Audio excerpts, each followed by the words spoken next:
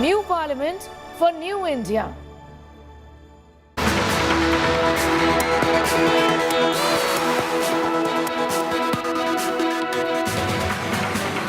The temple of India's democracy.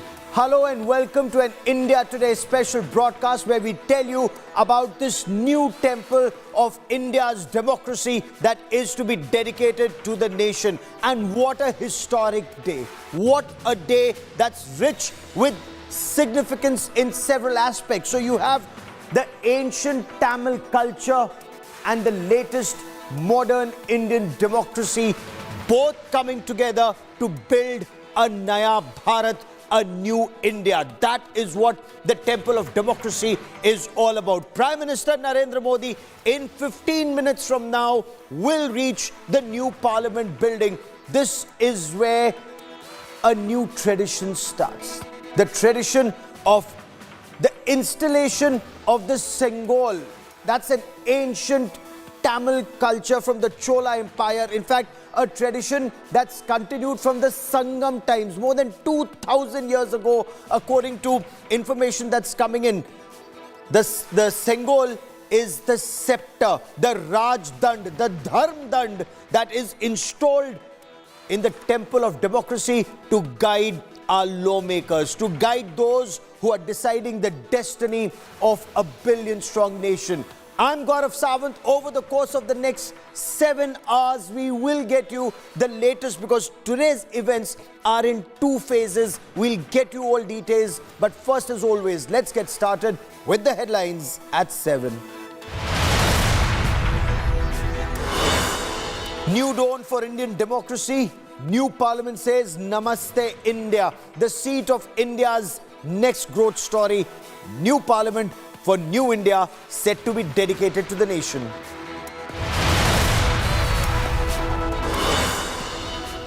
Opposition sulks over new Parliament. Superstars step forward. Shah Rukh Khan hails India's new Parliament. India's top stars see what the opposition can't. 20 opposition parties boycott the launch of the new Parliament building. संसद भवन हमारी उम्मीदों का नया घर, हमारे संविधान को संभालने वालों के लिए एक ऐसा घर जहां 140 करोड़ हिंदुस्तानी एक परिवार है. All eyes on the historic Sengol's return. Prime Minister Narendra Modi to install the Sengol in the Lok Sabha. Sengol ceremony steeped in Tamil tradition, pride of place for the ancient Chola relic. The 1947 sceptre finally makes a comeback.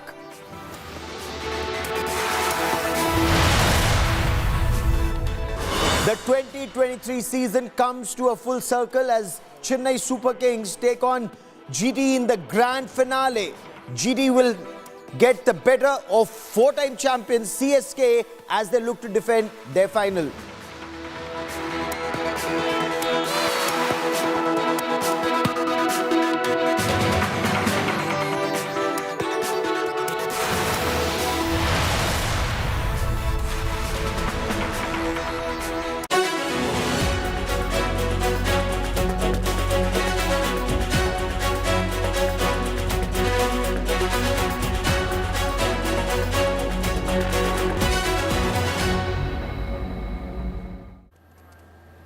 So the countdown has begun. India is to get a new parliament. Yes, there have been a series of controversies, but today we will talk about this new temple of India's democracy and how an effort is being made to bring back India's glorious culture and link it to India's glorious future.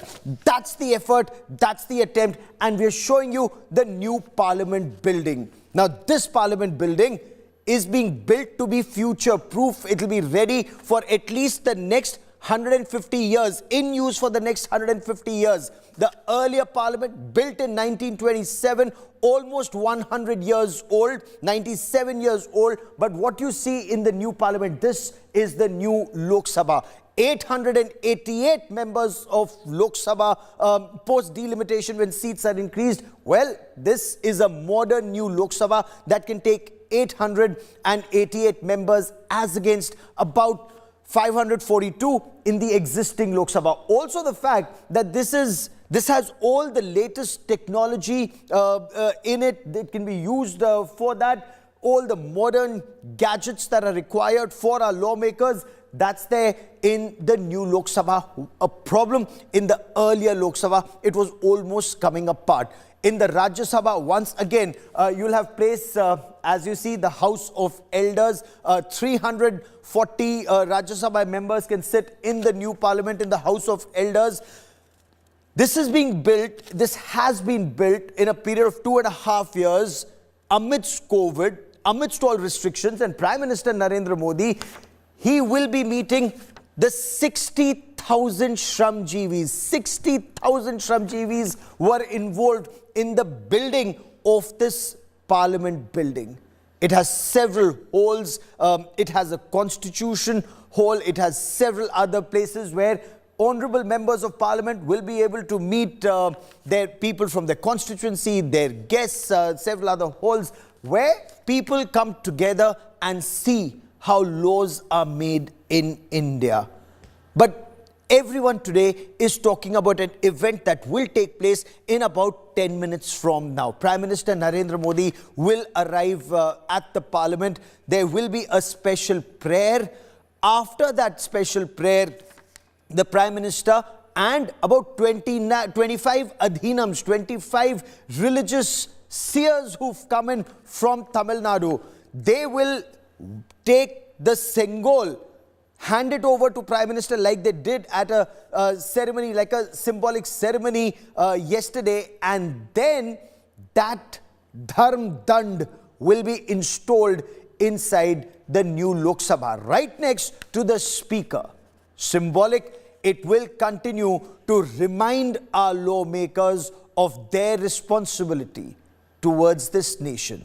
And this is an ancient Indian tradition. The story goes, as you look at that image of the religious seers handing over the Sengol to Prime Minister Narendra Modi, it's a sceptre that's about 5 feet long. It has the Nandi bull of Lord Shiv right on top, Goddess Lakshmi there, and the inscriptions on the Dharm Dand. This Dharm Dand is to constantly remind our lawmakers of their responsibility towards the nation. Prime Minister Narendra Modi, when he received this Dharm Dand yesterday, he said the ancient Tamil custom, it is now being revived once again. In fact, there will be a replication of what happened exactly on the 14th of November 1947 when the seers handed over the Dharm Dand or the Sengol to independent India's first Prime Minister, Pandit Jawaharlal Nehru. Exactly the same way it's being handed over to Prime Minister Narendra Modi. But as Prime Minister Narendra Modi put it, in 1947, he wondered why was this relegated to Anand Bhavan in Prayagraj as a walking stick, as a golden walking stick that was presented to Pandit Nehru. He said that clearly is not the case. This isn't a golden walking stick. It's only now that the traditions are getting what they should have got all along. We will listen to Prime Minister Narendra Modi in just a moment, what he said, the significance, the importance of the Dharm Dand.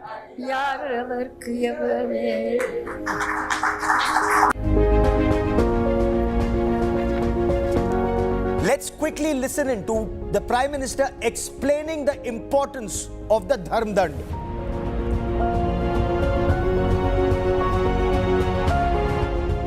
इस पूज्य सेंगोल को पर्याप्त मान सम्मान दिया जाता, इसे गौरवमय स्थान दिया जाता, लेकिन ये सेंगोल प्रयागराज में आनंद भवन में वॉकिंग स्टिक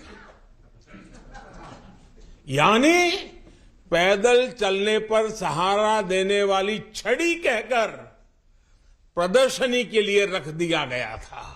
आपका ये सेवक और हमारी सरकार अब उस सेंगोल को आनंद भवन से निकाल कर लाई है।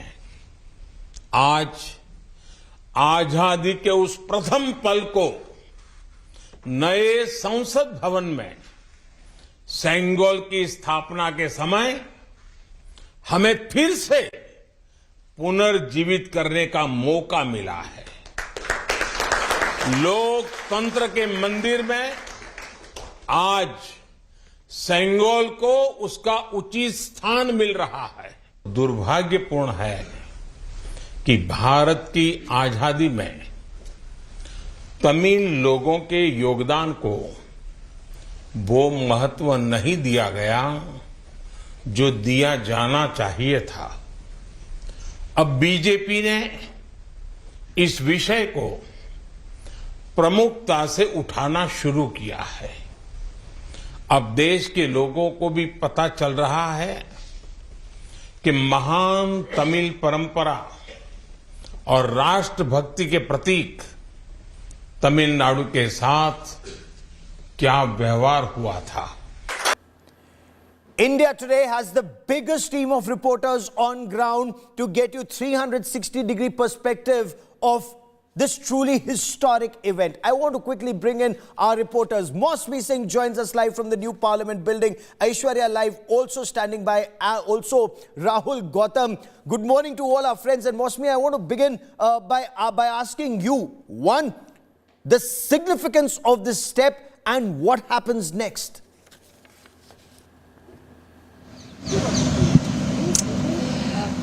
Gaurav, first let me get you the latest update. We just saw priests from different faiths, interfaith, going inside. Apparently there were 25 of them from Sikhism to Judaism to Jainism. We saw all those priests going inside, and they said that we are also supposed to perform prayers. So big message coming from the new parliament right behind me, you know, Sarv Dharm Sambhav. Along with the Vedic chants in Tamil tradition, we will also see interfaith prayers from different religions that coexist in India, and thereby Prime Minister underlining that message, Gaurav, of Vasudeva Kutumbakam. Right behind me, this is going to be actually a symbol of India across different states, even as everything that you see inside has been made from goods and material that's been brought from north to the south, from east to the west, the wood of Maharashtra to the sandstone that you see from Rajasthan to the carpets that are hand woven from Uttar Pradesh's Bhadoi. So this is going to be the new India that also takes along years of tradition, culture and religion all coexisting together. So big message there. We also saw in the morning all the adhinams actually going inside, and that's where the entire this historic moment will kickstart, Gaurav. In just a couple of minutes from now, Prime Minister Narendra Modi, Aishwarya, all set to arrive. The Sengol would be handed over to the Prime Minister after a prayer, and this is truly, one, historic, two, symbolic, Aishwarya. Well, definitely it is historic and symbolic, and also, you know, Gaurav, we have been seeing what the Prime Minister has been speaking about over the last 9 years. He's been speaking about the fact that we are Indians, we have very, very rich culture, we should be proud of it. And that's the reason why we are saying that, you know, it's not just an inauguration. Also, a lot of prayers will take place, and that is the core of the Bharatiya Janata Party, and that's what the BJP and the Prime Minister have been very keenly doing over the past many years. You know, we have seen him, speaking at temples. We have seen him how he's very, very particular about certain way things should be done, and that's exactly the way that the Sengol, the very important Sengol, which has been a part of our, which we have been seeing here in our country over the past many years. There will be a special prayer for that, and then the priest will hand over the Sengol to the Prime Minister. The Prime Minister at about 9 a.m. will hand over this Sengol to the Lok Sabha Speaker, and then the Lok Sabha Speaker will install this on the left-hand side of his chair. So this definitely speaks about Nyay, Gaurav, which means that there will be balance and there will be justice in this new building. I'll just show you the visuals around me. There's very, very tight security, Gaurav, and there is a reason for that. The VVIPs will be visiting, will be inside the new Sansad building, will be inside the new Parliament building in just a couple of hours from now. This will be the route, Gaurav, that the Prime Minister will be taking. There's very strict security that's taking place, and we are expecting the Prime Minister to cross over from this route in the next couple of minutes. The Prime Minister will then step inside at about 7:30 a.m. is, Gaurav, from what we understand, the prayer meeting will begin. Everything will be as per schedule, and then at about 8:30 a.m. is the time when the priest, after doing all the prayers, will be handing over the Sengol to the PM, and about 9 a.m. is what we understand, Gaurav, is when the installation of the Sengol will take place on the left-hand side of the chair of the Lok Sabha. Very significant what Prime Minister Narendra Modi said when the seers from Tamil Nadu came and met him yesterday, where he said Bharat ki niyati, Bharat ki prachin Tamil Sanskriti और आधुनिक लोकतंत्र बहुत ही भावुक पल है. So India's ancient traditions, pre-slavery tradition, pre-invasion traditions, and modern India coming together. That's the effort with the Sengol. Of course, there is criticism from the opposition. Of course, opposition says a lot about how the focus only remains on one aspect and not others. But this is truly a new effort, Rahul.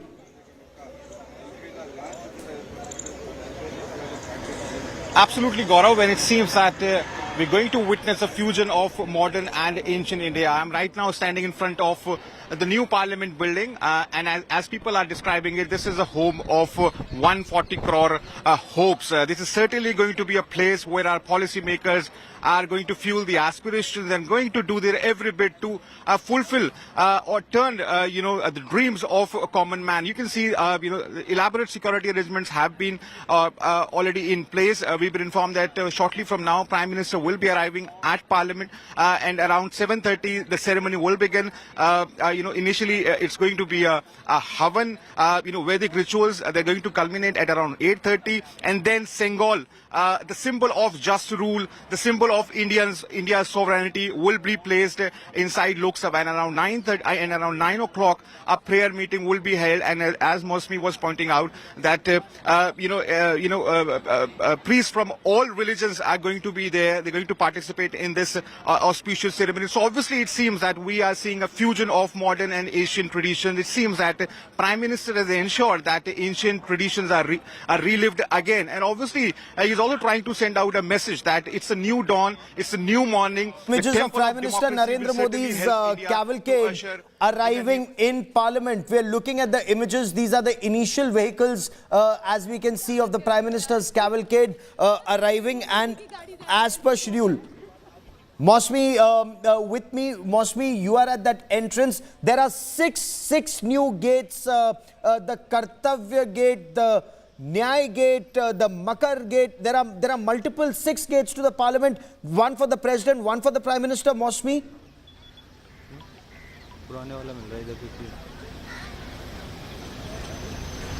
Okay, we are looking at these live images, of course, of the old Parliament building, 97 years old. It will undergo extensive repairs, and the new Parliament building that's set to be dedicated to the nation. Aishwarya, the Prime Minister will arrive anytime now for the prayer ceremony to begin next to Mahatma Gandhi's statue, I believe. Yes, Gaurav, you are right. That's how things will proceed. We just saw the cavalcade. So in the next couple of minutes, Gaurav, we will be getting visuals of the Prime Minister from inside the building. He himself will be sitting. He will take part in all the prayers that will take place. Everything will be as per the schedule. And we also understand that these special priests will also be having a special prayer for the entire country. That's also something that we are made to understand at the moment. And, the security that you are seeing, Gaurav, here has been put in place place, making sure that, all the VVIPs, they all have a very, they all come and enter from these gates. There are 6 gates, Gaurav, let me tell you, a total of 6 gates, one very specially for the Prime Minister, and also, other gates from where all the other MPs will be coming inside. There's a lot of tech, let me tell you, Gaurav, that has been installed inside the new building, making sure that what the Prime Minister has been speaking about, that the tech is a place where India at the moment is exceeding, and we are seeing how a lot of countries at the moment, a lot of leaders of the countries are looking at India with those eyes because they understand India has arrived. And this new building is a symbol of the fact that India has truly arrived. From what we understand, the building will stand almost for the next 300 years, and this is what Prime Minister has been speaking about over the past many years. We need to put that's our very culture interesting. forward, You should and that's say the that. reason I also why have you a are seeing, historian, a very well-respected historian, Santraville Muruganar sir, joining us on the broadcast. Sir, a modern Indian parliament, we are told for the next 150 years, this parliament is good to be at work, and an ancient Tamil tradition of handing over the Sengol to the Prime Minister and then to be installed in Parliament. What do you make of the Tamil tradition and modern India coming together, the Sangam of the two? Yes, it is really a very great, important and momentous conjunction of two different cultures that is being now celebrated in a great way, in a humongous way, that I am really I am feeling privileged to take part in such an occasion. And above all those things, I like to say one thing. Each day actually dance with its own importance and impact, but some are only engraved in the annals of the history of a country, and this is an occasion, actually this is actually being given importance by the annals of the Indian history. Actually it is giving all the new page, the new leaf has turned now with all the fragrance of the culture and the tradition. And I am really happy that I can see it from the way the function is being conducted and the way in which it has been scheduled, the way in which they are actually arranging things with an eye to take the culture to the utmost. So I am really and a happy. tradition, I believe, which has been there for 2,000 years from the Sangam era. Mr. Muruganar, as we wait for images of Prime Minister Narendra Modi to arrive at the new parliament, explain the significance of the Dharm Dand or the Sengol being handed over to the king in the Chola times or even earlier by the priests. What's the significance? The significance really, as you have put it, it is Dharma Danda, and so it is not an object, not a physical object, but it is a symbol of ethical rule. So it is something more than an object that we like to see of. The thing is, this Sengol, all we call it as a sceptre. If this sceptre was given to Jawaharlal Nehru in the earlier days, as all of us know it, but it was not an arranged function, as I feel so. It was not an arranged function. It got up actually naturally. It got up acting naturally. And then it was relegated to the Anand Bhavan, as Prime Minister Narendra Modi put it. Is it finally now getting its due importance, and will it continue to guide our lawmakers as we'll wait for Prime Minister Narendra Modi to arrive any moment? Let's take a look at this report sent by India Today's Mosmi Singh.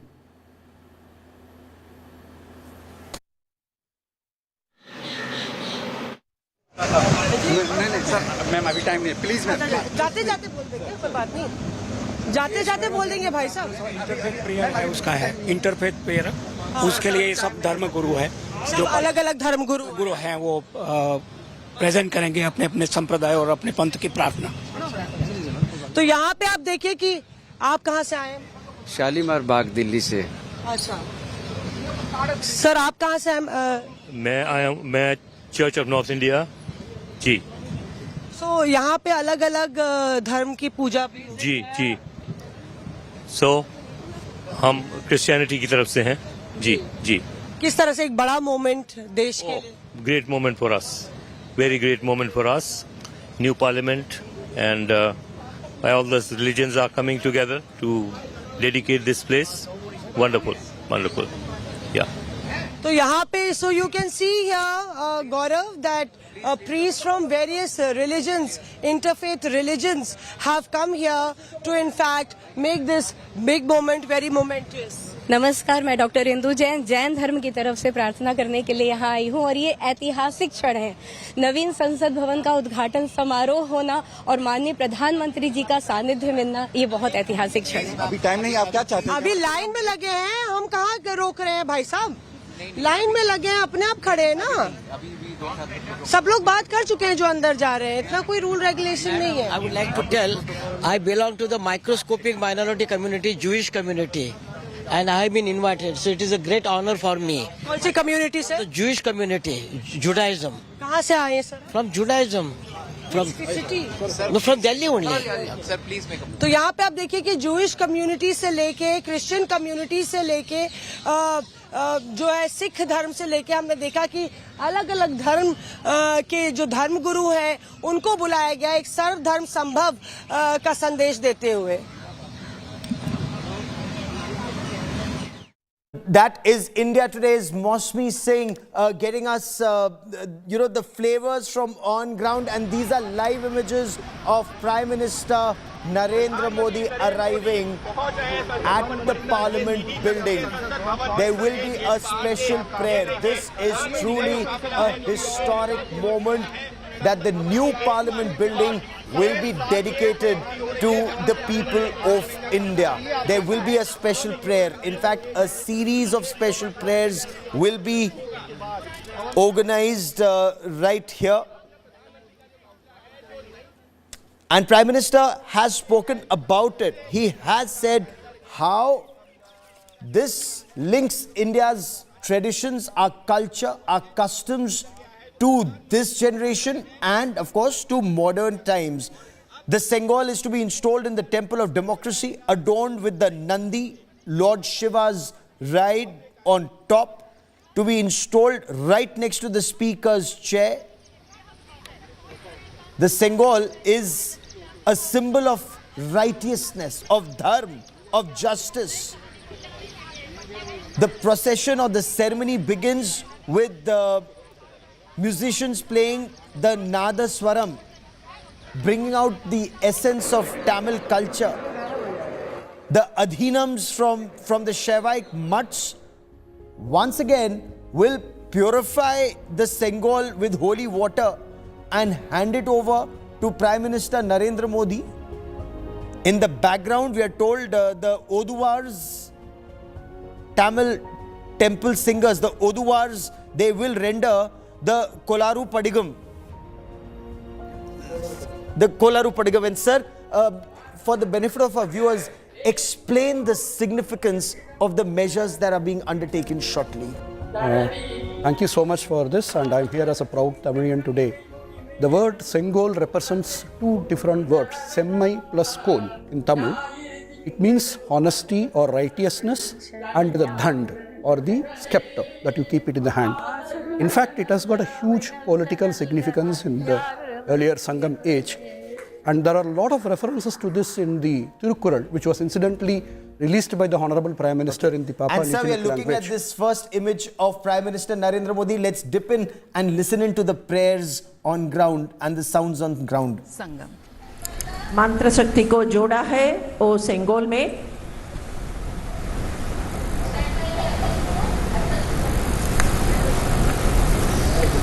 Narendra Modi before this new Parliament building, this new Temple of Democracy.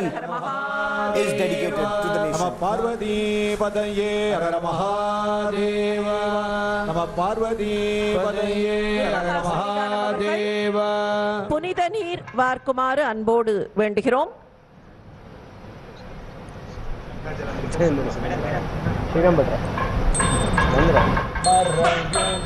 யாய் தோளுடையாய் வாசடை மேல் வளரும் மாசிலாமணி தேசிக ஞான சம்பந்த சுவாமிகள் அவர்களை அழைக்கிறோம். பேசினல்லால் குராய் தோளுடையாய் வாசடை மேல் வளரும் மாசிலாமணி தேசிக ஞான சம்பந்த சுவாமிகள் அவர்களை அழைக்கிறோம்.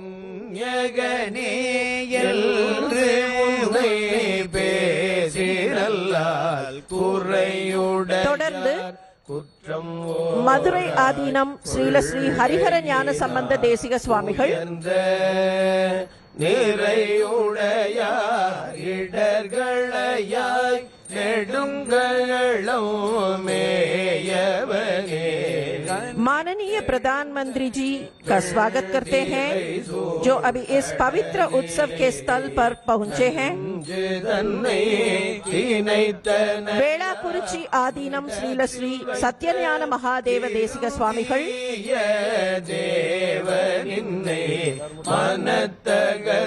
அவர்களை தொடர்ந்து குன்றக்குடி ஆதீனம் ஸ்ரீலஸ்ரீ பொன்னம்பல தேசிக சுவாமிகள் அவர்கள் पुष्पम समर्पिப்பார்கள். माननीय प्रधानमंत्री ने देशपिता महात्मा गांधी जी की प्रतिमा की ओर बढ़ रहे हैं और पुष्पांजलि अर्पित कर रहे हैं.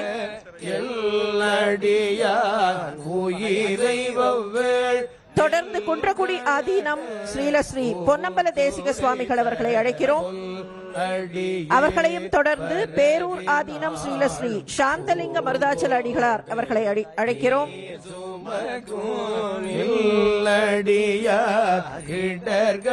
माननीय प्रधानमंत्री जी ने पुष्पांजलि अर्पित करने के बाद अभी पंडाल में प्रवेश कर रहे हैं.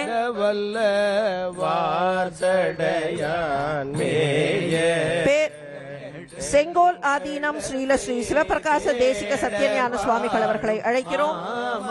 தொடர்ந்து மயிலம் பொம்மபுரம் ஆதீனம் ஸ்ரீலஸ்ரீ சிவஞான பாலய சுவாமிகளும், அவர்களை தொடர்ந்து துடாவூர் ஆதீனம் ஸ்ரீலஸ்ரீ ஞான பிரகாச தேசிகர் சுவாமிகள் அவர்களும்,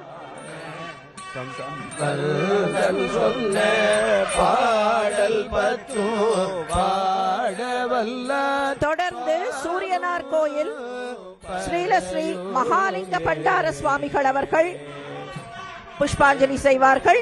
ஆவது நீர் வானவர் மேலது நீர் சுரமாவது நீர் சுழிக்கப்படுவது நீர் மயிலம் பொம்மபுரம் திரமாவது நீர் சமயத்தில் துழாவூர் ஆதீனம் ஸ்ரீலஸ்ரீ ஞான பிரகாச தேசிகர் சுவாமிகள், பாதரக்குடி ஆதீனம் ஸ்ரீலஸ்ரீ ரவீந்திர சுவாமிகள், வேதத்தில் உள்ள கௌமார ஆதீனம் ஸ்ரீலஸ்ரீ குமரகுருபர சுவாமிகள் அவர்கள், நீரே போதம் தருவது நீரே. माननीय प्रधानमंत्री को स्वागत करते हैं. ஆதீன கர்த்தர்கள் மூன்று பேராக வந்து புஷ்பாஞ்சலி செய்யலாம்.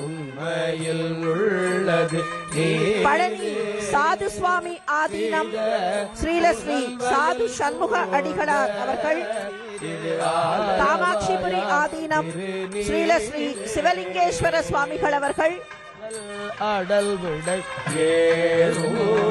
சிவபுர ஆதீனம் ஸ்ரீலஸ்ரீ திருநாவுக்கரசு தேசிக சுவாமிகள், திருப்பாதிரிப்புலியூர் ஆதீனம் ஸ்ரீலஸ்ரீ ஞானியார் ஞானசேகர சுவாமிகள், கோவிலூர் ஆதீனம் ஸ்ரீலஸ்ரீ நாராயணன் சுவாமிகள், அவினாஷி ஆதீனம் ஸ்ரீல ஸ்ரீ காமாட்சிதாச சுவாமிகள், திருமுதுகுன்ற ஆதீனம் ஸ்ரீல ஸ்ரீ ரத்னவேலாயுத சிவபிரகாச சுவாமிகள், பழனி போகர் ஆதீனம் ஸ்ரீல ஸ்ரீ புலிப்பாணி பாத்திர சுவாமிகள், திருப்பனந்தாள் காசி ஆதீனம் ஸ்ரீல ஸ்ரீ சபாபதி தம்பிரான் சுவாமிகள்.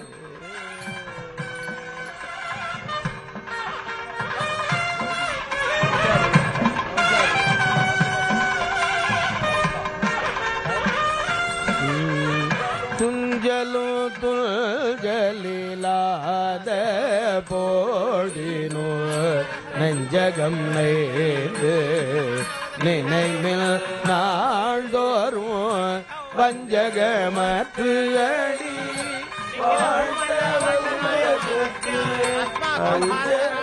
माननीय प्रधानमंत्री अभी गणपति होमम में भाग ले रहे हैं. सर्वजनानुरंजक निखिल प्रपंच आदर्श भूत अत्युत्कृष्ट परिपालना व्यवस्था सिद्ध्यर्थम तदर्थम अस्मिन् संसद भवने योग्य निर्णय करणार्थम निर्णीतानां कार्याणां सकल प्रतिबंधक निवृत्ति पूर्वकं सफलता सिद्ध्यर्थम सर्वत्र विजयार्थम सर्वेषां जनानां सुख संतोषाद्यभिवृद्ध्यर्थम समस्ताभ्युदयार्थम संसद भवन प्रवेशांगत्वेन कृतानां सुदर्शन होम वास्तु होमादीनां अतिशय फल प्राप्त्यर्थम श्री महागणपति प्रीत्यर्थम श्री महागणपति होम पूर्णाहुतिम आचार्य मुखेन करिष्ये.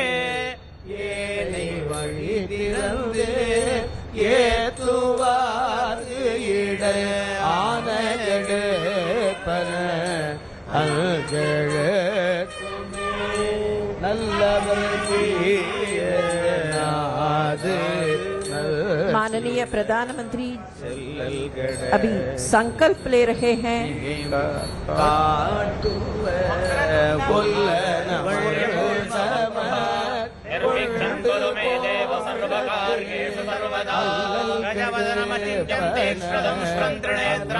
बृहद्दुरमशेषं भूतिरूपं पुराणम् अमरवरसुपूज्यं रक्तवर्णं सुरेशं पशुपतिसुतमीशं विघ्नराजं नमामि.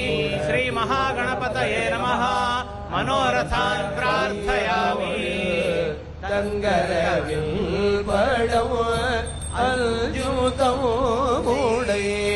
அங்கையில்லை வீரல் அங்கெழுத்துமே தும்மல் விருமல் தொடர்ந்த போதிலும் வெம்மை நரகம். अथ देवता प्रार्थनम् नमः शिवाभ्यां नवयौवनाभ्यां परस्पराश्लिष्टवपुर्धराभ्यां नगेन्द्रकन्या वृषभेकनाभ्यां नमो नमः शंकर पार्वतीभ्यां. गंगा तरंग रमणीय जटाकलापम् गौरी निरंतर विभूषित वामभागम् नारायण प्रियमनंग मदापहारम् वाराणसी पुरपतिं भज विश्वनाथम्. श्री काशी विश्वेश्वराय नमः.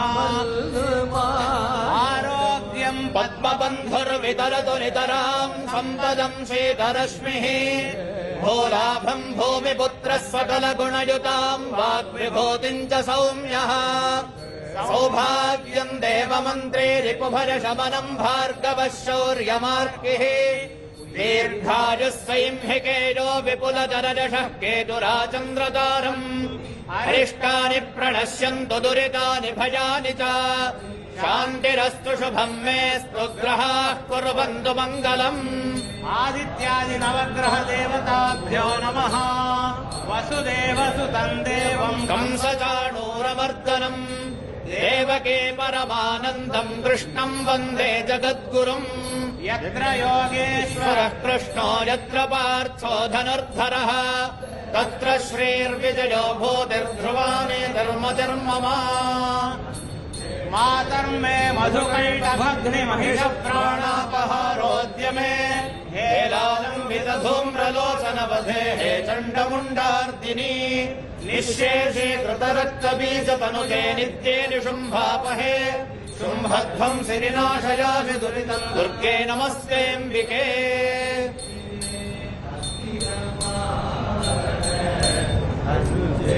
अभी गणपति होमम में पूर्णाहुति हो जाता है।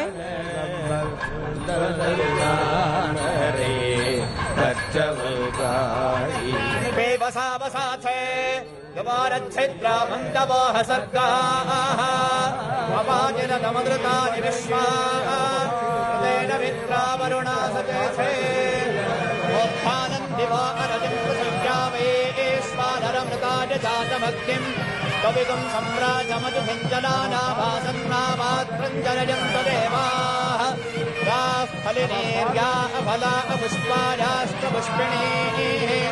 बृहस्पति प्रसोदास्तानो मन्दन्तुं वैश्वानराय सांसद का नई भवन का उद्घाटन उत्सव में भाग लेने के लिए सभी आदीनकर्ताओं, गुरु महासन्निधानों और तंबिरान स्वामिगणों है सबको स्वागत करते हैं। आदीनों को அனைத்து ஆதீனகர்த்தர்களையும் வந்து நிற்க வேண்டும் என்பதை நினைவுபடுத்துகிறோம்.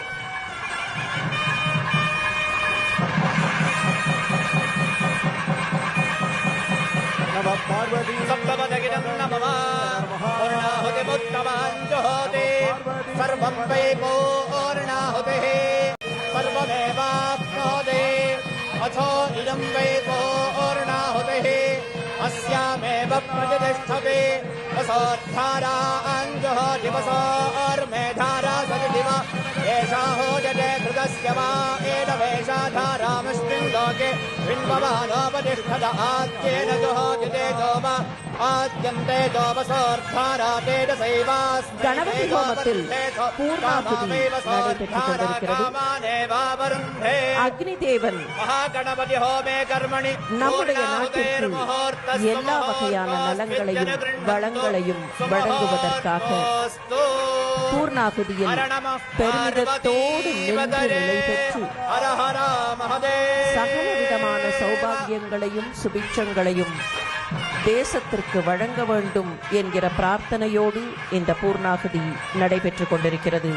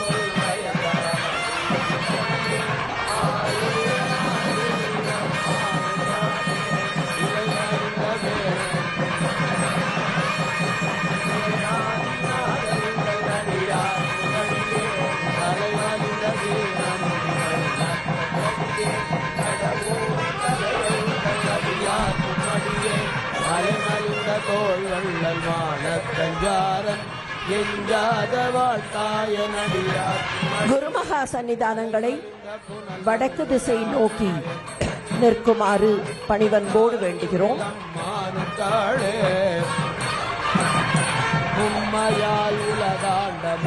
सभी आदीनों ने सेंगोल को पूजा किया है और मंत्र शक्ति को जोड़ा है. माननीय प्रधानमंत्री अभी पूर्णाहुति के बाद अभी आ रहे हैं. सेंगोल के पास और आदीनों के पास आ रहे हैं. माननीय प्रधानमंत्री अभी सेंगोल को और सभी आदीनों को साष्टांग नमस्कार कर रहे हैं.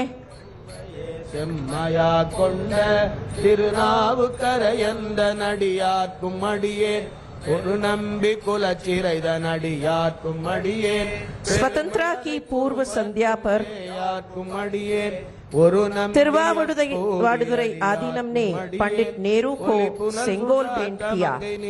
ओ घटना का पुनरावर्तन अब भी तिरुवावडुरै आदीनम वही सेंगोल माननीय प्रधानमंत्री के पास सौंप देंगे।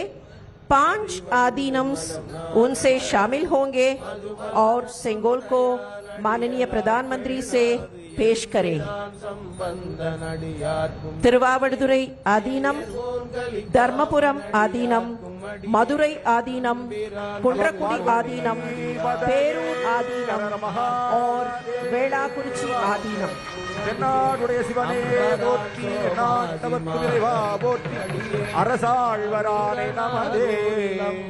कोडरपदिकम 7वीं शतक में रहा संत एवं महात्मा त्रिज्ञान संबंधर से लिखा गया स्तोत्र है।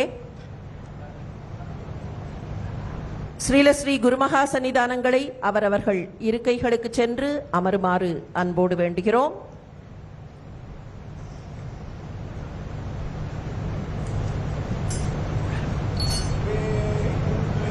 தோழி Panghal விடமுண்ட கள்ளல் May we request the Honorable Prime Minister புதன் வியாழன் வெள்ளி சனி பாம்பிரள் माननीय प्रधानमंत्री आप अपने आशीर्वाद के लिए सेंगोलती आदीनों के पास ले रहे हैं।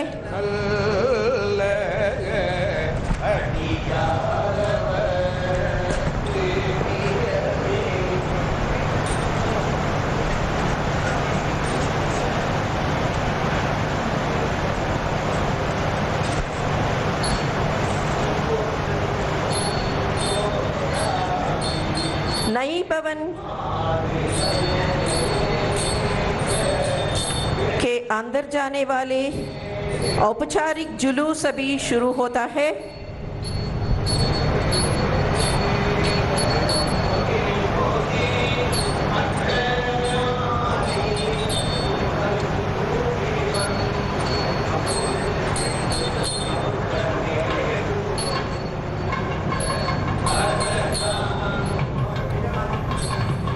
So the holy sceptre, the Sengol, has been handed over to Prime Minister Narendra Modi. This is how in the ancient Tamil culture power would be handed over from the religious priests to the king. Of course, this is a democracy. It is the Prime Minister who's now been given the holy sceptre, reminding him of his responsibility towards the nation. And I have Ardnarishwaran Muralidharanji, a very well-respected Vedic scholar, with me on the broadcast. Sir, when we look at these images, an ancient tradition gets revived in the 21st century, but explain these visuals, especially the prayers that had taken place, the Vedic chanting that had taken place, handover of the sceptre, and now it will be taken to the parliament. Thank you. Actually, this is a very, very important occasion where we trace back to our roots. In fact, if you want to strengthen the tree, you have to strengthen the roots. And the PM is actually doing the strengthening of the roots for the welfare of the country. The significance of this is that the word Sengol comes from 2 Tamil words called semmai plus kol, which means basically sort of righteousness or dharma dand you can call actually. In fact, at the time of when the Prime Minister first came, he actually did the sankalpa or the determination for the welfare of the country, and then the invocations of Vedic invocations were made for Lord Ganesh, then Lord Shiva, and then the Shri Vishnu and all other goddess and goddesses, and the 5 natural elements with which we all are made up of. Our body is made up of 5 natural elements, and we have invoked these 5 natural elements and the Vastu Puja, which is basically for the welfare of the whole parliamentarians and the country, and that's the religious procedure that actually they have now adopted. And in fact, I would like to say further that you asked about the significance of this. In fact, yes, the Honorable Prime Minister released a book of Tirukkural, which he always keeps quoting. In Papua New Guinea, he released that book. in one of these topics, which has got 10 chorals or 10 couplets about this particular Sengol. One of them is this: Vannokki vaazhum uyirkkellam mannavan kol nokki vaazhum kudi, which means that every life on this earth is based on water. Right? In the same way, the entire civilian subjects are dependent on this Sengol. What a moment. This is where the Sengol is now being taken inside the parliament and will be kept right next to the Speaker's chair. Also with me is our National Affairs Editor, Rahul Srivastav. Rahul, as the Prime Minister walks with the Sengol, with the Speaker next to him and the 30 Adhinams leading the way, this is an ancient tradition in modern times in a very modern building. Yes, Gaurav. You see, what is very interesting is that this building in 1927, when inaugurated, was under colonial yoke. The first people to walk into were the colonial masters. Yes. And though a bit of tradition was observed at that time with the Sengol, of course the fact remains that there was very few, some of the leaders or the Swarajis as the British called them, were also invited and they were there.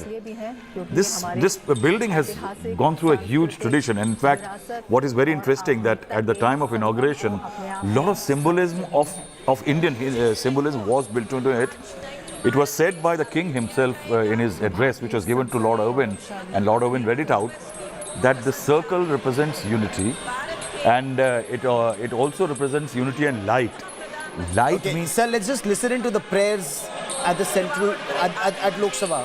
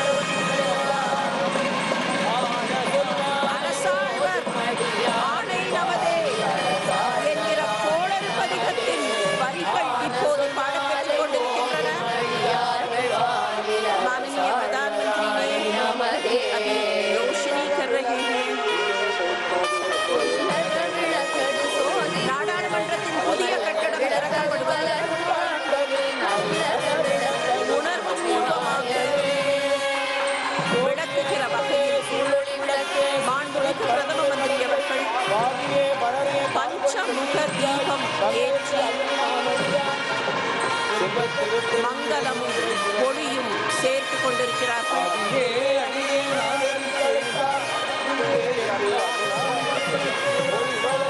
மாண்புமிகு நாடாளுமன்ற சபாநாயகர் அவர்கள்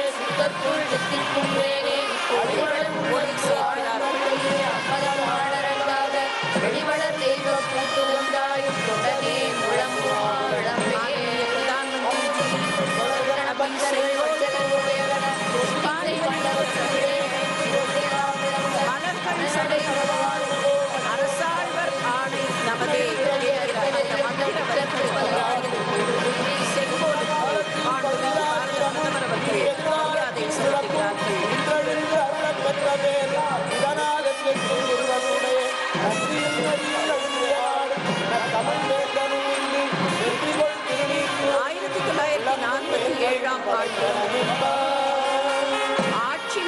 இந்தியாவின் அடையாளமாக வழங்கப்பட்ட செங்கோல் தமிழகத்தின் காவிரி கரையிலிருந்து திருவாவூருக்கு ஆதீனத்தின் வாயிலாக வழங்கப்பட்ட அந்த செங்கோல் இப்போது நாடாளுமன்றத்தில் புதிய கட்டடத்தில் அதற்குரிய இடத்தில் நிலைநிறுத்தப்பட்டிருக்கிறது. ஆதீன கர்த்தர்கள் ஒவ்வொருவரும் தனித்தனியாக வணக்கம் செலுத்திக் கொண்டிருக்கிறார்கள்.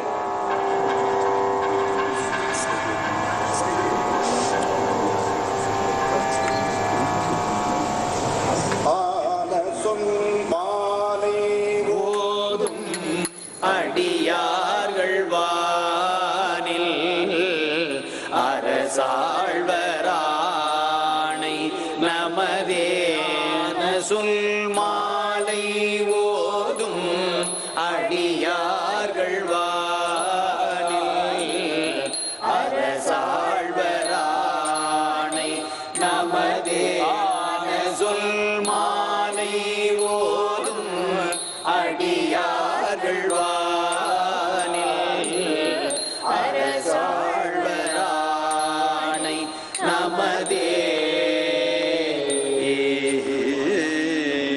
திருச்சிற்றம்பலம். நம பார்வதி பதையே ஹரஹர மகாதேவா. நாடுடைய சிவனே போற்றி, எந்நாட்டவர்க்கும் இறைவா போற்றி. செங்கோலை அதற்கான இடத்தில் நிலைநிறுத்தி அதற்கு மரியாதை மாண்புமிகு பாரத பிரதமர் அவர்களுக்கு நெஞ்சார்ந்த நன்றிகளை வெளிக்காட்டிக் கொள்கிறோம்.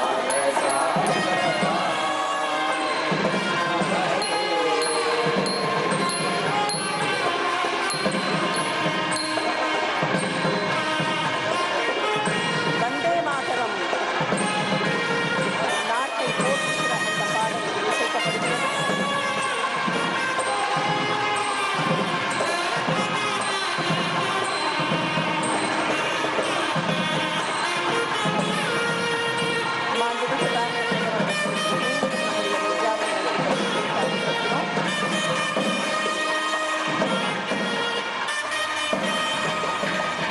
So truly historic, traditional, civilizational and modern all at the same time. Prime Minister Narendra Modi has installed the Sengol in Lok Sabha. This is expected to remind our lawmakers of their duty towards a billion-strong nation as they debate and make laws for the country. The significance once again, Muralidharanji, of the installation of the Sengol, as the Prime Minister said yesterday, does it now finally get its pride of place? Yeah, absolutely. In fact, actually, if you see Bhagavad Gita, Lord Krishna says, Dharma samsthapanarthaya sambhavami yuge yuge. Established dharma, I come again and again and establish the dharma. The Sengol actually represents the dharma. And our Taittiriya Upanishad said, Satyam vada dharmam chara. Satyam vada means always speak the truth, which is part of our Satyameva Jayate. Dharmam chara is follow the dharma. So it actually reminds all the lawmakers about their duty, which is now being represented, the new dharma or the constitution of the country, which is the dharma for us. And it will actually remind them of the dharma of adhering to the constitutional principles and the welfare of the country as a welfare state. And Rahul, what happens now is Sarva Dharma Sambhav. So, you have the Buddhist prayer, the Tibetan prayer, reading from the Bible, Zoroastrian prayer, Baha'i prayer, Gurbani, everything, and the Srimad Bhagavad Gita also. See, Saurabh, Gaurav, this day will be recorded in history, and there are a lot of political overtures to it also.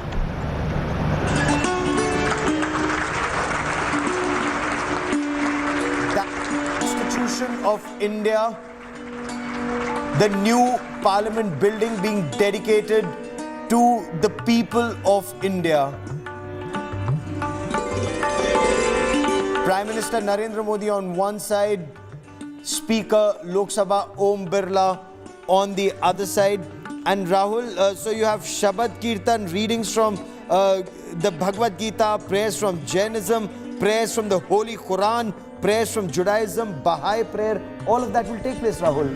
Gaurav, this is one political element. Last time when the Prime Minister inaugurated the huge emblem, 6,500 kilos on top of the new Parliament building, it was criticized by the opposition saying that only Hindu Paddhati was followed, while the usual prayers, all sect prayers was not held.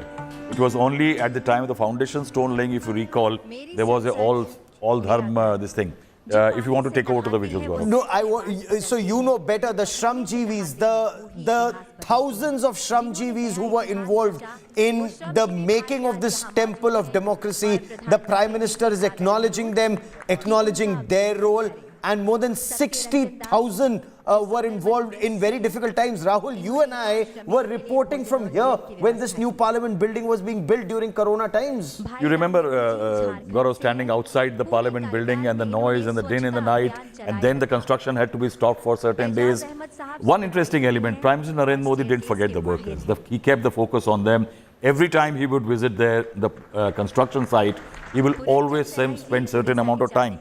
And I think this is what, irrespective of all the political elements which we talk about, he every time would come and encourage the workers and tell them that they are not building an ordinary construction. Yes. This is not an infrastructure being built. This is history being created. And it's something, me and you may not find great merit in this kind of a pep talk. I think it does something. I have met workers from this site every time, maybe many a times after the Prime Minister went there. The Speaker Om Birla also used to make these visits and would tell them that if you have any problems, I have known cases where workers had problems and these problems went to the Speaker's office and the PMO and they were resolved. Wow. And they were resolved. So I think this has been quite a road for these workers. I think they will tell a story to the grandchildren. They truly will. In fact, let's listen in to some of these Shramjeevis and team leaders who are being recognized. Mechanic हैं, site पर किसी भी machine में कोई भी खराबी आई तो repair का काम इन्हीं के हाथों हुआ। धर्मेंद्र जी मूलतः दिल्ली से हैं। 2 वर्षों से ज्यादा हो गया इन्हें यहाँ सेवाएं देते हुए। ब्रास पर गैस वेल्डिंग का काम इन्हीं के हाथों हुआ है। और भोले की नगरी बनारस से आनंद विश्वकर्मा जी, इन्होंने दोनों चैम्बर्स की सीलिंग और कुर्सियों का काम संभाला है। इनके नाम में ही विश्वकर्मा आता है।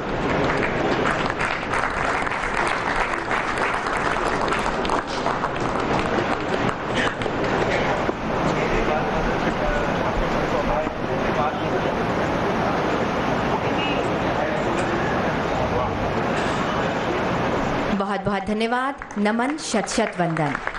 मान्यवर, अब इस प्रांगण में 12 संप्रदाय के 12 प्रतिनिधि गुरुओं के द्वारा सर्वधर्म प्रार्थना की जाएगी। ये प्रार्थनाएं हमारी साझी मानवता, परंपरा और आपसी सम्मान के महत्व के शक्तिशाली अनुस्मारक के रूप में काम करती है। ये वसुदैव कुटुंबकम को दर्शाती है। वे सांप्रदायिक या धार्मिक सीमाओं को पार करते हैं, उन सामान्य मूल्यों और आकांक्षाओं पर जोर देते हैं जो हमें एक राष्ट्र भारत के रूप में बांधते हैं। ये प्रार्थनाएं एकजुट करने वाली शक्ति के रूप में काम करती है। परम आदरणीय प्रधानमंत्री जी और माननीय लोकसभा अध्यक्ष जी से सादर अनुरोध कि हम सभी के साथ संपूर्ण मानवता के कल्याण हेतु की जा रही इस प्रार्थना सभा में सम्मिलित हों।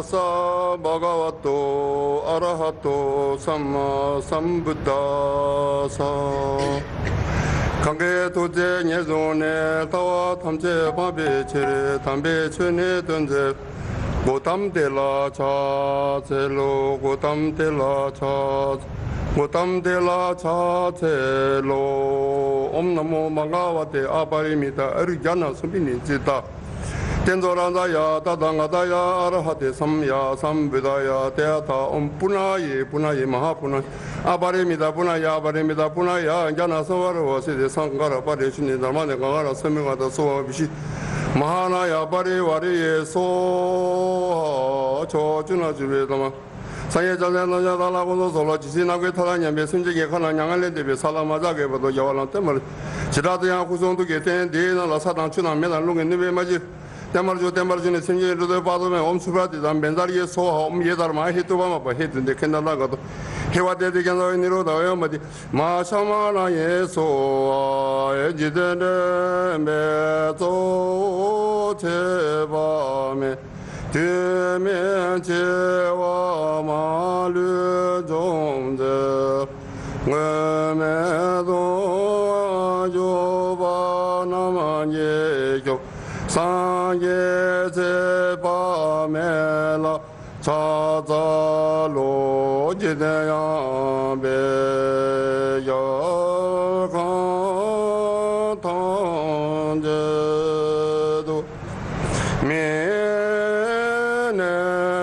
Chune tese tema matu moge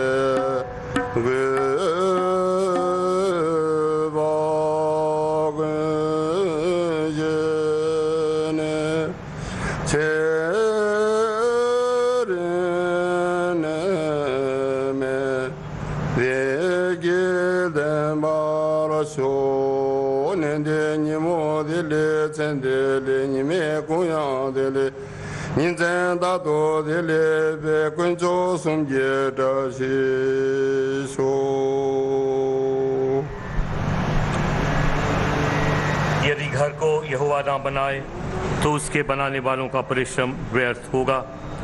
यदि नगर की रक्षा यहोवा ना करे तो रखवाले का जागना व्यर्थ ही होगा। तुमने से ऐसा कौन है कि गढ़ बनाना चाहता हो और पहले बैठकर खर्च ना जोड़े कि पूरा करने की विसात मेरे पास है कि नहीं। कहीं ऐसा ना हो कि जब नींव डालकर तैयार ना कर सके तो सब देखने वालों ये कहकर उसे ठट्ठा में उड़ाने लगेंगे कि यह मनुष्य बनाने तो लगा पर तैयार ना कर सका। या कौन ऐसा राज्य है कि जो दूसरे राज्य के युद्ध करने जाता हो और पहले बैठकर विचार ना कर ले कि जो 20,000 लेकर मुझ पर आता है क्या मैं 10,000 लेकर उसका सामना कर सकूंगा। तब सुलेमान इज़राइल की पूरी सभा में देखते यहोवा की बेदी के सामने खड़ा हुआ और अपने हाथ स्वर्ग की ओर फैलाकर कहा, हे यहोवा, हे इज़राइल के परमेश्वर, तेरे समान तो ऊपर स्वर्ग में और आज नीचे पृथ्वी पर कोई ईश्वर है।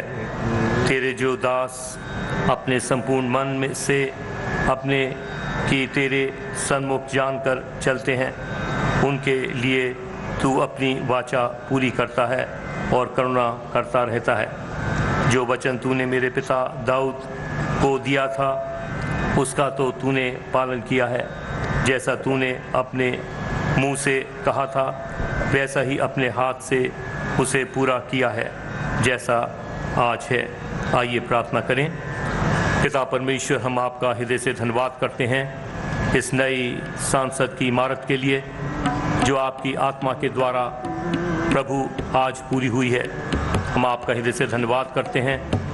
हमारे देश के राष्ट्रपति, प्रधानमंत्री और तमाम सांसद प्रभु जो यहाँ पर विचार विमर्श करके इस देश को चलाएंगे, हमारी विनती है कि आपकी पवित्र आत्मा यहाँ सदा वास करे, कि प्रभु आपके द्वारा जो कुछ भी आपने संभव किया है, हमारे इस तमाम इमारत को बनाने वालों पर आपकी आशीष हो, और जिस मकसद के लिए प्रभु ये कार्य हुआ है, ये इमारत खड़ी हुई है, वो पूरा हो, कि यहाँ से न्याय हो, कि यहाँ से लोगों को आशीष मिले, कि यहाँ से जनता का भला हो। आपके पवित्र हाथों में एक बार फिर से संपूर्ण कार्रवाई को सौंपते हैं और हम इस दुआ को मांगते हैं आप ही के प्यारे बेटे हमारे खुदाबंद यीशु मसीह के पाक, पवित्र, रहीम और मीठे नाम से, आमीन।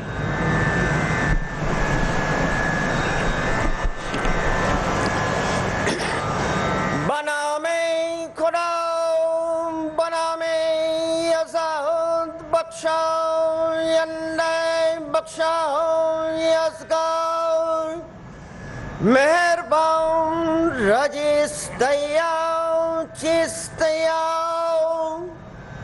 मजददातया शौतनिया दैनया वंगोया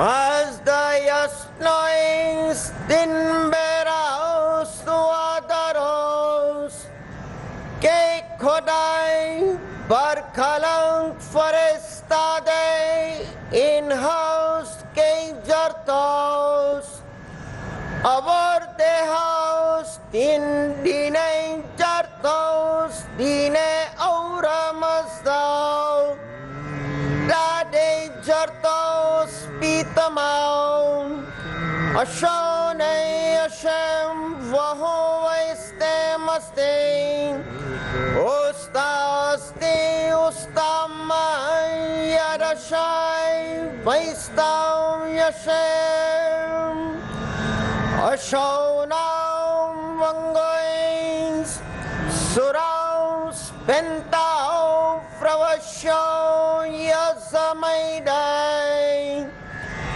yangeatam matyasne paiti mangau mazaurau Vaitya Sara Chao, Yongam Chao, Tassao, Taosao, Yazamaidai, Yatha Hueryao, Yatha Ratao, Sao Chira Chao, Vangeo Tasdao, Manango, Kshote Nanao, Mangeo Smastai.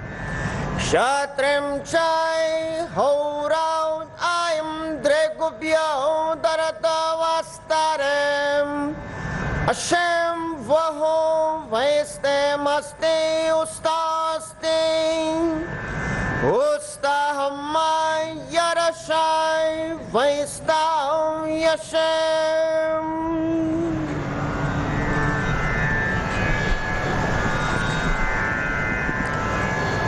बहाई प्रार्थना। हे मेरे ईश्वर, अपने सेवकों के हृदय को एक कर दे और उन पर अपना महान उद्देश्य प्रकट कर, जिससे वह तेरे आदेशों का अनुपालन करे और तेरे नियमों पर अटल रहे। हे ईश्वर, तू उनके प्रयासों में उनकी सहायता कर और उन्हें अपनी सेवा करने की शक्ति प्रदान कर। हे ईश्वर, उन्हें उनके ऊपर ना छोड़, उनके पगों का अपने ज्ञान के प्रकाश द्वारा मार्गदर्शन कर और उनके हृदय को अपने प्रेम से आनंदित कर दे। सत्य ही तू उनका सहायक और उनका स्वामी है।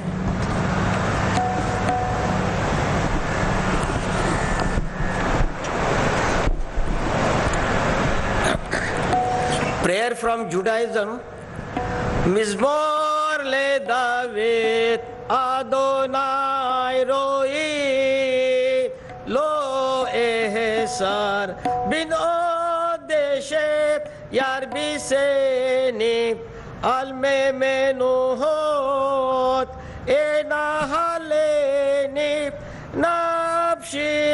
एशोबे यान हे नी बेमा गेले से देख ले मान शेमो गाम की एलेक बेगेन सालमावे लो इरारब की अत्ता इमादे शिप्ते का उबिशंते का हे माये नामोनी तारोक लेफानाय शुलाखन नेगेत सोरराय दिशंता बशे मेनोशी कोसी रेवया आक्तो वाएसेत इर्दे पुनी कोलिये में हया वेशप्ति बेबेत अदोनाय ले ओरे क्या में The Lord is my shepherd, I shall not want. He makes me to lie down in green pastures. He leads me gently beside the still waters. He refreshes my soul. He guides me in the paths of righteousness for his name's sake. Yea, though I walk through the valley of the shadow of death, I will fear no evil, because God is with me. Thy rod and thy staff, they comfort me. Thou preparest a table for me in the presence of mine adversaries. Thou hast anointed my head with oil. My cup overflows. Surely goodness and mercy shall follow me all the days of my life, and I shall dwell in the house of the Lord for length of days. Let us say Amen. लोकतंत्र के पवित्र मंदिर संसद के नए भवन के उद्घाटन के अवसर पर जैन प्रार्थना भगवान महावीर की वाणी। नमो अरहंताणम, नमो सिद्धाणम, नमो आयरियाणम, नमो वज्जायाणम, नमो लोये सब्ब साहुणम। ऐसो पंचनमोक्कारो सब्ब पावप पणासनो मंगलानम च सब्बे सिंह पड़मम हवई मंगलम। चत्तारी मंगलम, अरहंता मंगलम, सिद्धा मंगलम, साहु मंगलम, केवली पन्नत्तो धम्मो मंगलम। चत्तारी लोकतमा, अरहंता लोकतमा, सिद्धा लोकतमा, साहु लोकतमा, केवली पन्नत्तो धम्मो लोकतमो। चत्तारी शरणं भवज्जामि, अरहंते शरणं भवज्जामि, सिद्धे शरणं भवज्जामि, साहु शरणं भवज्जामि, केवली पन्नत्तम धम्मं शरणं भवज्जामि। धम्मो मंगलमुक्किठम अहिंसा संयमो तवो देवावि तम नमन संति जस धम्मे सयामणो। जो पुब्ब रत्तावर रत्त काले संपिखई अपगम पैणम जेयम किरम कत्तम जो पुब्ब रत्तावर रत्त काले। भगवान महावीर कहते हैं मनुष्य जन्म से नहीं कर्म से महान बनता है, इसलिए तू श्रेष्ठ कर्म कर। अप्पा कत्ता विकत्ता है, दुहानिये सुहानिये, अप्पा मित्तम अमित्तम च दुपट्टिये सुपट्टिये। भगवान महावीर कहते हैं जो सहसम सहसाणम संगा में दुज्जे जिणे एकम जिणे जे अप्पाणम ऐस से परमोह जो। भगवान महावीर कहते हैं सदा कम्मुणो बम्मुणो होई, कम्मुणो होई खत्तियो, वैसो कम्मुणो होई, शुद्धो होई कम्मुणो। मैं इस अवसर पर संपूर्ण जैन समाज की ओर से, श्वेतांबर दिगंबर स्थानकवासी डेरावासी तेरापंथी की ओर से माननीय प्रधानमंत्री जी को बहुत बहुत शुभकामनाएं बधाई देते हुए अभिनंदन करना चाहता हूं कि उन्होंने धर्मदंड को, राजदंड को, सुंगेल को उसके उचित स्थान पर, ऐतिहासिक स्थान पर प्रस्थापित किया। संपूर्ण जैन समाज की ओर से बहुत बहुत आभार, अभिनंदन। बिस्मिल्लाहिर्रहमानिर्रहीम। अर्रहमान अल्लम अल-कुरआन खलक़ल इंसान अल्लमहुल बयान। अश-शम्सु वल-क़मरु बिहुस्बान वन-नज्मु वश-शजरु यस्जुदान वस-समाअ रफ़अहा ववضع الميزان अल्ला ततग़ौ फ़िल मीज़ान वअक़ीमुल वज़न बिल-क़िस्ति वला तुख़सिरुल मीज़ान वल-अर्ज़ वضعها लिल-अनाम फ़ीहा फ़ाकिहतुन वन-नख़्लु ज़ातुल अकमाम वल-हब्बु ज़ुल-'अस्फ़ि वर-रैहान फ़बिअय्यि आलाइ रब्बिकुमा तुकज़्ज़िबान خلق الإنسان من صلصال كالفخار وخلق الجان من مارج من نار فبأي آلاء ربكما تكذبان رب المشرقين ورب المغربين فبأي آلاء ربكما تكذبان مرج البحرين يلتقيان بينهما برزخ لا يبغيان فبأي آلاء ربكما تكذبان يخرج منهما اللؤلؤ والمرجان فبأي آلاء ربكما تكذبان وله الجوار المنشآت في البحر كالأعلام فبأي آلاء ربكما تكذبان كل من عليها فان ويبقى وجه ربك ذو الجلال والإكرام فبأي آلاء ربكما تكذبان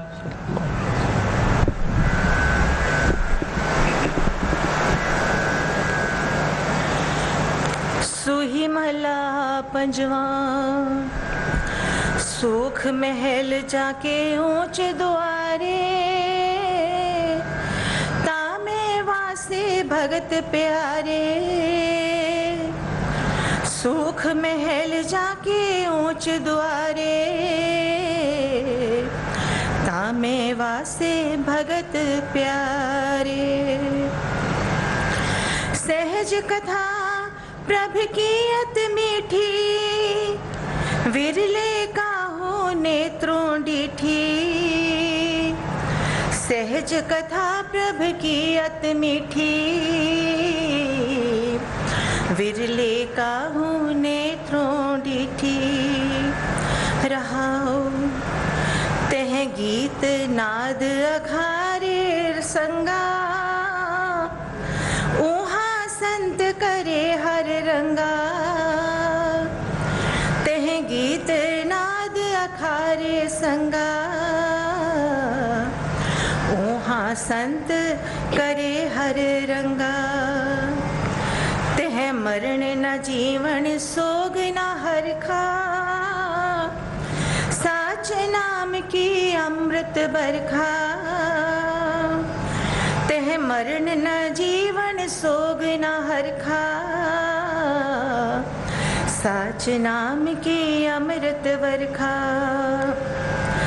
गोज कथाएं गुर ते जानी नानक बोले हर हर बाणी गोज कथाएं गुर ते जानी नानक बोले हर हर बाणी वाहिगुरु जी का खालसा वाहिगुरु जी की फतेह। संपूर्ण जैन समाज की ओर से भारत की धरती को नमन करती हूँ। णमो जिणाणम जय जिनेन्द्र। माननीय प्रधानमंत्री जी के सानिध्य में नवीन संसद भवन के भव्य उद्घाटन समारोह के पावन अवसर पर प्राकृत भाषा संस्कृत में जैन प्रार्थना। सुरासुर मणु सिंध वंदितम बोधिघायिकं मलम कड़मामि वर्धमानं तीर्थं ब्रह्मसितारम् हरिहन्तो भगवन्तेन्द्रियमहिता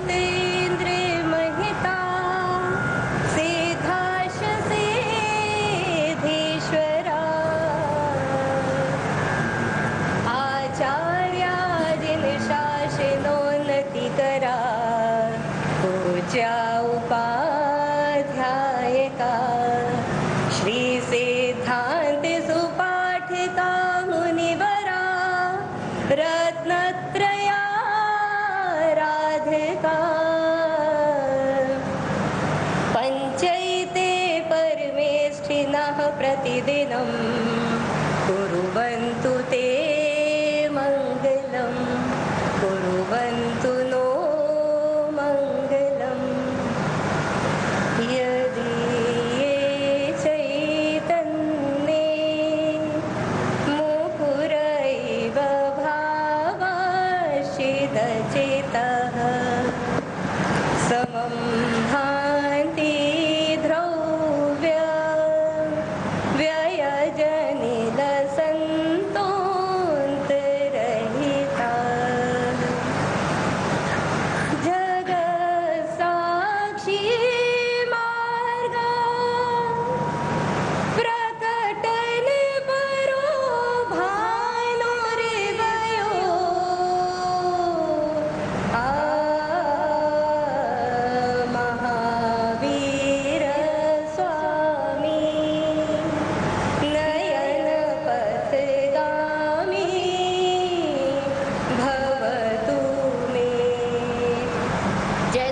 चतुशासनम भगवान महावीर के 2550वें निर्माणोत्सव पर सभी देशवासियों के मन में अहिंसा की भावना हो।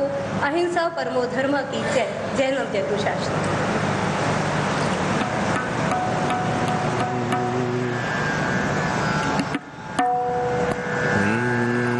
नानक नाम चढ़दी कला तेरे पाड़े सरबत दा भला। नानक नाम चढ़दी कला तेरे पाड़े सरबत दा भला। जिसते होवे तेरी कृपा, जिसते होवे तेरी कृपा उस दे सिर तो टले भला। नानक नाम चढ़दी कला तेरे पाड़े सरबत दा भला। बिसर गई सब तात पराई जब ते साध संगत मोहे पाई।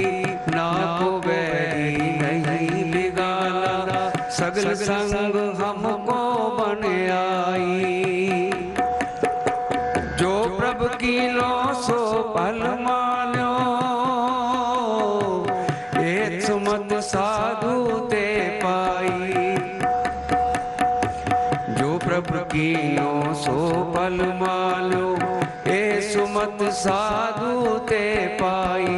सब में रब रया प्रभ एक पेख पेख नानक बिगसाई।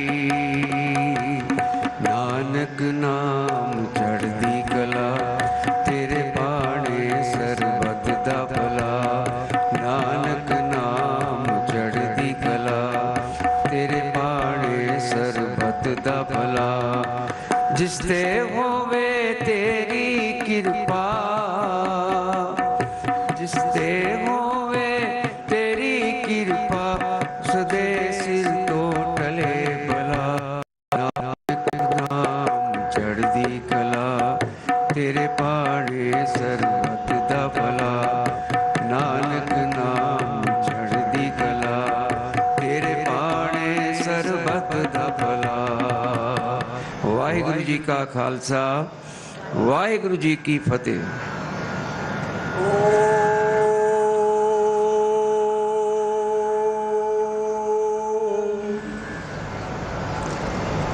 महतः राष्ट्रस्य भारतस्य नूतन संसद भवनस्य उद्घाटनावसरे अस्मिन् ऐतिहासिके शुभावसरे श्रीमद्भगवद्गीतायाः ज्ञान विज्ञान योग इति सप्तमाध्यायस्य 7 श्लोकानां पाठः प्रस्तूयते। श्री भगवानुवाच मय्यासक्तमना पार्थ योगं युञ्जन्मदाश्रयः असंशयं समग्रं मां यथा ज्ञास्यसि तच्छृणु। ज्ञानं तेऽहं सविज्ञानमिदं वक्ष्याम्यशेषतः। यज्ञात्वा नेह भूयोऽन्यत् ज्ञातव्यमवशिष्यते। मनुष्याणां सहस्रेषु कश्चित् यतति सिद्धये यततामपि सिद्धानां कश्चिन्मां वेत्ति तत्त्वतः। भूमिरापो नलो वायुः खं मनो बुद्धिरेव च अहंकार इतीयं मे भिन्ना प्रकृतिरष्टधा।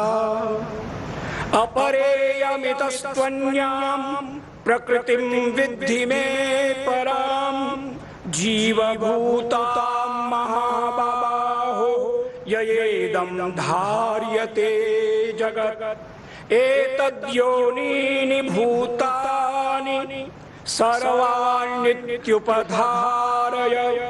अहं कृष्णस्य जगतः प्रभवः प्रलयस्तथा। मत्तः परतरं नान्यत् किञ्चिदस्ति धनञ्जय। मयि सर्वमिदं प्रोतं सूत्रे मणिगणा इव ॐ पूर्णमदः पूर्णमिदं पूर्णात् पूर्णमुदच्यते पूर्णस्य पूर्णमादाय पूर्णमेवावशिष्यते ॐ शान्तिः शान्तिः शान्तिः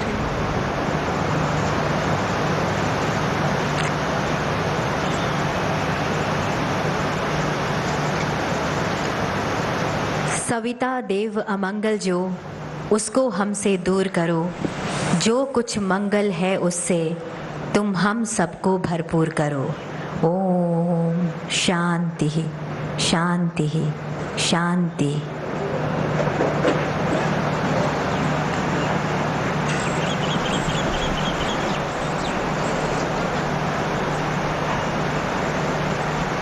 Sarv Dharm prayers that were organized at this very auspicious occasion of the inauguration of the new Parliament building. The Prime Minister now interacting once again with the Shramjeevis, the representatives of 60,000 workers who were involved in the past 2.5 years for the construction of this temple of Indian democracy. At the Sarv Dharm Sambhav, you had the Buddhist prayers, from the Japanese Buddhist prayers, the Tibetan Buddhist prayers, recital from the Holy Bible, prayer from Zoroastrianism, Baha'i prayer, Judaism prayer, prayer from the Holy Quran. And that's the Prime Minister interacting with the Shramjeevi. He's thanking them, he's thanked them in the past. The Prime Minister has actually told these workers that they were not just building any construction. This wasn't just any other construction. This wasn't just any other building. Former speakers of Lok Sabha, the Adhinams, more than 25 Adhinams have flown in from Tamil Nadu. The Prime Minister now interacting with Om Birla, Speaker of Lok Sabha. And Rahul Srivastav, what was extremely interesting at this point of time was the fact that there was absolute replication of what happened on the 14th of August 1947. Exactly the way Pandit Jawaharlal Nehru received the Sengol, Prime Minister Narendra Modi received the Sengol from the Tamil priests. Yes, Gaurav. Nehru was one of those who can be called agnostic. He tried to keep the constitution. I will not use the word secular. I will say that he tried to keep it religion neutral. Now, religion neutral is a much better term to be used here. But on that day, he gave in to the religious imagery. You see, when the emissaries arrived in Delhi with the Sengol, they had their matted long hair. You know, they were from the sect of from a sect which keeps their hair long. They had matted hair rolled on top of their head. Their open chests and foreheads had ashes, as Sir has the sacred ashes. They were sprinkling the water they brought from holy water they brought from Tanjore. And then, what is very interesting, that South India's most famous player, Nagasaram, a special kind of flute was brought in. One flutist had come, and they were all, the emissaries carrying the Sengol travelled in a Ford car. Yes. They travelled in a Ford from there to Nehru's residence. And which was then Teen Murti Bhavan. And then the flutist would walk 100 yards, sit down on the road, play the Nagasaram for 15 minutes, and then move on. And then when they reached Nehru's house, the 5 feet long, 2 inches thick Sengol was handed over to him. Nehru was wrapped in Pitambaram, yellow wear. A tilak was put on his head. Cooked rice, which was offered to the Lord Nataraj in the south on that day, was presented as prasad to Nehruji. So he did give into that imagery. So if you are seeing it today, there may be criticism later that a lot of Hindu symbolism played out here. There was an all-party prayer. But yes, sometimes, you see the values of these presentations. And the dharm dand that we see, the significance of Nandi right on top, this is the dand or the scepter that's supposed to remind the king of his duty towards the praja, towards the people from the Sangam time. So 2000-year-old parampara or tradition comes alive once again. But many would argue, we're a democracy, why would the parliament need a scepter? See, I tell you, if you see the Western concept of scepter, there is a Shakespearean poem called Quality of Mercy. In that, he mentions this, the scepter shows the force of temporal power. They attribute awe and majesty, and wherein doth sit the dread and fear of kings. The scepter in the Western side is basically showing the grandiose and the power that the king wields actually, and the fear that invokes in his subjects. Whereas in our culture, it is actually the dharmic dand, which actually invokes the king, actually. The path that he has to follow, the dharma path that he has to follow, the righteous path he has to follow. In today's context, it can be the constitutional books path that we need to follow. Okay. And that is the significance of this, actually.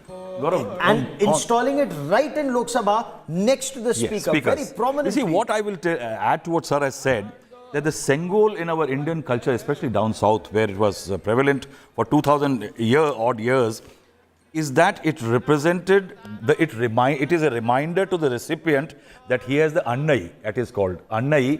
Annai means order or decree to rule justly and fairly. Correct. In India, it is not the order of grandeur of the king, but his reminder that he has to be just and fair. Absolutely, absolutely. And the manner in which, and I want, we will play out those images, Prime Minister Narendra Modi, the way he went down on the ground, Sashtang Dandavat. Prostrated before He prostrated completely before the scepter. I mean, in a way, it actually comes from within him. Yeah, obviously, you cannot mimic it actually, or you can't act that way. The sort of respect that he has got for this great tradition of this country, where he's giving waters to the root, so that the country can actually go back to its root and then climb itself to a very big high levels. The tree can grow, the dharma can grow, or the righteousness can rule this. So that comes from the bottom of the heart, and it can't be just. And it's a very prevalent thing down south. When every time there is a prayer or something, this is very prevalent form of Sashtang in south, down south. I mean, look at the way, So and it's we're a sort playing of- out that image. I've seen him last do it at the foundation stone laying of the Ram temple in Ayodhya. in July Yes. 2020. Yeah. And that's a very, for the benefit of our viewers, I want to put out that image once again. The scepter was brought in here. You have those adhinams, the priests of the adhinams, they are all there. And the Prime Minister does a Sashtang Dandavat. Yeah, the Shashtang means 7 parts of your body. All of them fall, and then you give the sort of respect for that, showing that I will follow the path of the dharma or the constitutional path for the welfare of the people or the subjects of the people. It's not the concept where you create fear in the minds of the subjects, but actually it is the sort of a pratik or symbol that invokes the king to follow the path of dharma, righteousness of the rule. And when you bring back your tradition, your civilizational history to 21st century India, is this being regressive, as some may argue? You see, it's never been a regressive thing. You can't argue that it is a regressive thing. What actually we are trying to say is, every quote says you have to follow the constitution, you have to follow the righteous path. So we have been the country that has actually been following the dharmic path or the path that is shown for the welfare of the people. So it is basically what we are trying to symbolize is that the king actually trying to submit himself for the welfare of the people, rather than thinking that he's trying to wield the power. So that is the difference between the the sort of concept that exists there at the other side of the globe and the sort of concept that exists on the eastern side of the globe. So that's a complete difference. They're totally diagonally opposite to each other. Okay, and the fact, Rahul, that this is being installed not at 7 Lok Kalyan Marg, not in South Block, but in the Lok Sabha next to the speaker. So the real rulers of a country are the elected representatives of the people. Absolutely. This dand is to remind them of their duty, Rahul. Exactly. Gaurav, it is the parliament represents that. I think it's a very interesting choice. It could have been placed inside the President House or the Prime Minister's office or anywhere. Placing it in the Lok Sabha, the house of the people, Yes. Eventually, it hands over to the power to the people's representatives that they have to be just and fair. Brilliant. That sense Correct. of responsibility, I think it is not only a sense of a spectre which is there to be seen, becomes a kind of a ruling line drawn there that every time you jump up and don't do what they are supposed to do, Yes. it will serve as a reminder to you, boss, I'm here. You are supposed to be just and fair to the people. You have a certain duty to be. Absolutely. But I think it's a reminder. But again, I say always that all such symbols are there good only as far as the followers are. If the followers don't follow what the preachings are or what the religious scripts say, it's a hollow element. But I think, yes, I think in a new building, new parliament building, getting the Sengol, I think it's a huge symbolism for posterity and eternity. It's a revival of our roots. It's a revival, would you say, of our roots in a very strong way. Absolutely. This is what, the fact that I'm sure, power was handed over in every part of our country. Why did Rajaji choose the Chola Empire in your view? See, Chola Empire is one of the greatest empires of they were the great navy people. They have conquered almost every eastern part of the country. I mean, the entire South India was under their control for a long period of time. They have done a lot of economic, transactions between the various countries. And the rule of law is known throughout the world. And then the scriptures will talk about how the Chola kings actually ruled the country with a lot of righteousness. And the transfer of power that is accompanied with the power to run the country as per the dharmic path or the correct path or the welfare path for the people. So that is actually what is getting transferred now from the Chola regime to the current regime. And there is a brilliant connect between these two, which is established by this Sengol. Okay. See, Gaurav, also, this is the majesty of India. You know, that assimilation coming together of cultures. You know, always everybody has a complaint that India politics and parliament domination of the North India. You know, these are South symbols being brought in from South India. You know, deep ingrained cultural elements being brought to the fore from South India. How many North Indian kids, or maybe even Central Indian or East Indian, would have known about something of this? Absolutely. You see, the entire flanks of history, starting from the Chola kings, in a small snapshot, is being presented to you. I think in the last few days, people might have come to know about Chola kings, which they might not have. Imagine. And this is something I want to bring in Aishwarya Paliwal. In a moment, we'll also be joined by Mosmi Singh, both standing by at the parliament. And Aishwarya and Mosmi join me on this special broadcast. Aishwarya, the Prime Minister also referred to this, that when you talk about this Dharm Dand or the Sengol, it reminds you of India's glorious past before hundreds of years of invasion. So it connects that glorious past to today's modern times and to our future growth, bringing out our glorious past, connecting it to our future, Aishwarya. Well, that has been, Gaurav, the plank of the Bharatiya Janata Party, and specifically Prime Minister Narendra Modi. He obviously wants that we should not leave the connection that we have with our culture. Our culture is very rich, Gaurav, and we all know it. But now is the time when we need to feel proud about it, and we need to make sure that we move forward, we grow, but not leaving our roots behind. And that's the reason why we are seeing, from across the country, there are elements which have been put up in this new building, in the new Sansad. And let me tell you, if MPs need to do some research, on their desk will be laptops available, will be screens available. So it's not as if, it's all about just history and our culture. It's also about the fact that we are leaps and bounds ahead of many countries when we talk about the tech. So this is something that the Prime Minister has been harping about for a very long time. And he himself, Gaurav, we have seen how he's very particular. We have seen him in temples. You have been on many spots where Prime Minister has been doing puja. So he's very particular about these things. But he's also one of the most tech-savvy leaders we have, not just in our country, across the globe. So definitely he believes that there has to be an amalgamation of the technology and also of our rich history and our rich culture. Gaurav.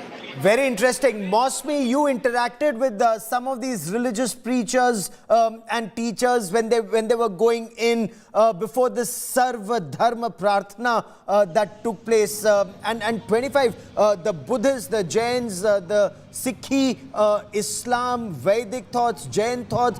Bring us what's happening around right now, Mosmi. Absolutely, Gaurav. You know, a truly very holy ceremony that was performed, and we saw not only Tamil rituals happening there and the Adinams, in fact, practicing hymns and prayers and Vedic chants. We also saw Dharm Gurus from various religions, almost 11 religions that coexist in India, say they chant their prayers. And Rakesh ji, here you can see that all these Dharm Gurus are coming out, and these exclusive pictures you can see.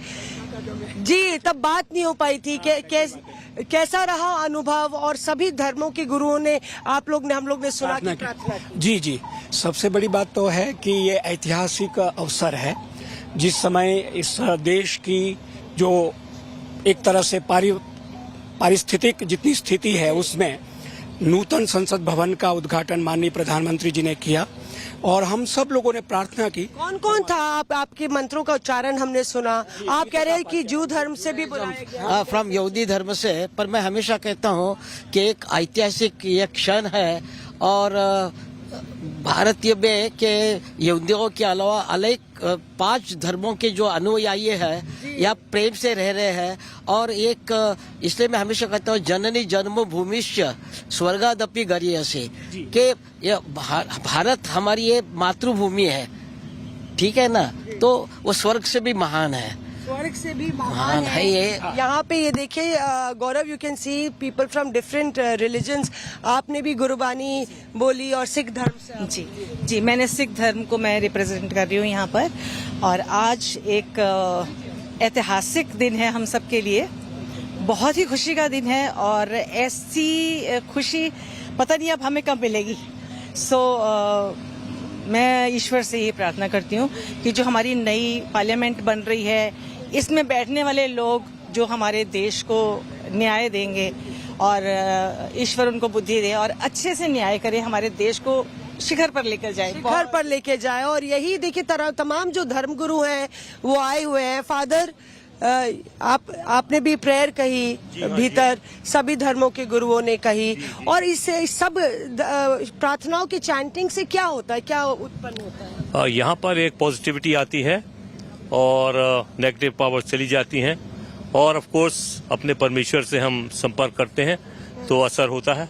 Otherwise ये सारा माहौल create करने का मतलब नहीं है, अगर इसमें शक्ति नहीं है तो। प्रधानमंत्री ने शुरू में वो करा अपना क्या हवन वगैरह, हवन पूजा हुआ, उसके बाद सारे धर्म वाले लोग आए। इस सब से पॉजिटिविटी तो आई है, अवश्य आई है जी।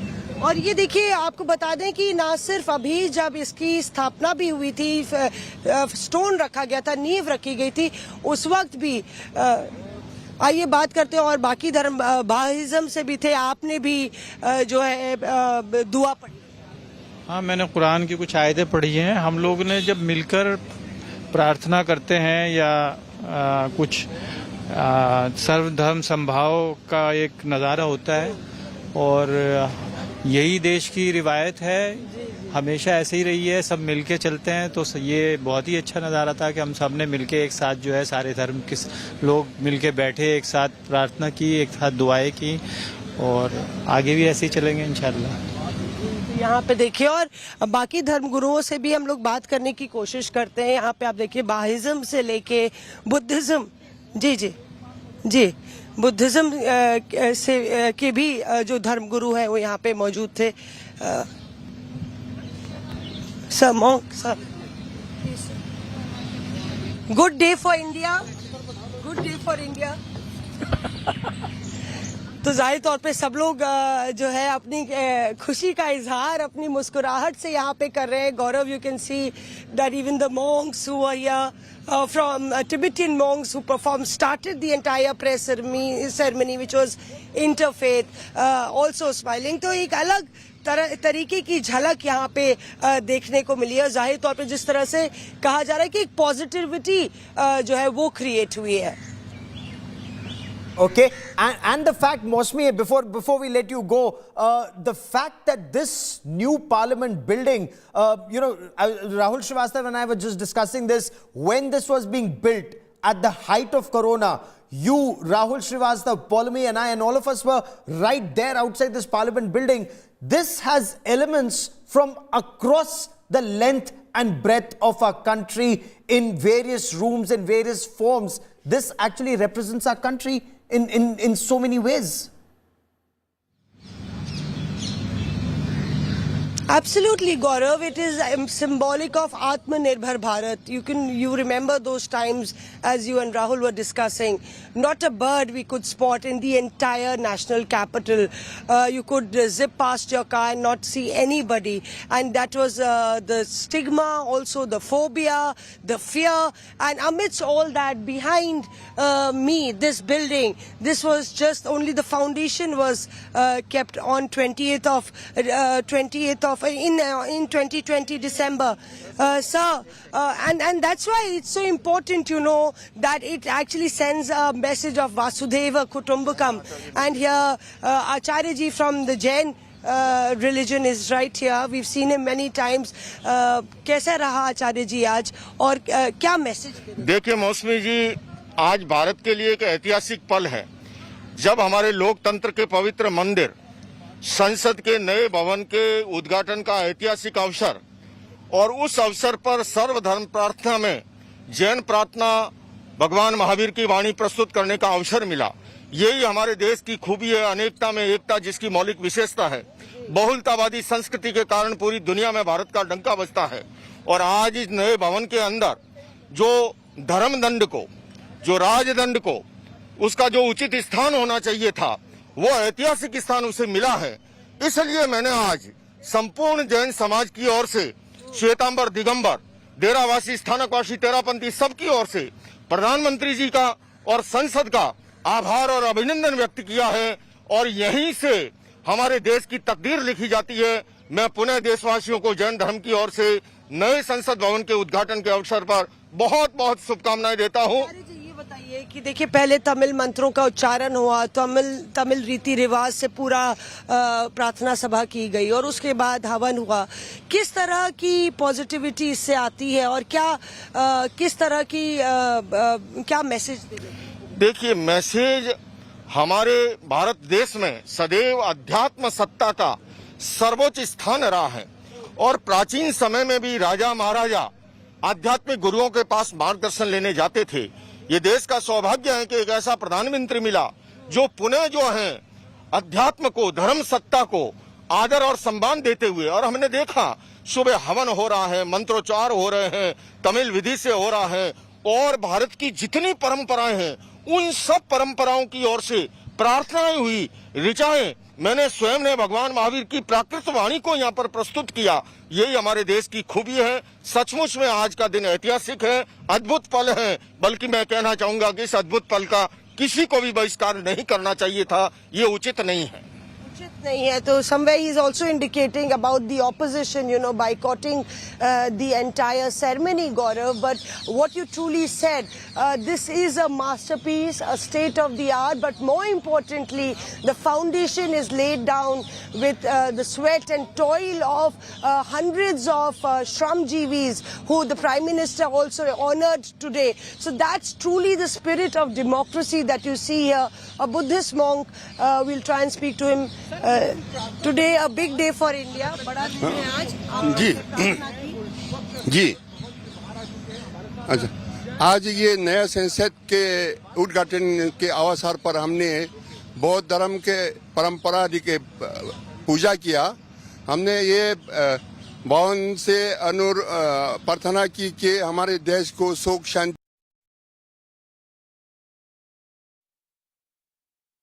Okay, so that's Mosmi Singh, my colleague, talking to these religious gurus who are coming out. Sukh or Shanti ka pratik is what they were saying. But I want to tell you a little more about the sceptre. Let's now talk about the sceptre. It's made of silver, it's gold plated, it's 5 feet in length, it's about 2 inches thick, it has the Nandi on top.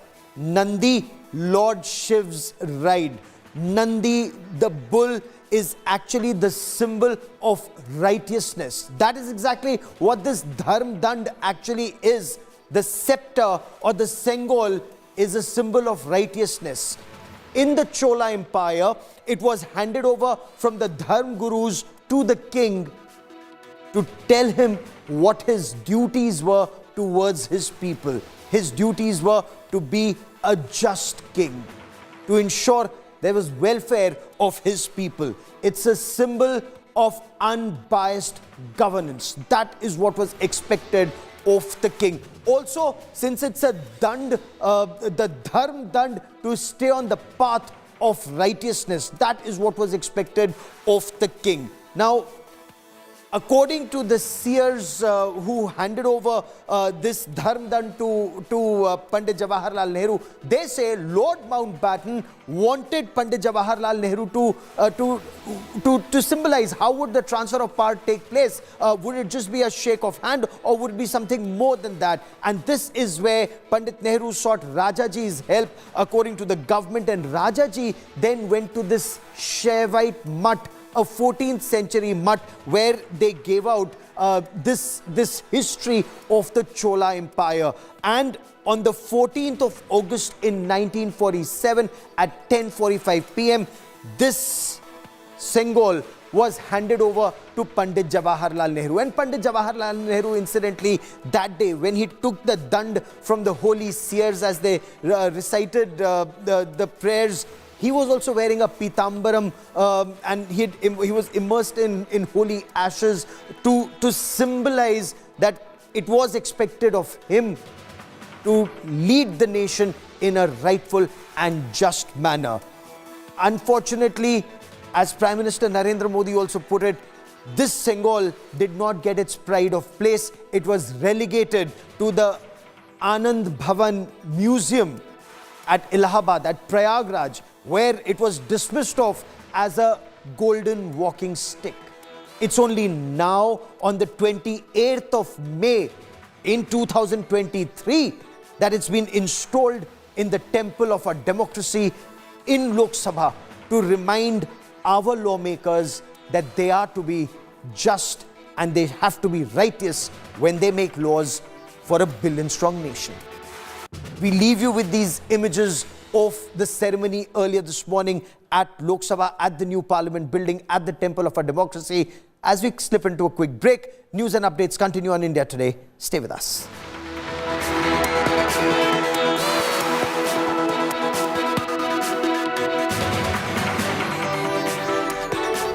Bharat का नया संसद भवन, हमारी उम्मीदों का नया घर, हमारे संविधान को संभालने वालों के लिए एक ऐसा घर जहां 140 करोड़ हिंदुस्तानी एक परिवार हैं। ये नया घर इतना बड़ा हो कि इसमें देश के हर प्रांत, प्रदेश, गांव, शहर, कोने कोने के लिए जगह बन सके।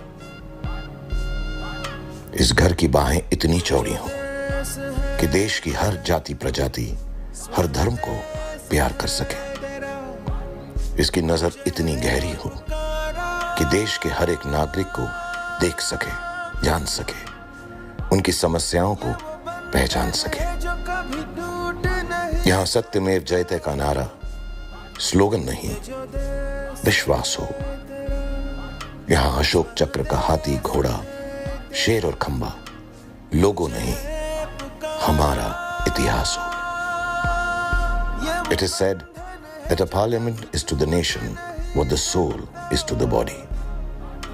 My sincerest prayers that the soul of democracy remains robust in its new home and continues to foster liberty, fraternity, and equality for ages to come. May this new abode of democracy build a new age that is renowned for its scientific temper and empathy for all. A new parliament for a new India, but with the same age-old dream, the glory of India, of our nation. Jai Hind. Not just about your rights as a citizen of this country, it's also about your duties as a citizen of this country. It's also about the responsibilities of our lawmakers in this new temple of democracy. And as we look at these images, what's the first thought, Muralidharanji, as a Vedic scholar, from the Vedic prayers that happened, from invoking Lord Shiva, Lord Vishnu from invoking the environment to take this prayer forward. What are your thoughts right now? Actually, the Sengol, actually, the prayers are one part of it. But actually, if you see, I quoted that Tirukural from the ancient India, Tamil literature. It talks about 10 couplets about this Sengol. And one of them, the most important thing is, Andanar Nurkum Aratharkum Adiyai Nindrad Mannavan Kol. The meaning of this is, the Vedas are the basic text or dharmic text of this country. And foundation for those dharma is basically this Sengol or the sceptre of the king. Which means that if the king is going to be a righteous one, all the other things will fall in line. So that is the most important thing. And the second one, it also talks not only about the rule, civilian rule, but even, waging wars or, taking fights with other countries. When you are doing a defense thing also, it talks like Velandru Ventri Tarvadu, Mannavan Koludum Kodadinin. Means it is not the weapons of the king that bring the success or the victory for the king, but it is actually his righteous rule that brings the victory for the king from his enemies also. So these are certain fundamentals that we have gone. In fact, the Honorable Prime Minister today has made us to look inside our DNA, asked us to look into our roots and then take those things forward and then ensure that we closely connect with these roots to ensure that we all follow the right path shown by the Constitution and the great forefathers of this country. Interesting you should say that it is to connect us to our DNA.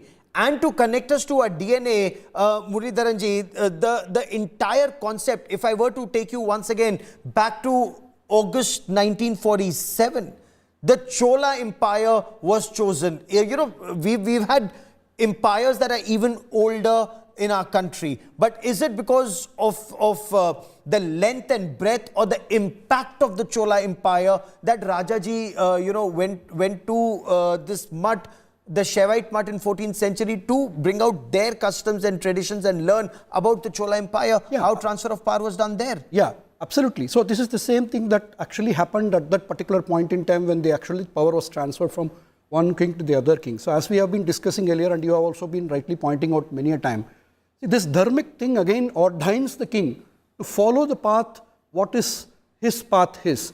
And the famous saying, Yatha Raja Tata Praja. The king, if he follows the path of righteousness, always his subjects will follow the path of righteousness. So this is the actual path that's shown by the king that the subjects have to follow. And the path to be chosen by the king is the path of dharma or the righteous path. In today's context, we can say that it is a rule of law or rule of justice. So that is the path which actually the sceptre actually represents. It doesn't represent the power that the king wields in the Western concept. Actually, I already quoted the poet of the Shakespeare's poem also, but it actually represents the right path or the correct way that a king has to move forward to take the country to great heights and then make his people make his subjects connect to the roots and stay connected to the roots so that the country can always stay strong and stay better and grow better.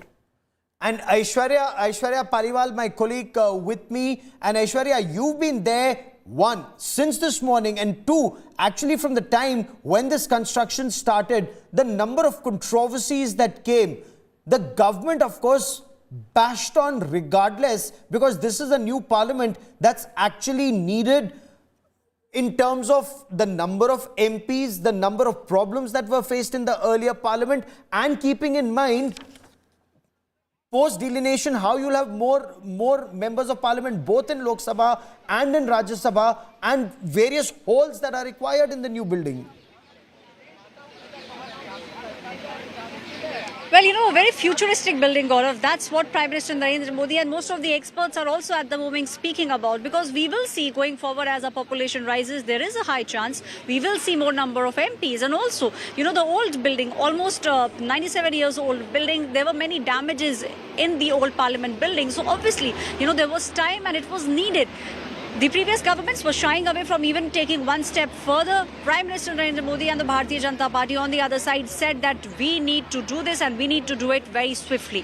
You are right, it was during the peak of the COVID, Gaurav, you and I and a lot of our colleagues, we were on the streets covering COVID. We did see how there was a lot of precaution also that was given to all those people who were working here. There was a deadline, the deadline was followed, and it was very clear that before 2024 the new building has to be inaugurated, and that was the thought process process that we need to build something that sustains for the next 200 years. And now the new building, Gaurav, we have all seen the visuals that have come out, sprawling, and also an amalgamation of our rich culture. We have seen how, from the length and breadth of our country through the various states, something or the other has been contributed towards making this new building. This is the beginning of a new era. And there were a lot of controversies. In fact, the opposition, Nitish Kumar, let me tell you, the Chief Minister of Bihar, as recently as yesterday, said that it is a waste of time to come for this inauguration. He also said it's a waste of money. So that is how the opposition at the moment is looking at it. But there are 25 parties which are in support of the BJP. And today, we are seeing the inauguration. It will be open for the people, Gaurav, and then people will be able to step inside and see what a magnificent building it is. Gaurav. And post delimitation and the fact that we're talking about, there would be a requirement for more MPs. And this new building, as against 524 MPs in Lok Sabha, the Lok Sabha here can seat 888 MPs. The Rajya Sabha can seat more than 300 MPs in the House of Elders. Whether it's the parking lot or the meeting centers, bring us how this new parliament building is very different from the older one, which is now practically 100 years old. Call karo, shayad cut gaya. Okay, Sai Swarupa Iyer is a author and assistant professor at the Chanakya University, and Sonal Mansingh ji is member of parliament who joins us on the broadcast. Sonal Mansingh ji, I want to begin by asking you, what's it been like to see the Dharm Dand or the Sengol finally installed in Lok Sabha?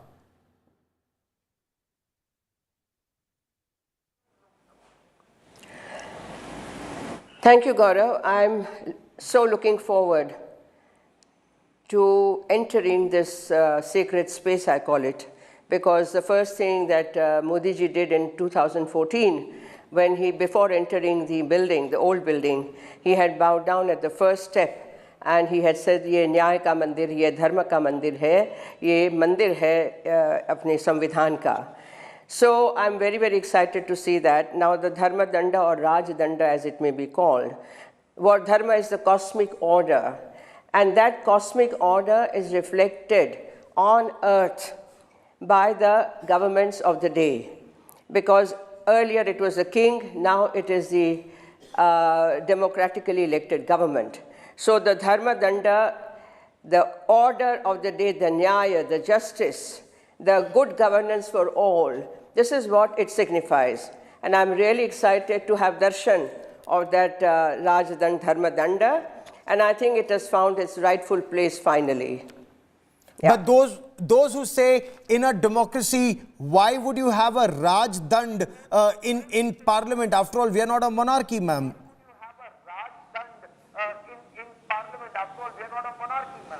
No, Raj only doesn't mean monarchy. I'm sorry. I think it is a misunderstood word because many people don't know Sanskrit. Rajya is a government. Rajya is not only kingdom. And therefore, Bharat Sarkar ya Bharat Rajya, Ganarajya it is called. No, it is called Ganarajya, the democracy of India, the Democratic Republic of India. So, Bharat ka Ganarajya hai.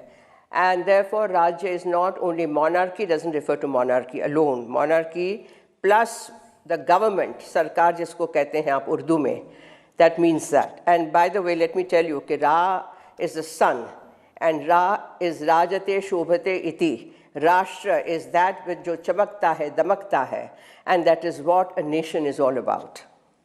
Okay, ma'am, stay with me. We have breaking news coming in. I want you to respond to this. News just coming in. The RJD, Rashtriya Janata Dal, Lalu Prasad Yadav's party in Bihar, they've stooped to a new low. The RJD has compared the new parliament, it's likened the new parliament to a coffin, saying it looks like a coffin. Look at that image that we've put out on your television screen. This is where you've had Sarv Dharm Sabha. This is where you've had Prime Minister Narendra Modi do a Sashtang Dandavat to the Sengol, to the Dharm Dand, with full prayers, with priests leading the way, installed it in the temple of democracy. The RJD has called it a coffin, compared it to a coffin. Sonal Mansingh ji, I want your response to this.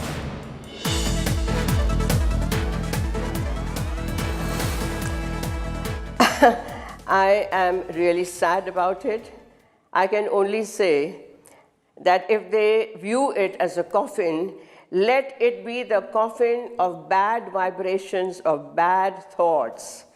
Let it contain and pull away, take away all the things that we do not need in a strong, chamakta hua nation. Let it be coffin for them. Let that coffin take away all the negativity, I would say. And the positivity remains with this mandala. It is a mandala. If you see it from the top, it is a mandala. And you know what mandala is. In the Yantra Shastra, even in Buddhism, in Jainism, even in Islam, I'm sure, in Christianity, in Judaism, the akar is very, very important. And therefore, every building that contains something of importance has been given a particular shape. This is the mandala akara, shatkona, 6 points. And therefore, let people view according, देखिए तुलसीदास ने कहा है ना कि जिसको जो दिखता है वही उसके लिए ठीक है. We cannot argue with that. So let it be. Let it be. Okay. Stay with me for a moment, ma'am. We have more reactions that are coming in. The Samajwadi Party. The Samajwadi Party has also insulted the new parliament. Swami Prasad Maurya has said, why the invite only for radical Brahmins of South? The Samajwadi Party Neta has called the Adhinam radical Brahman sect. The Samajwadi Party leader Swami Prasad Maurya has hit out at the Shaivite sect of Tamil Nadu, saying that the Tamil seers bless the Sengol. The Samajwadi Party sees red. I want to quickly cut across to Rahul Gautam, my colleague Rahul Gautam, who gets us more on the story. Rahul, bring us details of what Swami Prasad Maurya said.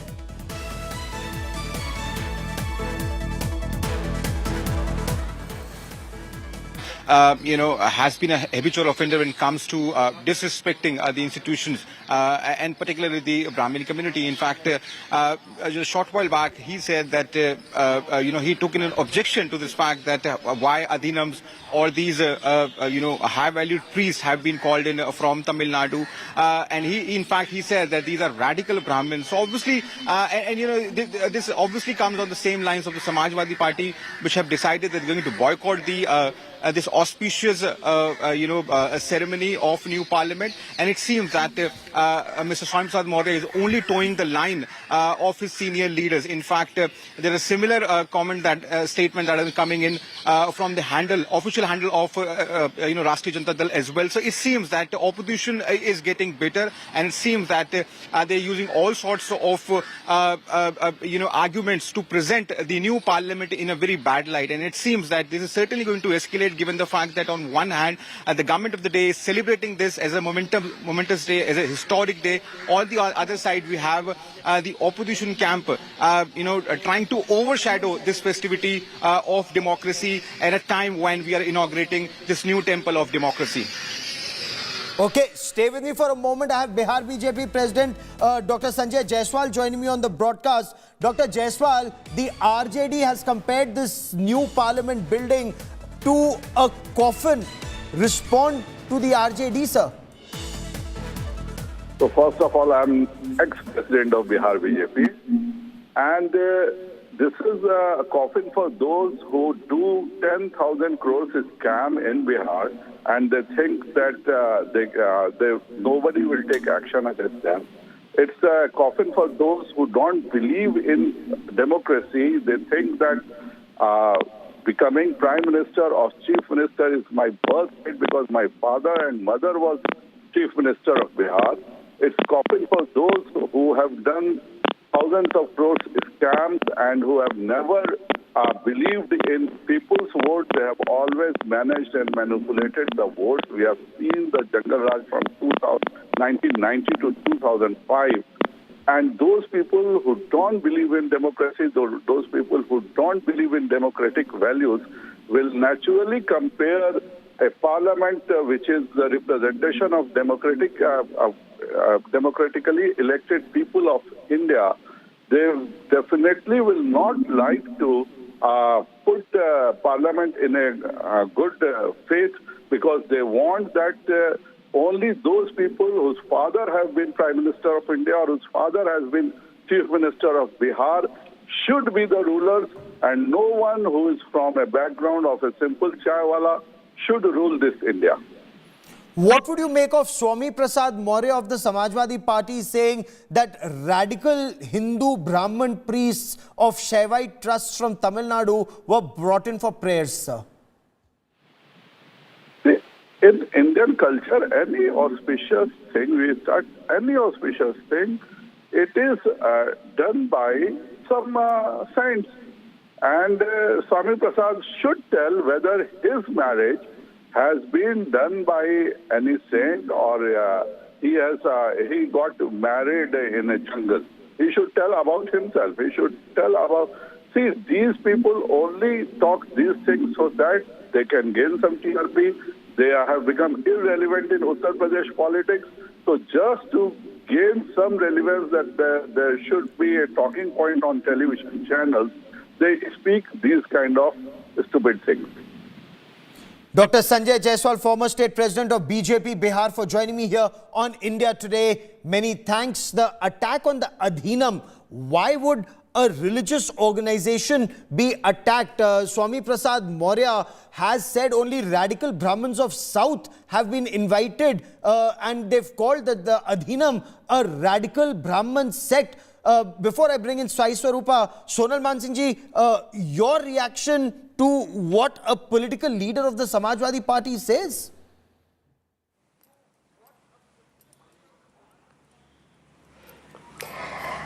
जाकी रही भावना जैसी प्रभु मूरत देखी तिन तैसी.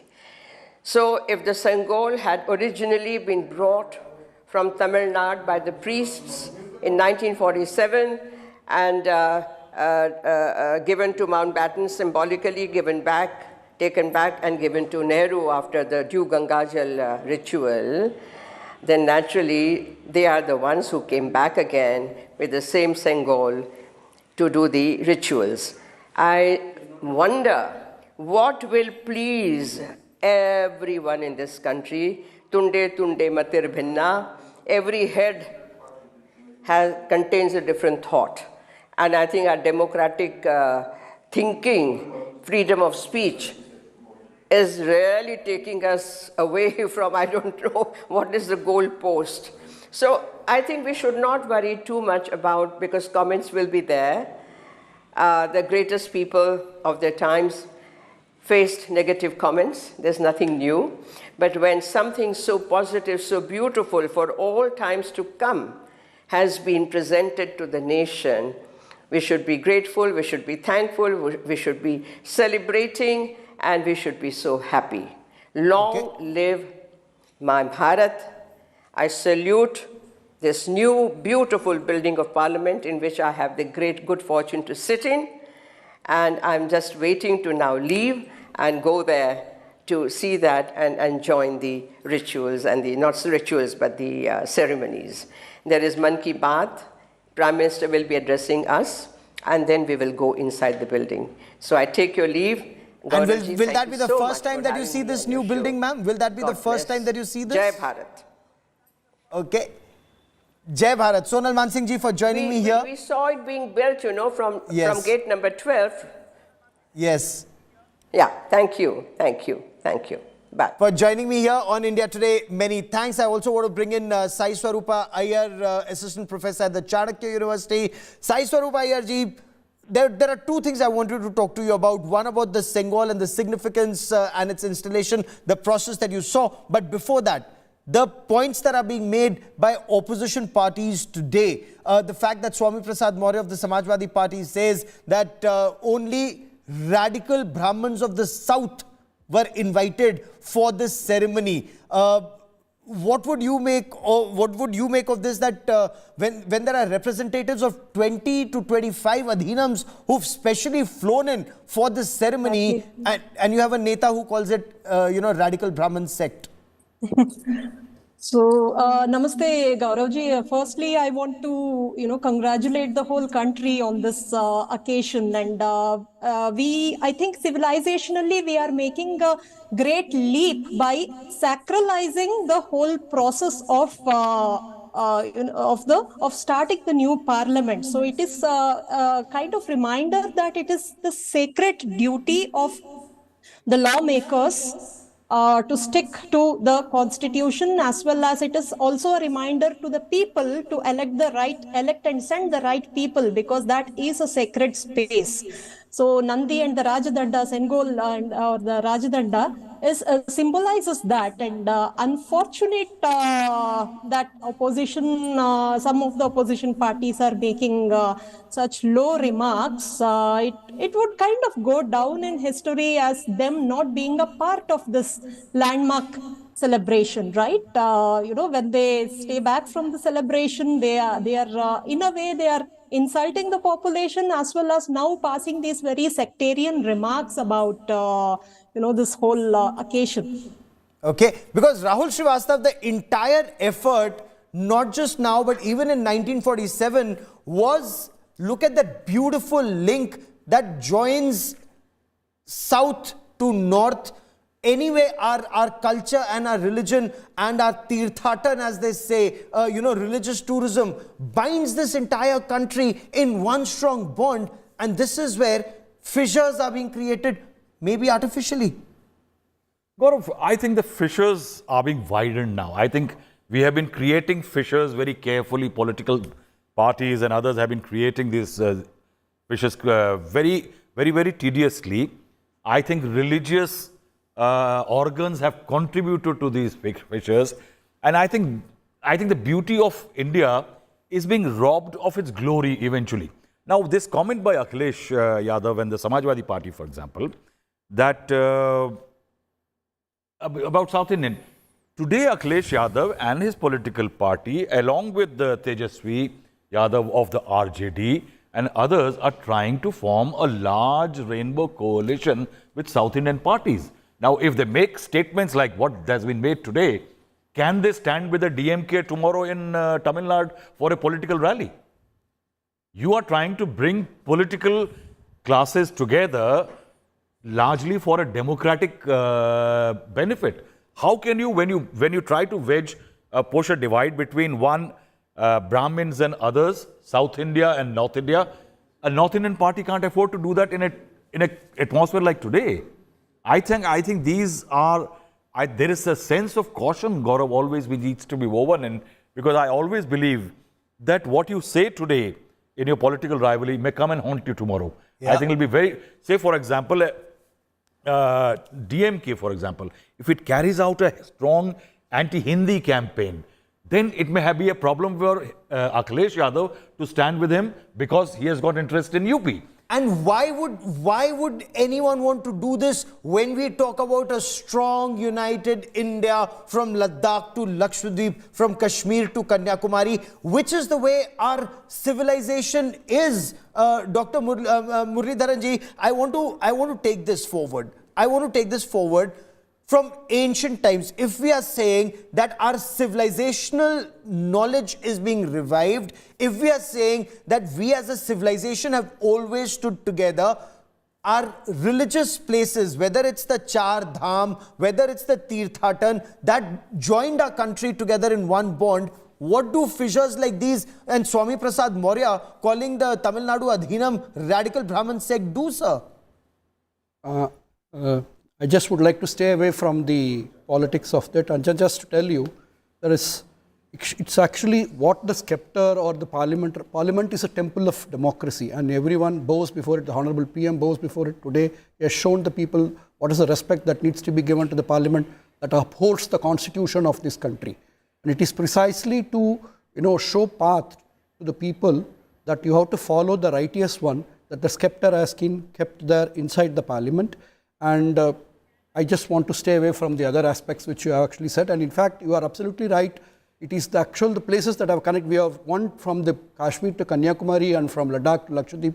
This is the one country, and we all should be proud at this moment about the fact that our Prime Minister has brilliantly connected our roots India has asked us to probe our DNA and bring out the best and take the country forward to the best heights. And that is what actually we all should be thinking and, trying to, sort of taking sankalp or the determination today rather than, going into this sort of observations and, trivializing the importance of the occasion. Gaurav, also what I would like to add here, you call the new building a coffin. Now, eventually, just a year from today, there'll be elections. There'll be elections, and RJD would be sending MPs to this very building. Yeah. So the question should be asked: are you going to send your MPs to a coffin?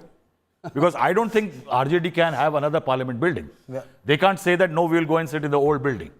Now, like it, dislike it, hate it, this is your parliament, and you have to accept it. You can't call it a coffin and then eventually face the public and say that we are going to send you, vote for us, I'm going to send my MPs to a coffin. I think there is a lot of political indiscretion, Gaurav. I think the art of governance has changed. The art of treasury has changed. I think similarly, the tone and tenor of opposition also has changed. But the nation hasn't changed, and the nation wants leaders that will actually bind the nation together as one strong entity. Is that not what the aim is, or at least should be? Isn't that what this Raj Dand or the Sengol tell all of us? Our responsibilities, our duties. But let me tell you a little more about this temple of our democracy. I want our viewers to take a look at what we are talking about. Why is this parliament building षटकोण or six corners, as they say, or triangular as some say? What is this temple of democracy all about? Let's just walk around this temple of democracy and give you some more details about this. So this temple of democracy is a 4-storied structure. This temple of democracy has both the Lok Sabha and Rajya Sabha that can take many more people as compared to that old building which was built about 97 years ago, inaugurated in 1921. The total area of this new building is about 64,500 square meters, so much larger than the old area built by Tata Projects, and Prime Minister Narendra Modi interacted with all the Shramjeevis and their representatives. In fact, he has been even before the Shilanyas of this building. It was on the 10th of December 2020 that Prime Minister Narendra Modi laid the foundation stone of the new parliament building, and it's been built in a record time, just 2 years and 5 months, as compared to about 6 years that it took in British India to build the old parliament building, which was inaugurated by Lord Irwin in 1921. But what's extremely in 1927. What's extremely interesting about this new parliament building is the fact that it can take 888 members in Lok Sabha as against 524 in the existing Lok Sabha. So much bigger, much better.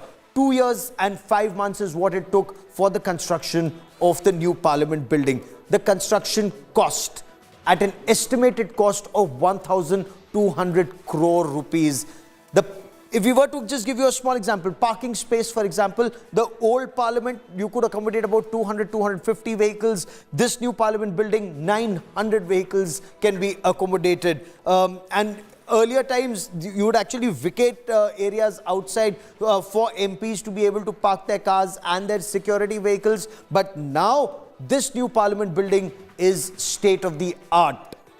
What's also extremely interesting, according to the government, for the next 150 years at least, a new parliament building will not be required. And that speaks volumes about the scale, the speed, the size of the construction of the new parliament building. I need to slip into a quick break here, coming back with lots more. Stay with us here on this India Today special broadcast. नमस्कार, मेरा नाम अक्षय कुमार, और हर उस इंसान की तरह जिसे भारत और उसके तरक्की पे गर्व है, मुझे इस नई पार्लियामेंट बिल्डिंग की तस्वीरें देख के एक अलग ही खुशी मिल रही है। मुझे याद है दिल्ली में जब मैं रहता था और अपने माता-पिता के साथ इंडिया गेट और उसके आसपास घूमने जाता था, तो ज्यादातर बिल्डिंगें अंग्रेजों की बनाई हुई दिखती थी। Today, on seeing this brand new, grand new building, my heart is filled with pride. The Indian Parliament is the temple of democracy. ये एक नए भारत की पहचान है। ऐसा हिंदुस्तान जो न सिर्फ कल्चर और हेरिटेज में सबसे आगे रहा है, पर अब अपने प्रोग्रेस से, तरक्की से सारी दुनिया से आगे बढ़ रहा है। जब आप इस पार्लियामेंट बिल्डिंग को देखें तो जरूर याद रखिएगा कि हमारा देश कहां था और कहां आगे निकल गया है। Today is a moment of glory. It is a moment of pride. And from the bottom of my heart, I want to congratulate the Honorable Prime Minister for making this day possible. God bless India with more and more progress in the years to come. Jai Hind, Jai Bharat.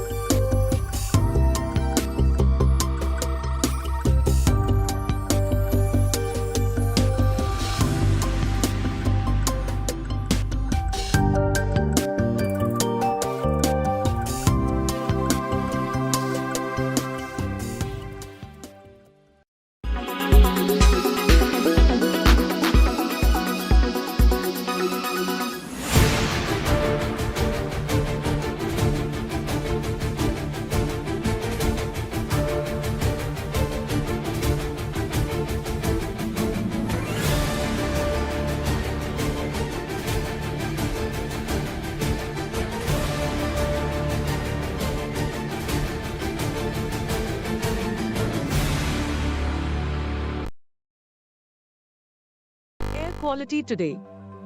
In Delhi, 244. In Mumbai, 61. In Kolkata, 72. In Bangalore, 38. In Chennai, 94. In Hyderabad, 62.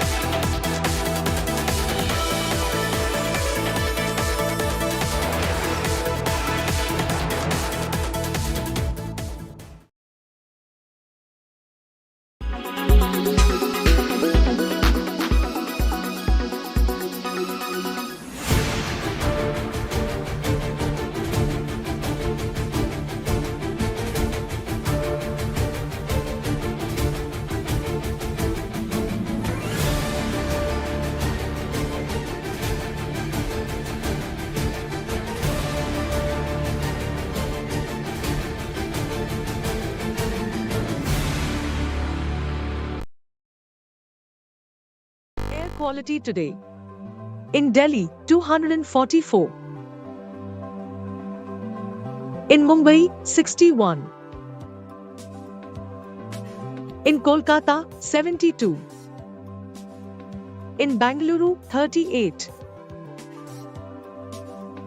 In Chennai, 94. In Hyderabad, 62.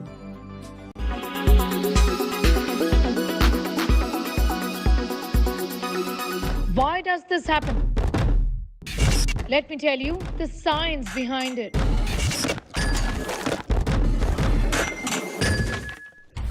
For more informative videos like this, keep watching India Today News Mode.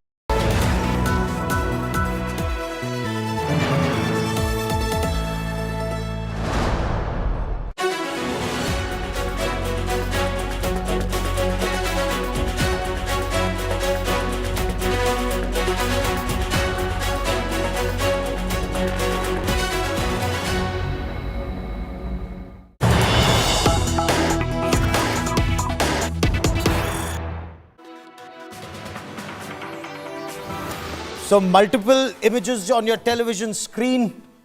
Prime Minister Narendra Modi installs the Dharm Dand or the Sengol in Lok Sabha next to the Speaker's chair. The Prime Minister does a Sashtang Dandavat. He is blessed by the holy seers who've come from more than 20 adhinams and mutts in Tamil Nadu. That image of the Dharm Dand and the Sarv Dharm Sabha, the prayers that took place, the Havan that took place, you're looking at those multiple images on your television screen. New Parliament is being dedicated to the nation or inaugurated on the birth anniversary of Vinayak Damodar Savarkar or Veer Savarkar. Prime Minister Narendra Modi has paid tributes to Veer Savarkar. We are getting you that image. Lok Sabha Speaker Om Birla with the Prime Minister as he pays tribute to Veer Savarkar. The Prime Minister in the past has called Veer Savarkar Ma Bharti Ka Karmat Saput. He's described him, Information and Broadcasting Minister Anurag Thakur, you can see in those images. JP Nadda, BJP President, flanks the Prime Minister, and that's the image of Veer Savarkar. Veer Savarkar or Vinayak Damodar Savarkar was born on the 28th of May in 1883, born in Nasik, freedom fighter, lawyer, writer. Prime Minister has described him in the past as a source of inspiration and a nationalist who had dedicated his entire life to India's freedom struggle and to build a strong nation. An epitome of courage, determination and sacrifice. I want to bring in Rahul Srivastava for more on this. Rahul, the date itself, 28th of May, and the dedication to Veer Savarkar. Controversy or the Prime Minister following his heart? I think, see, Gaurav, every regime leaves its mark. I think, if you see, there was a controversy at one time when Mayawati built those structures in Lucknow and in Noida, and there were objections that there are elephants, and before elections, the elephants had to be covered because Election Commission ordered it. Rulers do that. I think Savarkar is an issue. I think it's a reminder. I think the BJP and the government has thought very carefully about it. And I will tell you that, interestingly, this portrait of Savarkar in Central Hall, it came up with a lot of controversy. In fact, it was inaugurated by President APJ Kalam in February 2003. And at that time, Vajpayee ji, Bhairav Singh Shekhawat as the chairman of the Raj Sabha, Advani and all those leaders were there. Mr. Joshi from Shiv Sena was the Speaker of Lok Sabha. And interestingly, one day before that, Sonia Gandhi had issued an appeal to President Abdul Kalam that he should not be attending the ceremony and unveiling the portrait of Veer Savarkar inside the Central Hall. So Savarkar always has been an issue. I think with the Congress targeting Savarkar and his legacy, the Shiv Sena and NCP having discomfort over this issue, I think this the inauguration of Parliament coinciding with Savarkar's birth anniversary in 1883, if I'm not wrong.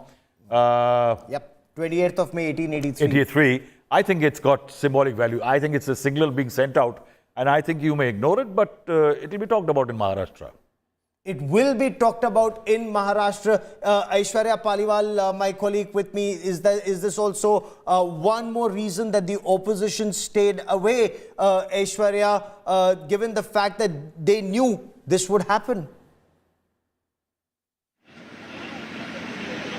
Well, it is one of the reasons, Gaurav, why the opposition has stayed away. However, they have given different reasons. The Congress specifically has been given the reason that there was no need. It is massive wastage of money. Nitish Kumar, the Chief Minister of Bihar, giving other reason that it is an utter waste of time because we will get no respect. Everything will be about Prime Minister Narendra Modi. That's what most of the opposition leaders, be it Arvind Kejriwal, be it Mamata Banerjee, have been speaking about, but also the stand that most of these opposition parties have been taking on Veer Savarkar Savarkar was also one of the reasons why, they turned down the invitation that was sent by the government. But yes, 28th of May was specifically chosen because an ideological idol is what, the Bharatiya Janata Party and the RSS, they think of Veer Savarkar as. They have been backing him. And, it's not just that. In fact, the Prime Minister has been speaking about the fact that Veer Savarkar throughout the history of India has been colored in the wrong light. This is what the BJP has been speaking about. Also talking about the fact that the way in which the youngsters, the young people of the country view Veer Savarkar is because of the Congress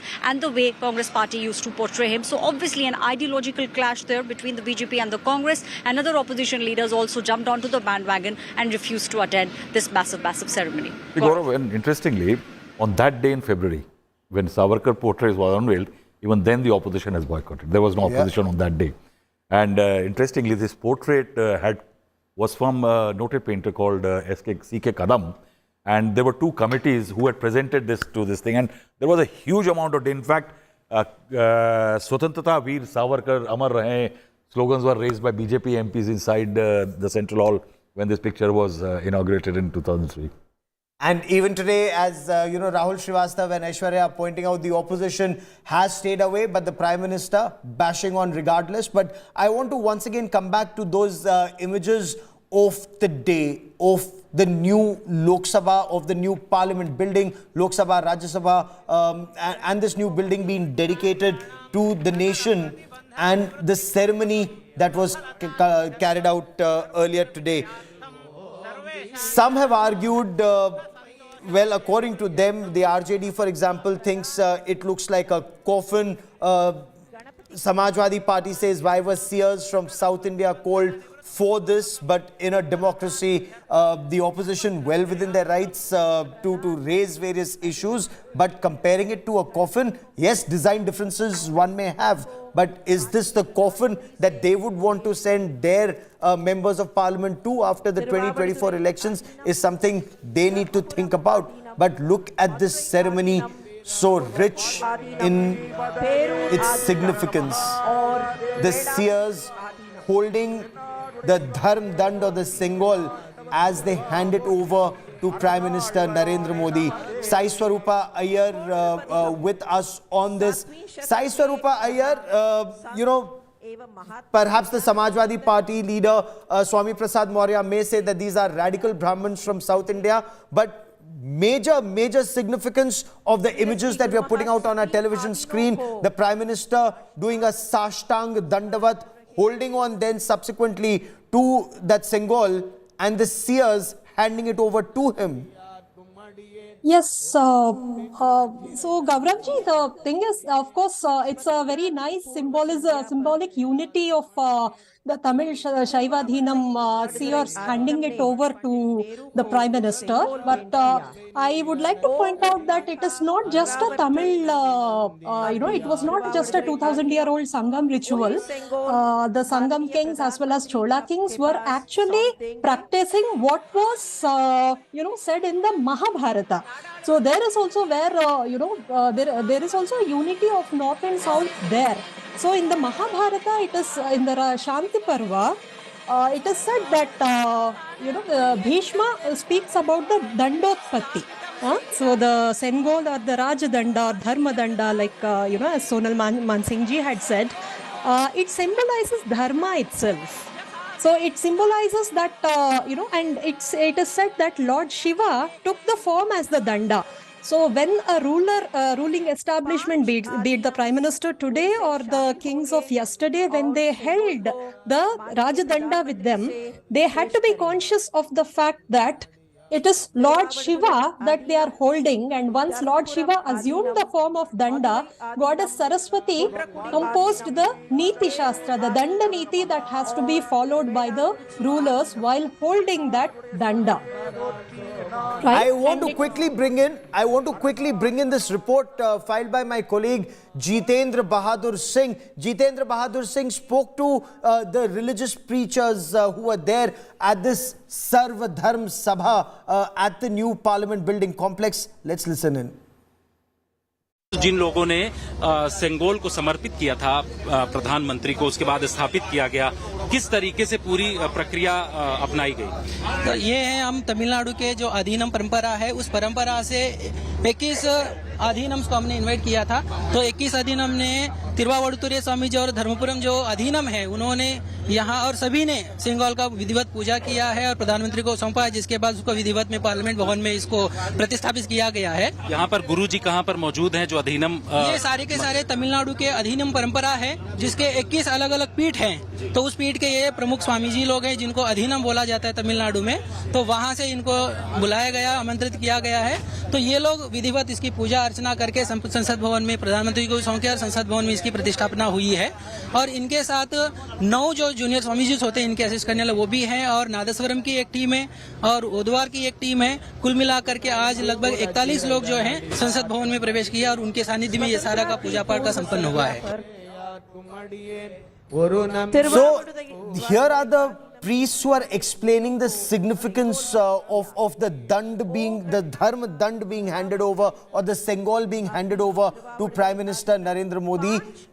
Does this bridge the south-north divide, as some may try to create? Because when India got independence, once again, on 15th of August 1947, the process of transfer of power, according to the government, of course, started with this Sengol being handed over to Prime Minister Pandit Jawaharlal Nehru. And I want to once again bring in Ardhanarishwaran, Muralidharanji. Does it bridge that north-south divide, or is it an artificial divide created only for political gains by vested interests, sir?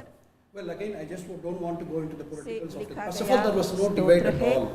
In fact, if you see the ancient India, Srilasri குருமகா சன்னிதானங்களை அவரவர்கள் இருக்கைகளுக்கு சென்று அமருமாறு அன்போடு வேண்டுகிறோம். They first go to, the North Indians always used to come to Rameshwaram first and then take the sand from there, go and take it and then dissolve it in Ganges and take the Ganges water again and go and do the Abhishek for Lord Ramanatha Swami in Rameshwaram. The same thing was done by the South Indians also. So the question of north-south divide actually never existed. Maybe perhaps artificially somebody might have, it might have been created. In fact, it was a bridge that was done even in 1947. This particular thing has happened, clearly establishing that there was no divide.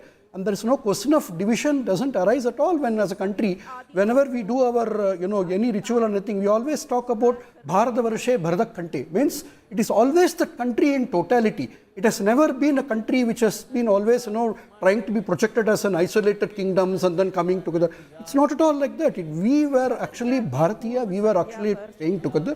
Okay. Maybe we were ruled by different people, but the culture was same. The uniting factor was the culture. And the culture was never divided. So where is the question of divide now when you don't have a division of culture at all? That's a very interesting point you make, and I also once again want to bring in Santhiyeval Muruganar sir, who's a very well-respected historian who joins us on the broadcast. Sir, you've seen this entire ceremony take place this morning at the Parliament and the installation of the Sengol in Lok Sabha. Now, was this in 1947, as some argue, a private ceremony or a transfer of power, which is now in a way being solemnized with the Dharm Dand being in Lok Sabha, sir?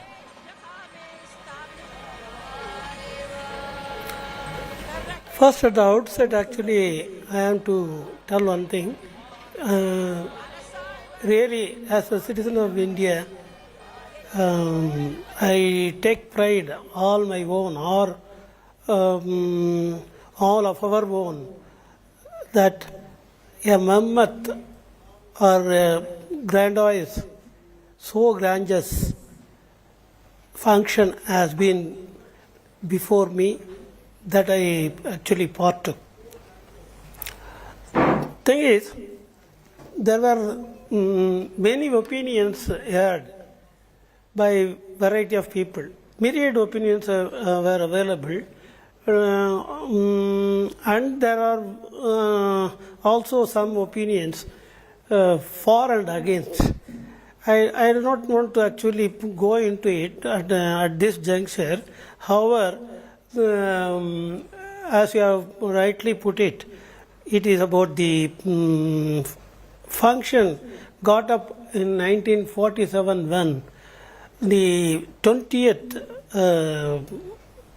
pontiff of throughout the Adinam had been instrumental in handing over the sceptre that we are now talking about to Jawaharlal Nehru, with chanting of Kodoru Padigam, that is sung in praise of Lord by Saint Jnana Sambandar, having its own enigmatic meanings within.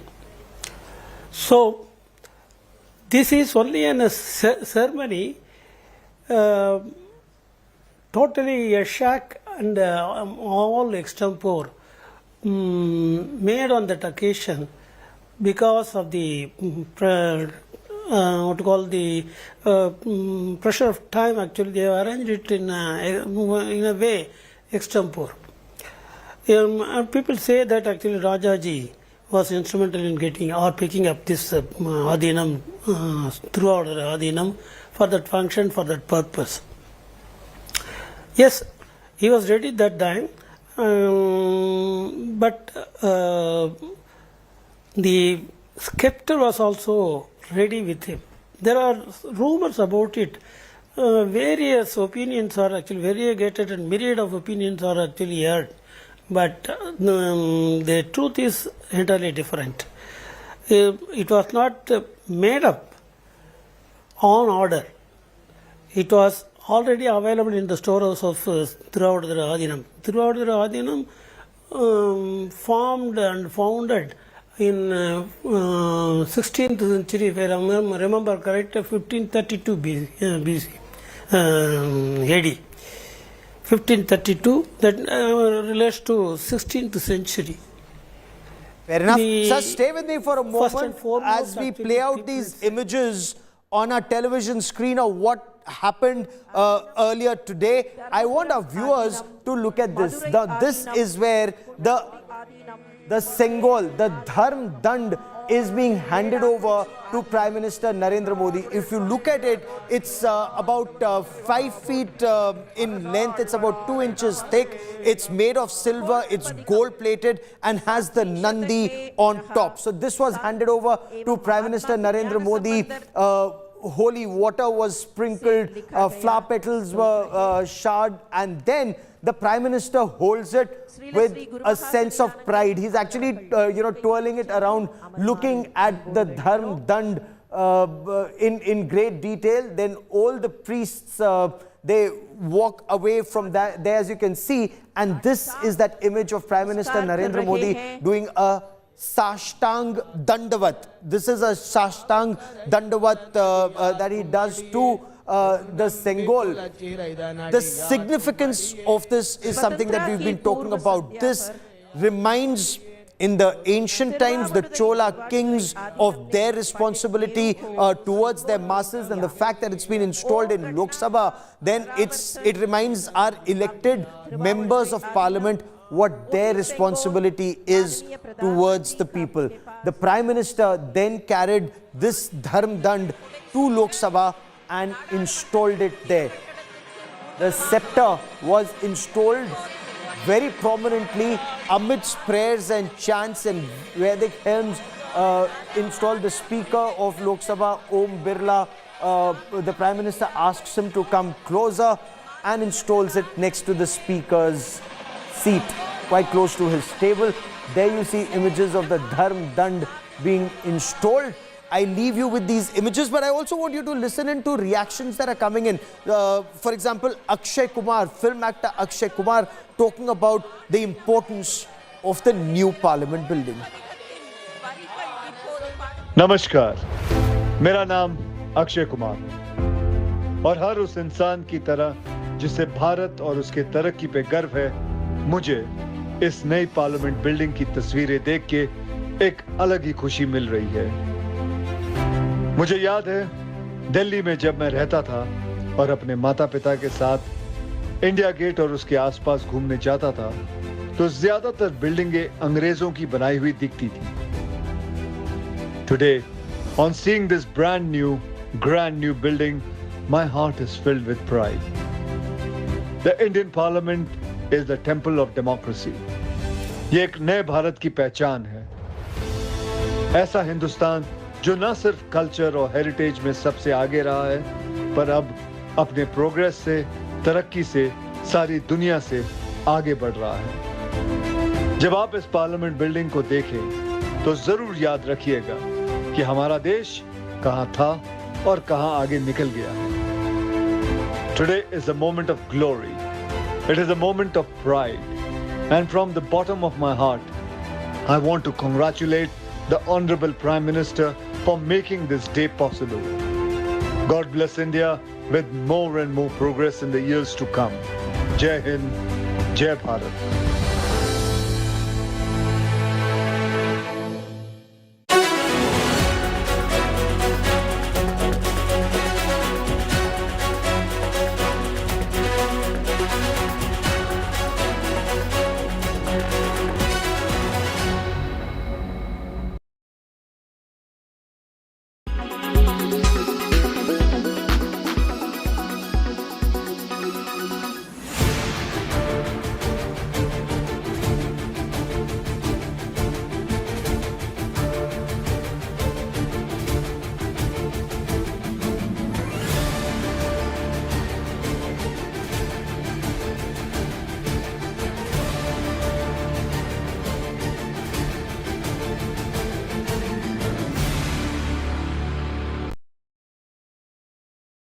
Weather forecast now. Delhi, maximum 38 and minimum 27 degrees. Mumbai, maximum 31 and minimum 28 degrees. Kolkata, maximum 40 and minimum 25 degrees.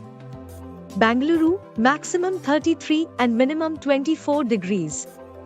Chennai, maximum 35 and minimum 29 degrees. Hyderabad, maximum 39 and minimum 27 degrees.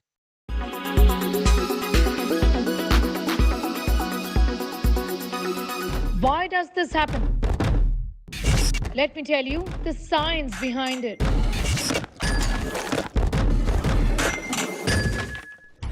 For more informative videos like this, keep watching India Today News Mo.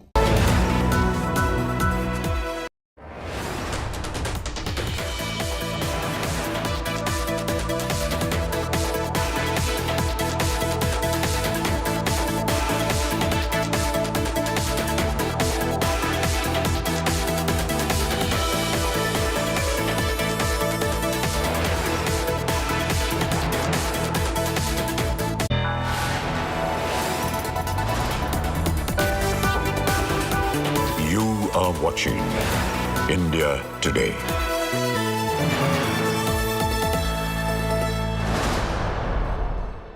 Tunjalu tuljalila de podinu nenjagam neyde nenayil naaldoru.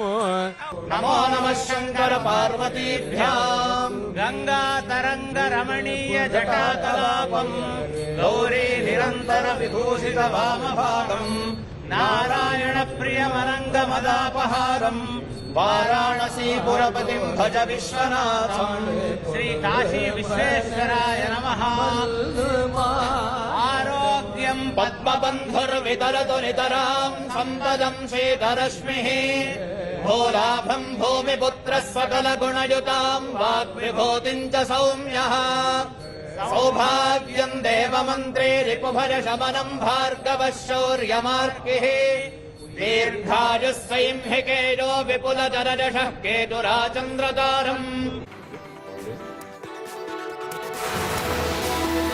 So that's the new Parliament building that has just been inaugurated. Hello and welcome to an India Today special broadcast. I'm Gaurav Sawant. We have the best panel of experts to take you through all these developments. But first, as always, the headlines.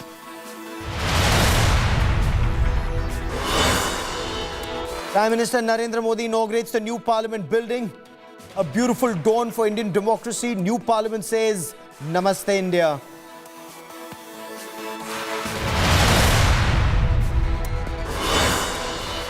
Prime Minister Modi installs the historic Sengol in the new Parliament. Ceremony Steeped in Tamil tradition, hidden for decades, the 1947 sceptre makes a grand comeback. माननीय प्रधानमंत्री Ugly politics over Naya Sansad and Adhinam sears. RJD likens the new parliament to a coffin. Samajwadi Party calls Adhinams a radical Brahman sect. BJP hits back.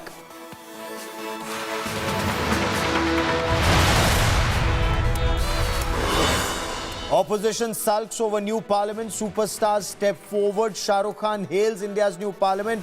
India's top stars see what the opposition can't. 20 opposition parties boycott the parliament launch. Bharat का नया संसद भवन, हमारी उम्मीदों का नया घर, हमारे संविधान को संभालने वालों के लिए एक ऐसा घर जहां 140 करोड़ हिंदुस्तानी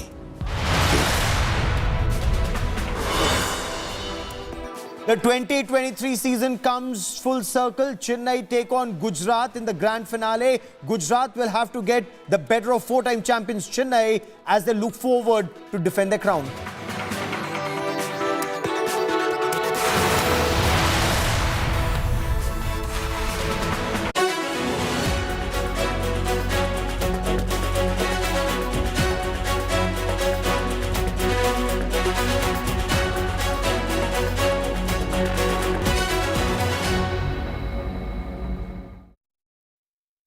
So it's all about India's civilizational history. It's about culture. It's about traditions being revived. India got a new parliament today. The golden sceptre, the Sengol, was installed inside the new parliament building. The Sengol was consecrated amidst Vedic chants by Adhinams before the installation in the new parliament building. Prime Minister Narendra Modi did a Sashtang Dandavat before the Sengol. Prime Minister received blessings from seers from different Adhinams from Tamil Nadu after the installation of the Sengol in the new parliament building next to the chair of the Speaker of Lok Sabha.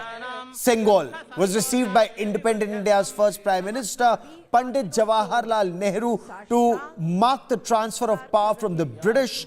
It was then kept at the Anand Bhavan in Prayagraj.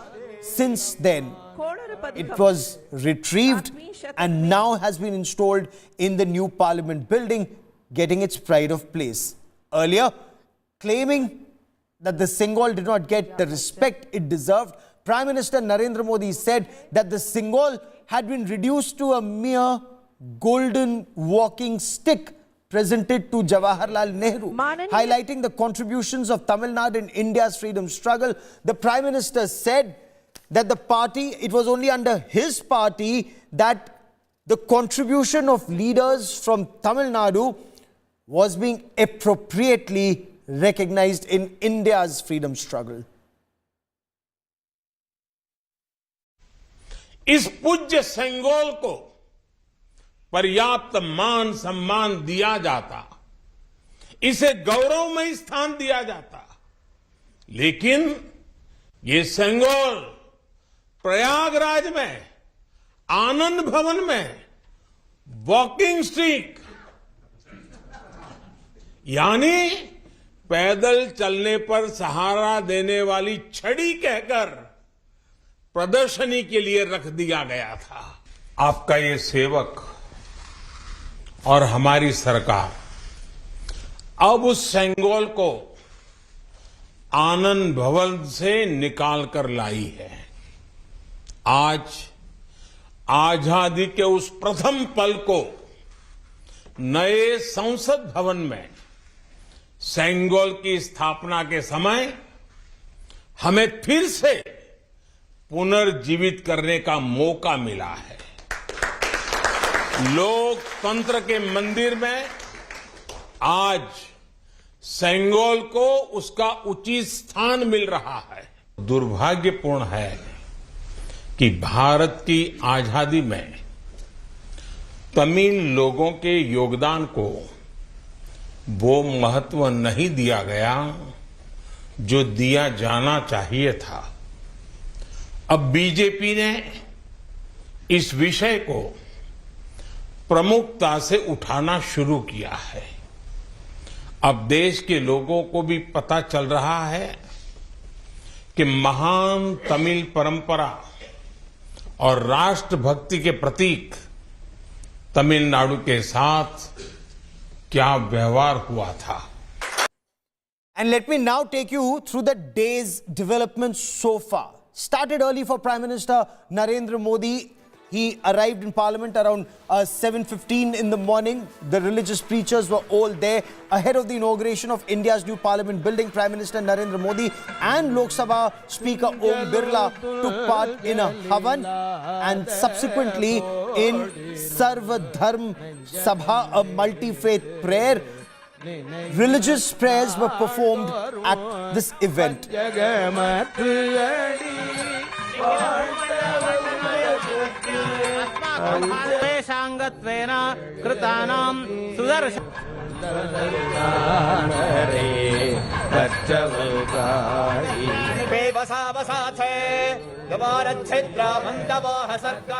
The symbolic Sengol was installed inside the new Lok Sabha. It was handed over to Prime Minister Narendra Modi after this prayer, and he carried the Sengol to Lok Sabha and installed it right next to the Speaker's seat. These are images of the prayers that took place before that installation.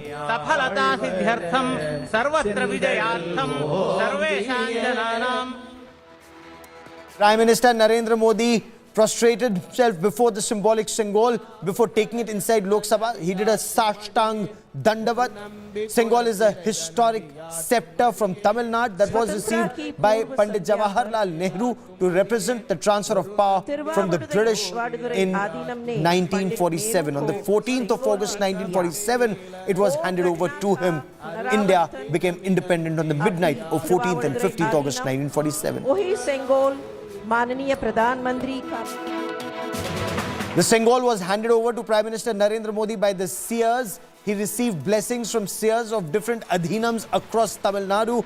And after the installation of the Sengol, the priests blessed him once again.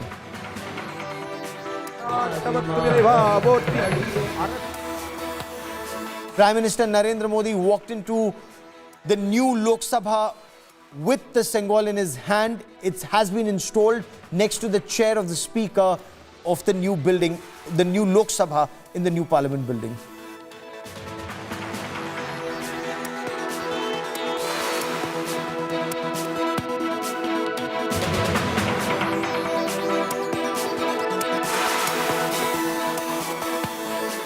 And there was an ugly controversy. The Rashtriya Janata Dal has compared the new Parliament building, the design of the new Parliament building, to a coffin. Samajwadi Party said, Swami Prasad Maurya of the Samajwadi Party said that only radical Brahmins from South India were called for this ceremony. Swami Prasad Maurya of the Samajwadi Party called the Tamil Nadu Adhinam priests radical Brahmins. I quickly want to cut across to India Today's Mosmi Singh. She is speaking to BJP MP Dr. Sudhanshu Trivedi. संसद में वो रहे तो आज भी मैं अभी भी मैं उनसे अपेक्षा करता हूं कि आए तो अच्छा रहे.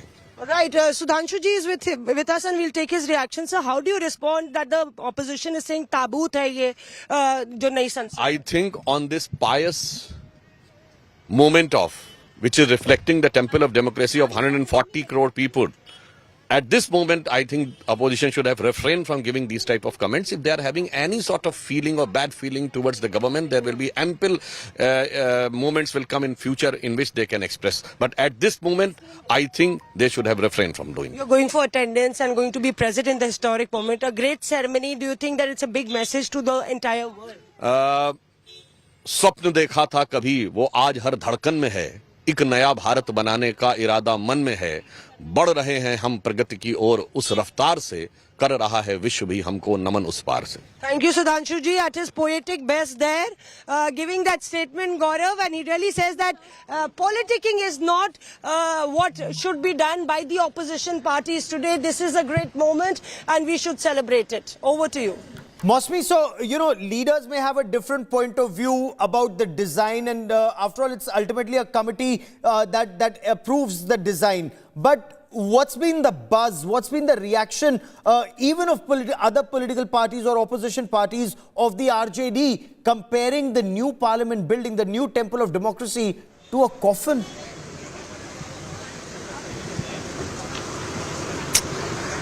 See, every party has their own political compulsions, and often we see, Gaurav, that the line of decency as far as play of words is concerned is often crossed. And there you can see that RJD rebuffing the government right there. We spoke to Rita Bahuguna Joshi and PP Chaudhary earlier, both from the BJP, and they said that this is really unfortunate. But clearly the BJP MPs also think that this is a moment of reckoning, not only for India, but all the countrymen, and that's why there shouldn't be any politicking. It's unfortunate if you see that words like taboo are being used. On the other hand, the Congress is slamming the BJP. Jairam Ramesh put out a tweet, Gaurav, saying Savarkar, whose ideology killed Mahatma Gandhi, it's his birthday today, and the government chooses this day to inaugurate the parliament, which is unfortunate, and the Prime Minister has never followed any protocols, has never attended any policies and bills in the parliament, and he doesn't believe in democracy, and he is inaugurating it, which is ironic. So unfortunate though, but politics still there, and you can see that all BJP MPs now, Gaurav, are rushing to the parliament where on the birthday of Savarkar, the Jayanti will be celebrated, and then they will be in attendance for the Man Ki Baat of the Prime Minister. So till 2:30 we have an action-packed day as far as the new parliament complex is concerned. Okay. Rahul Srivastav, Mosmi, stay with me. Rahul Srivastav, what do you make of RJD using its official Twitter handle to say "Ye kya hai?" and it tweets out a picture of the new parliament building, a top angle, and a coffin? You see, Gaurav, you have ways to protest. You can do a political protest. You have a right to do that, and I think a certain degree of creating analogies and getting symbols is fine. But I think coffin is in bad taste. You see, I think if they go through a lesson of history, at a time when a committee was formed to design the Parliament House, 1920, Herbert Baker, there was Edwin Lutyens and Herbert Baker.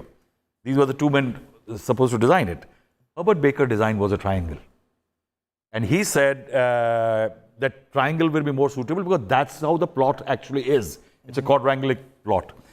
So he wanted a triangle. Lutyens opposed it. And that's where lies the seed of discontent, disharmony between the two of them. There were bitter critics after that. Lutyens opposed it. He wrote to his wife that I gave Baker no trust, and the design he put forward did not fit the site. One facade was a terribly untidy arrangement. His excuse was that he had not worked on it, but it would have been all right.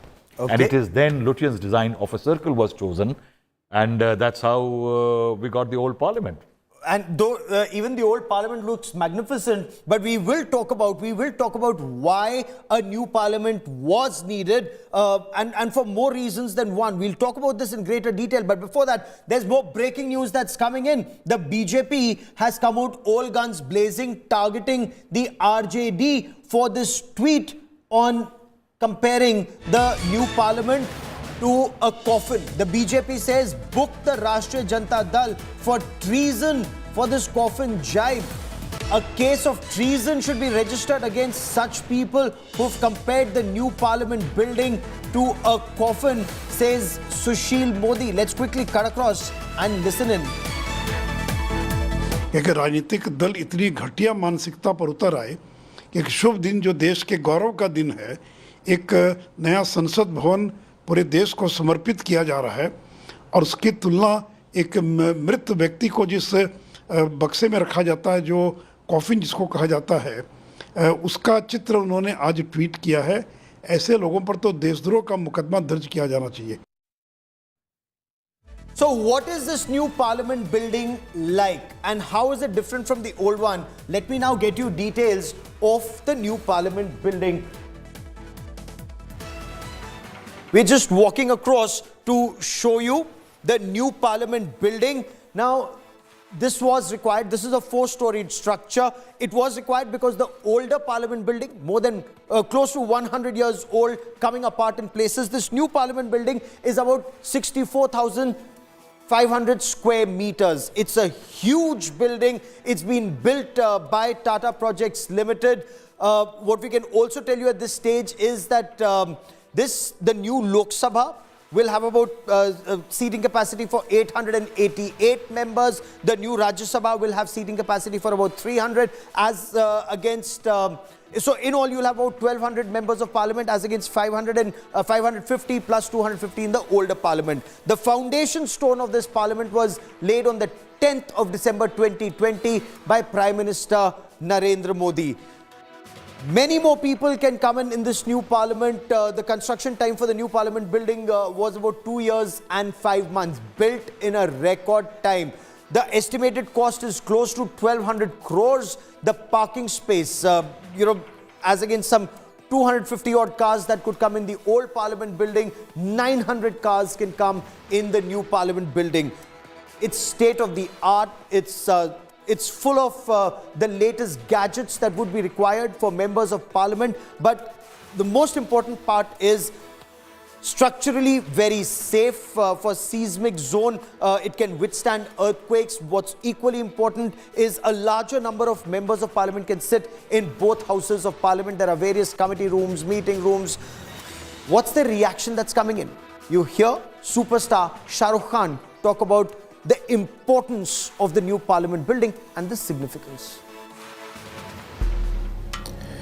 Bharat का नया संसद भवन, हमारी उम्मीदों का नया घर, हमारे संविधान को संभालने वालों के लिए एक ऐसा घर जहां 140 करोड़ हिंदुस्तानी एक परिवार हैं। ये नया घर इतना बड़ा हो कि इसमें देश के हर प्रांत, प्रदेश, गांव, शहर, कोने कोने के लिए जगह बन सके। इस घर की बाहें इतनी चौड़ी हों कि देश की हर जाति प्रजाति, हर धर्म को प्यार कर सके। इसकी नजर इतनी गहरी हो कि देश के हर एक नागरिक को देख सके, जान सके, उनकी समस्याओं को पहचान सके। यहां सत्यमेव जयते का नारा स्लोगन नहीं, विश्वास हो। यहां अशोक चक्र का हाथी, घोड़ा, शेर और खंबा लोगो नहीं, हमारा इतिहास हो। It is said that a parliament is to the nation what the soul is to the body. My sincerest prayers that the soul of democracy remains robust in its new home and continues to foster liberty, fraternity, and equality for ages to come. May this new abode of democracy build a new age that is renowned for its scientific temper and empathy for all. A new parliament for a new India, but with the same age-old dream, the glory of India, of our nation. Jai Hind.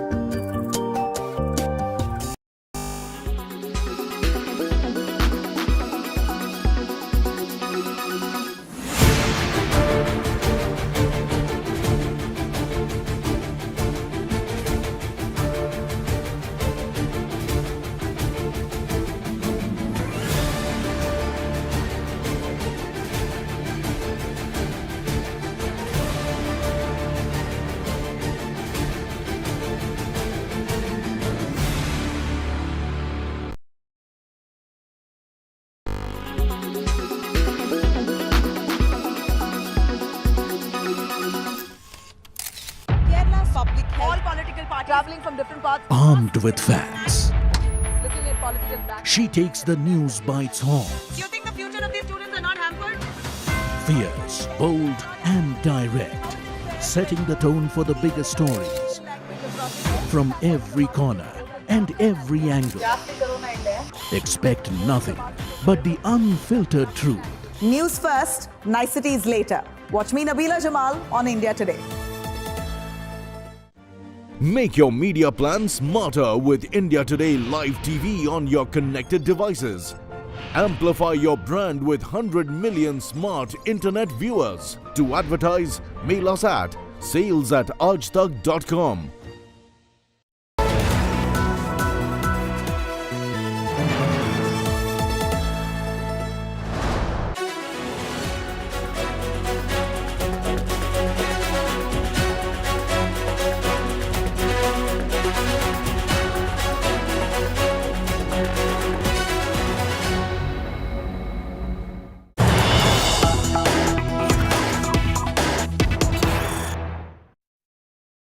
The BJP and the Samajwadi Party now at daggers drawn over the new parliament building. Samajwadi Party leader Swami Prasad Maurya has said that the invite was sent out only to radical Brahmins of South India. The Samajwadi Party leader called the Tamil Nadu Adhinams a radical Brahmin sect.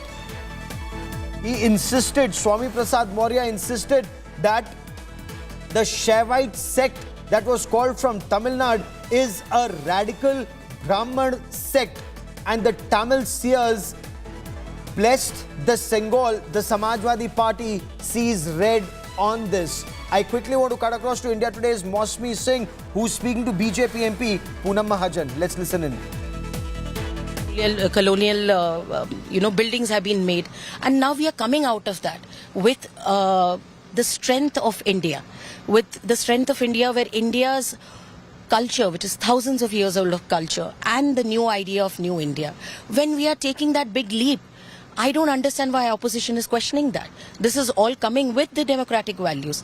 It's really embarrassing for them when they come next for the session, and what kind of answer they'll be giving, we want to see that. And particularly the Congress has hit back. We are live on India Today. Has hit at Prime Minister Narendra Modi that he doesn't believe in any democratic system. He doesn't even attend the parliament, doesn't even attend sessions. Yeah, I think Congress's leader, who right now is not a member of parliament, me being a member of parliament, has not seen him in the parliament, only seen him when he has to create his theatrics of putting his sleeve up or going and hugging the Prime Minister and doing certain theatrics to show the world. I think that kind of party and their leader will be questioning the Honorable Prime Minister's intent. It's really, really hilarious, and it is disrespect to the country where democratically people have elected the Prime Minister second time and disregarded you as a leader and as your private limited party. Your party is literally a family-based party. So I really don't want to talk about it. Itna acha time hai. It's such a wonderful day. I'm so blessed to be here. It's a blessing for all of us. They're also calling it PM's vanity project. It's a vanity project full of arrogance, and these are bricks of arrogance. Bricks of arrogance have been put down. Congress's brick of arrogance. I see the Congress's sheesh mahal has been broken. That's why their dreams have been broken. The strength, the hard work of everyone who's put in the democratic value there, that has been respected. The Honorable Prime Minister is respected from the first Prime Minister, Honorable Nehru ji, till now. And that is what we have seen right now. That's the strength of the democratic value. And I'm proud to be part of this. Sengol is also that strength they're showing. And I feel bad as a young parliamentarian, this kind of disrespect has been shown. Thank you so much, Poonam. Thank you. There, Poonam Mahajan joining India Today on this live broadcast, Gaurav, and we've brought you a reaction from a string of BJP MPs who are reaching the parliament. Many say that this is not a day for politics, but Poonam Mahajan there sharply hitting back at Rahul Gandhi for his absence in various sessions of the parliament, saying that those whose houses are made of glass cannot throw stone at others, and perhaps saying that this is a truly historic moment and the opposition has lost the opportunity to in fact be a part of these celebrations. Interesting you should say that, has the opposition actually lost an opportunity, Rahul Srivastav, in terms of one, either being there, because this is a national, the parliament belongs to everybody. It doesn't belong to any one party, it belongs to every political party. Rahul Srivastav. See, Gaurav, I think every time in this whole argument, everybody is making out them versus this and others, and one lost, one gained. I think everybody is answerable to the public of India, the people of India. This parliament is people's place.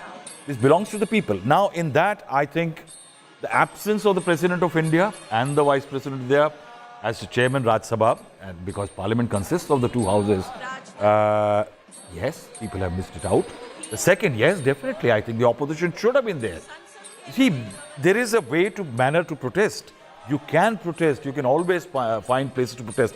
At one time, taking a placard or a bunting inside Parliament was not allowed. People never took it. But I've seen during the battle for Telangana against the UPA government of that time, I saw people wearing black caps and T-shirts with Telangana written on them and fighting for Andhra. In those kind of battles, people are bringing hoardings and posters every day inside the Parliament.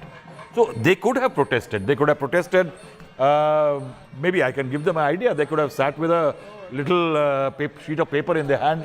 I miss the President and the Vice President. Yeah. Their protest would have been registered. But they should have been there. I think political opportunities are missed like this only. So have they missed out on that opportunity? And wouldn't it have been a much better, ceremony if everyone, government, opposition, all lawmakers were together as one nation? You look at this event, sir. Yes, it should have been there. There should have been a participation by all the people, because Parliament is for all. It doesn't distinguish between the ruling party and the opposition party. Everyone is elected democratically. It's a temple of democracy. I think respecting the people who have elected them, they should have come for this particular occasion. Okay. So the Parliament is for everybody. When you look at what's happening, Rahul, many have said it's a vanity project of the Prime Minister. Was it even needed? Including Nitish Kumar. But that question was effectively answered. This idea of being a vanity project, I think you could call everything a vanity project. Every policy. We had a Lalanta program in which I related this, that in India, at one time when following an RTI application, there were 600 odd projects named after the Gandhi Nehru first family. Now, you had in sports, 29 policy against Rajiv Gandhi, Indira Gandhi, Jawaharlal Nehru, 98 in education institutions and universities, 74 in case of road and buildings and others. So you can call everything a vanity project. But the need for a parliament did not come from a political personality, I will say. It came from the speaker of Lok Sabha. Today, if somebody says that the speaker is political, I will not agree, because the constitution says that he or she is not. So the Speaker of Lok Sabha, Meera Kumar, had already laid down that there is need. There were reports for it. She started work on it. A committee was formed. To, after that, say to build a parliament is a vanity project. I think it's stretching it a bit too far. You can criticize the government for not being inclusive in it. But you cannot say that it's a vanity project. Then otherwise it was Meera Kumar who started or who sowed the seeds of this vanity. And you've been reporting from Parliament for over 3 decades, the way it's been coming apart in various places. But we'll talk about that in greater detail. For the moment, I want to talk about the significance of the Sengol. Let's now talk in greater detail about why is the Sengol or the Raj Dand or the Dharm Dand so important. In the Chola era, it actually represented the power of the king. It's meant to tell the king. It's actually to remind the king of the king's responsibilities towards his people. It also denotes transfer of power from one king to the other, done through the religious seers. They play a very important role. Now, it's for fair play. It's to tell the king it's your responsibility to be just, to be righteous towards your praja, towards your people. It's derived from the Tamil word semai. Semai means to be righteous. That's the responsibility of a king. And this Dharm Dand, incidentally, is installed in the Lok Sabha, next to the Speaker's chair. Because in today's era, in independent India, there are no kings. People are their own rulers. People are their own masters and their representatives. This is to remind them, the honorable members of parliament, their duty to be righteous, to take decisions, to make laws in India's favor. But let's now talk a little more in detail about the significance and the importance of the Rajdand or the Brahmadand, the Sengol. सकल प्रतिबंधक निवृत्ति पूर्वकम सफलता सिद्ध्यर्थम सर्वत्र विजयार्थम प्रधानमंत्री अभी Ganpati Homan में कार्याणाम सकल प्रतिबंधक निवृत्ति पूर्वकम सफलता सिद्ध्यर्थम सर्वत्र विजयार्थम सर्वेषां जनानां सुख संतोषाद्यभिवृद्ध्यर्थम. Looking at these images of the festivities that took place or the religious ceremonies that took place, the second part is all about the festivities around the inauguration. Of course, there's boycott by 20 opposition parties. There are also 25 political parties that are attending this event. The stage is set for the inauguration of the state-of-the-art new Parliament building by Prime Minister Narendra Modi. The inauguration included that grand puja, installation of the Sengol inside the Lok Sabha, and of course there will be a commemorative coin of 75 rupees that will be released to mark the inauguration ceremony. The new Parliament building is a 4-story triangular building. It's been built alongside the new old Parliament. It has a built-up area of about 65,000 square meters. Based on the theme, the Lok Sabha incidentally is based on the theme of peacock, the national bird. It's 3 times larger. It can seat 888 members. The Rajya Sabha will be able to seat 384 members in the House of Elders. The new Parliament building also ensures, according to the government, optimal utilization of space. It has new audio-video communication systems, a VIP lounge, a massive library for members, and other modern facilities that were lacking in the old Parliament building.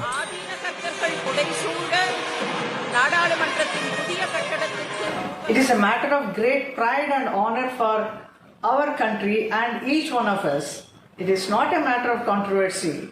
Keeping all our differences aside, let's come together as a nation and celebrate this festival of democracy. Let us all witness this historic and proud moment that celebrates India and its democracy. Opposition unnecessary oppose कर रहे हैं क्योंकि जब खुद prime minister Narendra Modi ji और Lok Sabha speaker इन्होंने ही इसका foundation stone डाला था और वही आज खुद होके वो लोकार्पण कर रहे हैं। तो इस कार्यक्रम में अपोजिशन करने के लिए, क्योंकि 2024 का इलेक्शंस नज़दीक आ रहा है, तो अननेसेसरी लोगों को इस इशू पे अपोजिशन भड़का रहा है।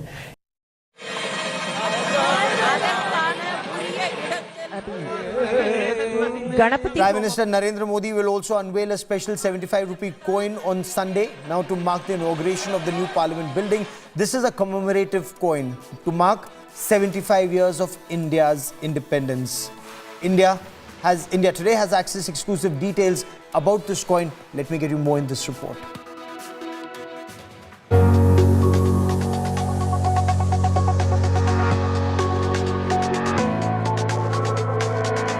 On Sunday, India gets its new parliament. And to commemorate the inauguration, a special 75 rupee coin will also be launched by the Prime Minister. The commemorative coin will serve as a tribute to India, celebrating 75 years of independence. India today has accessed exclusive details of what this commemorative coin will look like. The front face of the coin will bear the lion capital of Ashok pillar in the center with the legend Satyamev Jayate inscribed below, flanked on the left with the word Bharat in Devanagari script and on the right with India in English. The reverse side of the coin will have the image of Parliament complex. The inscription Sansad Sankul will be written in Devanagari script above and Parliament complex in English written below. The year 2023 in international numeral will be inscribed below the image of Parliament complex. That's not all. The new 75 rupee coin will weigh 33 grams and will be made of 50% silver, 40% copper, 5% nickel and 5% zinc. New India's new parliament and new coin to mark the momentous occasion. With Munish Pandey in Delhi, Bureau Report, India Today.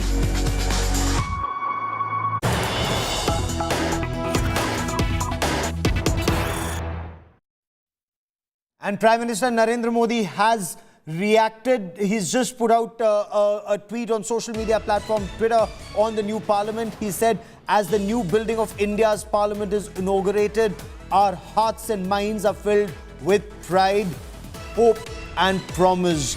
May this iconic building be a cradle of empowerment, igniting dreams and nurturing them into reality. May it propel our great nation to new heights of progress. And you're looking at that image of the new parliament, state-of-the-art computers installed in both houses of parliament, new library, new offices, new lounges. And the Prime Minister says it fills, as the new building of India's parliament is inaugurated, our hearts and minds are filled with pride, hope and promise. May this iconic building be a cradle of empowerment, igniting dreams and nurturing them into reality. May it propel our great nation to new heights of progress. आज के दिन हम सभी भारतवासियों के लिए अविस्मरणीय है। संसद का नया भवन हम सभी को गर्व और उम्मीदों से भर देने वाला है। मुझे पूर्ण विश्वास है कि यह दिव्य और भव्य इमारत जन जन के सशक्तिकरण के साथ ही राष्ट्र की समृद्धि और सामर्थ्य को नई गति और शक्ति प्रदान करेगी। I once again want to cut across to India Today's Mosmi Singh. Mosmi, you're looking at all the leaders who are quickly going in, because just about 20 minutes for the Prime Minister's Man Ki Baat, and in a way he's put out a part of his Man Ki Baat on Twitter. Yes, Gaurav, and he's put out 4 pictures also along with that tweet. One, inaugurating the parliament, the other inside the Lok Sabha, that's based on the peacock theme, and the third picture is with the Sengol and all the priests and Lok Sabha speaker right there in the picture, and then the Prime Minister in between, standing in between the path of the new building and the old building. So 96 years old is the new old building, and now the new building, as the Prime Minister says, is a futuristic building, and it will propel the country to new heights and progress. So thereby, dedicating this entire historic moment to the people of this country. The Prime Minister putting out a tweet after the inauguration of the new building. You rightly said that he would be going into Man Ki Baat with this spring in his steps and this note clearly dedicating it to the countrymen. And where the glimpse of it we saw when he was in fact honoring all the Shramjeevis who had participated and in fact toiled to construct this building in a record time. They indeed did, and we were watching that. So what is this new parliament all about?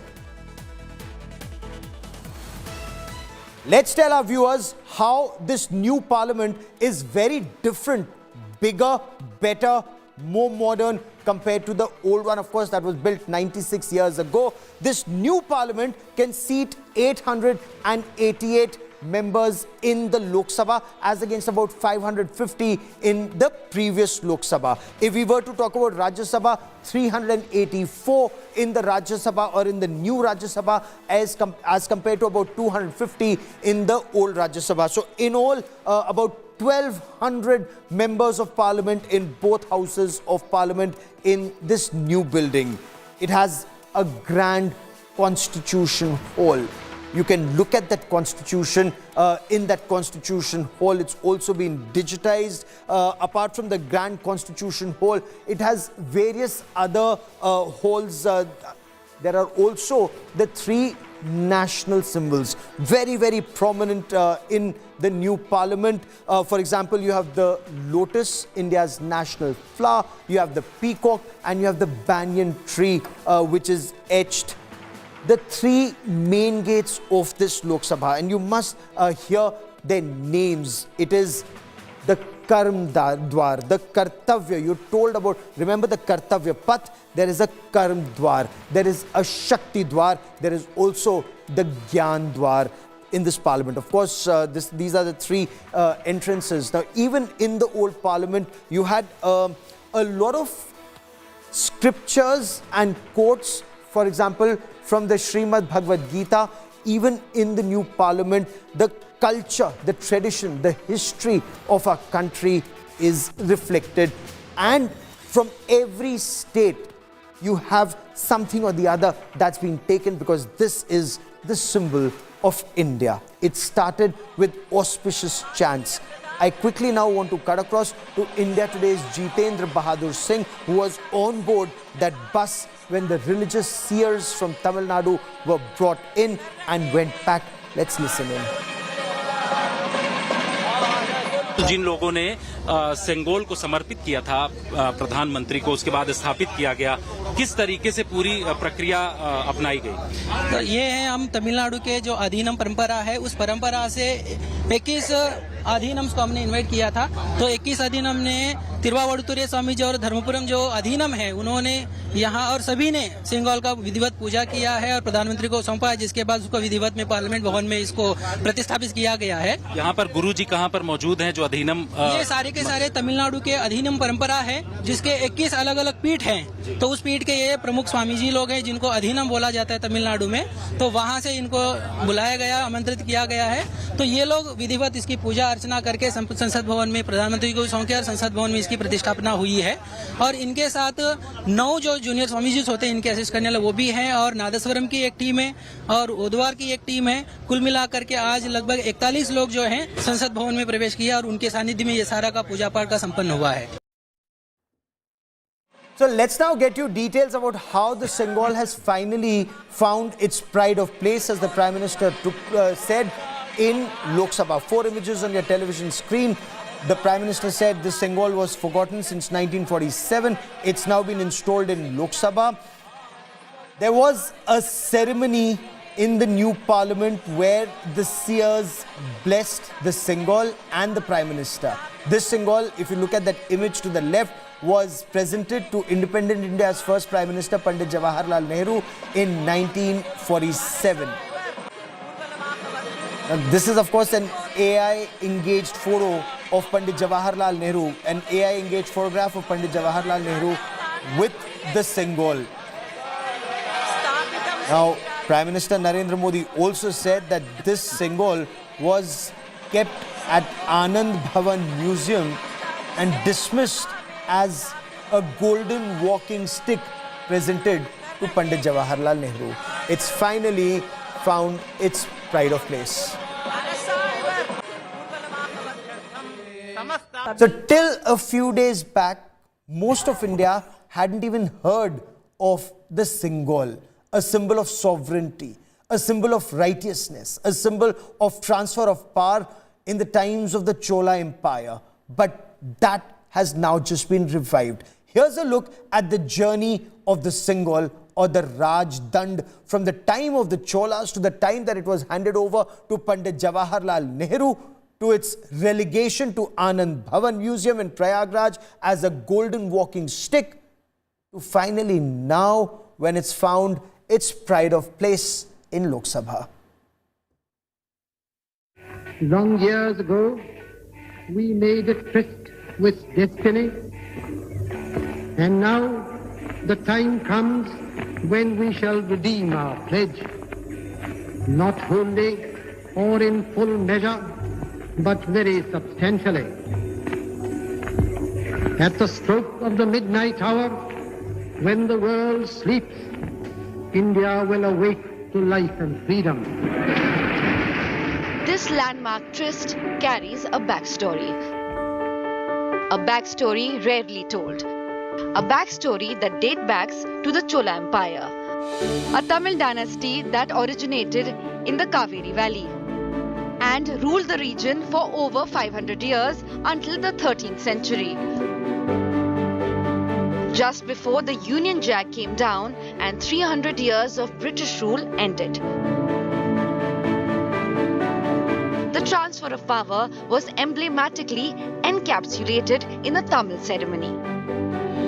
Priests from prominent Tamil mutts carried a 5-foot sceptre, sprinkled it with holy water, and handed it to Pandit Nehru at his Delhi home at sunset on August 14th. This wasn't an ordinary symbol of sovereignty, called Sengol, derived from the Sanskrit word shank or a conch, surmounted by a carving of Nandi, Shiva's sacred bull.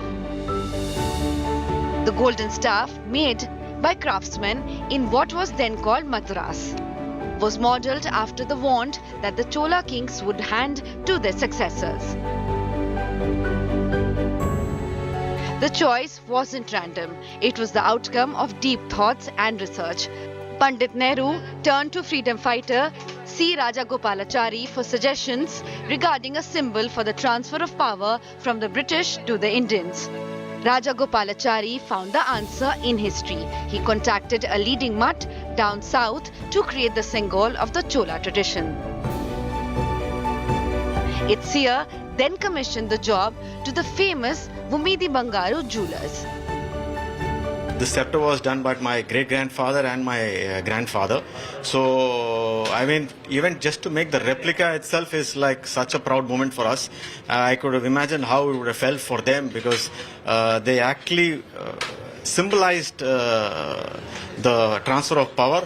And it's a great honor for my family to have been able to make this and give it to our government at that day. The Sengol was rebuilt in 30 days. It was not lost. I think it went down memory lane. So we don't know where it was.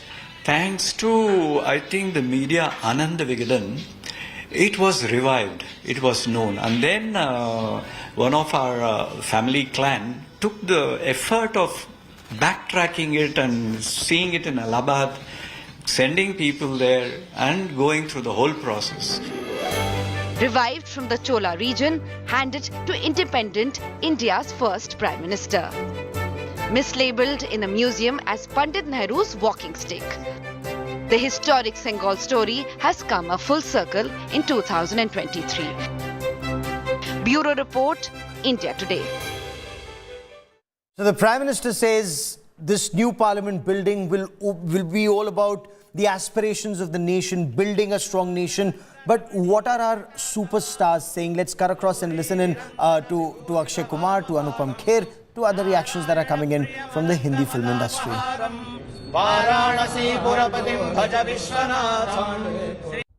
नमस्कार, मेरा नाम अक्षय कुमार और हर उस इंसान की तरह जिसे भारत और उसके तरक्की पे गर्व है, मुझे इस नई पार्लियामेंट बिल्डिंग की तस्वीरें देख के एक अलग ही खुशी मिल रही है। मुझे याद है दिल्ली में जब मैं रहता था और अपने माता-पिता के साथ इंडिया गेट और उसके आसपास घूमने जाता था, तो ज्यादातर बिल्डिंगें अंग्रेजों की बनाई हुई दिखती थी। Today, on seeing this brand new, grand new building, my heart is filled with pride. The Indian Parliament is the temple of democracy. ये एक नए भारत की पहचान है। ऐसा हिंदुस्तान जो न सिर्फ कल्चर और हेरिटेज में सबसे आगे रहा है, पर अब अपने प्रोग्रेस से, तरक्की से, सारी दुनिया से आगे बढ़ रहा है। जब आप इस पार्लियामेंट बिल्डिंग को देखें, तो जरूर याद रखिएगा कि हमारा देश कहां था और कहां आगे निकल गया है। Today is a moment of glory. It is a moment of pride. And from the bottom of my heart, I want to congratulate the Honorable Prime Minister for making this day possible. God bless India with more and more progress in the years to come. Jai Hind, Jai Bharat.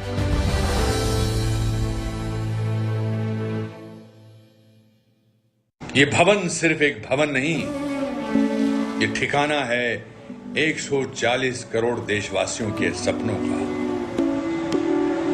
ये प्रतीक है उनकी आशाओं का। ये हस्ताक्षर है उनके स्वाभिमान का।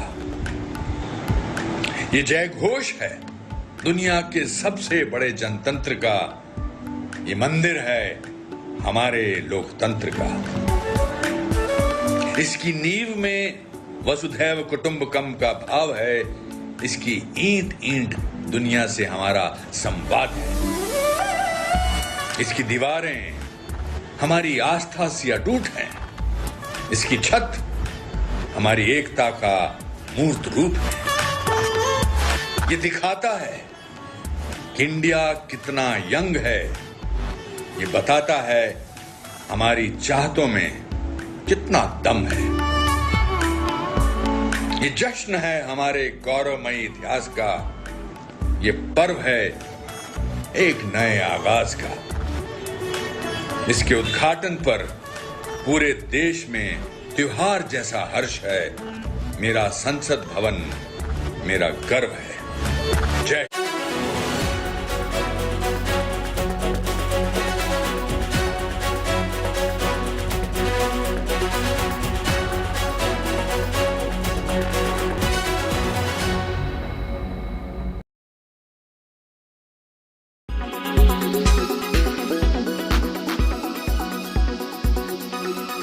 Explain to our viewers third-party digital measurement. There are, of course, platforms which offer that, but when we speak about it in an Indian context, from an advertiser, allocation perspective, what does it mean? And more importantly, is it going to happen? Because we've been talking about it for quite some time.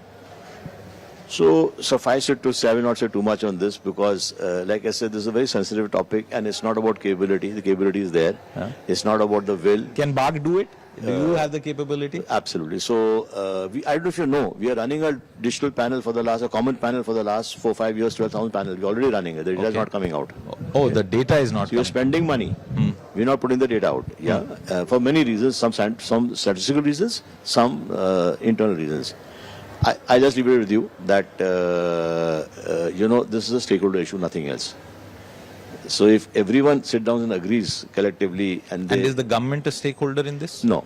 It's a government is neutral on this. I mean, government people make government to be the villain. They're not. They're not bothered about this. I mean, they'll be happy if there's third party. Shouldn't the advertiser be pushing for it? Advertisers are pushing, but they don't pay. So payment is all done by the content guys. So I think somewhere I'm hopeful that it'll be sooner than later. It won't be a very long-term thing. So I only leave this much with you, just tantalize you with this, saying that I'm very, very optimistic that we'll make some headway.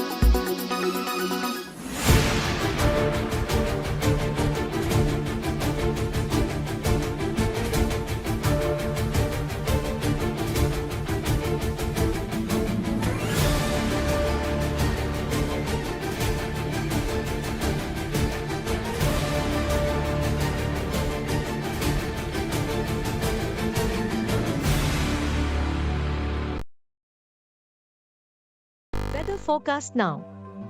Delhi, maximum 38 and minimum 27 degrees. Mumbai, maximum 31 and minimum 28 degrees. Kolkata, maximum 40 and minimum 25 degrees. Bangalore, maximum 33 and minimum 24 degrees. Chennai, maximum 35 and minimum 29 degrees. Hyderabad, maximum 39 and minimum 27 degrees.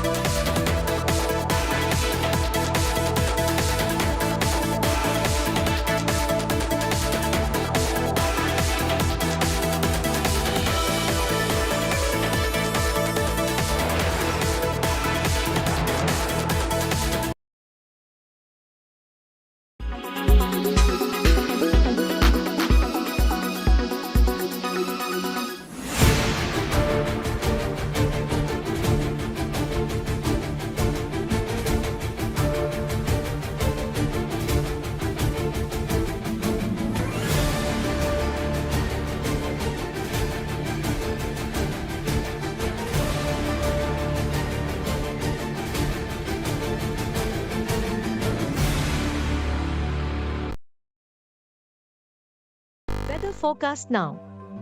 Delhi, maximum 38 and minimum 27 degrees. Mumbai, maximum 31 and minimum 28 degrees. Kolkata, maximum 40 and minimum 25 degrees. Bangalore, maximum 33 and minimum 24 degrees. Chennai, maximum 35 and minimum 29 degrees. Hyderabad, maximum 39 and minimum 27 degrees.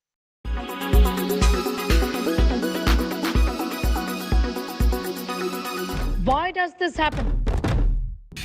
Let me tell you the science behind it.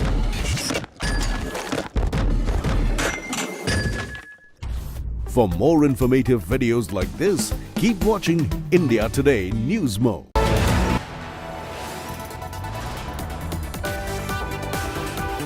You are watching India Today.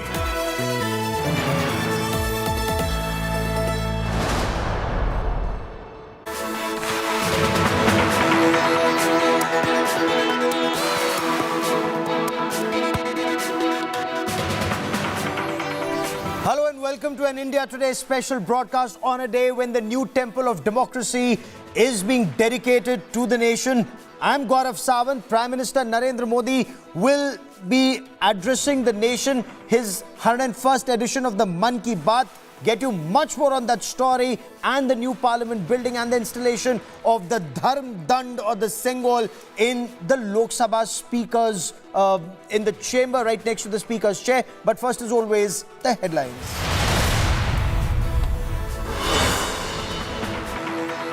New dawn for Indian democracy. Prime Minister Narendra Modi inaugurates the new parliament, calls it a cradle of empowerment, says it will take the nation to new heights of progress.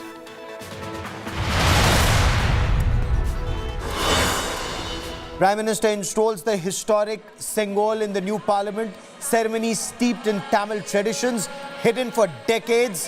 The 1947 sceptre makes a grand comeback.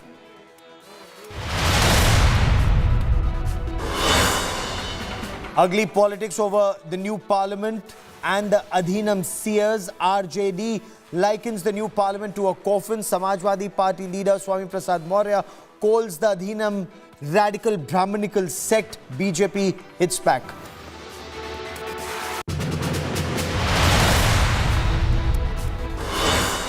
Opposition sulks over the new parliament. Superstars step forward. Shah Rukh Khan hails India's new parliament. India's top stars see what opposition cannot. 20 opposition parties boycott the parliament launch. 25 attend.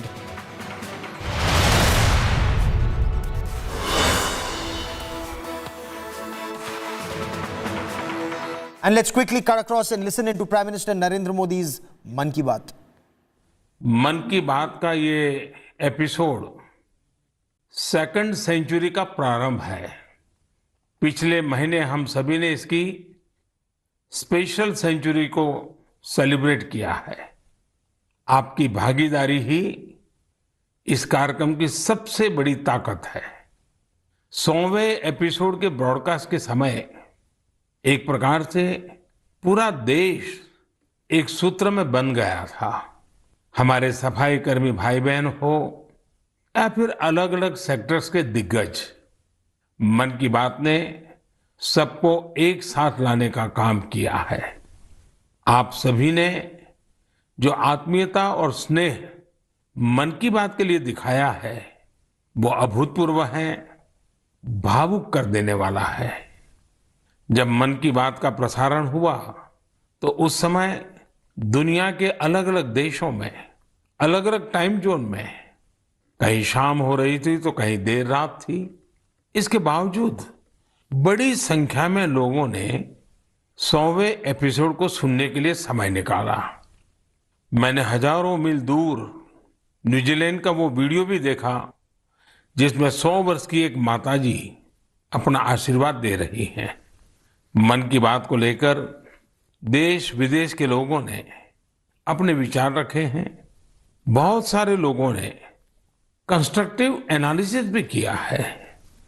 लोगों ने इस बात को appreciate किया है कि मन की बात में देश और देशवासियों की उपलब्धियों की ही चर्चा होती है। मैं एक बार फिर आप सभी को इस आशीर्वाद के लिए पूरे आदर के साथ धन्यवाद देता हूं। मेरे प्यारे देशवासियों, बीते दिनों हमने मन की बात में काशी तमिल संगमम की बात की, सौराष्ट्र तमिल संगमम की बात की। कुछ समय पहले ही वाराणसी में काशी तेलुगु संगमम भी हुआ। एक भारत श्रेष्ठ भारत की भावना को ताकत देने वाला ऐसे ही एक और अनूठा प्रयास देश में हुआ है। ये प्रयास है युवा संगम का। मैंने सोचा इस बारे में विस्तार से क्यों ना उन्हीं लोगों से पूछा जाए जो इस अनूठे प्रयास का हिस्सा रहे हैं। इसलिए अभी मेरे साथ फोन पर 2 युवा जुड़े हुए हैं। एक है अरुणाचल प्रदेश के ग्यामर न्योकुम जी और दूसरी बेटी है बिहार की बिटिया विशाखा सिंह जी। आइए पहले हम ग्यामर न्योकुम जी से बात करते हैं। ग्यामर जी नमस्ते। नमस्ते मोदी जी। अच्छा ग्यामर जी, जरा सबसे पहले तो मैं आपके विषय में जानना चाहता हूँ। मोदी जी, सबसे पहले तो मैं आपका और भारत सरकार का बहुत ही ज्यादा आभार व्यक्त करता हूँ कि आपने बहुत कीमती टाइम निकाल के मुझसे बात करने का मुझे मौका दिया। मैं National Institute of Technology Arunachal Pradesh में फर्स्ट ईयर में मैकेनिकल इंजीनियरिंग में पढ़ रहा हूँ। और परिवार में क्या करते हैं पिताजी वगैरह? जी, मेरे पिताजी छोटे मोटे बिजनेस और उसके बाद कुछ फार्मिंग ये सब करते हैं। युवा संगम के लिए आपको पता कैसे चला?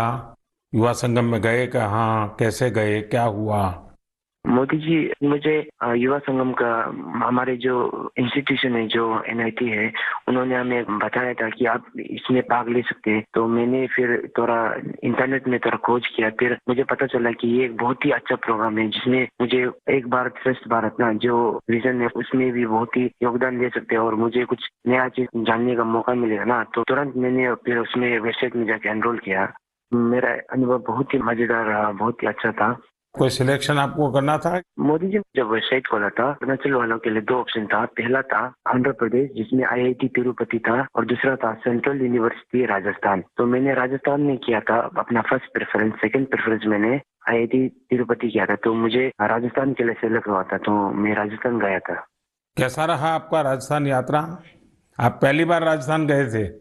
हाँ, मैं पहली बार अरुणाचल से बाहर गया था। मैंने तो जो राजस्थान के किले ये सब तो मैंने बस फिल्म और फोन में ही देखा था ना। तो मैंने जब पहली बार गया तो मेरा एक्सपीरियंस बहुत ही, वहाँ के लोग बहुत ही अच्छे थे और जो हमें ट्रीटमेंट दिया बहुत ही ज्यादा अच्छा था और जो हमें नया नया चीज सीखने को मिला। मुझे राजस्थान के बारे की और उधर के लोग जैसे कि रेन वाटर हार्वेस्टिंग, बहुत कुछ नया नया चीज सीखने को मिला जो मुझे बिल्कुल ही मालूम नहीं था। तो ये प्रोग्राम मुझे बहुत ही अच्छा था, राजस्थान का विजिट।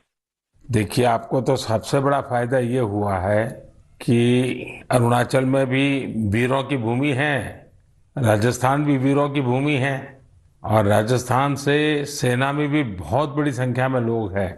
और अरुणाचल में सीमा पर जो सैनिक है, उसमें जब भी राजस्थान के लोग मिलेंगे तो आप जरूर उनसे बात करेंगे कि देखिए मैं राजस्थान गया था, ऐसा अनुभव था, तो आपकी तो निकटता एकदम से बढ़ जाएगी। अच्छा, आपको वहाँ कोई समानताएं भी ध्यान में आई होगी, आपको लगता होगा हाँ यार ये अरुणाचल में भी तो ऐसा ही है। मोदी जी, मुझे जो एक समानता मुझे मिली ना, वो थी कि जो देश प्रेम है ना, और जो एक भारत श्रेष्ठ भारत का जो विजन और जो फीलिंग जो मुझे देखा, क्योंकि अरुणाचल में भी लोग अपने आप को बहुत ही गर्व महसूस करते हैं कि वो भारतीय है, और राजस्थान में भी लोग अपने मातृभूमि के लिए बहुत जो गर्व महसूस होता है, वो चीज मुझे बहुत ही ज्यादा नजर आया। और स्पेशली जो युवा पीढ़ी है ना, क्योंकि मैंने उधर में बहुत सारे युवा के साथ इंटरेक्ट और बातचीत किया ना, तो वो चीज मुझे बहुत सिमिलरिटी नजर आया, जो कि वो चाहते हैं कि भारत के लिए जो कुछ करने का और जो अपने देश के लिए प्रेम है ना, वो चीज मुझे बहुत ही दोनों ही राज्य में बहुत सिमिलरिटी नजर आया। तो वहाँ जो मित्र मिले हैं मुझसे परिचय बढ़ाया कि आकर के भूल गए? मैंने बढ़ाया, परिचय किया। हाँ, तो आप सोशल मीडिया में एक्टिव हैं? जी मोदी जी, मैं एक्टिव हूँ।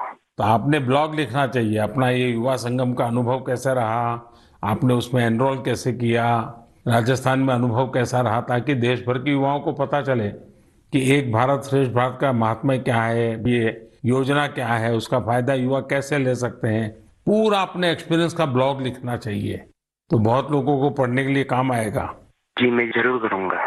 ग्यामर जी, बहुत अच्छा लगा आपसे बात करके, और आप सब युवा देश के लिए, देश के उज्जवल भविष्य के लिए, क्योंकि ये 25 साल अत्यंत महत्वपूर्ण है, आपके जीवन के भी और देश के जीवन के भी। तो मेरी बहुत बहुत शुभकामनाएं। धन्यवाद। धन्यवाद मोदी, आपको भी। नमस्कार भैया। साथियों, अरुणाचल के लोग इतनी आत्मीयता से भरे होते हैं कि उनसे बात करते हुए मुझे बहुत आनंद आता है। युवा संगम में ग्यामर जी का अनुभव तो बेहतरीन रहा। आइए अब बिहार की बेटी विशाखा सिंह जी से बात करते हैं। विशाखा जी, नमस्कार। सर्वप्रथम तो भारत के माननीय प्रधानमंत्री जी को मेरा प्रणाम, और मेरे साथ सभी डेलीगेट्स की तरफ से आपको बहुत बहुत प्रणाम। अच्छा विशाखा जी, पहले अपने बारे में बताइए, फिर मुझे युवा संगम के विषय में भी जानना है। मैं बिहार के सासाराम नाम के शहर की निवासी हूँ, और मुझे युवा संगम के बारे में मेरे कॉलेज के व्हाट्सएप ग्रुप के मैसेज के थ्रू पता चला था सबसे पहले तो। उसके बाद फिर मैंने पता करा इसके बारे में और डिटेल निकाली कि ये क्या है, तो मुझे पता चला कि ये प्रधानमंत्री जी की एक स्कीम एक भारत श्रेष्ठ भारत के थ्रू युवा संगम है। तो उसके बाद मैंने अप्लाई करा, और जब मैंने अप्लाई करा तो मैं एक्साइटेड थी इस पे ज्वाइन होने के लिए। लेकिन जब मैं वहां से घूम के तमिलनाडु जाके वापस आई, तो वो जो एक्सपोजर मैंने गेन किया, उसके बाद मुझे अभी बहुत ज्यादा ऐसा प्राउड फील होता है that I have been the part of this programme. तो मुझे बहुत ही ज्यादा खुशी है उस प्रोग्राम में पार्ट लेने की, और मैं तहे दिल से आभार व्यक्त करती हूँ आपका कि आपने हमारे जैसे युवाओं के लिए इतना बेहतरीन प्रोग्राम बनाया, जिससे हम भारत के विभिन्न भागों के कल्चर को अडेप्ट कर सकते हैं। विशाखा जी, आप क्या पढ़ती हैं? मैं कंप्यूटर साइंस इंजीनियरिंग की सेकेंड ईयर की छात्रा हूँ। अच्छा विशाखा जी, आपने किस राज्य में जाना है, कहाँ जुड़ना है, वो निर्णय कैसे किया?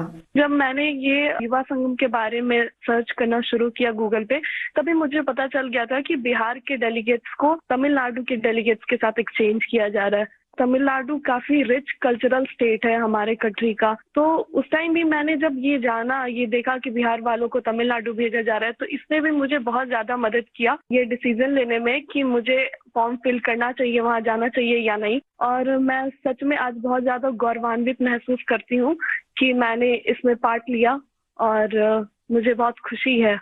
आपका पहली बार जाना हुआ तमिलनाडु? जी, मैं पहली बार गई थी। अच्छा, कोई खास यादगार चीज अगर आप कहना चाहें तो क्या कहेंगे? देश के युवा सुन रहे हैं आपको।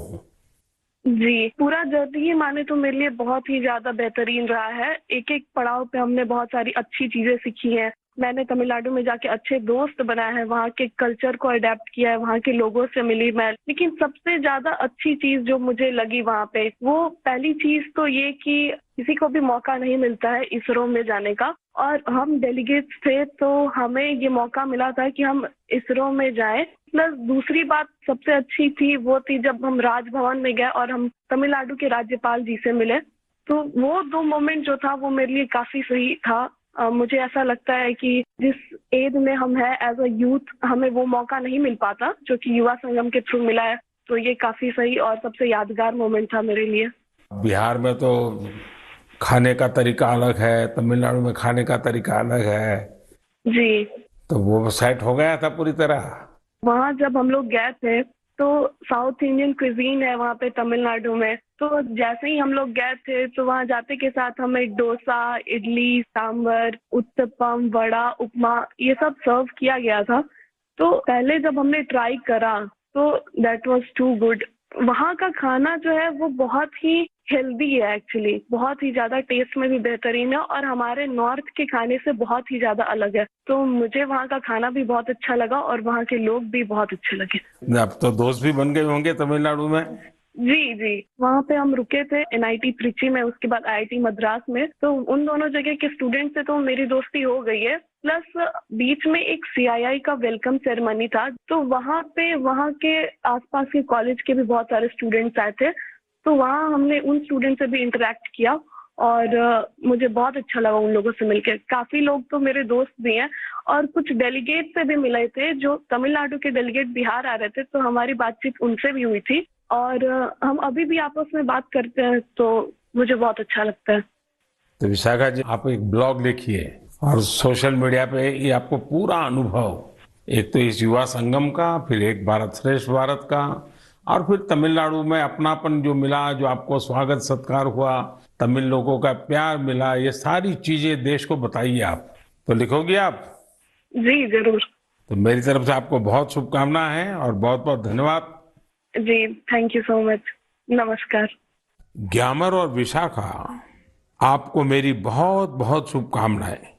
युवा संगम में आपने जो सीखा है वो जीवन पर्यंत आपके साथ रहे, यही मेरी आप सबके प्रति शुभकामना है। साथियों, भारत की शक्ति इसकी विविधता में है। हमारे देश में देखने के लिए बहुत कुछ है। इसी को देखते हुए एजुकेशन मिनिस्ट्री ने युवा संगम नाम से एक बेहतरीन पहल की है। इस पहल का उद्देश्य पीपल टू पीपल कनेक्ट बढ़ाने के साथ ही देश के युवाओं को आपस में घुलने मिलने का मौका देना। विभिन्न राज्यों के उच्च शिक्षा संस्थानों को इससे जोड़ा गया है। युवा संगम में युवा दूसरे राज्यों के शहरों और गांवों में जाते हैं, उन्हें अलग अलग तरह के लोगों के साथ मिलने का मौका मिलता है। युवा संगम के फर्स्ट राउंड में लगभग 1200 युवा देश के 22 राज्यों का दौरा कर चुके हैं। जो भी युवा इसका हिस्सा बने हैं, वे अपने साथ ऐसी यादें लेकर वापस लौट रहे हैं जो जीवन भर उनके हृदय में बसी रहेगी। हमने देखा है कि कई बड़ी कंपनियों के CEO, बिजनेस लीडर्स, उन्होंने बैग पैकर्स की तरह भारत में समय गुजारा है।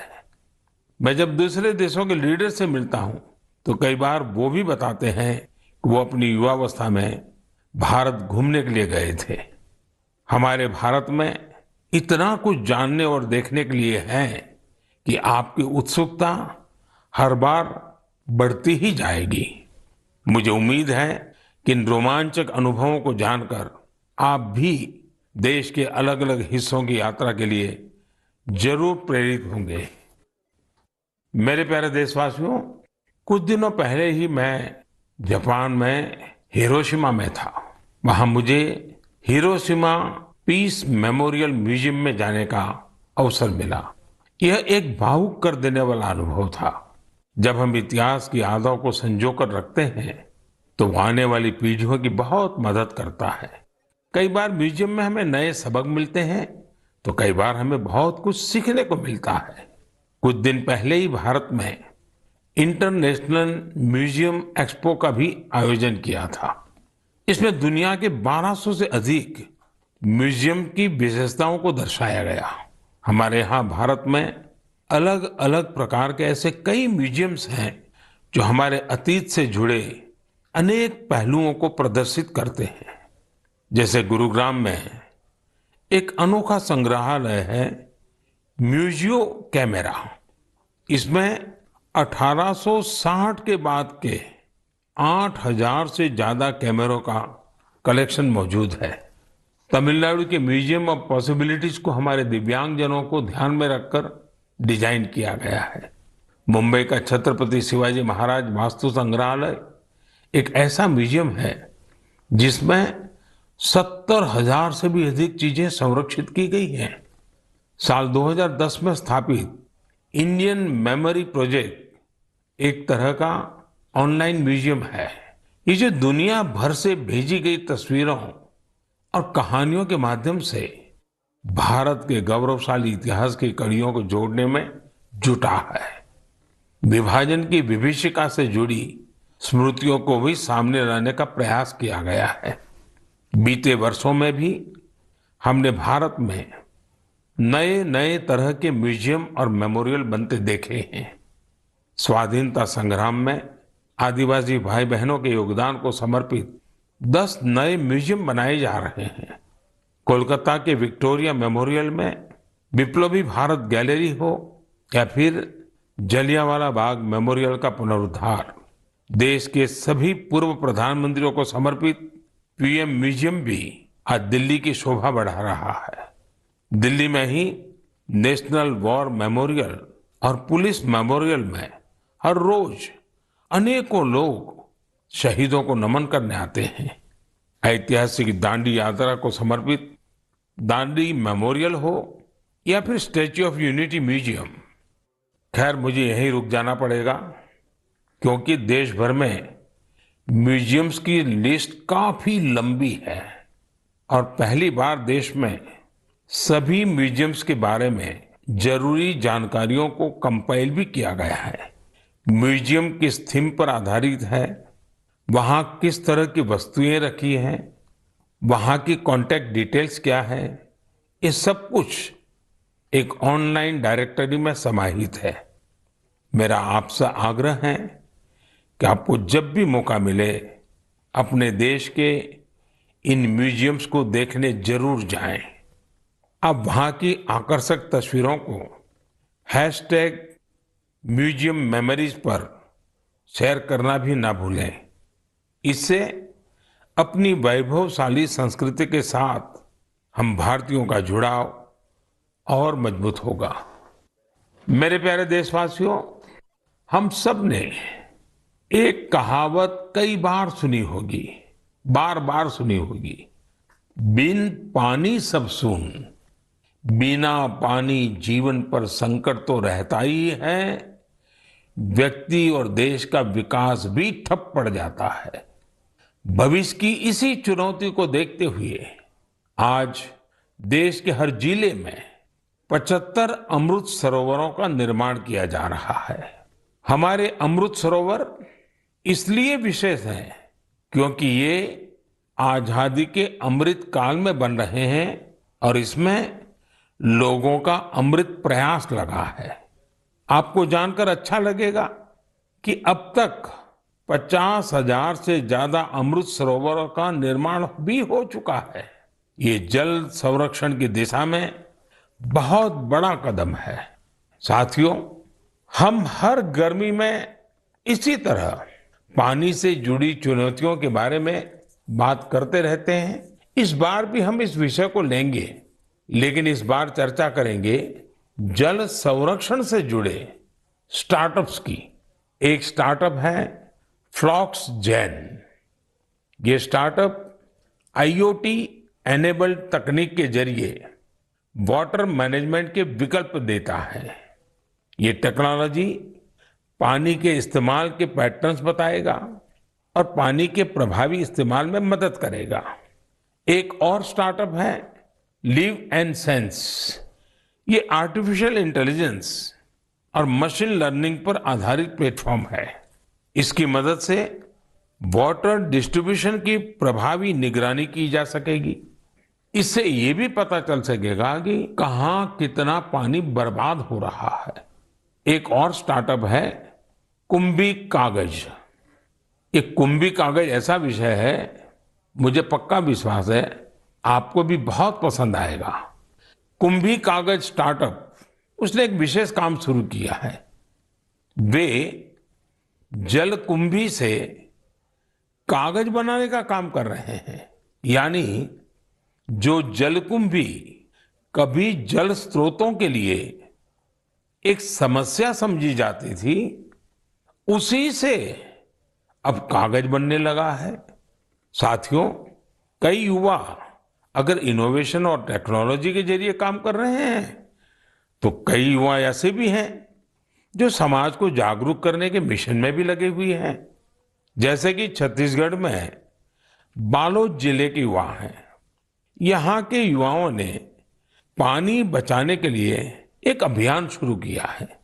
ये घर घर जाकर लोगों को जल संरक्षण के लिए जागरूक करते हैं।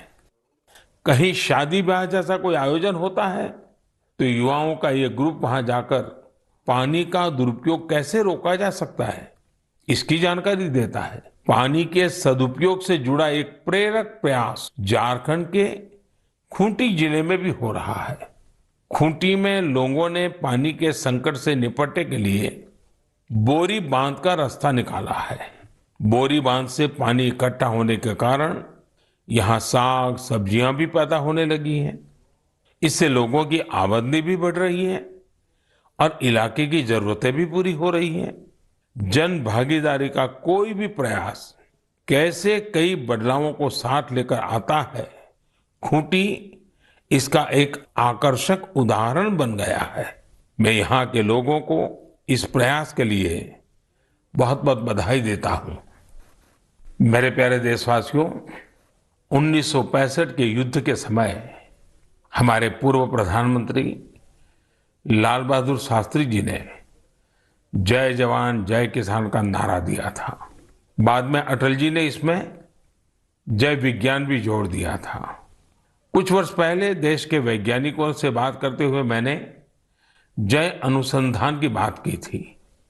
मन की बात में आज बात एक ऐसे व्यक्ति की, एक ऐसी संस्था की जो जय जवान जय किसान जय विज्ञान और जय अनुसंधान इन चारों का ही प्रतिबिंब है। ये सज्जन है महाराष्ट्र के श्रीमान शिवाजी शामराव डोले जी। शिवाजी डोले नासिक जिले के एक छोटे से गांव के रहने वाले हैं। वो गरीब आदिवासी किसान परिवार से आते हैं और एक पूर्व सैनिक भी हैं। फौज में रहते हुए उन्होंने अपना जीवन देश के लिए लगाया। रिटायर होने के बाद उन्होंने कुछ नया सीखने का फैसला किया और एग्रीकल्चर में डिप्लोमा किया। यानी वो जय जवान से जय किसान की तरफ बढ़ चले। अब हर पल उनकी कोशिश यही रहती है कि कैसे कृषि क्षेत्र में अपना अधिक से अधिक योगदान दें। अपने इस अभियान में शिवाजी डोले जी ने 20 लोगों की एक छोटी सी टीम बनाई और कुछ पूर्व सैनिकों को भी इसमें जोड़ा। इसके बाद उनकी इस टीम ने Venkateshwar cooperative power and agro processing limited नाम की एक सहकारी संस्था का प्रबंधन अपने हाथ में ले लिया। ये सहकारी संस्था निष्क्रिय पड़ी थी, जिसे रिवाइव करने का बीड़ा उन्होंने उठाया। देखते ही देखते आज वेंकटेश्वर कोऑपरेटिव का विस्तार कई जिलों में हो गया है। आज ये टीम महाराष्ट्र और कर्नाटका में काम कर रही है। इससे करीब 18,000 लोग जुड़े हैं, जिनमें काफी संख्या में हमारे एक्स सर्विसमैन भी हैं। नासिक के मालेगांव में इस टीम के सदस्य 500 एकड़ से ज्यादा जमीन में एग्रो फार्मिंग कर रहे हैं। ये टीम जल संरक्षण के लिए भी कई तालाब भी बनवाने में जुटी है। खास बात यह है कि इन्होंने ऑर्गेनिक फार्मिंग और डेयरी भी शुरू की है। अब इनके उगाए अंगूरों को यूरोप में भी एक्सपोर्ट किया जा रहा है।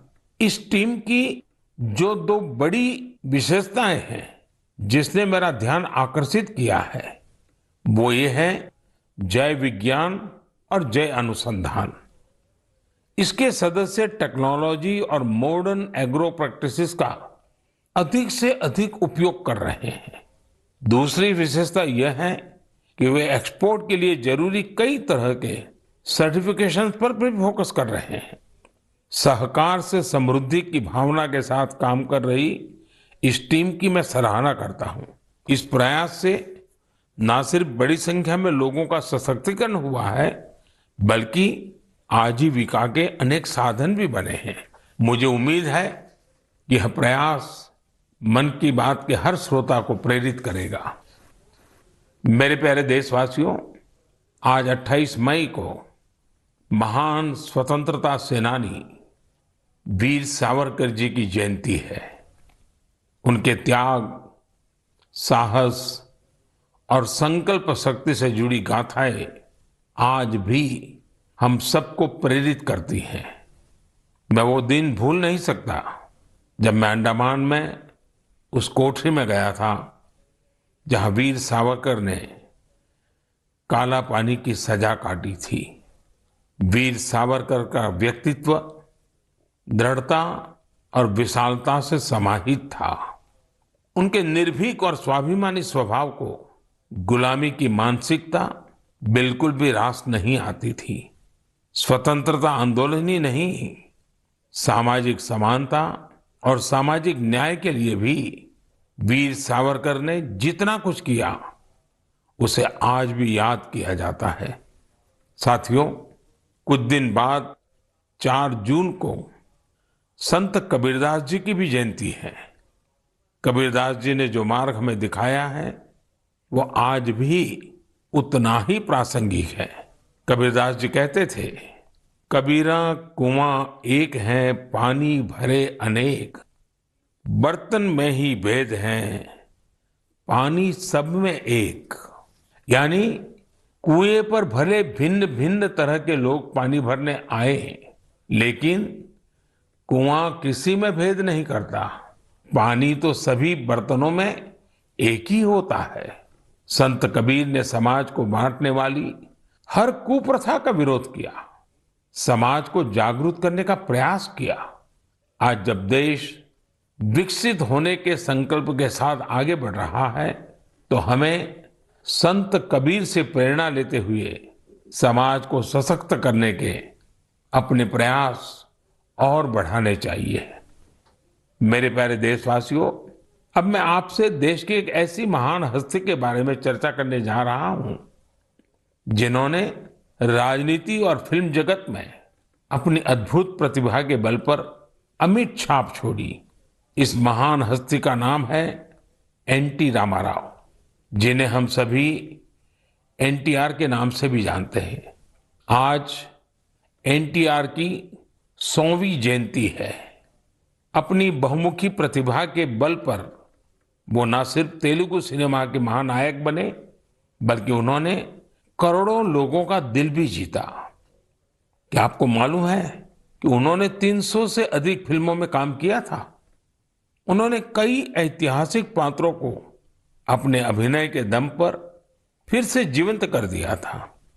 भगवान कृष्ण, राम और ऐसी कई अन्य भूमिकाओं में एनटीआर की एक्टिंग को लोगों ने इतना पसंद किया कि लोग उन्हें आज भी याद करते हैं।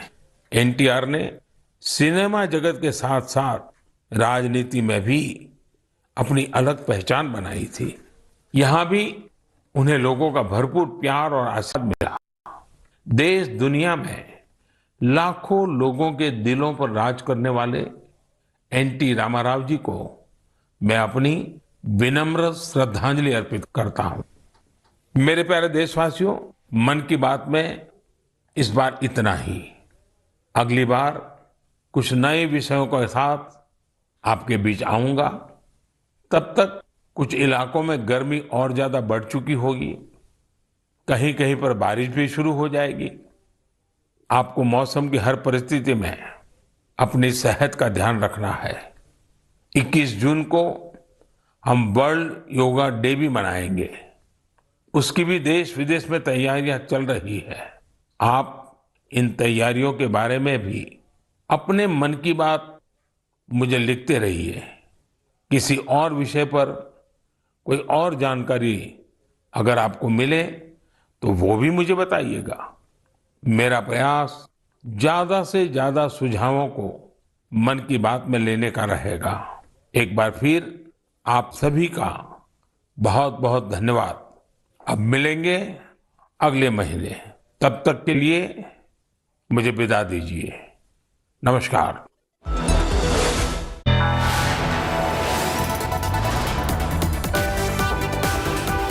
You are watching India Today.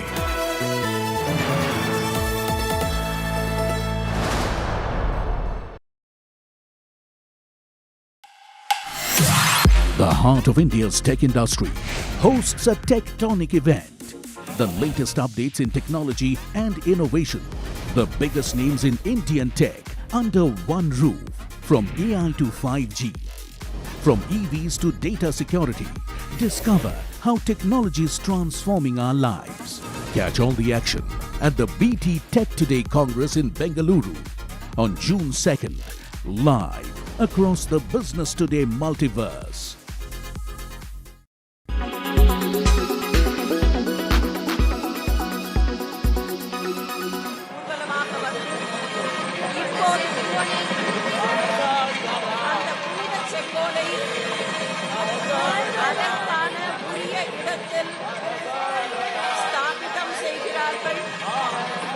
माननीय प्रधानमंत्री ने सेंगोल को उसका विशेष जगह में स्थापित कर रहे हैं।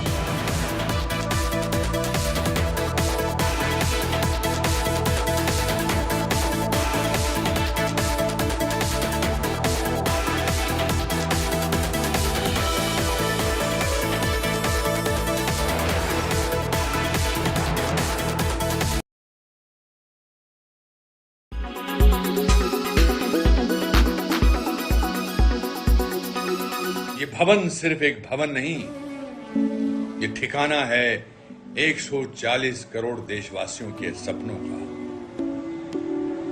ये प्रतीक है उनकी आशाओं का। ये हस्ताक्षर है उनके स्वाभिमान का। ये जय घोष है दुनिया के सबसे बड़े जनतंत्र का। ये मंदिर है हमारे लोकतंत्र का। इसकी नींव में वसुधैव कुटुंबकम का भाव है। इसकी ईंट ईंट दुनिया से हमारा संवाद है। इसकी दीवारें हमारी आस्था से अटूट हैं। इसकी छत हमारी एकता का मूर्त रूप है। ये दिखाता है कि इंडिया कितना यंग है। ये बताता है हमारी चाहतों में कितना दम है। ये जश्न है हमारे गौरवमयी इतिहास का। ये पर्व है एक नए आगाज का। इसके उद्घाटन पर पूरे देश में त्योहार जैसा हर्ष है। मेरा संसद भवन मेरा गर्व है। जय Hind.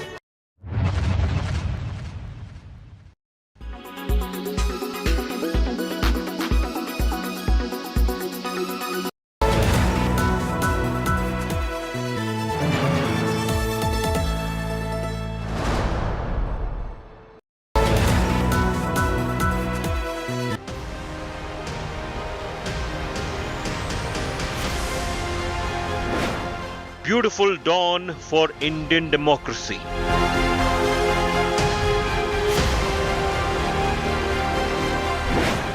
New Parliament says Namaste India.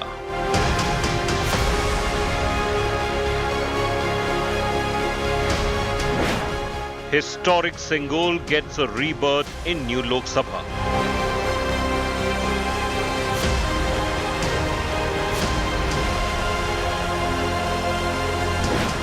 The seat of India's next growth story.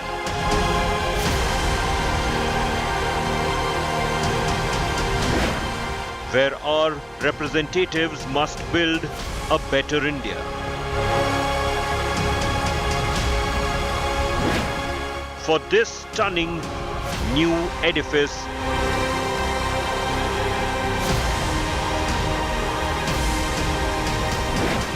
India thanks every worker, labourer, engineer,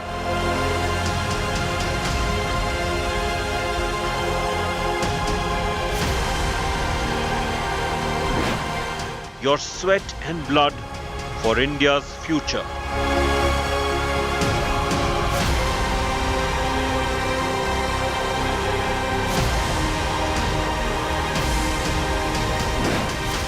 New Parliament for New India. New Parliament, New India, New Hope. That's our top focus story. And let me take you through the top developments from 7th this morning. So ahead of the inauguration of India's new Parliament building, Prime Minister Narendra Modi and Lok Sabha Speaker Om Birla took part in Havan early this morning. And after the Havan, there was also Sarva Dharma Prarthana or multi-faith prayers. Religious prayers were performed at this event.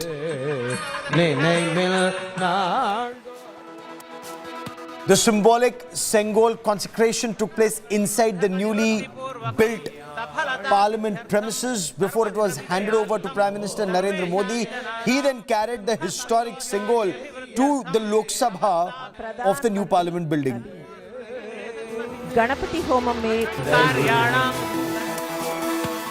Prime Minister Narendra Modi did a Sashtang Dandavat. He prostrated before the Sengol before taking it inside Lok Sabha. This is the historical sceptre from Tamil Nadu that was given to Prime Minister Jawaharlal Nehru, independent India's first Prime Minister, to represent a symbolic transfer of power from the British. Sengol भेंट किया वो घटना का पुनरावर्तन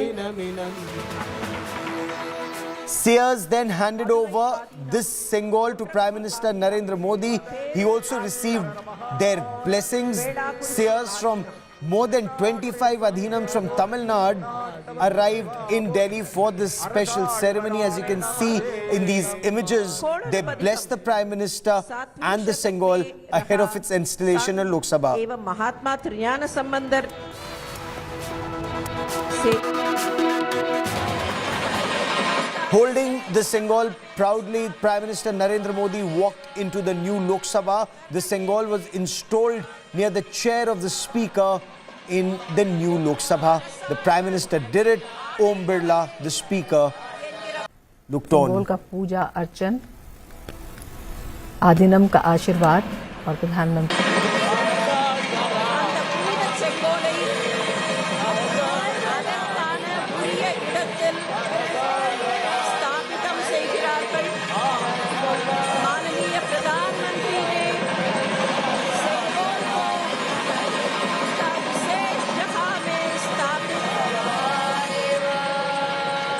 So the historic Dharm Dand or the Sengol was installed in Lok Sabha. There was also a boycott call by 20 opposition parties. Opposition parties were insisting that President Draupadi Murmu, as head of the state, should have inaugurated the Parliament building. The stage is now set for the inauguration of the new Parliament building equipped with state-of-the-art technology. This will be inaugurated shortly by Prime Minister Narendra Modi. This is a 4-story triangular structure. The new Parliament building has come up alongside the old Parliament building. The old Parliament building is about 96 years old, requires extensive repair and repairs. The new Parliament building is built on about 65,000 square meter area. The Lok Sabha is based on the theme of peacock, the national bird. And the new Lok Sabha is 3 times larger. It can house about 888 members. The Rajya Sabha will be able to seat 384 members in the House of Elders. The new building, according to the government, ensures optimal utilization of space. There's also new audio-visual communication systems, VIP lounge, a huge library for members, and there are a lot of modern facilities that were not there in the earlier building. It is a matter of great pride and honor for our country and each one of us. It is not a matter of controversy. Keeping all our differences aside, let's come together as a nation and celebrate this festival of democracy.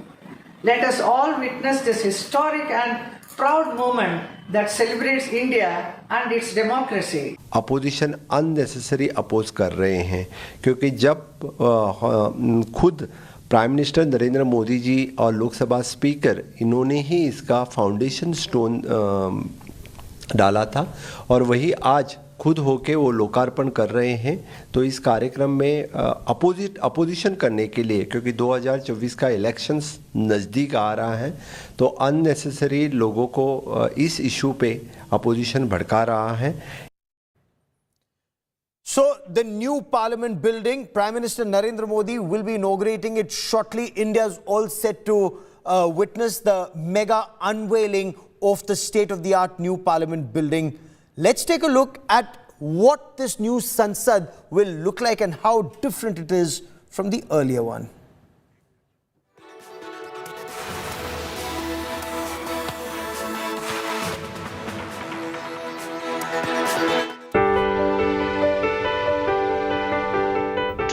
Months went into building this monumental narrative.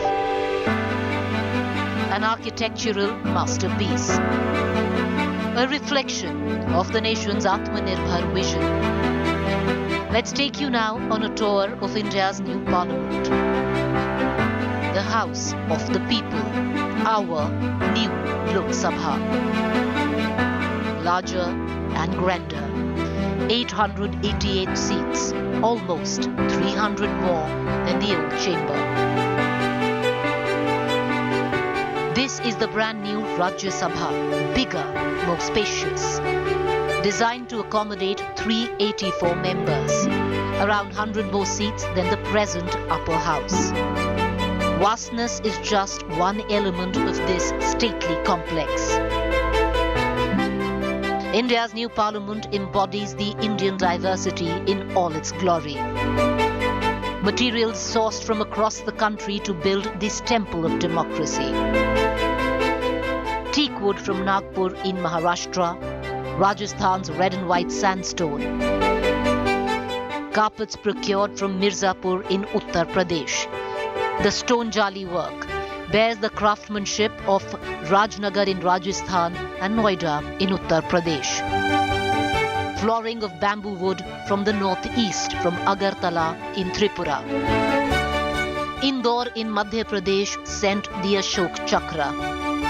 The Ashok emblem sourced from Chhatrapati Sambhaji Nagar in Maharashtra and Jaipur in Rajasthan. The false ceiling structure brought in from Daman and Diu. इस नई संरचना को record समय में बनाने के लिए करीब 60,000 के आसपास श्रम योगियों ने अपना योगदान दिया है. इस अवसर पर प्रधानमंत्री जी इस सभी श्रम योगियों का सम्मान भी करेंगे. Set to be dedicated to the nation on Sunday, an enduring manifestation of the spirit of Ek Bharat, Shresht Bharat. Bureau Report, India Today. And Dr. S. Gurumurthy, founder of the Tughlaq magazine, editor of the Tughlaq magazine, now joins me on the broadcast. He played a critical role. He highlighted the story of the Sengol, which led to a lot of investigation in this, and he joins me on the broadcast. Sir, I'd like to hear your first reaction now that the Sengol has been installed in Lok Sabha. See, the Sengol installation is not an isolated event that took place in 1947 as some kind of a ritual. It connects the pre-independence history of India and particularly the freedom movement, of which 14th, 15th August is the culmination. And this event today of the Sengol event, which coincides with the opening of the parliament, is an event which need not have taken place had the Sengol been kept installed in Rashtrapati Bhavan or the Prime Minister's office or in the parliament itself. That this symbolism of the freedom struggle culminating in freedom was secreted, destroyed, demeaned, necessitated that it had to be recalled. So this parliament opening coincides with the recalling of an event which took place in 1947, and it was virtually destroyed. So my view is that this recall is important in the context of India's future also, because the current generation is completely devoid of minimum understanding about our freedom movement, what happened in 1947, and so this parliament opening has more significance than it would have had been had it been only the opening of a building. Okay. Were we completely, in a way, cut off from our roots? Is this an attempt by the Prime Minister to connect the country to its ancient roots? Why do you say it is an attempt? He is compelled to do it. Let's assume the Sengol had been there. What would the Prime Minister have done? It would have been there as a symbol, like Ashoka Chakra, like Satyameva Jayate. But why did you attempt to destroy it? Why did you attempt to put it in some corner of a museum and call it the walking stick presented to Pandit Nehru? Could there have been a greater humiliation of a high, profound ceremony? Jawaharlal Nehru himself underwent. Why did the successor governments do this kind of humiliation? And the Prime Minister, any Prime Minister, who would not have agreed with the Congress would have been forced to do it. This Prime Minister has done it with a lot of dignity. He has recalled it in the most appropriate moment and placed it in the most significant place. And this also incidentally connects India to the freedom movement and to the past, and also brings about an intense spirit of national integration by being a bridge between the south and the north, which has been weakening. At the time Rajaji suggested this, there was a raging separatist movement in Tamil Nadu. So Rajaji thought this was the best way to connect the south and the north. This Sengol has very high significance of relating India to the past, to the freedom movement, a bridge between north and the south, and such a high value icon cannot be allowed to be forgotten. Mr. Gurumurthy sir, I have one question. That 1947, 14th August, when it was given to Nehru, it was being handed over to somebody who was going to be the Prime Minister of the country. Now, record books say that the curator of the Anand Bhavan, S.C. Kala, brought it to the museum in 1954 after Nehru had said, after laying the foundation of stone of the museum in Allahabad, in Prayagraj, Nehru had given his personal memorabilia to be conserved at the museum. Now, how did something which was part of transfer of power from Mountbatten to Nehru, the Prime Minister of India, become part of personal memorabilia? One wants to understand that element. I think there was very little distinction between Nehru and the nation at that time, Nehru and the state at that time. You must understand, in 1957, Mrs. Gandhi became the president of the Congress party. The idea that this nation has a private family and that it has certain regal rights over the country was being slowly injected into the polity of India, and that was a normal at that time. And that normal became formal later, and that formal became challenged later, and that is the tussle that is going on between the Congress party and the BJP itself. The Congress party has become dynastic. Today you see all the parties which are opposing the parliament inauguration are dynastic parties. So ideally, this should have gone to a tosha khana. It should have gone to a tosha khana instead of the personal, records and then the museum. But I also want to ask you, sir. Today, one political party, the RJD, says the new parliament building looks like a coffin. Another leader, Swami Prasad Maurya, says the Adhinam priests are radical Brahmanical sect who've been called to Delhi. What do you make of that, sir? You see, the first one is pervert, the second one is illiterate. For someone, even a Pakistani would not have done this. A Pakistani commentator, political person, would not have described the new Indian parliament as some kind of what RJD has done. And so I don't credit Swami Prasad with the knowledge of Tamil Nadu. And these Saiva Adhinams have nothing to do with the Brahmins. They have accepted the Brahmin scriptures, values, but they are not Brahmin. Please understand that. This is Saiva tradition, which Swami Prasad may not know.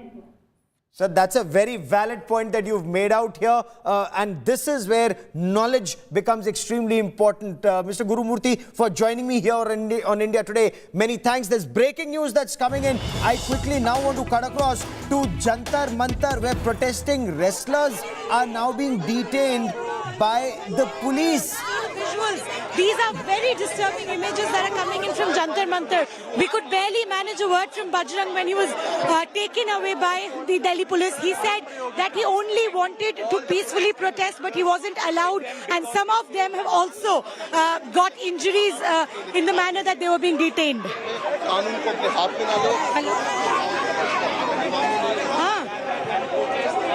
Images that you see. और बजरंग पुनिया का मैंने भेज दिया TT.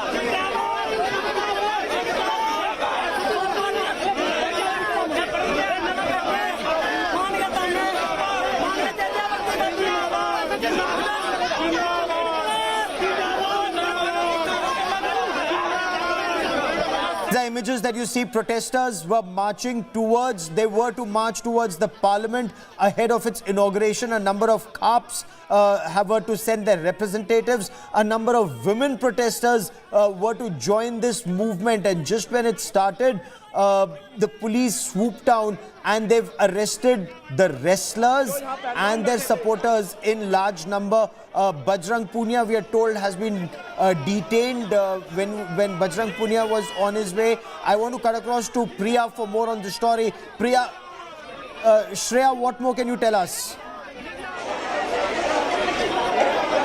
Well, Gaurav, right now all the wrestlers have been detained.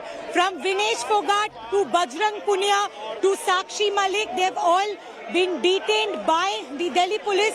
They are being taken away from Jantar Mantar, and clearly we saw that ahead of the protest, the special commissioner, Dipender Pathak, he'd given a clear message that the protesters shouldn't resort to something that will lead to an untoward scuffle. But the protesters had to say that this is their right, this is their democratic right. They will protest peacefully. We could barely get a word from Bajrang Punia. Bajrang said that they wanted to protest peacefully, but they were not allowed, and this has resulted in a scuffle in Jantar. From Sakshi being dragged to Bajrang Punia, we can clearly see disturbing visuals that is coming in from Jantar Mantar. Disturbing indeed. Were these protesters, had they gotten up for the march? Is that when they were arrested, or were they arrested even when they were sitting down? We'll get you more details on the story. I'm slipping into a quick break. Back with the headlines and our top stories. Stay with us.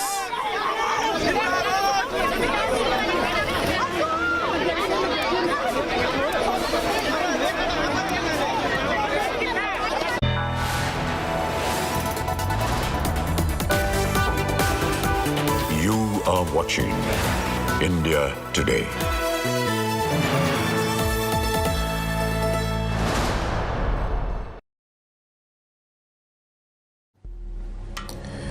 Bharat का नया संसद भवन, हमारी उम्मीदों का नया घर, हमारे संविधान को संभालने वालों के लिए एक ऐसा घर जहां 140 करोड़ हिंदुस्तानी एक परिवार हैं। ये नया घर इतना बड़ा हो कि इसमें देश के हर प्रांत, प्रदेश, गांव, शहर, कोने कोने के लिए जगह बन सके। इस घर की बाहें इतनी चौड़ी हों कि देश की हर जाति प्रजाति, हर धर्म को प्यार कर सके। इसकी नजर इतनी गहरी हो कि देश के हर एक नागरिक को देख सके, जान सके, उनकी समस्याओं को पहचान सके।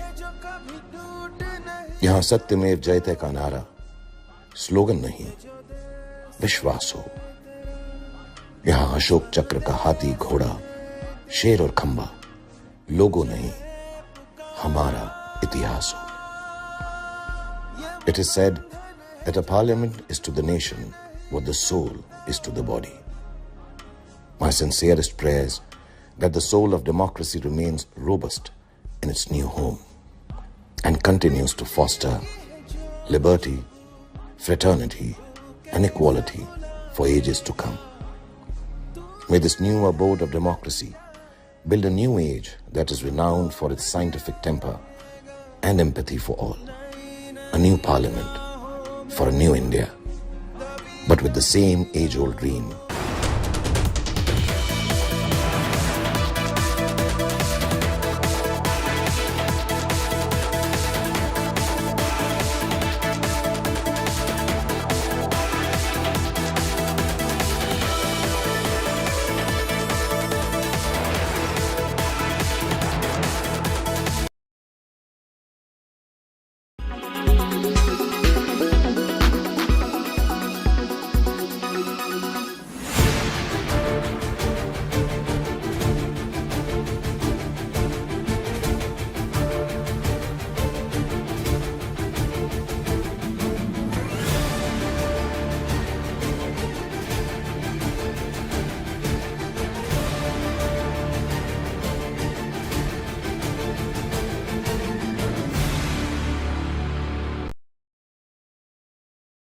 Weather forecast now.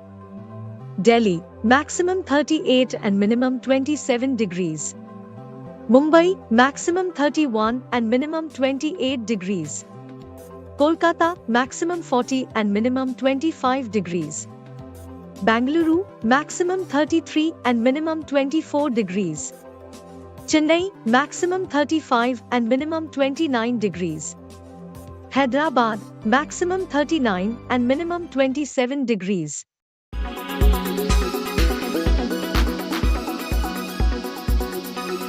Why does this happen?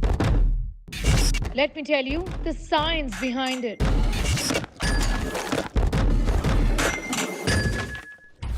For more informative videos like this, keep watching India Today News Mo. Make your media plan smarter with India Today Live TV on your connected devices. Amplify your brand with 100 million smart internet viewers. To advertise, mail us at sales@aajtak.com.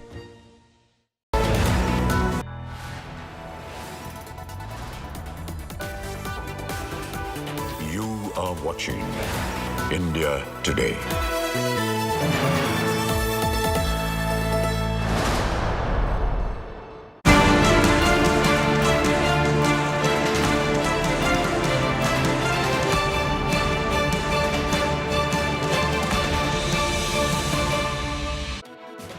And the stage is all set for the arrival of Prime Minister Narendra Modi at the new Parliament building. We are quickly cutting across as you look at members of Parliament and guests who are seated waiting for Prime Minister Narendra Modi.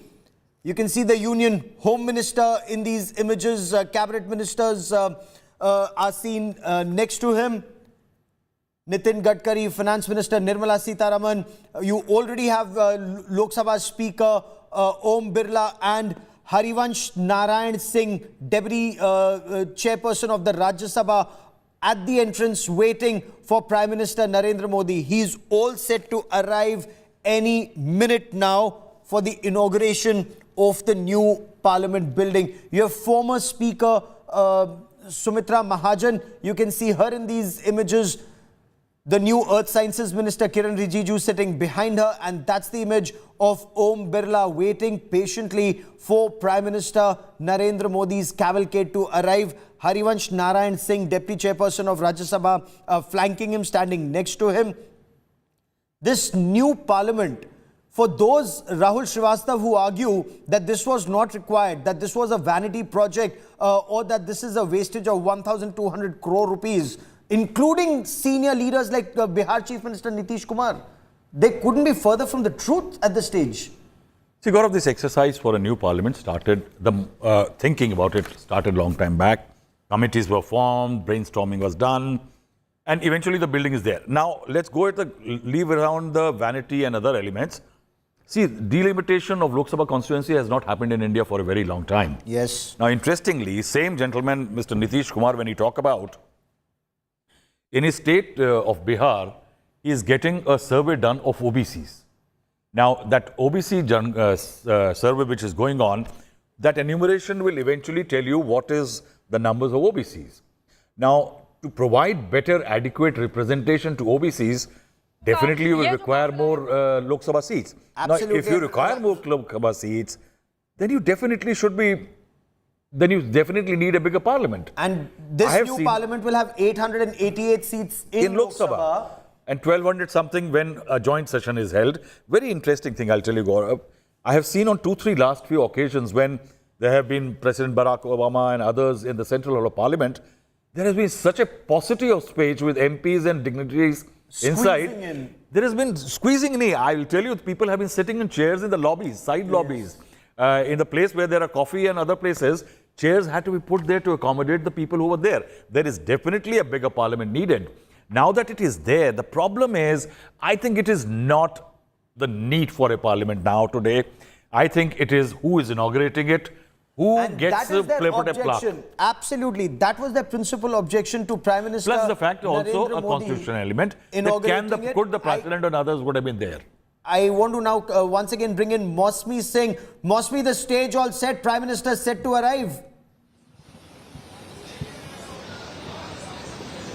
Yes, absolutely, Gaurav. This is the big moment. All the BJP MPs are inside the new parliament, and of course this will be a moment to celebrate, moment to commemorate, moment of reckoning for the country, because Prime Minister will be walking into the new parliament building that's actually represents the aspiration of 1.4 billion Indians. So really this is a moment, even as politics is erupting, let me tell you that the Prime Minister will arrive, he'll inaugurate the building, and a short cutting across to those images of Prime Minister Narendra Modi. His vehicle, his cavalcade has just arrived. Lok Sabha Speaker Om Birla, Rajya Sabha Deputy Chairperson Harivansh Narayan Singh standing by to welcome Prime Minister Narendra Modi.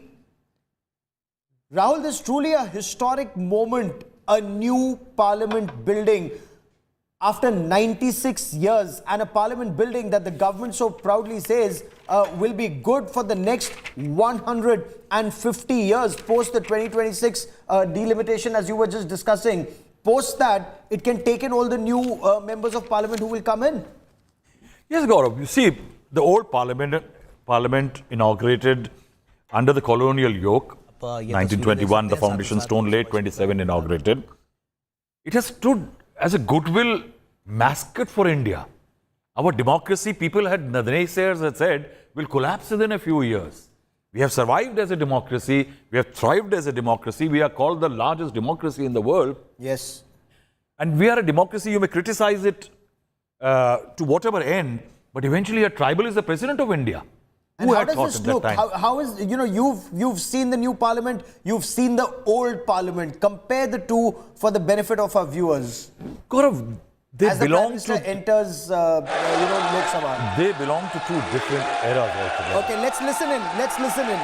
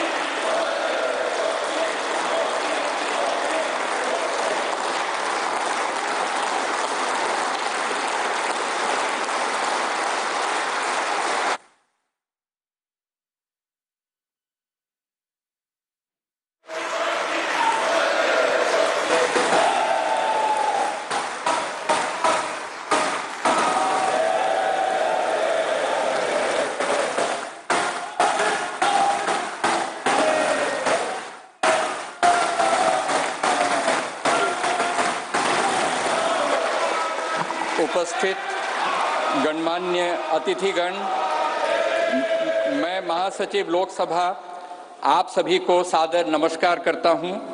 Bharat की संसद के इस नवनिर्मित भवन का देश की जनसामान्य को अर्पित करने का यह पावन उत्सव राष्ट्रगान से प्रारंभ होगा।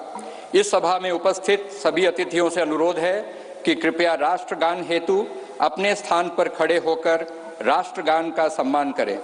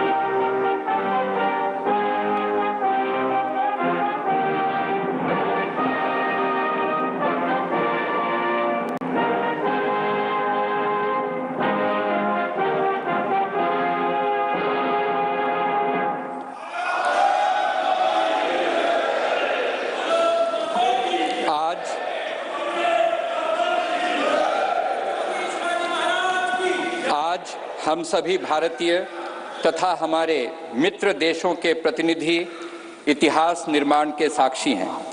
स्वाधीन भारत में राष्ट्रीय स्वाभिमान एवं अस्मिता का प्रतीक यह नवनिर्मित संसद भवन प्रत्येक देशवासी के लिए मंदिर समान है। इस लोकशाही के मंदिर में सभी सम्मानित अतिथियों का स्वागत करने के लिए मैं आमंत्रित करना चाहता हूं राज्यसभा के माननीय उपसभापति श्री हरिवंश जी को। माननीय श्री हरिवंश जी।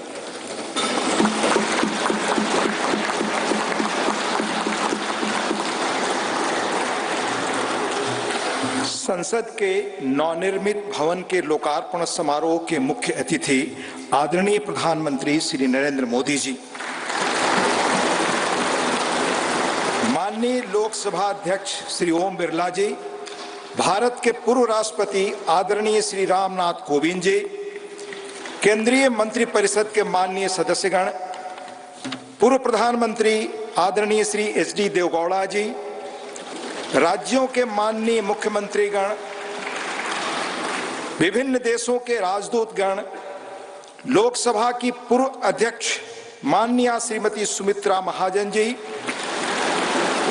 सुप्रीम कोर्ट के माननीय न्यायाधीशगण, राज्यों के उप मुख्यमंत्रीगण, नेशनल कैपिटल टेरिटरी दिल्ली के उपराज्यपाल महोदय, दिल्ली हाई कोर्ट के माननीय मुख्य न्यायाधीश महोदय, लोकसभा और राज्यसभा के माननीय संसद सदस्यगण, विभिन्न राजनीतिक दलों के माननीय अध्यक्षगण, नोबेल पुरस्कार विजेता श्री कैलाश सत्यार्थी जी, टाटा समूह के चेयरपर्सन श्री एन चंद्रशेखरन जी, प्रेस और मीडिया के सम्मानित साथियों, उपस्थित गणमान्य अतिथिजन, देवियों और सज्जनों, भारतीय लोकतंत्र के श्रद्धा स्थल भारत की संसद के नए भवन के लोकार्पण समारोह में आप सभी गणमान्य अतिथिजनों का हार्दिक स्वागत और अभिनंदन। आजाद भारत की अस्मिता और हमारी समृद्ध लोकतांत्रिक विरासत का प्रतीक संसद के इस नए भवन को देश को समर्पित करने के ऐतिहासिक अवसर पर आप सभी का स्वागत करना अत्यंत सम्मान और सौभाग्य की बात है, अविस्मरणीय क्षण है।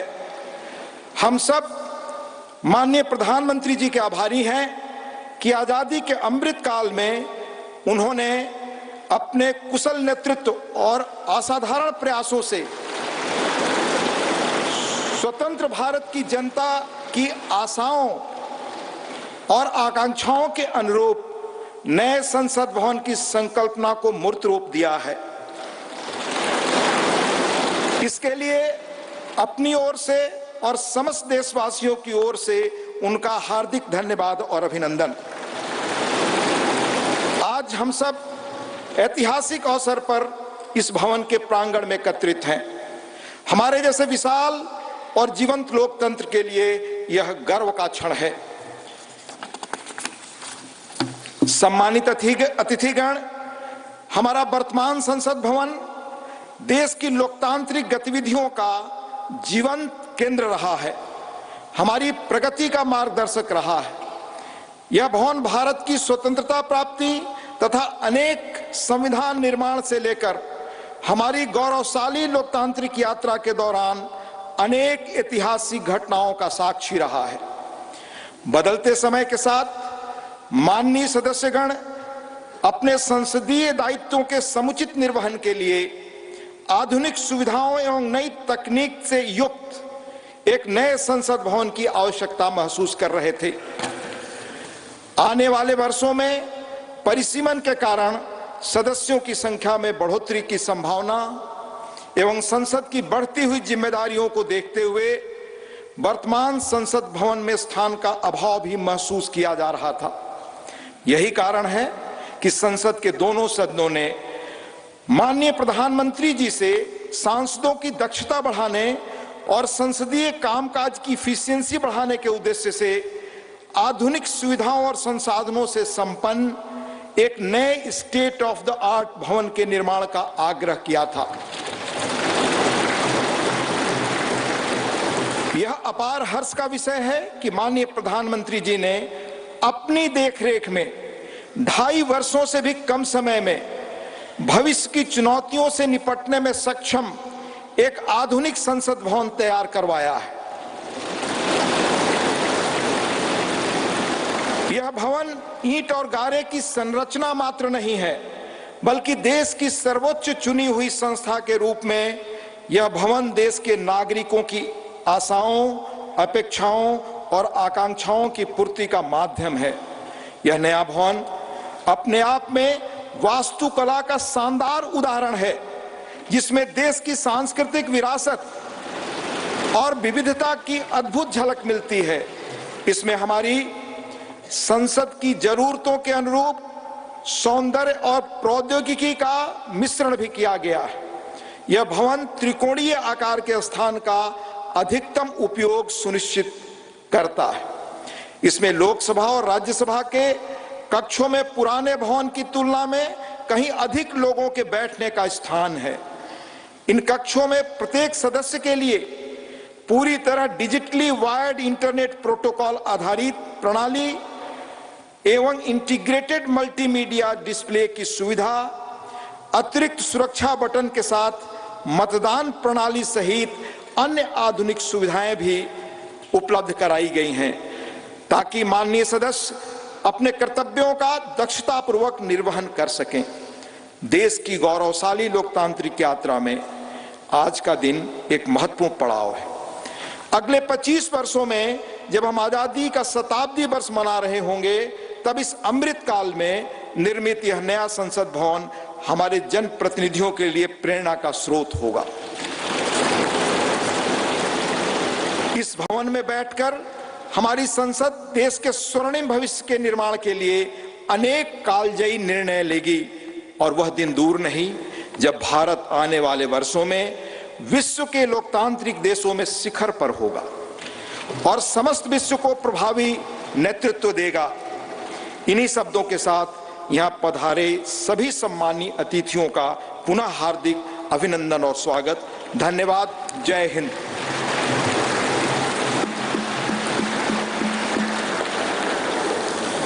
धन्यवाद माननीय उपसभापति महोदय। गणमान्य अतिथिगण, संसद के नवनिर्मित भवन के निर्माण की अभूतपूर्व कीर्ति गाथा एवं इस कक्ष में माननीय प्रधानमंत्री जी द्वारा माननीय अध्यक्ष लोकसभा के आसन की दाहिनी ओर स्थापित ऐतिहासिक और पवित्र सेंगोल के महात्म्य से संबंधित दो विशेष फिल्म प्रस्तुतियां तैयार की गई हैं।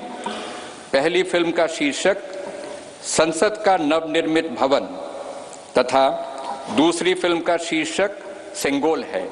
आइए हम इन फिल्म प्रस्तुतियों को देखते हैं।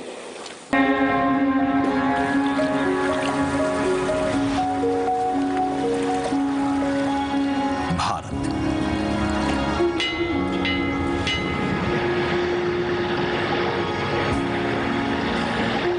विविधता का दर्पण,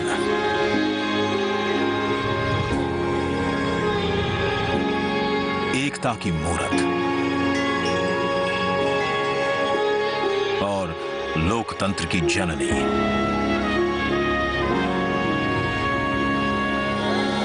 यहां गणतांत्रिक व्यवस्थाओं के उदाहरण हैं वेदों में।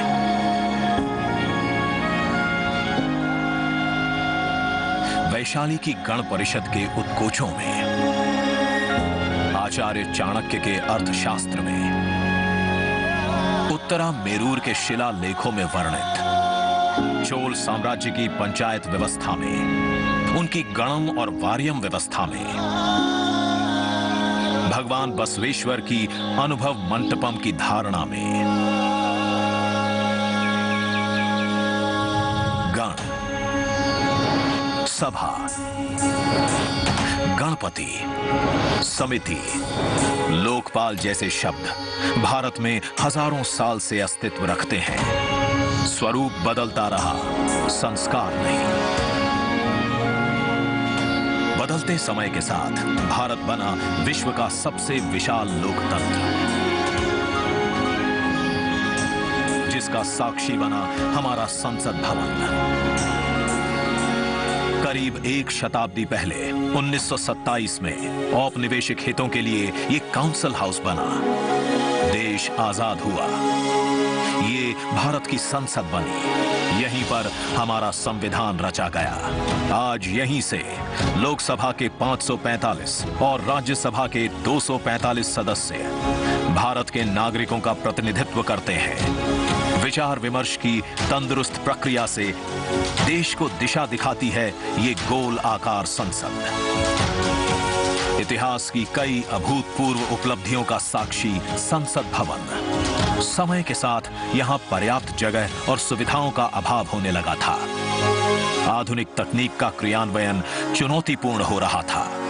ऐसे में विगत कई दशकों से कई सरकारों ने नए भवन की आवश्यकता को महसूस किया, पर इसे साकार करने का साहस किया गया माननीय प्रधानमंत्री नरेंद्र मोदी के नेतृत्व में।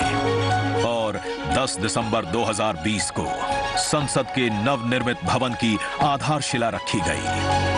2.5 वर्ष से भी कम समय में 65,000 वर्ग मीटर में फैले इस भवन का लगभग 60,000 श्रमवीरों द्वारा 23 लाख मानव दिवस से भी अधिक सृजित रोजगार से निर्माण कार्य पूरा किया गया, जो अपने आप में कीर्तिमान है। भारतीयों द्वारा भारतीयता के विचार से ओतप्रोत भारत के संसद भवन के निर्माण का शुभारंभ हमारी लोकतांत्रिक परंपराओं के सबसे अहम पड़ाव में से एक है। नए भारत के हर नागरिक की आकांक्षाओं और उज्जवल भविष्य को समर्पित संसद के नए भवन का निर्माण मौजूदा संसद भवन के प्रांगण में ही किया गया है। आने वाले समय में संसद के नए और मौजूदा भवन एक दूसरे के पूरक होंगे। इस भवन में प्रवेश के 6 द्वार हैं, जो भारतीय सभ्यता के अनुसार प्रकृति को अपनी कृतज्ञता व्यक्त करते हैं। मकर और हंस यानी जल को नमन, शार्दुल और गर्भ यानी नभ को नमस्कार, अश्व और गज यानी थल को प्रणाम।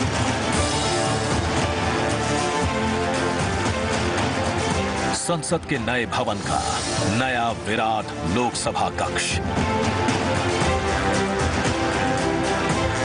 जो राष्ट्रीय पक्षी मोर से प्रेरित है।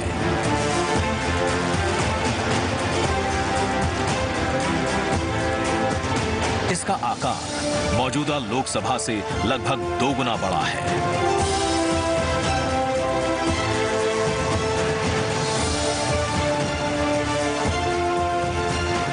नया राज्यसभा कक्ष राष्ट्रीय पुष्प कमल से प्रेरित है।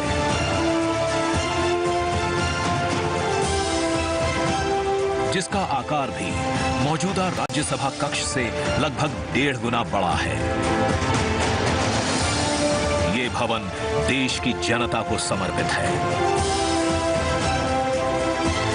इसलिए लोकसभा और राज्यसभा में जनता के स्वागत के लिए विशाल दर्शक दीर्घा का निर्माण किया गया है। अत्याधुनिक डिजिटल उपकरण दोनों सदनों की सुविधाओं को नया आयाम देते हैं। यहाँ सदन की कार्यवाही को विभिन्न भाषाओं में सुना और पढ़ा जा सकता है। सदस्यों के लिए बायोमेट्रिक की सुविधा है। वोटिंग के परिणाम और सदन की कार्यवाही के प्रसारण के लिए विशाल multimedia display, automatic camera control और कमांड सेंटर का भी निर्माण किया गया है। ये नया स्मार्ट भवन पूरी तरह से पेपरलेस है। इस भवन के एक भाग में लोकसभा है, दूसरे में राज्यसभा। और इस भवन का केंद्र समर्पित है हर भारतीय को, जिनके लिए सेंट्रल फॉयर में बना है संविधान कक्ष, जहां वे भारत में लोकतंत्र के अतीत से वर्तमान की यात्रा का अनुभव कर सकते हैं। यहीं भारत के संविधान की डिजिटल प्रतिरूपी भी रखी गई है। इसी सेंट्रल फॉयर में ऊपर की त्रिकोणीय छत से सूर्य की किरणें ब्रह्मांड का भ्रमण करते हुए पेंडुलम क्लॉक पर गिरती हैं। ये किरणें बरगद के पेड़ को नहलाती हैं और सदस्यों के लिए निर्मित कक्ष, पुस्तकालय, भोजन कक्ष में फैल जाती हैं। आत्मनिर्भर भारत के प्रतीक इस भवन के निर्माण में भारत के हर भाग ने अपनी भागीदारी निभाई है। कहीं महाराष्ट्र की सागौन की लकड़ी सजी है, वहीं से दोनों सदन में अशोक चक्र भी बना है। कहीं राजस्थान का शानदार स्टोन वर्क, कहीं उत्तर प्रदेश की कालीन बिछी है,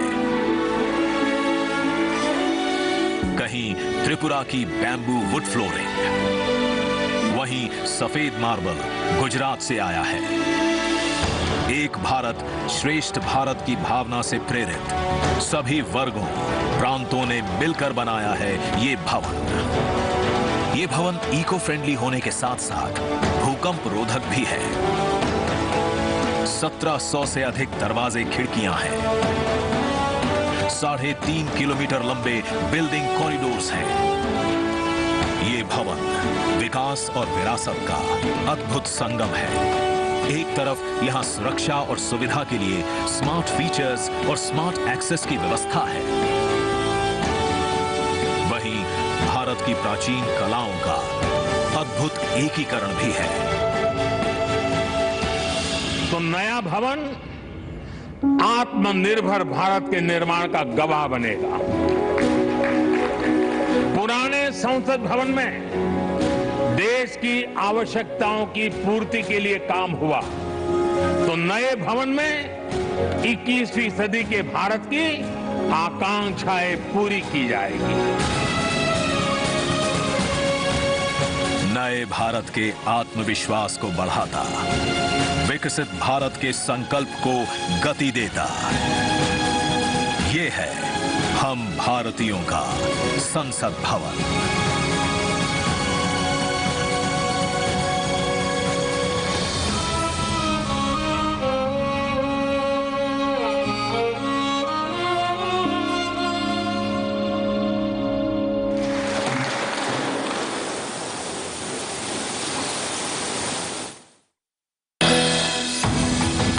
आज का ये दिन महत्वपूर्ण है। माननीय प्रधानमंत्री श्री नरेंद्र मोदी ने एक नया इतिहास रचा है। पूर्व की कई सरकारों ने नए संसद भवन की आवश्यकता पर चर्चा की थी। माननीय प्रधानमंत्री ने इस पर विचार किया और नए भारत के निर्माण की अपनी दूरदर्शिता के साथ उन्होंने नए संसद भवन का निर्माण कराया, जो हमारी विरासत और परंपराओं को आधुनिकता से जोड़ती है।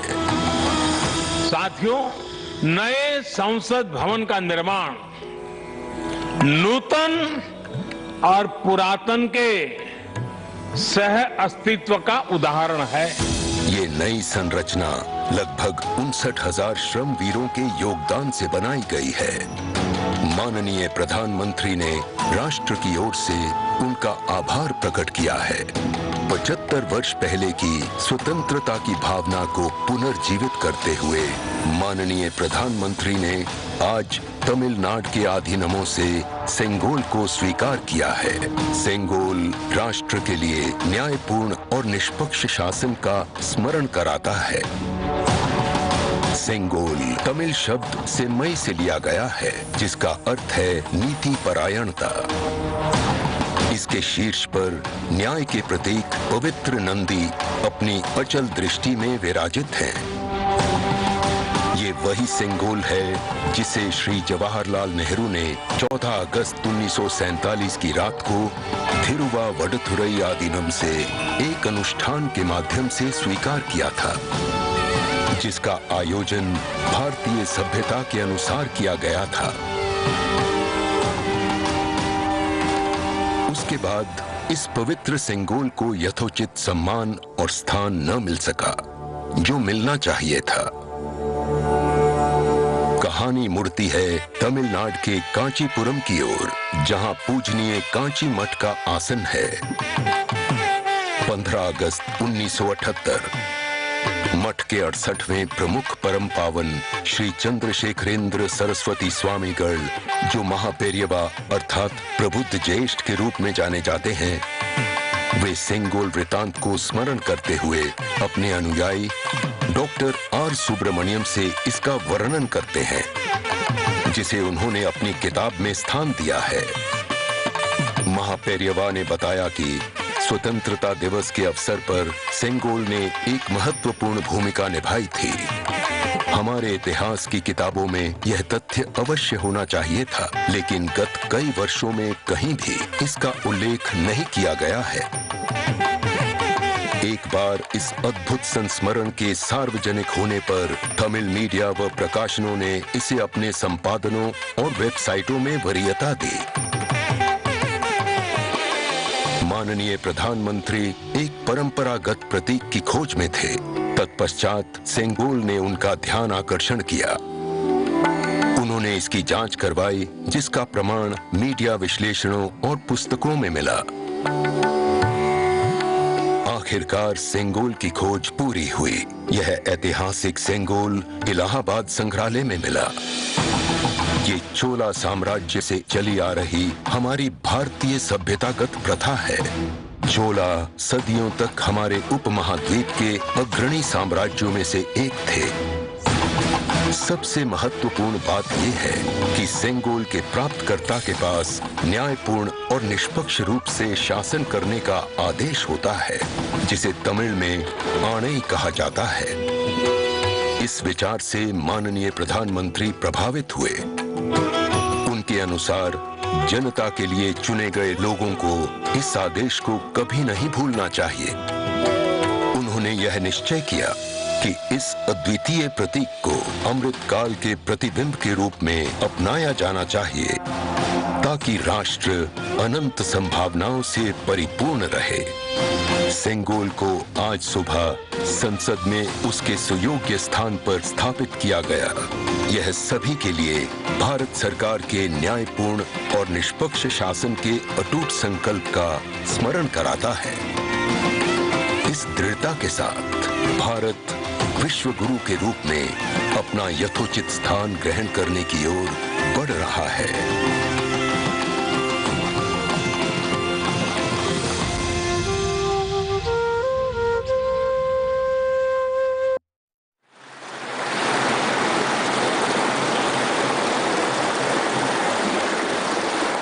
अब मैं भारत के माननीय उपराष्ट्रपति जी एवं माननीय सभापति राज्यसभा श्री जगदीप धनखड़ जी के शुभकामना संदेश पाठ के लिए आमंत्रित करना चाहता हूं माननीय उपसभापति राज्यसभा श्री हरिवंश जी को। माननीय हरिवंश जी। भारत के उपराष्ट्रपति संदेश। भारतीय लोकतंत्र की अभूतपूर्व विकास यात्रा की इस महत्वपूर्ण ऐतिहासिक घड़ी और गौरव क्षण में पूरे देश को हार्दिक बधाई देते हुए मुझे अपार खुशी है। हमारा मौजूदा संसद भवन आजादी मिलने से आज दुनिया की एक बड़ी ताकत के रूप में भारत की पहचान बनने तक की ऐतिहासिक यात्रा का गवाह है।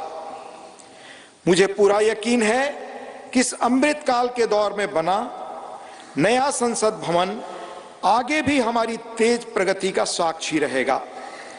आत्मनिर्भर भारत बनाने से लेकर जनता की मूलभूत सभी जरूरतों की पूर्ति तक, देशवासियों को सशक्त बनाने से लेकर समग्र गरीबी उन्मूलन तक, यह गौरवशाली भवन भावी दशकों के दौरान अनेक ऐतिहासिक पलों का अध्याय लिखेगा।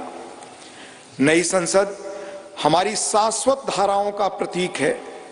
यह हमारी समृद्ध भारतीय वास्तुशिल्प, परंपरा एवं सांस्कृतिक विरासत के साथ प्रगति विकास के लिए आधुनिक टेक्नोलॉजी को सर्वोत्तम तरीके से आत्मसात करने की हमारी क्षमता को भी प्रदर्शित करता है। वैश्विक कोविड महामारी से उत्पन्न चुनौतियां हमारे कर्मठ व प्रतिबद्ध श्रम शक्ति के अटल संकल्प को रोकने में विफल रहीं। यह भव्य देशज नई संसद गुलामी की मानसिकता से मुक्ति के हमारे राष्ट्रीय संकल्प का भी प्रतीक है। मुझे बेहद खुशी है कि हमारी संसद का नया भवन भारतीय मूल्यों संस्कारों का प्रकाश स्तंभ है। इसमें हमारे मुल्क की विविधता, देश के हर कोने से लाई गई कलाकृतियां व मूर्तियां हैं, जो भारतीय कला तथा संस्कृति की श्रेष्ठतम प्रदर्शनी के रूप में इसकी भव्यता में चार चांद लगाती हैं। संसद को लोकतंत्र का मंदिर कहा जाता है। यह वर्तमान और भावी पीढ़ियों की आकांक्षाओं, हसरतों की सुचारू पूर्ति सुनिश्चित करने के साथ ही सनातन परंपराओं तथा श्रेष्ठ लोकतांत्रिक मानकों के संरक्षक के रूप में भी काम करता है। संसद का यह भवन देश के कोने कोने के भिन्न भिन्न श्रेष्ठ विचारों को प्रतिबिंबित करेगा। इनके बीच राष्ट्रीय सहमति बनाने की दिशा में इसका अमूल्य योगदान होगा।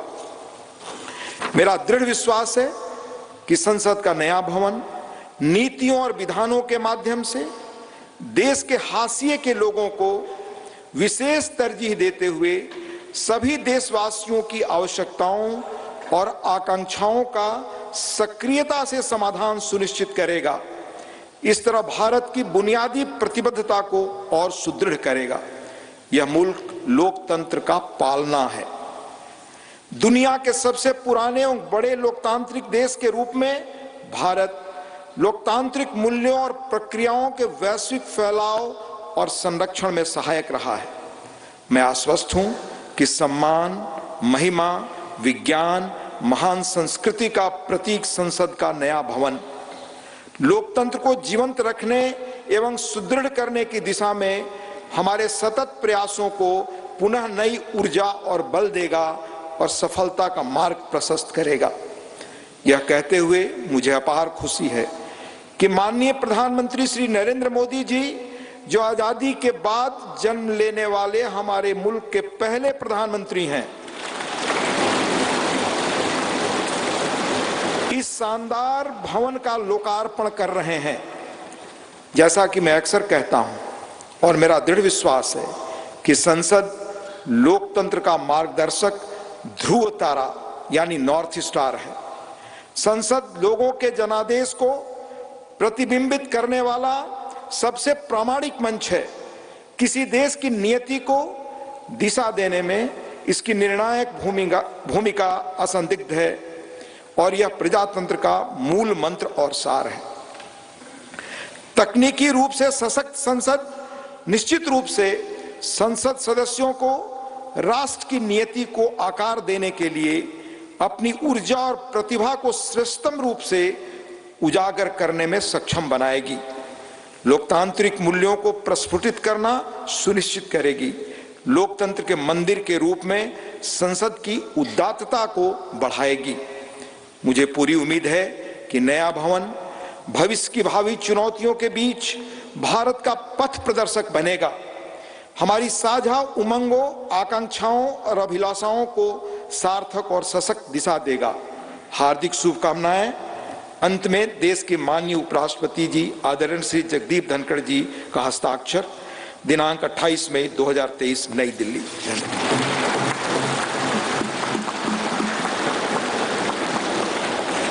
शुभकामना संदेश हेतु माननीय उपराष्ट्रपति महोदय का आभार।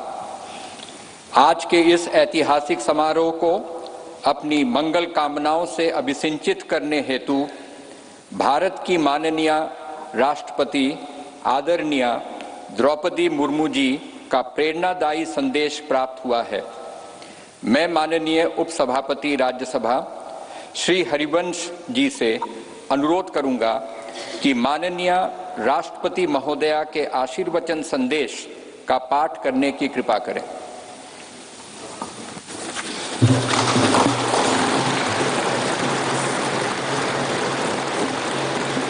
राष्ट्रपति भारत गणतंत्र संदेश।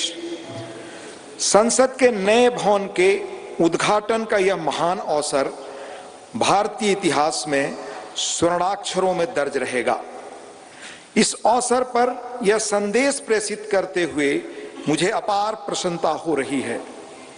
नए संसद भवन का उद्घाटन हमारी विशाल और विविधतापूर्ण भारत भूमि के सबसे उत्तरी छोर से दक्षिणी सिरे तक, पूर्वी सीमा से पश्चिमी तट रेखा तक रहने वाले सभी देशवासियों के लिए गौरव व अतुलनीय आनंद का अवसर है। भारत की संसद का हमारी सामूहिक चेतना में एक विशिष्ट स्थान है। संसद हमारी समृद्ध लोकतांत्रिक परंपराओं का प्रकाश स्तंभ है। लोकतांत्रिक विमर्श के प्रति श्रद्धा भाव हमारी सामाजिक सांस्कृतिक परंपराओं का मूल सत्व है, जिसके आधार पर स्वस्थ वाद विवाद, अर्थपूर्ण संवाद तथा विचारों के आदान प्रदान की सुचारू पद्धतियां सदियों से हमारे देश में फलती फूलती रही हैं। अपनी सहज लोकतांत्रिक जन भावना के बल पर हमारे देश ने जन भागीदारी का निरंतर विस्तार किया है और समाज के सबसे गरीब वर्गों को सशक्त बनाया है। साथ ही एक ऐसे वातावरण का सृजन किया है जो सभी व्यक्तियों को, चाहे उनके जीवन की शुरुआत अभावों और चुनौतियों के बीच क्यों न हुई हो, विभिन्न क्षेत्रों में नेतृत्व के शिखर तक पहुंचने में सक्षम बनाता है। बीते 7 दशकों के दौरान हमारी संसद अनेक परिवर्तनकारी विधायी प्रयासों की धूरी रही है। संसद ने ऐसे कई बदलाव किए हैं जिनसे हमारे करोड़ों देशवासियों के जीवन को संवारना संभव हो सका है। नए संसद भवन का उद्घाटन हमारी लोकतांत्रिक यात्रा में एक महत्वपूर्ण पड़ाव है। आजादी का अमृत महोत्सव के दौरान हो रहा यह महत्वपूर्ण आयोजन हमारी लोकतांत्रिक परंपराओं के संरक्षण और विस्तार के प्रति हमारी प्रतिबद्धता का जीवंत प्रमाण है। यह हमारे देशवासियों की सामूहिक आशाओं व आकांक्षाओं से आलोकित उज्जवल भविष्य की दिशा में हमारे राष्ट्र को अग्रसर करने की ऊर्जा प्रदान करता है। हमारे संविधान के शिल्पकारों ने एक ऐसे राष्ट्र की परिकल्पना की थी जिसका स्वरूप लोकतांत्रिक पद्धति से चुने गए प्रतिनिधियों से बनी संसद के विधायी विवेक के आधार पर निर्मित होगा। इसलिए मुझे इस बात पर गहरा संतोष है कि संसद के विश्वास के प्रतीक प्रधानमंत्री इस भवन का उद्घाटन कर रहे हैं।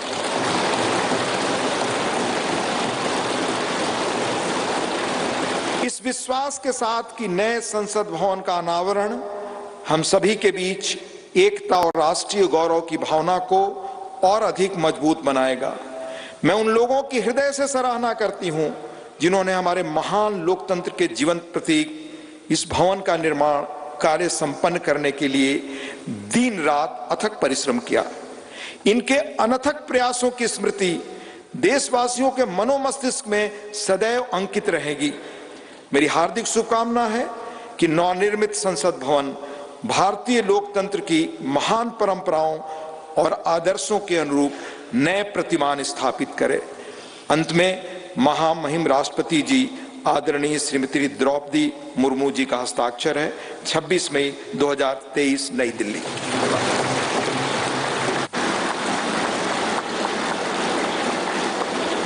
माननीय राष्ट्रपति महोदया का शुभकामना संदेश हेतु आभार।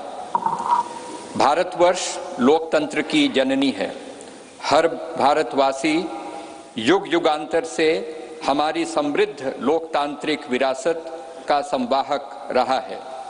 प्रत्येक भारतीय नागरिक के मानस पटल पर भारत की संसद इन शाश्वत एवं जीवंत आस्थाओं का स्पंदन केंद्र के रूप में अंकित है। भारत की संसद की सशक्त धुरी के रूप में लोकसभा के माननीय अध्यक्ष की भूमिका सर्वमान्य है। मैं लोकसभा के माननीय अध्यक्ष आदरणीय श्री ओम बिरला जी से निवेदन करता हूं कि वे कृपया इस सभा को संबोधित करने की कृपा करें। माननीय अध्यक्ष लोकसभा श्री ओम बिरला जी।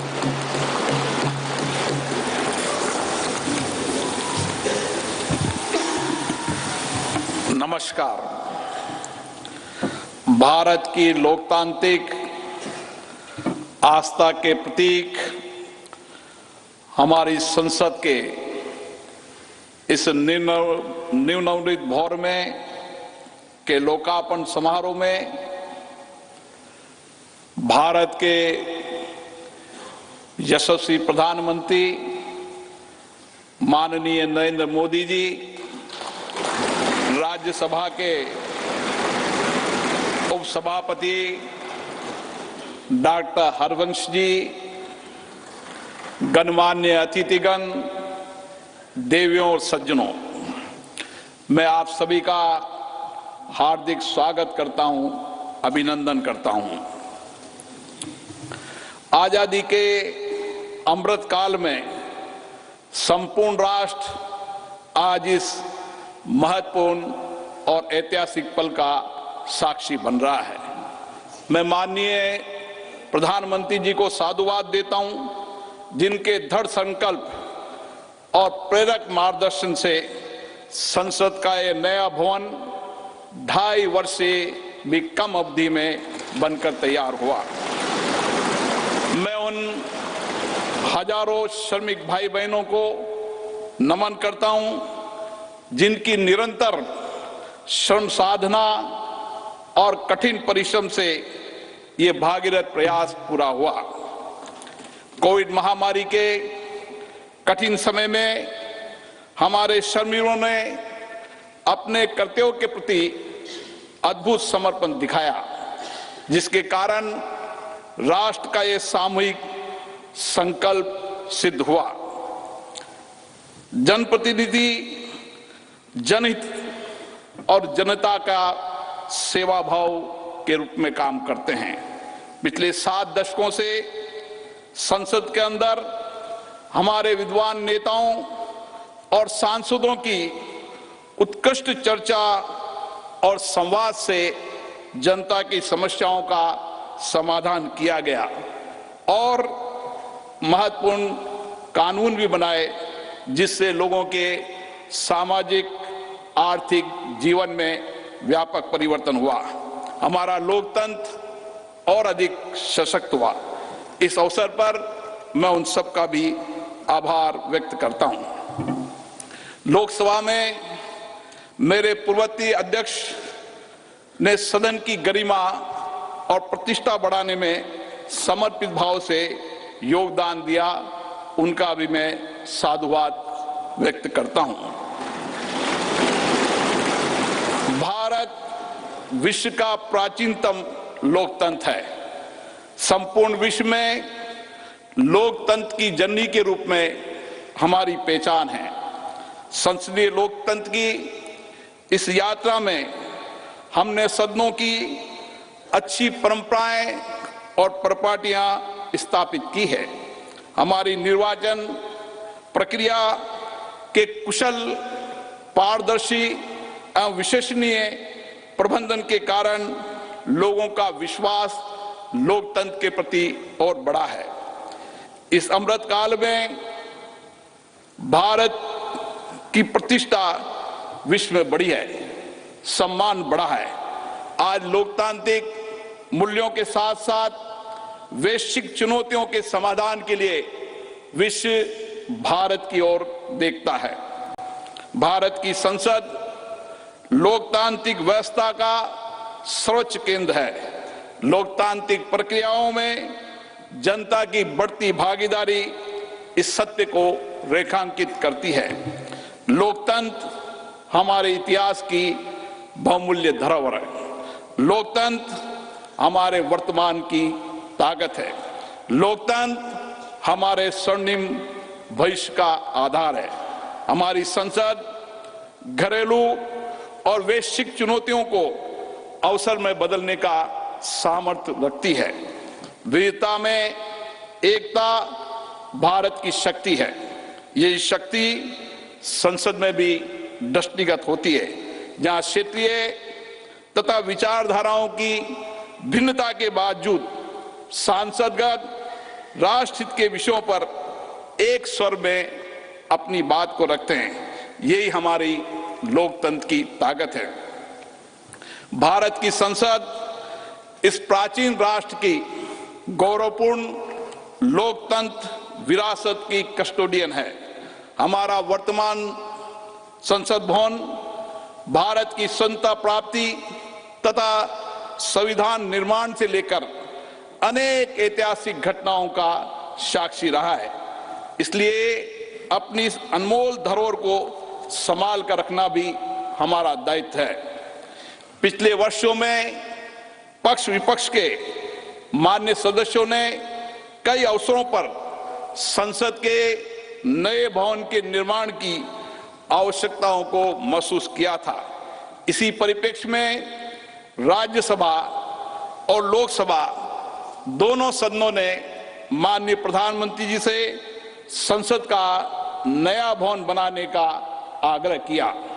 मैं प्रधानमंत्री जी का पुनः आभार व्यक्त करता हूं, जिन्होंने माननीय सदस्यों की भावनाओं का सम्मान करते हुए इस आग्रह को तत्काल स्वीकार किया और इतने कम समय में इसको साकार भी कर दिया। हमारे इतिहास की एक महत्वपूर्ण धरोहर सेंगोल को अध्यक्ष पीठ के समीप स्थापित कर माननीय प्रधानमंत्री जी ने ऐतिहासिक परंपराओं के सम्मान एवं न्यायपूर्ण एवं निष्पक्ष शासन के प्रति अपने संकल्प को दोहराया है। ये नवनिर्मित भवन हमारी समृद्ध संस्कृति, प्राचीन विरासत एवं आधुनिक आकांक्षाओं का अद्भुत संगम है। नए भवन में माननीय सदस्यगण नई तकनीकी प्रौद्योगिकी का उपयोग करके अपनी कार्यकुशलता को बढ़ा पाएंगे। नए वातावरण में नए विचारों का सर्जन होगा, ऐसा मेरा विश्वास है। हमारे नए भवन में ऊर्जा संरक्षण, जल संरक्षण, ग्रीन टेक्नोलॉजी, पर्यावरण अनुकूलता की विशिष्टता का समागम है। यह भवन वास्तुशिल्प, कला व संस्कृति का अद्भुत उदाहरण है। इसमें संपूर्ण भारत की उत्कृष्ट व विविधतापूर्ण सांस्कृतिक विरासत के दर्शन होंगे। इस भवन में प्रत्येक भारतीयों को अपने अपने राज्य की संस्कृति की झलक भी दिखेगी।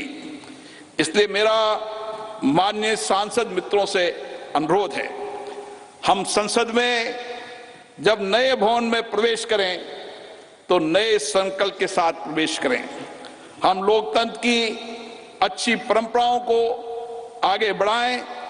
हम संसदीय अनुशासन, मर्यादा और गरिमा के नए मानदंड स्थापित करें ताकि विश्व की लोकतांत्रिक संस्थाओं के लिए भारत की लोकतांत्रिक संस्था आदर्श बन सके। मुझे पूर्ण विश्वास है, नए वातावरण में हम सब मिलकर अधिक ऊर्जा के साथ रचनात्मक व सकारात्मक चर्चा के माध्यम से एक श्रेष्ठ और विकसित भारत का निर्माण कर सकेंगे। आप सबका पुनः बहुत बहुत अभिनंदन।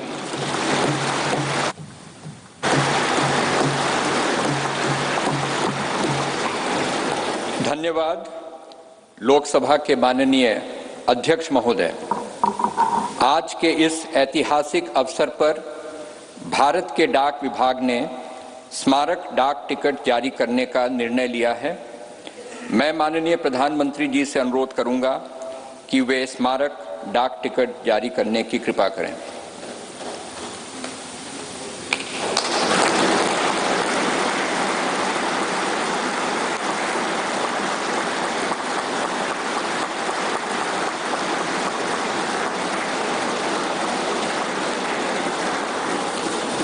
अब मैं माननीय प्रधानमंत्री जी से पुनः अनुरोध करूंगा कि इस अवसर पर भारत सरकार के वित्त मंत्रालय द्वारा तैयार किए गए विशेष सिक्के को भी जारी करने का कष्ट करें।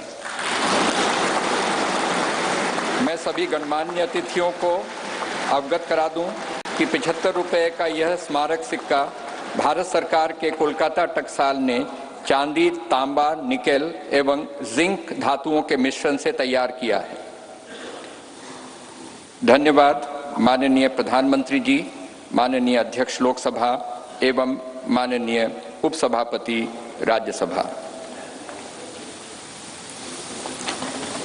संसद के नवनिर्मित भवन के प्रेरणा स्रोत एवं मार्गदर्शक और जिन्होंने पूरे विश्व में भारत का सम्मान बढ़ाया है, ऐसे भारत के माननीय प्रधानमंत्री परम श्रद्धेय श्री नरेंद्र मोदी जी को सुनने के लिए हम सभी आतुर हैं। मैं माननीय प्रधानमंत्री जी से विनम्रता पूर्वक निवेदन करूंगा कि वे इस सभा को अपने विचारों से अनुग्रहित करने की कृपा करें। माननीय प्रधानमंत्री जी।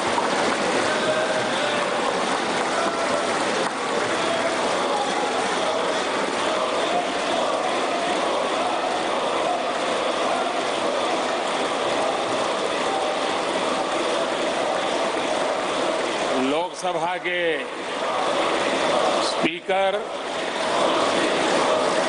आदरणीय श्री ओम बिरला जी, राज्यसभा के उपसभापति श्री हरिवंश जी, माननीय सांसदगण, सभी वरिष्ठ जनप्रतिनिधि, विशिष्ट अतिथि, अन्य सभी महानुभाव और मेरे प्यारे देशवासियों,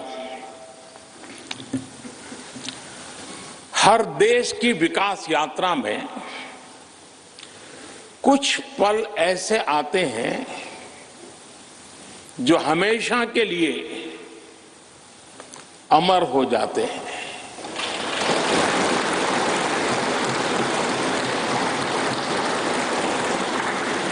तारीखें समय के ललाट पर इतिहास का अमिट हस्ताक्षर बन जाती है। आज 28 मई 2023 का ये दिन ऐसा ही शुभ अवसर है।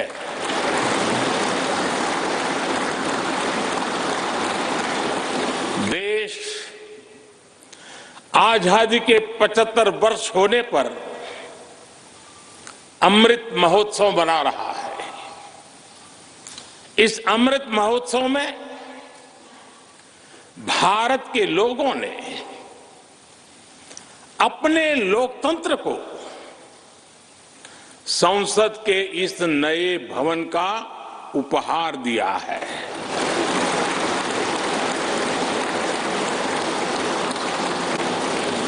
आज सुबह ही संसद भवन परिसर में सर्वपंथ प्रार्थना हुई है। मैं सभी देशवासियों को भारतीय लोकतंत्र के इस स्वर्णिम क्षण की बहुत बहुत बधाई देता हूं।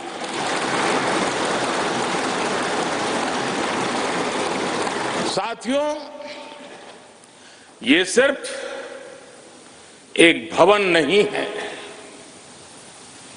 ये 140 करोड़ भारतवासियों की आकांक्षाओं और सपनों का प्रतिबिंब है।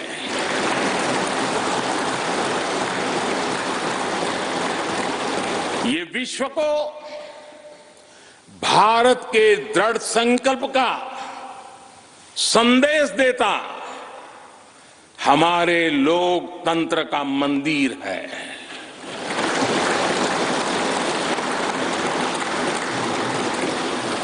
ये नया संसद भवन योजना को यथार्थ से,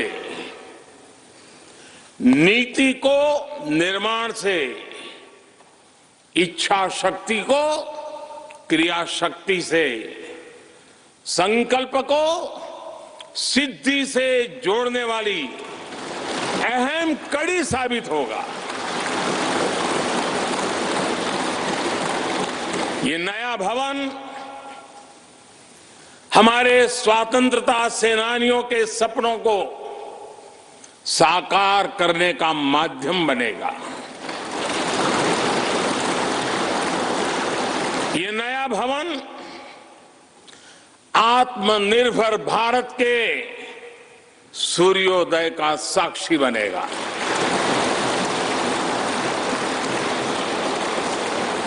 ये नया भवन विकसित भारत के संकल्पों की सिद्धि होते हुए देखेगा।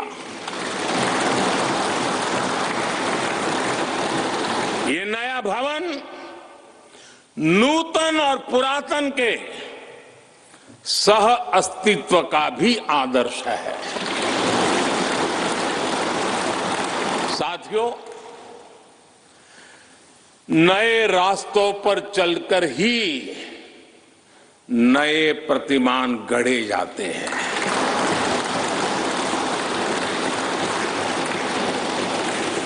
आज नया भारत नए लक्ष्य तय कर रहा है, नए रास्ते गढ़ रहा है, नया जोश है, नया उमंग है, नया सफर है, नई सोच है, दिशा नई है, दृष्टि नई है, संकल्प नया है, विश्वास नया है।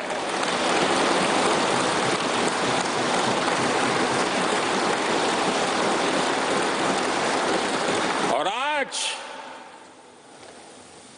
आज फिर एक बार पूरा विश्व भारत को, भारत के संकल्प की दृढ़ता को, भारतवासियों की प्रखरता को, भारतीय जनशक्ति की जिजीविषा को आदर और उम्मीद के भाव से देख रहा है।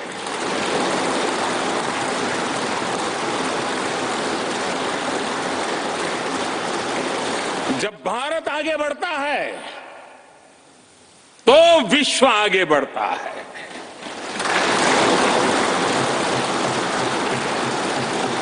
संसद का ये नया भवन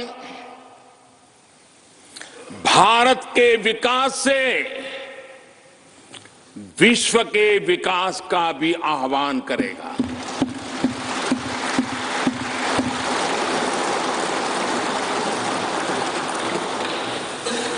साथियों, आज इस ऐतिहासिक अवसर पर कुछ देर पहले संसद की इस नई इमारत में पवित्र सेंगोल की भी स्थापना हुई है।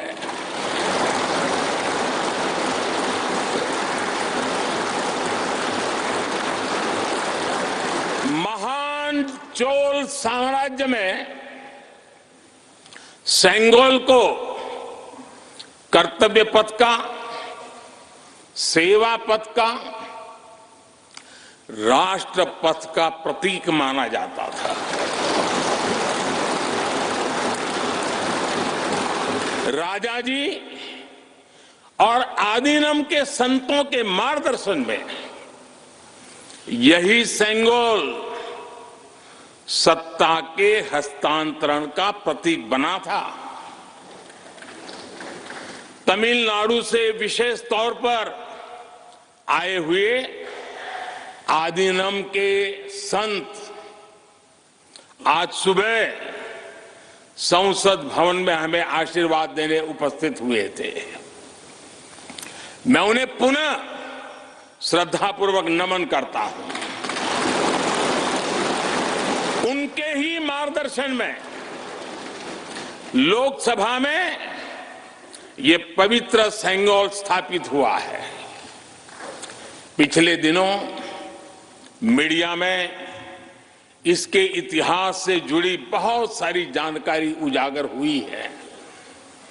मैं इसके विस्तार में नहीं जाना चाहता हूं, लेकिन मैं मानता हूं ये हमारा सौभाग्य है कि इस पवित्र सेंगोल को हम उसकी गरिमा लौटा सके हैं, उसकी मान मर्यादा लौटा सके हैं।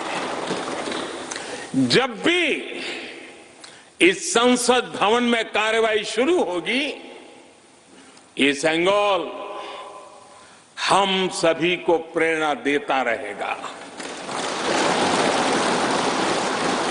साथियों, भारत एक लोकतांत्रिक राष्ट्र ही नहीं बल्कि लोकतंत्र की जननी भी है, मदर ऑफ डेमोक्रेसी भी है। भारत आज वैश्विक लोकतंत्र का भी बहुत बड़ा आधार है।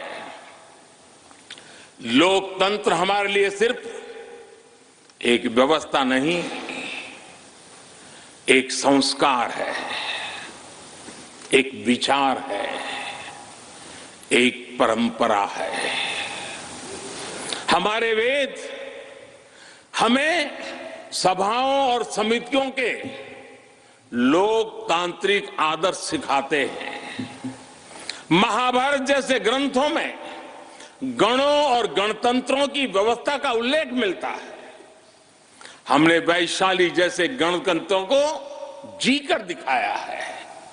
हमने भगवान बसवेश्वर के अनुभव मंटपा को अपना गौरव माना है। तमिलनाडु में मिला 900 ईस्वी का शिलालेख आज भी हर किसी को हैरान कर देता है। हमारा लोकतंत्र ही हमारी प्रेरणा है। हमारा संविधान ही हमारा संकल्प है। इस प्रेरणा, इस संकल्प की सबसे श्रेष्ठ प्रतिनिधि अगर कोई है तो ये हमारी संसद है। और ये संसद देश की जिस समृद्ध संस्कृति का प्रतिनिधित्व करती है, उसका उद्घोष करती है। शेते निपद्यमानस्य, शेते निपद्यमानस्य चराति चर्त भगः, चरैवेति चरैवेति चरैवेति। कहने का तात्पर्य, जो रुक जाता है उसका भाग्य भी रुक जाता है, लेकिन जो चलता रहता है उसी का भाग्य आगे बढ़ता है, बुलंदियों को छूता है। और इसलिए चलते रहो, चलते रहो। गुलामी के बाद हमारे भारत ने बहुत कुछ खोकर अपनी नई यात्रा शुरू की थी। वो यात्रा कितने ही उतार चढ़ावों से होते हुए, कितनी ही चुनौतियों को पार करते हुए आजादी के अमृत काल में प्रवेश कर चुकी है। आजादी का ये अमृत काल विरासत को सहेजते हुए विकास के नए आयाम गढ़ने का अमृत काल है। आजादी का ये अमृत काल देश को नई दिशा देने का अमृत काल है। आजादी का ये अमृत काल अनंत सपनों को, असंख्य आकांक्षाओं को पूरा करने का अमृत काल है। इस अमृत काल का आह्वान है, इस अमृत काल का आह्वान है मुक्त मातृभूमि को, मुक्त मातृभूमि को नवीन प्राण चाहिए, नवीन पर्व के लिए नवीन प्राण चाहिए। मुक्त गीत हो रहा, मुक्त गीत हो रहा नवीन राग चाहिए, नवीन पर्व के लिए नवीन प्राण चाहिए।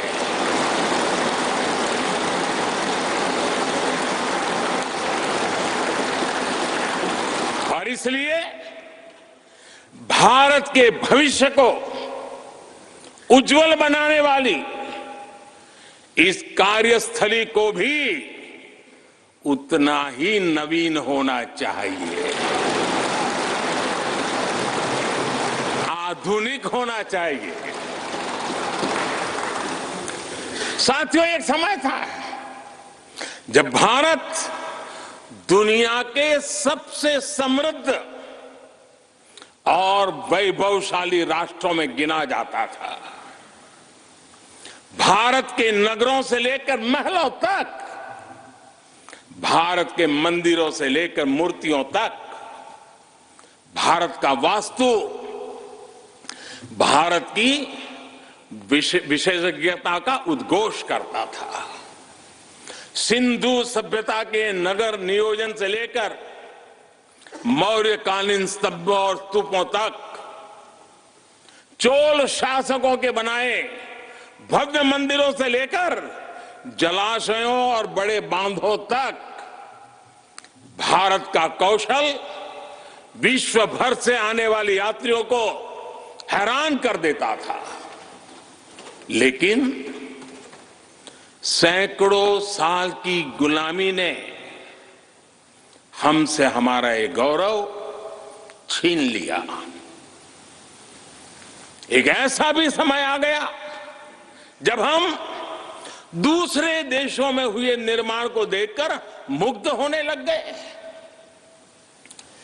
21वीं सदी का नया भारत,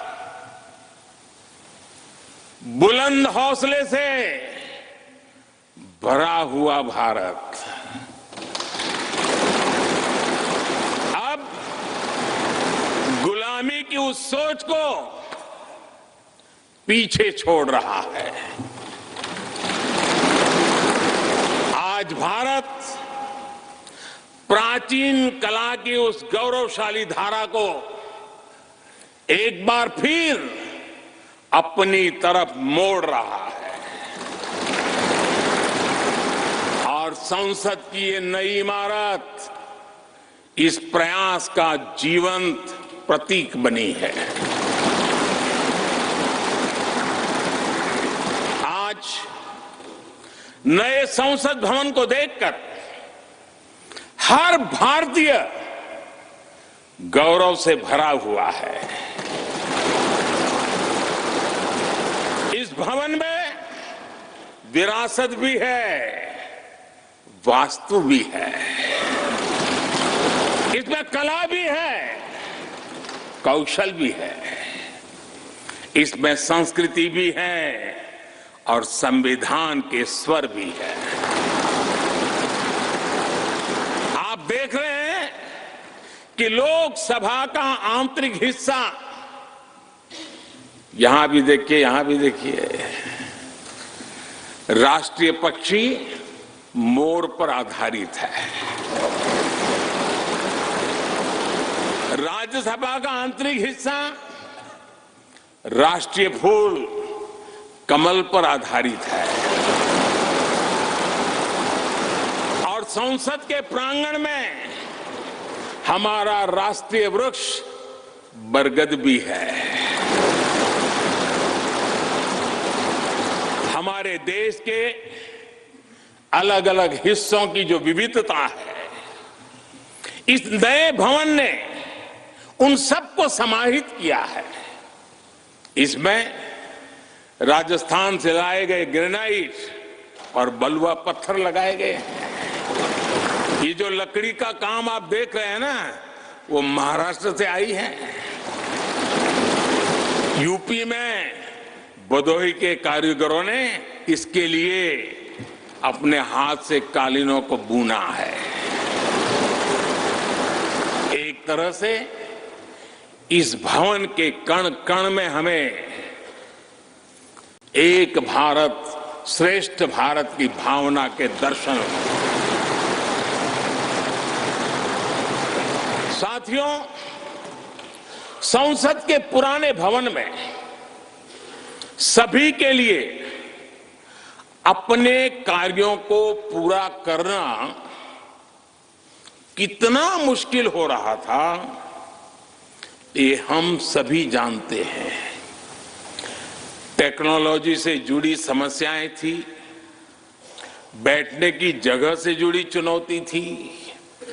इसलिए ही बीते 1.5-2 दशकों से ये चर्चा लगातार हो रही थी कि देश को एक नए संसद भवन की आवश्यकता है और हमें ये भी देखना होगा कि आने वाले समय में सीटों की संख्या बढ़ेगी, सांसदों की संख्या बढ़ेगी, वो लोग कहां बैठते हैं? और इसलिए ये समय की मांग थी कि संसद की नई इमारत का निर्माण किया जाए। और मुझे खुशी है कि भव्य इमारत आधुनिक सुविधाओं से पूरी तरह लैस है। आप देख रहे हैं कि इस समय भी इस हॉल में सूरज का प्रकाश सीधे आ रहा है, बिजली कम से कम खर्च हो, हर तरफ लेटेस्ट टेक्नोलॉजी वाले गैजेट्स हो, इन सभी का इसमें पूरा ध्यान रखा गया है। साथियों, आज सुबह ही मैं इस संसद भवन को बनाने वाले श्रमिकों के एक समूह से मिला हूं। इस संसद भवन ने करीब 60,000 श्रमिकों को रोजगार देने का भी काम किया है। उन्होंने इस नई इमारत के लिए अपना पसीना बहाया है। मुझे खुशी है कि इनके श्रम को समर्पित एक डिजिटल गैलरी भी संसद में बनाई गई है और विश्व में शायद ये पहली बार हुआ होगा। संसद के निर्माण में अब उनका योगदान भी अमर हो गया है। साथियों, कोई भी एक्सपर्ट अगर पिछले 9 वर्षों का आकलन करे तो पाएगा कि ये 9 साल भारत में नव निर्माण के रहे हैं, गरीब कल्याण के रहे हैं। आज हमें संसद की नई इमारत के निर्माण का गर्व है, तो मुझे पिछले 9 साल में गरीबों के 4 करोड़ घर बनने का भी संतोष है। आज जब हम इस भव्य इमारत को देखकर अपना सर ऊंचा कर रहे हैं, तो मुझे पिछले 9 साल में बने 11 करोड़ शौचालयों का भी संतोष है, जिन्होंने महिलाओं की गरिमा की रक्षा की, उनका स्वर ऊंचा कर दिया। आज जब हम इस संसद भवन में सुविधाओं की बात कर रहे हैं, तो मुझे संतोष है कि पिछले 9 साल में हमने गांवों को जोड़ने के लिए 4 लाख किलोमीटर से भी ज्यादा सड़कों का निर्माण किया। आज जब हम इस इको फ्रेंडली इमारत को देखकर खुश है, तो मुझे संतोष है कि हमने पानी की एक एक बूंद बचाने के लिए 50,000 से ज्यादा अमृत सरोवरों का निर्माण किया है। आज जब हम इस नए संसद भवन की लोकसभा और राज्यसभा को देखकर उत्सव मना रहे हैं, तो मुझे संतोष है कि हमने देश में 30,000 से ज्यादा नए पंचायत भवन भी बनाए हैं। यानी पंचायत भवन से लेकर संसद भवन तक हमारी निष्ठा एक ही है, हमारी प्रेरणा एक रही। देश का विकास, देश के लोगों का विकास। साथियों, आपको ध्यान होगा 15 अगस्त को लाल किले से मैंने कहा था, यही समय है सही समय है।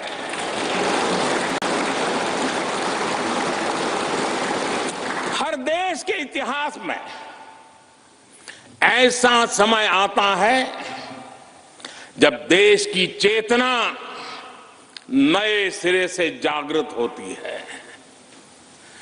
भारत में आजादी के 25 साल पहले, 47 के पहले 25 साल याद कीजिए, आजादी के 25 साल पहले ऐसा ही समय आया था। गांधी जी के असहयोग आंदोलन ने पूरे देश को एक विश्वास से भर दिया था। गांधी जी ने स्वराज के संकल्प से हर भारतवासी को जोड़ दिया था।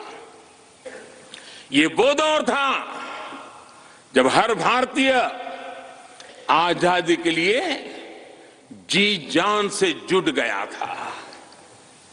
इसका नतीजा हमने 1947 में भारत की आजादी के तौर पर देखा। आजादी का ये अमृत काल भी भारत के इतिहास का ऐसा ही पड़ाव है। आज से 25 साल बाद भारत अपनी आजादी के 100 वर्ष पूरे करेगा। हमारे पास भी 25 वर्ष का अमृत कालखंड है। इन 25 वर्षों में हमें मिलकर भारत को विकसित राष्ट्र बनाना है।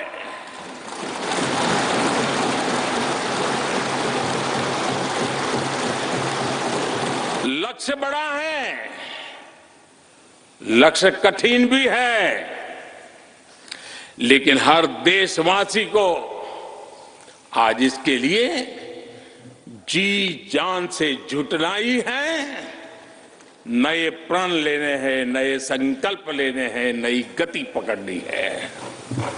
और इतिहास गवाह है कि हम भारतीयों का विश्वास सिर्फ भारत तक ही सीमित नहीं रहता।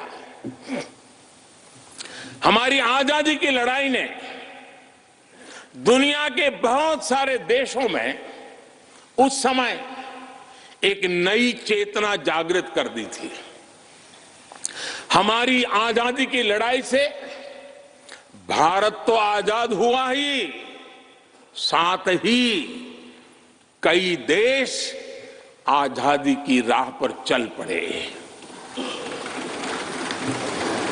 भारत के विश्वास ने दूसरे देशों के विश्वास को सहारा दिया था। और इसलिए भारत जैसा विविधता से भरा देश, इतनी बड़ी आबादी वाला देश, इतनी सारी चुनौतियों से लड़ने वाला देश जब एक विश्वास के साथ आगे बढ़ता है तो इससे दुनिया के अनेक देशों को प्रेरणा भी मिलती है। भारत की हर सफलता आने वाले दिनों में दुनिया के अलग अलग भूभाग में अलग अलग देशों की सफलता के रूप में प्रेरणा का कारण बनने वाली है। आज यदि भारत तेजी से गरीबी दूर करता है तो ये कई देशों को गरीबी से बाहर आने की प्रेरणा भी देता है। भारत का विकसित होने का संकल्प कई और देशों का संबल बनेगा। इसलिए भारत की जिम्मेदारी और बड़ी हो जाती है। और साथियों, सफलता की पहली शर्त सफल होने का विश्वास ही होती है। ये नया संसद भवन इस विश्वास को नई बुलंदी देने वाला है। ये विकसित भारत के निर्माण में हम सभी के लिए नई प्रेरणा बनेगा। ये संसद भवन हर भारतीय के कर्तव्य भाव को जागृत करेगा। मुझे विश्वास है इस संसद में जो जनप्रतिनिधि बैठेंगे वे नई प्रेरणा के साथ लोकतंत्र को नई दिशा देने का प्रयास करेंगे।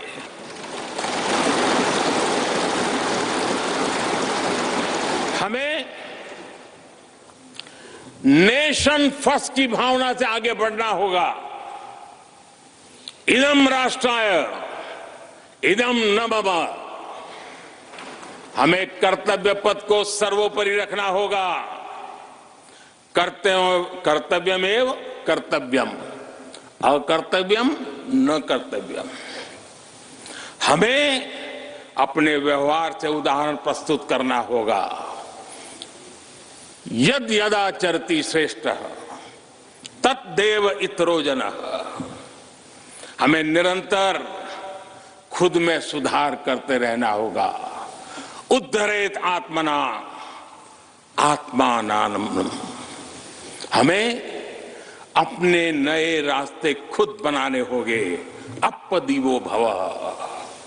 हमें खुद को खपाना होगा, तपाना होगा। तपसो ही परम नास्ति तपसा बिंदते महत। हमें लोक कल्याण को ही अपना जीवन मंत्र बनाना होगा। लोकहितम मम करणीयम। जब संसद के इस नए भवन में हम अपने दायित्वों का ईमानदारी से निर्वहन करेंगे तो देशवासियों को भी नई प्रेरणा मिलेगी। साथियों, दुनिया के सबसे बड़े लोकतंत्र को यह नई संसद एक नई ऊर्जा और नई मजबूती प्रदान करेगी। हमारे श्रमिकों ने अपने पसीने से इस संसद भवन को इतना भव्य बना दिया है। अब हम सभी सांसदों का दायित्व है कि इसे अपने समर्पण से और ज्यादा दिव्य बनाएंगे।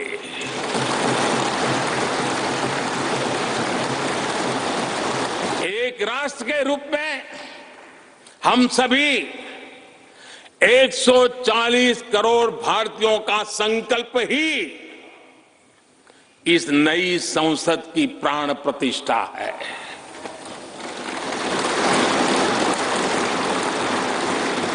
यहां होने वाला हर निर्णय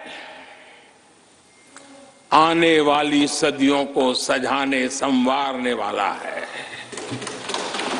यहां होने वाला हर निर्णय आने वाली पीढ़ियों को सशक्त करने वाला होगा। यहां होने वाला हर निर्णय भारत के उज्जवल भविष्य का आधार बनेगा। गरीब, दलित, पिछड़ा, आदिवासी, दिव्यांग, समाज के हर वंचित परिवार के सशक्तिकरण का, वंचितों को वरीयता का रास्ता यहीं से गुजरता है। इस नए संसद भवन की हर ईंट, हर दीवार, इसका कण कण गरीब के कल्याण के लिए समर्पित है।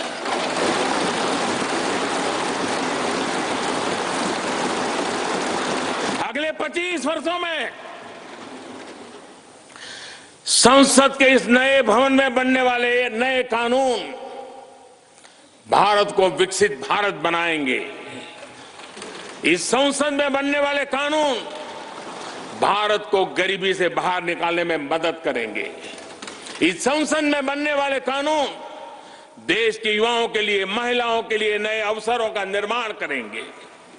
मुझे विश्वास है संसद का यह नया भवन नए भारत के सृजन का आधार बनेगा। एक समृद्ध, सशक्त और विकसित भारत नीति, न्याय, सत्य, मर्यादा और कर्तव्य पथ पर और सशक्त होकर चलने वाला भारत। मैं समस्त भारतवासियों को नए संसद भवन की फिर से बहुत बहुत बधाई देता हूं। धन्यवाद।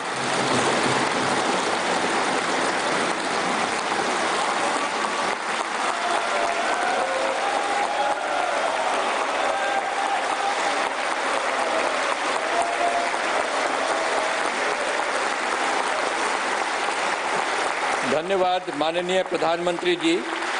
गणमान्य अतिथिगण, भारत की संसद के नवनिर्मित भवन के लोकार्पण का कार्यक्रम अब यहीं समाप्त होता है।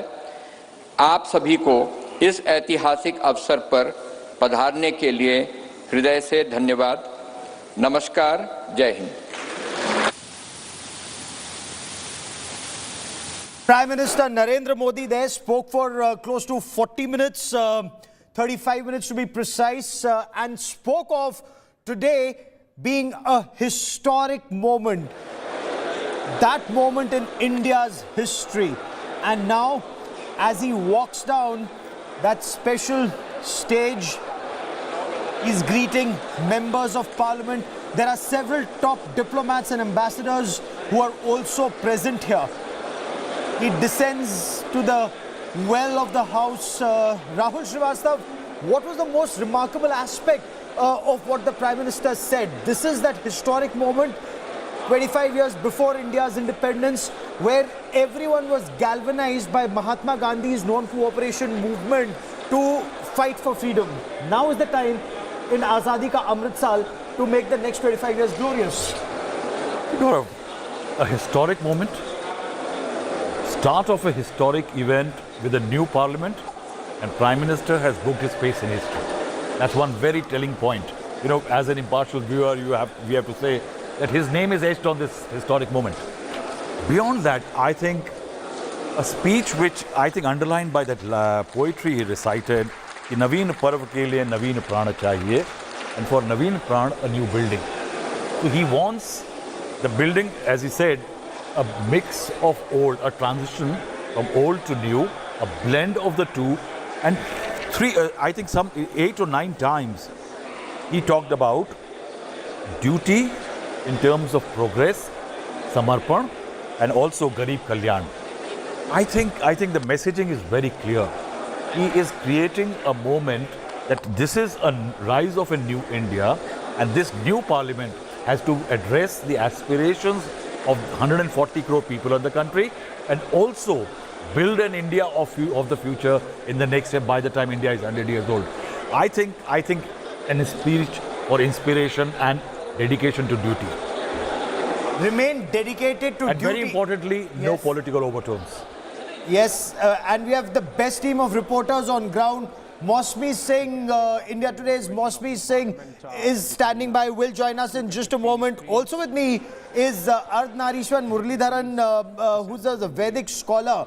Sir, the Prime Minister quoted extensively from the past to talk about building very strong roots for a strong nation. So while you have the Ashok Chakra of the Mauryan Empire, you also have the Dharma Dand, the Sengol of the Chola Empire, north and south together to take India forward. Yeah, absolutely. You put it in a very brilliant way. Actually, this is a speech which will really remain etched in the history for a long time to come.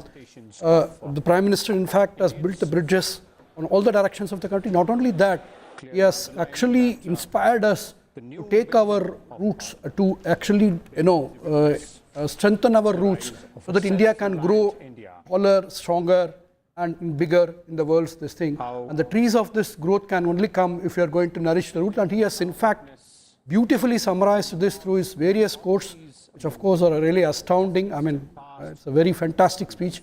We all stand inspired by this really. Okay. Very importantly, yes. Lord Irwin reading out the message from the King of England at that time had said that the Parliament building is to guide India to fashion her future well. It was a new nation being born at that time. We were not independent, but there was talk about India shaping its future well. And today, Prime Minister Narendra Modi is embedded in the message is in the next 25 years, India moving from a developing nation to a developed nation, where he says that the guiding principles will be Niti, Nyaya, Satya and Maryada. I think that's where it encompasses use of nearly 6 Sanskrit shlokas in it. Yes. And now he's walking through this new parliament building.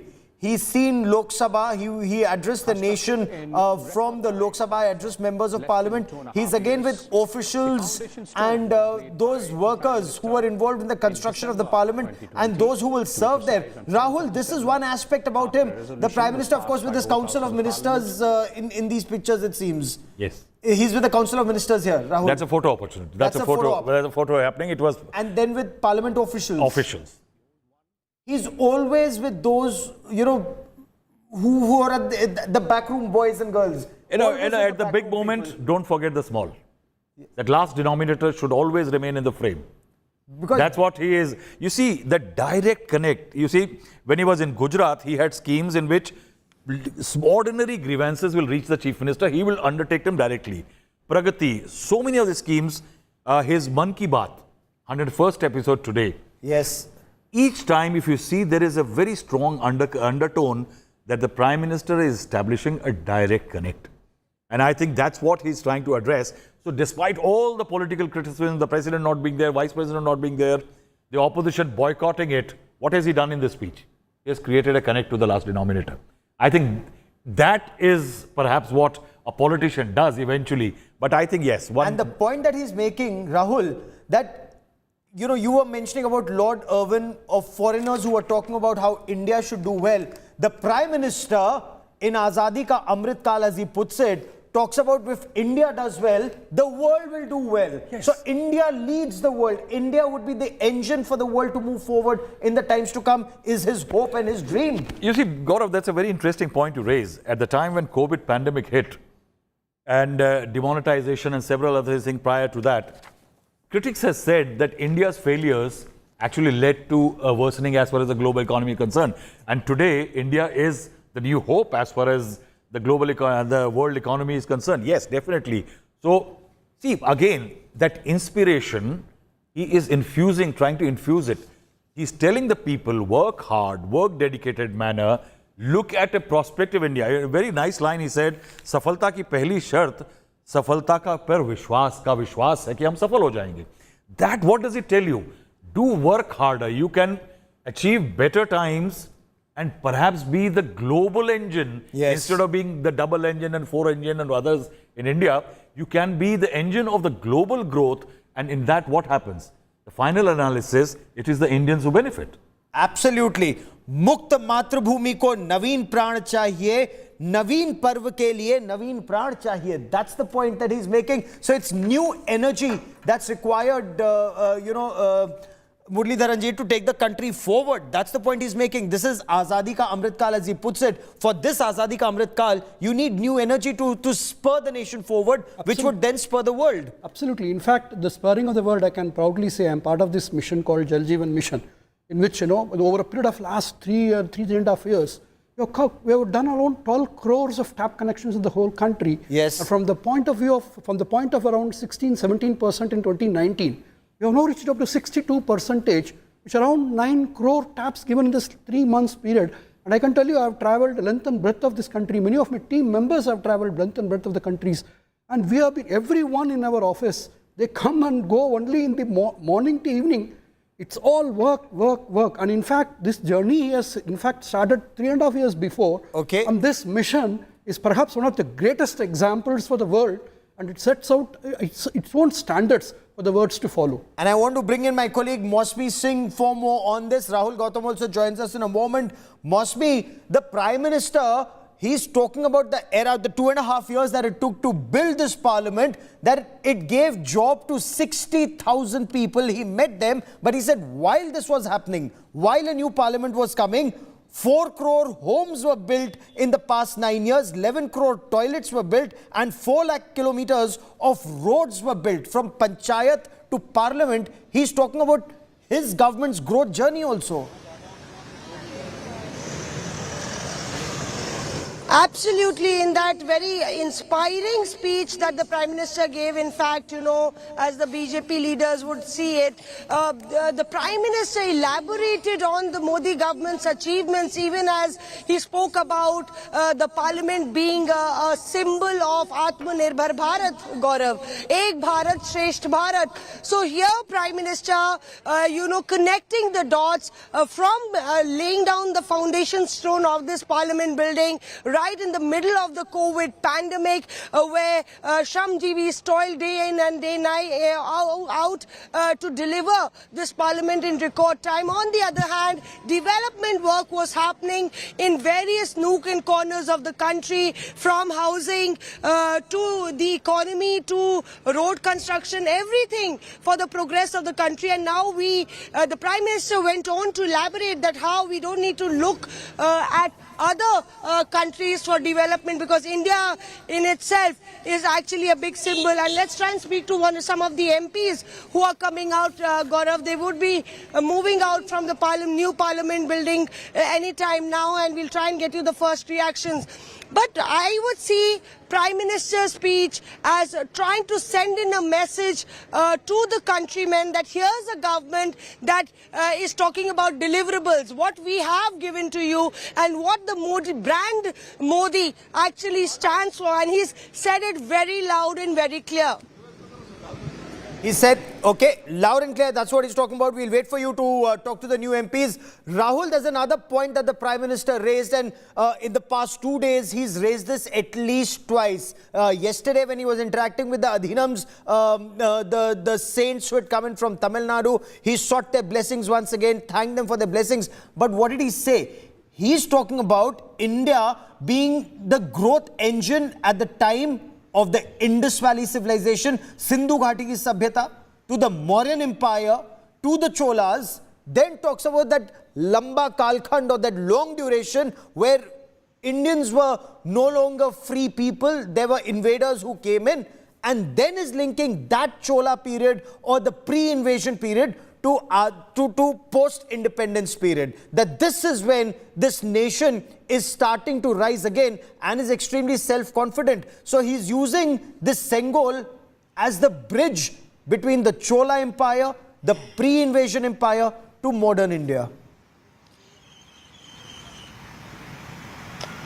Well, I think, Gaurav, the Prime Minister is trying to list the various timelines, wherein the country grew, right from the ancient to the medieval and to this ancient to this modern era. So clearly it seems that he's trying to fuse, all these three eras, and at the same time he is giving respect to the glorious traditions, not just of southern part of the country, but also of the Indus Valley civilization, which he calls at Sindhu Ghati Sabhyata. So clearly he's trying to connect the dots at how India is not a young nation. It is not a nation that was born, in 1947. It is a nation that has history of, of over 5,000 years. And how this Sengol is certainly going to be a symbol of a just rule. It is going to be a symbol of sovereignty of this country. In fact, also, in fact, he said that the Sengol, when it will be placed inside the Lok Sabha chamber, it is going to give, aspirations and going to influence the policymakers to draft policy for the welfare of the people. So clearly, he is trying to connect these things. On one hand, he's invoking the rich, traditions, the prestige of the country. In fact, he also said that, for a couple of 100 years, there was a foreign rule that actually tried to stole our prestige. But it is time for us to restore it. And therefore, he spoke extensively about Sengol. It seems that a Prime Minister is trying to, create a balance between the ancient value system of the country. At the same time, he is speaking about a modern era where the country is going to grow. We all know that how the central government for the past 3-4 days has been saying that this is India's moment. India has finally arrived, and therefore you see Prime Minister also speaking on the same lines that this is the moment of India.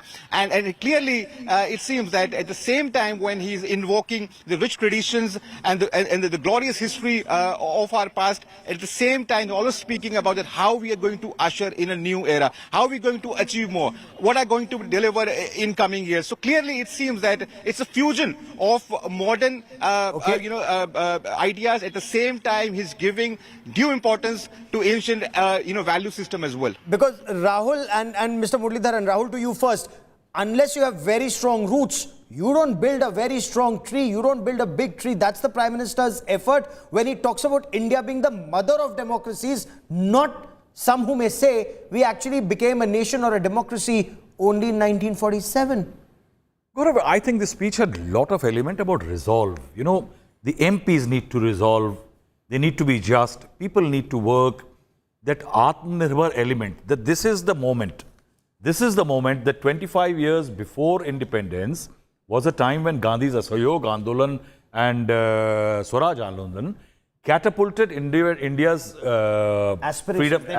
freedom struggle, and we arrived at freedom from the colonial yoke. He is saying that today we are in that similar period, that if we do X, Y, Z, what I'm telling you, then we move to a period where we are a developed nation. It is the fulfillment of aspirations first, because any economy which is a developed economy has generally reached a certain level of a platform where almost everybody has the basics and then a sense of prosperity beyond it. I think one interesting feature of it is that Atmanirbhar element, the emphasis on Atmanirbhar, that it is this opportunity, you use it well by enacting good laws in Parliament, in this new building, then you get here. I think connecting the dues for various segments of the society extremely intricately as far as the speech is concerned. But I think one very interesting is, despite the criticism on the Sengol, the Prime Minister took time to explain that ये सौभाग्य है कि इसकी हम गरिमा को लौटा सके. That it was left ignored. But explain that. Why is this Sengol so important that it has to be in Lok Sabha and next to the Speaker? Gaurav, I think the BJP has been looking for these kind of symbols. I'll tell you something very interesting. A lot of dignitaries, when they used to come, they were gifted Taj Mahal, the small marble pieces of Taj Mahal, mementos and others. Prime Minister Narendra Modi started picking up various elements from the history when foreign dignitaries come as gifts. Something from Shanti Niketan, a beautifully bound copy of Gita became a mainstay as far as the government gifts to foreign dignitaries happen. If you see the slew of those meetings, you will always find something very strongly connected to some grassroots region in India as far as these gifts are concerned. I think these symbols are being picked, a lot of them. Say, for example, even Savarkar today. You know, it's part of that BJP's large nationalistic, Hindutva image, where Savarkar fits in very well. Sengol does fit in, because if it was part of transition of power, I think India should have known about it. Okay. It should not have come as a 2023 May surprise for people that there was something like this which was there. What were foreign magazines that apart from the Time magazine, and you know, we read the Time magazine article, but what have other magazines written about it? I mean, was this some kind of a private ceremony, or was this something? No, it was not a private ceremony when it happened on the streets, Gaurav. There was a procession. There was a procession in which the emissaries from Tajur, they went there. So it cannot be. There were people playing musical instruments after every 100 yards, sitting down for 15 minutes and playing them. It can't be a private ceremony. What Mountbatten did with Jawaharlal Nehru on that day, is that a private ceremony? Is that a private ceremony? And to be, as the news reports are suggesting, that this Sengol becomes part of a personal collection and is kept in Allahabad, gifted by Nehru. I think Nehru could have been interested in not having a legacy of that kind, in which a Hindu symbol with Nandi and others became a public thing. I think Nehru was very cautious of that image. I can count at least 10 instances when Rajendra Prasad wanted to go and inaugurate the Somnath temple. He didn't want the idea. He refused to provide funds for the Somnath temple construction. Rightly so, maybe, that a government of a secular nation or a country which does not want to indulge in religious symbolism should not be doing it. So Nehru could have possibly done it. But the BJP thinks there is something to it. I think if you look at the ceremony today, it is replete with, if you see the inauguration, the foundation stone laying in 2022. If you see the inauguration of the emblem on top of it, and today, I think it is loaded in Hindu symbolism. It's loaded in symbolism. Mosmi, a lot of symbols are there. The Bhavan, the puja, him lying Sashtang, a lot of those things are there. So there was the Sarva Dharm Sabha, whether it's Islam or Sikhi that or was prayers. Jainism. They were prayers. Those they were prayers not. there. They were not rituals. Yes. Rituals were Hindu. There is a distinction. Interesting. Mosme, I want to quickly bring you into this conversation once again. Members of Parliament who are coming out of Parliament and those who chose to stay away, and you've been interacting with all of them. What's the buzz that you're picking up, Mosmi? See, I can make out, Gaurav, the members who are coming out, the BJP members, they are absolutely, enthused, spirited. They believe that this is a landmark milestone that has been achieved, and they are, in fact, smiling, and there's a spring in their step. So, really, and they're all stopping to give their first reaction, and the first word that comes to their mind when they speak out is Prime Minister Narendra Modi. So yet again, this is underlining the brand of BJP, the trump card of BJP, in fact, the stalwart of BJP, establishing that the BJP stands for a nationalistic party, a patriotic party that takes the past along as it moves to the future. Remember, Prime Minister in his Mann Ki Baat, when he was speaking to those youngsters, very carefully picked up, speaking about the youth program that the BJP is going on with, spoke about please do blog, do you go on social media. So this is a Prime Minister who's got all the traditions, cultures and the sanskar of the Indian society. The ethos represents the ethos of the Indian society, and it's a mix of the future as well, who's talking about modern technology, who's talking about a parliament that's got the latest state-of-the-art equipments. So that's the brand that BJP is presenting yet again in the run-up to the 2024 elections. And that's why I say, Gaurav, the Ram Mandir, the parliament and the entire stretch in the next 8 months, BJP will be doing everything to reinforce its brand. Fair enough, and I will come back to you for more on this, Mosmi. The Prime Minister emphasizing about India's strong democratic roots, using words like Ganarajya, the fact that he's saying that even the holy Vedas mention India being a democracy. Mahabharata talks about Gan and Rajya. All of this strong democratic traditions of India. Much more on the story on the other side of a quick break, as I leave you with these images of India's new temple of democracy being dedicated to the people of India.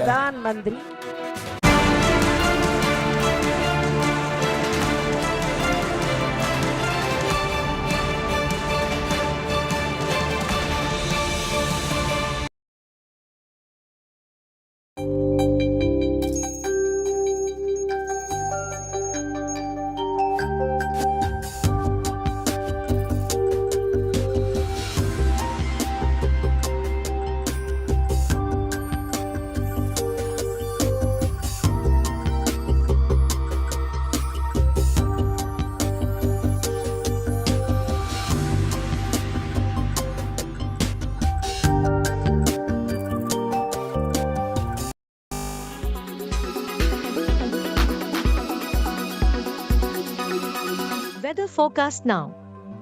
Delhi, maximum 38 and minimum 27 degrees. Mumbai, maximum 33 and minimum 28 degrees. Kolkata, maximum 40 and minimum 25 degrees. Bangalore, maximum 33 and minimum 24 degrees. Chennai, maximum 35 and minimum 29 degrees. Hyderabad, maximum 39 and minimum 27 degrees.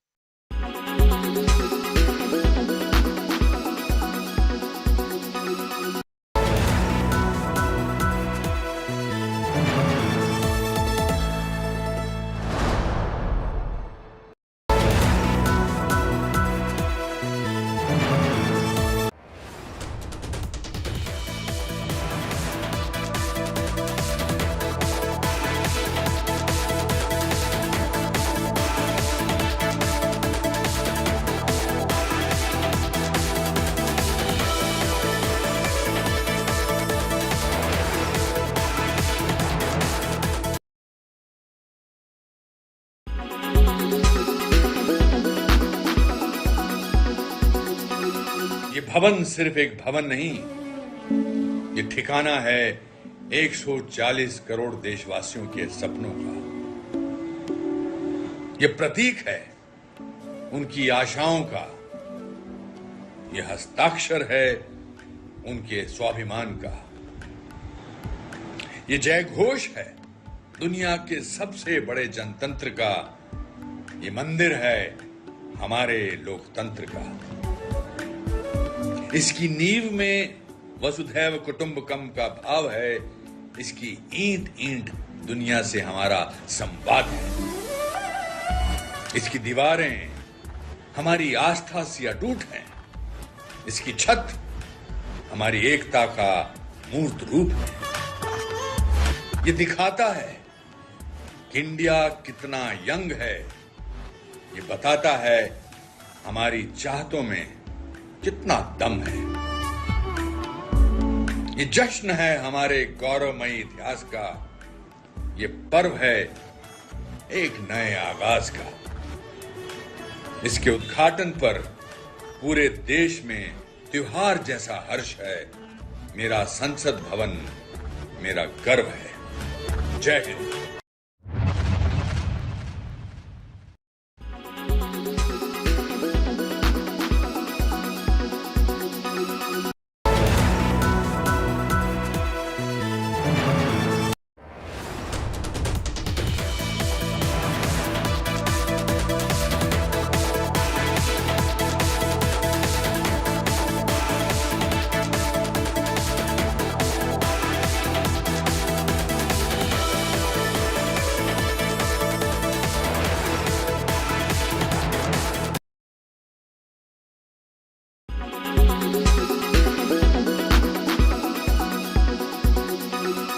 नया संसद भवन देश को प्रधानमंत्री जी ने समर्पित किया, लेकिन विपक्षी दल अपनी ओछी राजनीति कर रहे हैं। जिस तरह की भाषा वो बोल रहे हैं, देश उनको कभी क्षमा करने वाला नहीं। राष्ट्रीय जनता दल ने जिस तरह से संसद भवन की तस्वीर के साथ ताबूत की फोटो लगाकर देश का अपमान करने का काम किया, संसद का अपमान करने का काम किया है। 2024 के लोकसभा के चुनाव में इसी ताबूत में बिहार की जनता आरजेडी को डाल देगी, क्योंकि उसको ताबूत ज्यादा पसंद है, देश को संसद ज्यादा पसंद है।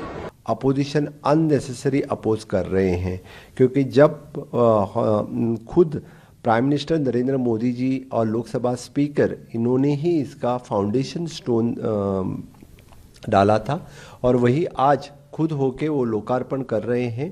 तो इस कार्यक्रम में अपोजिशन करने के लिए, क्योंकि 2024 का इलेक्शंस नज़दीक आ रहा है, तो अननेसेसरी लोगों को इस इशू पे अपोजिशन भड़का रहा है।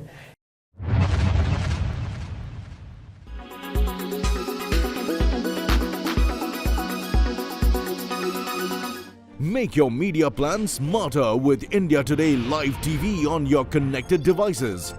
Amplify your brand with 100 million smart internet viewers. To advertise, mail us at sales@aajtak.com.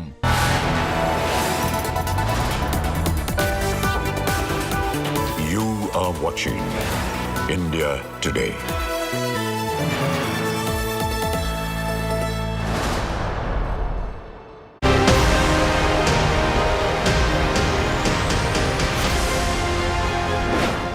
Beautiful dawn for Indian democracy.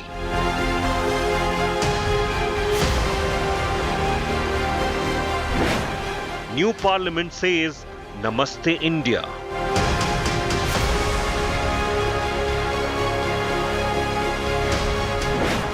Historic Sengol gets a rebirth in new Lok Sabha.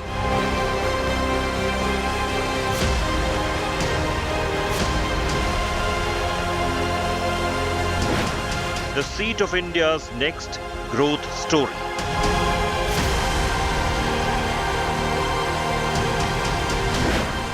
Where our representatives must build a better India.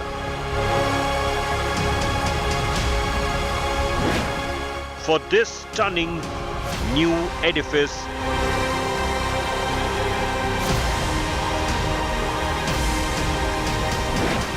India thanks every worker, laborer, engineer,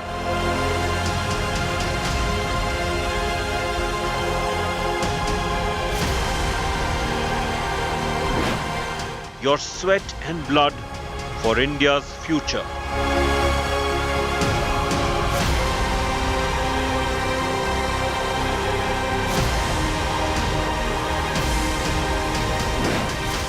New Parliament for New India. A new temple for the world's oldest democracy, the world's most vibrant, thriving democracy. And Prime Minister Narendra Modi, as he dedicated the new temple of democracy to the nation, spoke of taking a new resolve for a developed India. He spoke for about 35 minutes in Lok Sabha in the new Parliament building and spoke of the nation taking a new resolve. This is India's moment. He gave a dream, a challenge that India's growth will spur the world's growth story. I'm Gaurav Sawant, and over the course of the next 1 hour, we get to the latest. But as always, let's get started with the headlines. A new dawn for India's democracy. Prime Minister Narendra Modi inaugurates the new parliament, installs the historic Sengol inside Lok Sabha, calls new parliament the cradle of empowerment. यहाँ निर्णय आने वाली पीढ़ियों को सशक्त करने वाला होगा। यहाँ होने वाला हर निर्णय भारत के उज्ज्वल भविष्य का आधार बनेगा।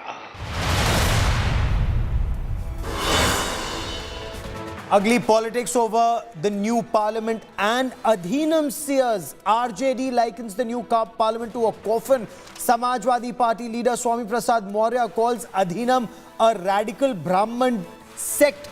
BJP hits back.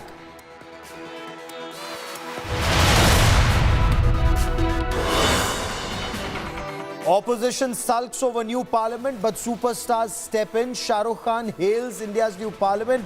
India's top superstars see what the opposition cannot. 20 opposition parties boycott the parliament inauguration. 25 political parties attend.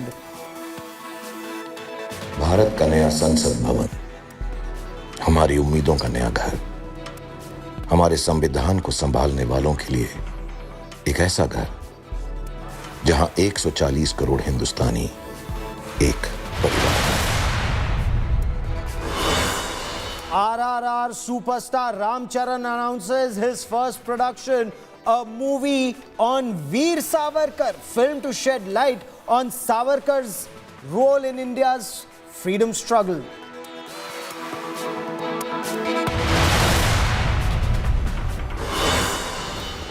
Wrestlers continue their dangal for justice. Khaps, farm leaders join the wrestlers' march to the new parliament. Sakshi Malik, Bajrang Punia detained. Section 144 enforced.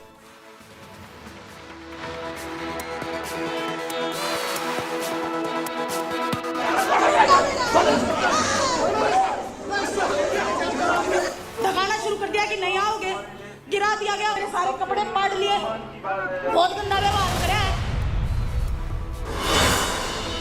The 2023 season comes a full circle. Chennai take on Gujarat in the grand finale. Gujarat will have to get the better of four-time champions Chennai Super Kings as they look to defend their crown.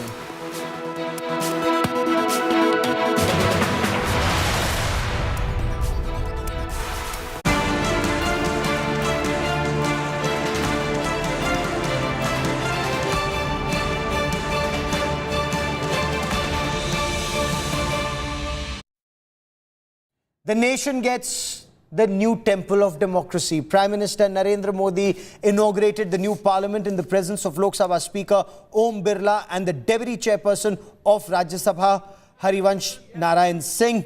Dignitaries, including several top diplomats from several foreign countries, attended the inauguration ceremony. Former Prime Minister H.D. Deve Gowda was present. Former Speaker of Lok Sabha, Sumitra Mahajan, was present, claiming that the new parliament building will be a witness to Atmanirbhar Bharat becoming a developed country. Prime Minister Narendra Modi highlighted the technological aspects that the new parliament building is equipped with. he underlined the significance, the importance, the historic civilizational importance of the Sengol, the Dharm Dand. He said that the Sengol was a symbol of transfer of power. The Prime Minister said the glory and the importance of the Dharm Dand of the Sengol had finally been restored.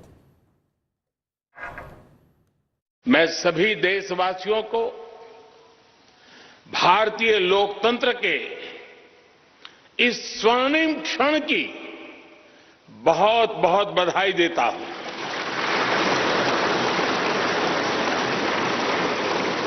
साथियों, ये सिर्फ एक भवन नहीं है, ये 140 करोड़ भारतवासियों की आकांक्षाओं और सपनों का प्रतिबिंब है। इस अमृत काल का आह्वान है, इस अमृत काल का आह्वान है मुक्त मातृभूमि को नवीन पान चाहिए, नवीन पर्व के लिए नवीन प्राण चाहिए। मुक्त गीत हो रहा नवीन राग चाहिए, नवीन पर्व के लिए नवीन प्राण चाहिए। और विश्व में शायद ये पहली बार हुआ होगा। संसद के निर्माण में अब उनका योगदान भी अमर हो गया है। साथियों, कोई भी एक्सपर्ट अगर पिछले 9 वर्षों का आकलन करे तो पाएगा कि ये 9 साल भारत में नव निर्माण के रहे हैं, गरीब कल्याण के रहे हैं। आज हमें संसद की नई इमारत के निर्माण का गर्व है, तो मुझे पिछले 9 साल में गरीबों के 4 करोड़ घर बनने का भी संतोष है। आज जब हम इस नए संसद भवन की लोकसभा और राज्यसभा को देखकर उत्सव मना रहे हैं, तो मुझे संतोष है कि हमने देश में 30,000 से ज्यादा नए पंचायत भवन भी बनाए हैं। यानी पंचायत भवन से लेकर संसद भवन तक हमारी निष्ठा एक ही है, हमारी प्रेरणा एक रही। देश का विकास, देश के लोगों का विकास।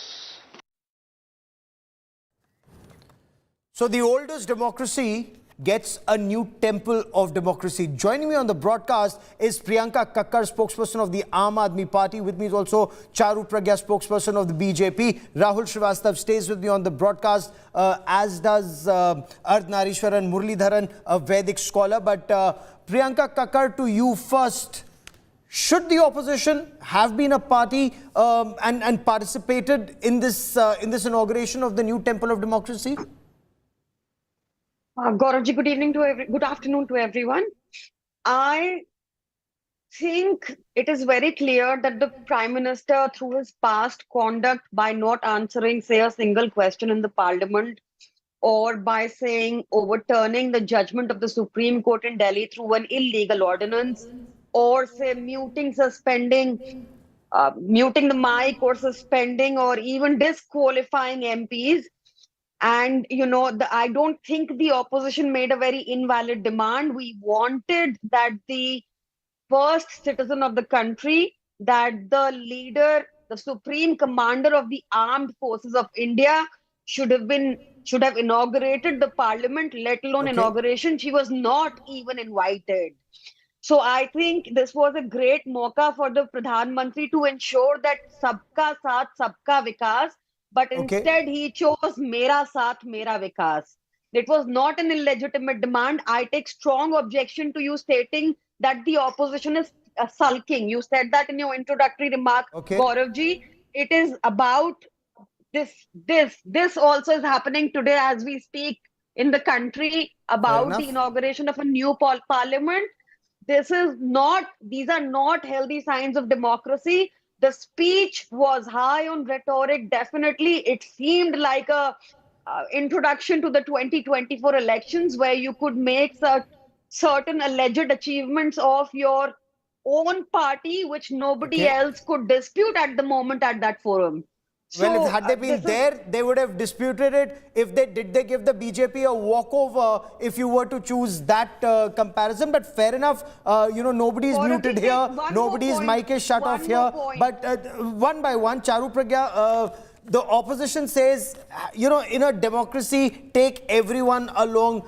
Reach out to the opposition. In their instance, they were saying, why not the first citizen, could have led this inauguration. Charu Pragya.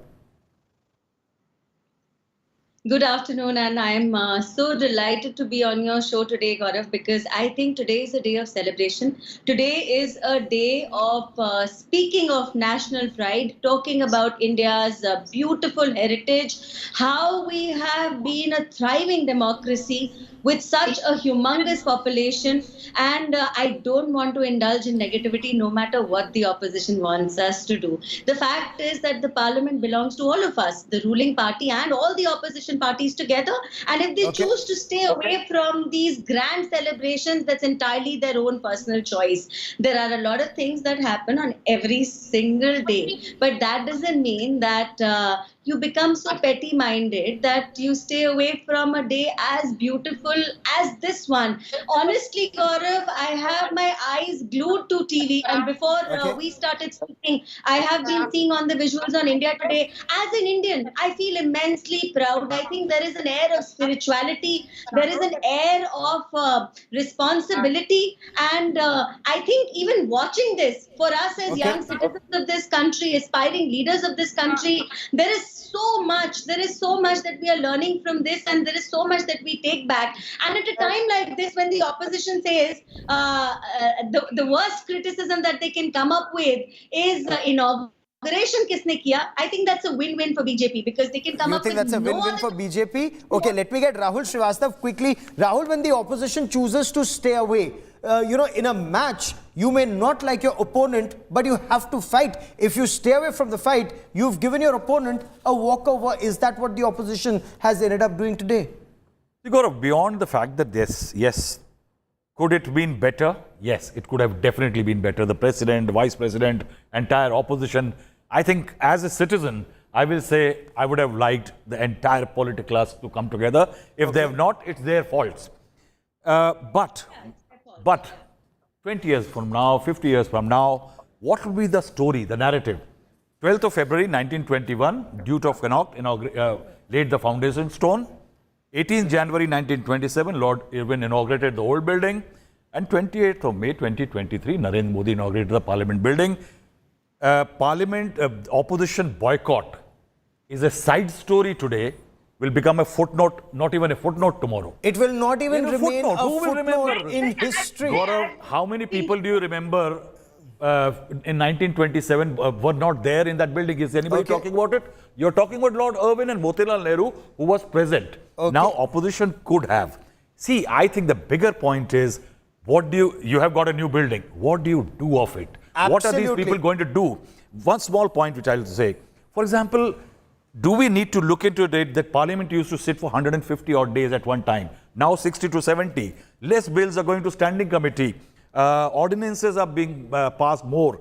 You also have finance bill, budget being passed without a debate. And that's why the opposition and the government really need to work together in a less hostile environment. But today I want to stay on the symbolism and the new building. I have author Amish Tripathi joining me from London for more on this. Amish, many thanks for joining us here on India Today. You saw this entire ceremony. What's your first reaction? What do you take away from this, from what you saw at the new Parliament building? This is a very significant moment for India's republic, as has often been said. We are a young nation, a young republic, but we are a very ancient civilization. And symbology is extremely important for how communities come together. As Edmund Burke had said, human beings are symbol-producing animals. And every community, every nation coheres around symbols. I'm in the UK right now. Western civilization is built around Greco-Roman and then Judeo-Christian symbology.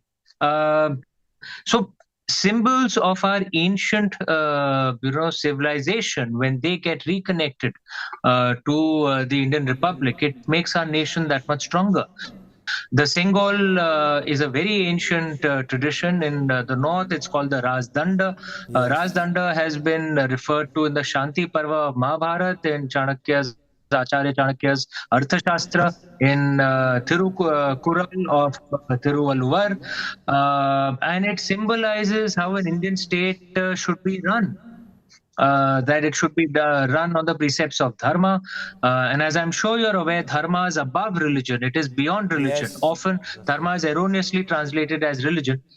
Actually, the correct word for religion is panth. Dharma is above religion, and dharma is for the good of all. So the Rajdanda, the Sengol, represents how a state should be run. The parliament significantly improves our infrastructure for democracy. So both from the perspective of efficiency and symbology, I think this is a very significant moment. You say it's significant. You know, you spoke of dharm and the path of righteousness. What the Rajdand or the Dharm Dand is supposed to tell the king in earlier times, and our parliament with the Sengol being installed at Lok Sabha next to the speaker. But what does this entire ceremony mean in terms of our civilizational heritage and our civilizational knowledge? As I said earlier, the Sengol is, it is believed that Lord Shiva himself manifests on the Sengol or the Rajdanda, which is why on top of the Sengol is Lord Nandi, who is Lord Shiva's foremost devotee. But many also say that symbolizes the bull of Dharma. As I'm sure aware, Dharma is represented by a bull in our ancient traditions. Yes. Gautam Buddha has been referred to as a bull in Buddhist text. Lord Vishnu is also said to manifest as a bull, at times. So it actually is an all-encompassing symbol, and it represents how a state should be run. And we as a people have decided to vest the power to run our state in the Indian Parliament. So therefore, it is appropriate that the Sengol be in the Indian Parliament, because that's where the sovereign power of the Indian state lies. Absolutely. Amish, what do you then make of this entire controversy about the Rajdand or the Sengol being relegated to a museum in Prayagraj as a golden walking stick? And Prime Minister Narendra Modi just a short while back indicated that it's finally being restored to its rightful place. Look, I'm not going to get into the controversy of it. I never really comment on politics. One can focus on that, but I would choose to focus more on the positive aspects and on the uniting aspects. If you see the ceremony today, of course, the Sengol was treated with respect as it should, and has been placed with pride in the Parliament, in the Lok Sabha. You will notice that when the speaker speaks, the primary speaker speaks, the Sengol is there on above the left shoulder of the speaker. But the ceremonies also included multi-faith prayers. Yes. It was, I think, 10-15 years later, when we look back at this moment, we'll see it as a very uniting and civilizationally important moment for the Indian Republic. Interesting you say that it's civilizationally a very important moment for our republic. What do you then make of the opposition choosing to stay away? Have they virtually given a walkover to the government? Should they have stayed? Should they have stayed even if to oppose while being there? I never really comment on politics. And look, the way I see it is, Indian politicians, as rightly, focus on the next election. So Indian politicians should, focus on the next few years. But those of us who look at a societal perspective, could look at perhaps a different and a more longer term view. This is not to criticize the political class at all. In fact, I have huge respect for the Indian political class. Running a complex, rebellious country like India is not easy. I would choose not to get into the controversies, the political controversies on this. From a long-term civilizational perspective, however, this is a very significant and positive moment. You calling this a positive moment? There were some reports, if we were to go back to 1947, 14th of August 1947, Pandit Jawaharlal Nehru was wearing the pitambari. He was, holy ash was rubbed on him. He was handed over the Sengol. The Adhinam says that the Sengol was first given to Lord Mountbatten, taken from him, then given to Pandit Nehru. It symbolized transfer of power, and Rajaji, also guided this move. We are now told that there is no historical evidence of Lord Mountbatten being given that Sengol and taken back and then given to Pandit Nehru. What do you make of that part of the current controversy? From what I know and what is published in the Time magazine as well, in that time, the Adhinam of a mutt in Tamil Nadu did do the Sengol ceremony with Prime Minister Nehru on the advice of Rajaji. At least that's what the public data seems to signify. The Adhinams of the mutt have clarified that themselves as well. I think we should focus on the fact that it's very positive that this the symbology is being revived. And you will notice, I think, an important point that while the Sengol, and it is a Tamil term for the Rajdanda, while it has come from Tamil Nadu, the Adhinams who carried out the ceremony were from Tamil Nadu. But no one in North India, West India, East India is protesting that this is not our symbol. Everyone knows that this is our uniting India-wide symbol, and I see that as a very positive way of approaching things. That's a very interesting perspective, that you're giving on this, that North India, South India, I mean, culturally, and we're all the same. That's a very, very pertinent point. The fact that Prime Minister Narendra Modi also referred to the Indus Valley civilization, how we were a very modern, civilization at that point of time, or the Mauryan Empire, how India was spurring the world until the invasion started. He spoke of the Cholas, then the invasions. When you talk of the Sengol, when you talk of this Rajdand, is it linking that era to the modern post-independent era, to link progress then to the progress or the aspiration to be a developed nation now? Yeah, and I think it has been very nicely put. I forget who said that. That society is a contract between those who are dead and those who are yet to be born, to carried out by those who are living. That's what a society is. It's our deep connection to our ancestors and our deep care for our descendants who are yet to be born. Because the moment we cut off from our ancestors, or the moment we stop caring for our descendants and live selfishly, thinking only about ourselves, as sadly some Western societies are living, you will notice that society starts breaking down.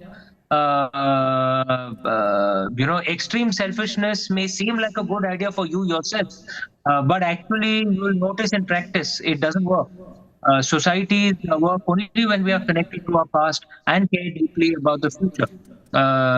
Because remember, society is something that exists beyond just petty human lives. So, of course, I do believe that the past must be connected to the future through our present. That's a very definition of a society.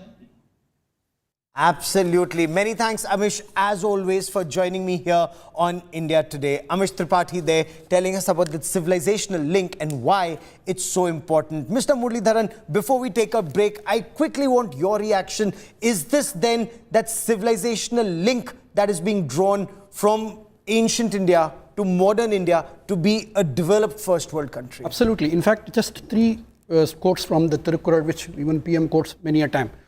It says one place, it says again about the Sengol only.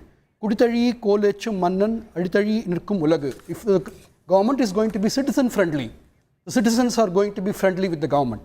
Then iyalpugalil kolechum mannavan nattaviyalum vilaivum tokku. If the government is going to be run to the path of righteousness, okay, then even the nature is going to favor the government. Irai kakkum vayyagam ellam avanai murai kakkum muttachiyan. It means that if the government is going to protect its subject, the Sengol, as a representative of Dharma thing, will protect the king himself. So, by placing it near to this Lok Sabha speaker's thing, the Sengol every time will tell the people that they are there to serve the people, and at the same time, if they are going to serve them, people are going to be with them. And as you correctly said, it is going to be the bridge between the India that was developed then, and it is going to be the developed down to the next Amrit Kal. Fair enough. Last but not the least, it is going to be the sort of, Dulhan ke mate be bindiya, by placing it near to the next Lok Sabha speaker seat. I will let that be the last word on the show. For joining me here on this India Today special, Rahul Srivastav and Mr. Muralidharan, many thanks. We're slipping into a quick break. News and updates continue on India Today. Stay with us.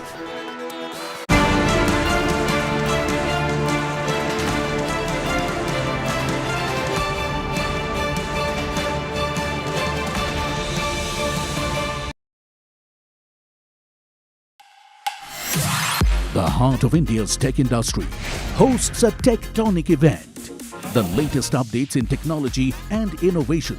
The biggest names in Indian tech under one roof. From AI to 5G. From EVs to data security. Discover how technology is transforming our lives. Catch all the action at the BT Tech Today Congress in Bengaluru on June 2nd. Live across the Business Today multiverse.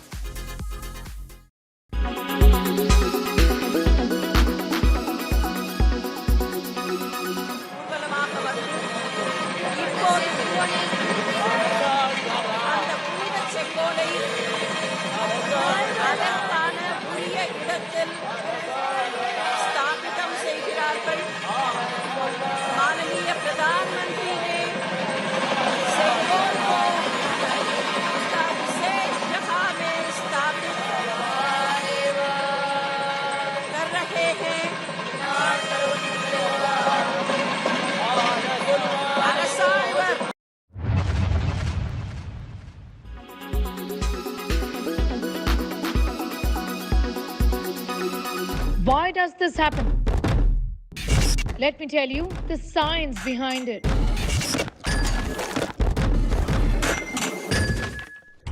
For more informative videos like this, keep watching India Today News Mo.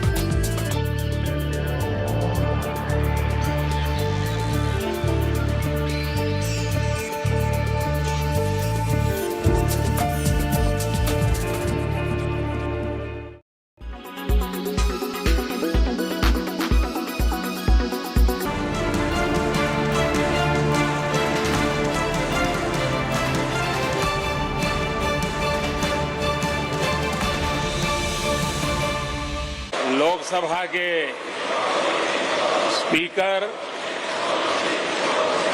आदरणीय श्री ओम बिरला जी, राज्यसभा के उपसभापति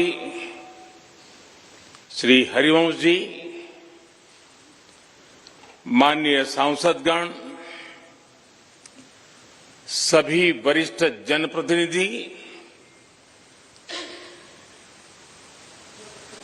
विशिष्ट अतिथि, अन्य सभी महानुभाव और मेरे प्यारे देशवासियों, हर देश की विकास यात्रा में कुछ पल ऐसे आते हैं जो हमेशा के लिए अमर हो जाते हैं।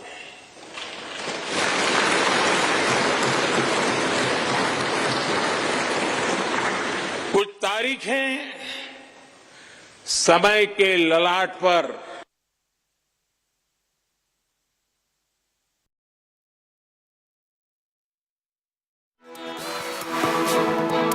आज 28 मई 2023 का ये दिन ऐसा ही शुभ अवसर है।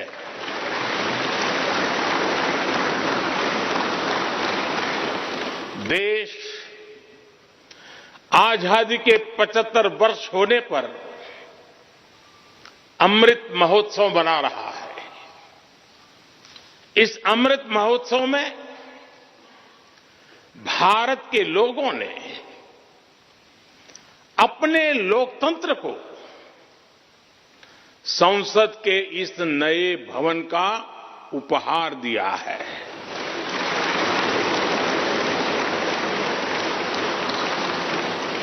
आज सुबह ही संसद भवन परिसर में सर्वपंथ प्रार्थना हुई है। मैं सभी देशवासियों को भारतीय लोकतंत्र के इस स्वर्णिम क्षण की बहुत बहुत बधाई देता हूं।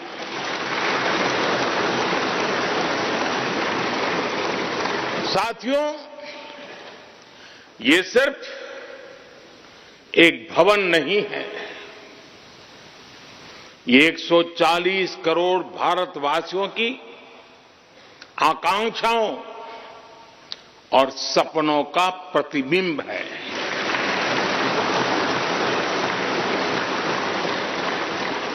ये विश्व को भारत के दृढ़ संकल्प का संदेश देता हमारे लोकतंत्र का मंदिर है।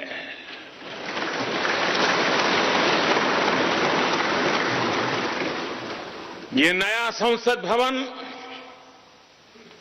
योजना को यथार्थ से,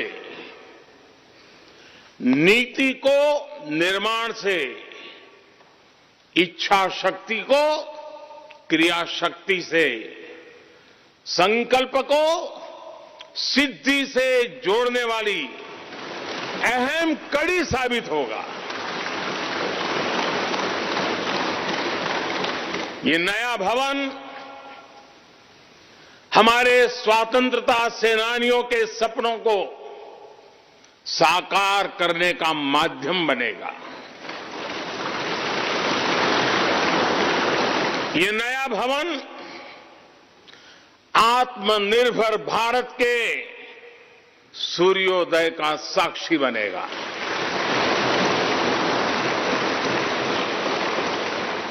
ये नया भवन विकसित भारत के संकल्पों की सिद्धि होते हुए देखेगा।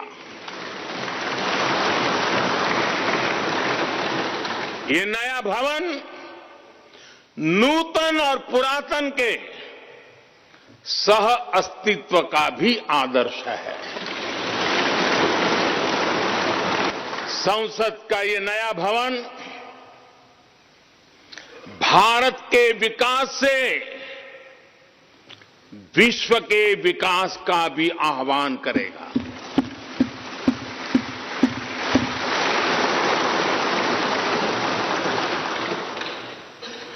साथियों, आज इस ऐतिहासिक अवसर पर कुछ देर पहले संसद की इस नई इमारत में पवित्र सेंगोल की भी स्थापना हुई है।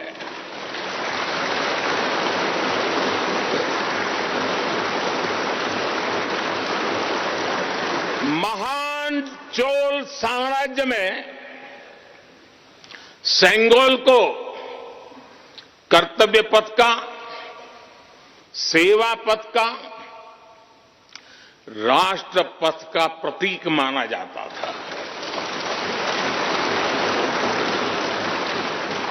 राजा जी और आदिनम के संतों के मार्गदर्शन में यही सेंगोल सत्ता के हस्तांतरण का प्रतीक बना था।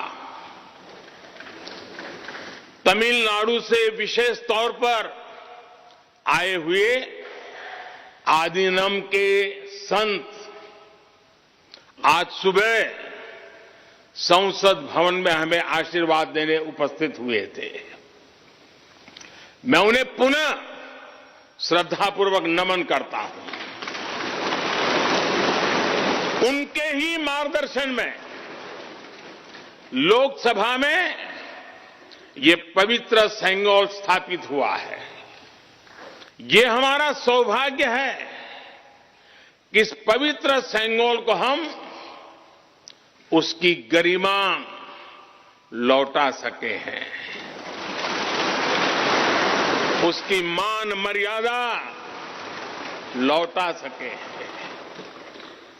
जब भी इस संसद भवन में कार्यवाही शुरू होगी, ये सेंगोल हम सभी को प्रेरणा देता रहेगा। भारत आज वैश्विक लोकतंत्र का भी बहुत बड़ा आधार है। लोकतंत्र हमारे लिए सिर्फ एक व्यवस्था नहीं, एक संस्कार है, एक विचार है, एक परंपरा है। हमारा लोकतंत्र ही हमारी प्रेरणा है। हमारा संविधान ही हमारा संकल्प है। इस प्रेरणा, इस संकल्प की सबसे श्रेष्ठ प्रतिनिधि अगर कोई है तो ये हमारी संसद है। और ये संसद देश की जिस समृद्ध संस्कृति का प्रतिनिधित्व करती है, उसका उद्घोष करती है। शेते निपद्य मानस्य, शेते निपस्य मानस्य चराति चर्त भगः, चरैवेति चरैवेति चरैवेति। कहने का तात्पर्य, जो रुक जाता है उसका भाग्य भी रुक जाता है, लेकिन जो चलता रहता है उसी का भाग्य आगे बढ़ता है, बुलंदियों को छूता है। और इसलिए चलते रहो, चलते रहो। गुलामी के बाद हमारे भारत ने बहुत कुछ खोकर अपनी नई यात्रा शुरू की थी। वो यात्रा कितने ही उतार चढ़ावों से होते हुए, कितनी ही चुनौतियों को पार करते हुए आजादी के अमृत काल में प्रवेश कर चुकी है। आजादी का ये अमृत काल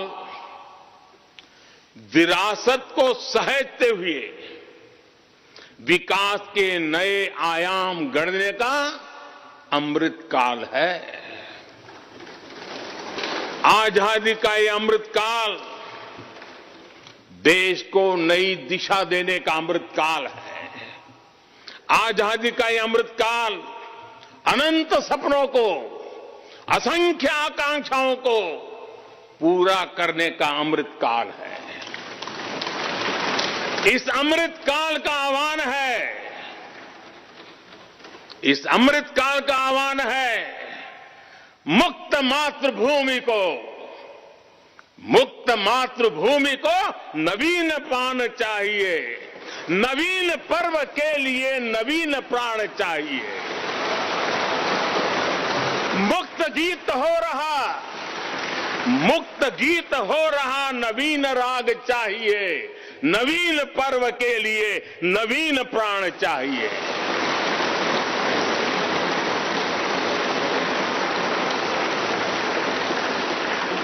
और इसलिए भारत के भविष्य को उज्जवल बनाने वाली इस कार्यस्थली को भी उतना ही नवीन होना चाहिए, आधुनिक होना चाहिए। आज नए संसद भवन को देखकर हर भारतीय गौरव से भरा हुआ है। इस भवन में विरासत भी है, वास्तु भी है, इसमें कला भी है, कौशल भी है, इसमें संस्कृति भी है और संविधान के स्वर भी है। आप देख रहे हैं कि लोकसभा का आंतरिक हिस्सा, यहां भी देखिए, यहां भी देखिए, राष्ट्रीय पक्षी मोर पर आधारित है। राज्यसभा का आंतरिक हिस्सा राष्ट्रीय फूल कमल पर आधारित है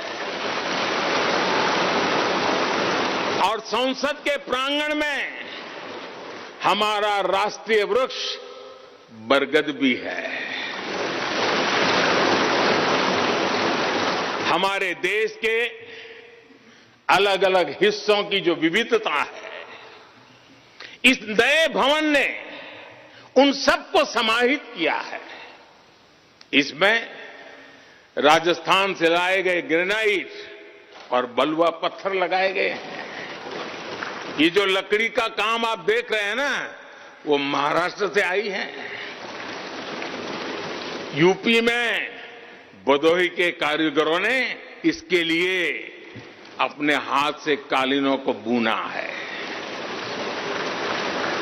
एक तरह से इस भवन के कण कण में हमें एक भारत श्रेष्ठ भारत की भावना के दर्शन होते हैं।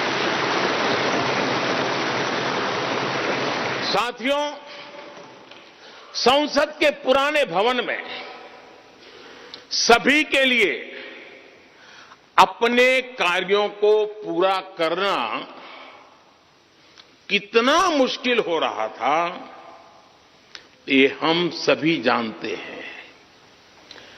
टेक्नोलॉजी से जुड़ी समस्याएं थी, बैठने की जगह से जुड़ी चुनौती थी। इसलिए ही बीते 1.5-2 दशकों से ये चर्चा लगातार हो रही थी कि देश को एक नए संसद भवन की आवश्यकता है। और हमें ये भी देखना होगा कि आने वाले समय में सीटों की संख्या बढ़ेगी, सांसदों की संख्या बढ़ेगी, वो लोग कहां बैठते हैं? और इसलिए ये समय की मांग थी कि संसद की नई इमारत का निर्माण किया जाए। और मुझे खुशी है कि भव्य इमारत आधुनिक सुविधाओं से पूरी तरह लैस है। आप देख रहे हैं कि इस समय भी इस हॉल में सूरज का प्रकाश सीधे आ रहा है, बिजली कम से कम खर्च हो, हर तरफ लेटेस्ट टेक्नोलॉजी वाले गैजेट्स हों, इन सभी का इसमें पूरा ध्यान रखा गया है। साथियों, आज सुबह ही मैं इस संसद भवन को बनाने वाले श्रमिकों के एक समूह से मिला हूं। इस संसद भवन ने करीब 60,000 श्रमिकों को रोजगार देने का भी काम किया है। उन्होंने इस नई इमारत के लिए अपना पसीना बहाया है। मुझे खुशी है कि इनके श्रम को समर्पित एक डिजिटल गैलरी भी संसद में बनाई गई है और विश्व में शायद ये पहली बार हुआ होगा। संसद के निर्माण में अब उनका योगदान भी अमर हो गया है। साथियों, कोई भी एक्सपर्ट अगर पिछले 9 वर्षों का आकलन करे तो पाएगा कि ये 9 साल भारत में नव निर्माण के रहे हैं, गरीब कल्याण के रहे हैं।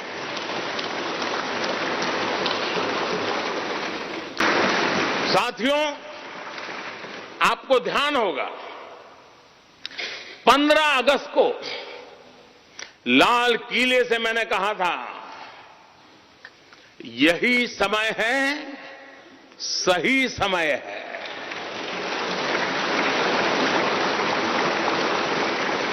हर देश के इतिहास में ऐसा समय आता है जब देश की चेतना नए सिरे से जागृत होती है। भारत में आजादी के 25 साल पहले, 47 के पहले 25 साल याद कीजिए, आजादी के 25 साल पहले ऐसा ही समय आया था।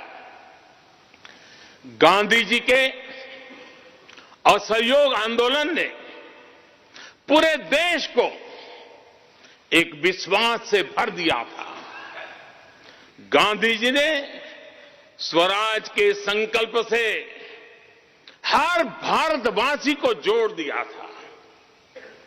ये वो दौर था जब हर भारतीय आजादी के लिए जी जान से जुट गया था। इसका नतीजा हमने 1947 में भारत की आजादी के तौर पर देखा। आजादी का ये अमृतकाल भी भारत के इतिहास का ऐसा ही पड़ाव है। आज से 25 साल बाद भारत अपनी आजादी के 100 वर्ष पूरे करेगा। हमारे पास भी 25 वर्ष का अमृत कालखंड है। इन 25 वर्षों में हमें मिलकर भारत को विकसित राष्ट्र बनाना है।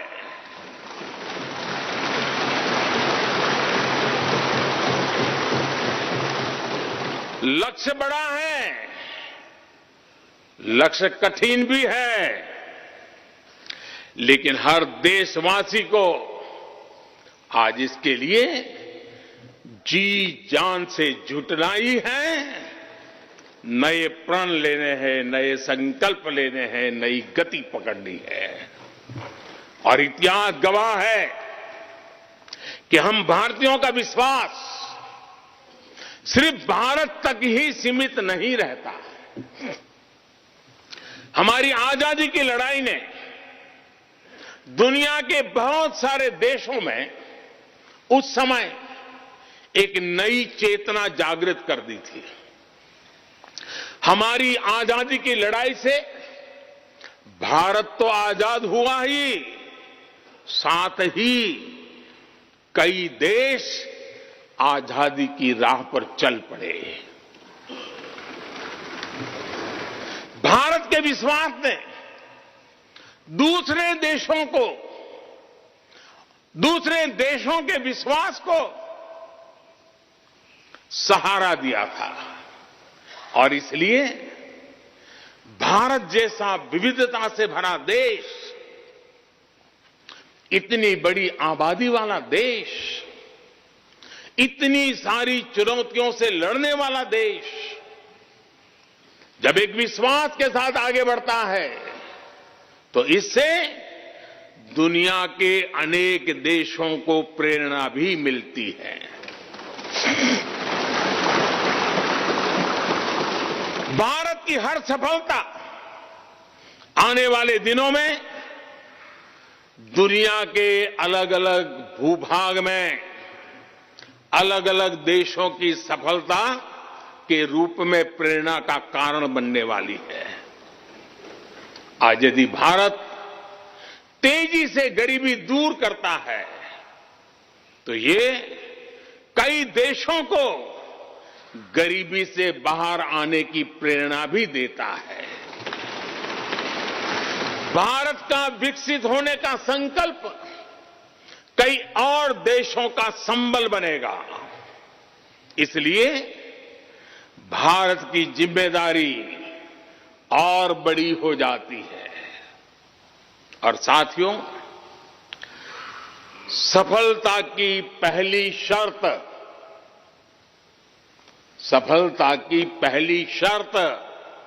सफल होने का विश्वास ही होती है।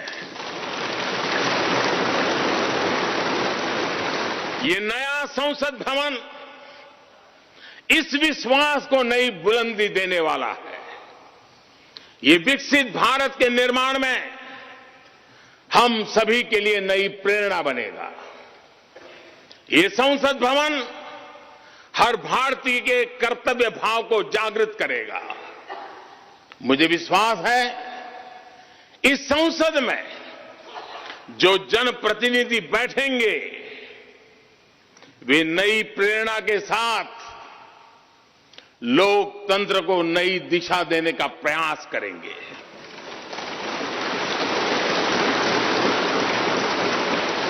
जब संसद के इस नए भवन में हम अपने दायित्वों का ईमानदारी से निर्वहन करेंगे तो देशवासियों को भी नई प्रेरणा मिलेगी।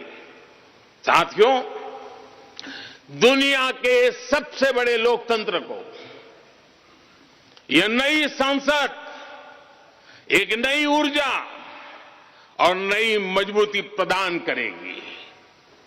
हमारे श्रमिकों ने अपने पसीने से इस संसद भवन को इतना भव्य बना दिया है। अब हम सभी सांसदों का दायित्व है कि इसे अपने समर्पण से और ज्यादा दिव्य बनाएंगे।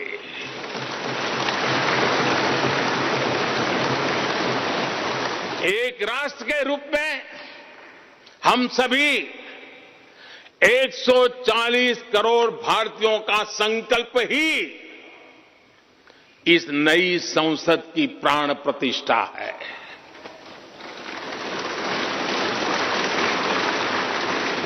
यहां होने वाला हर निर्णय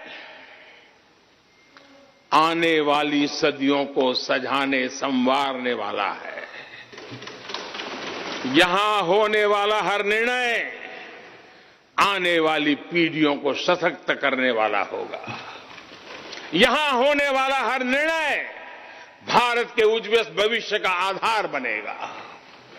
गरीब, दलित, पिछड़ा, आदिवासी, दिव्यांग समाज के हर वंचित परिवार के सशक्तिकरण का, वंचितों को वरीयता का रास्ता यहीं से गुजरता है।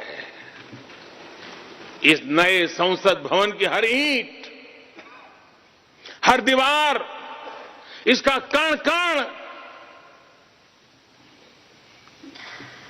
गरीब के कल्याण के लिए समर्पित है।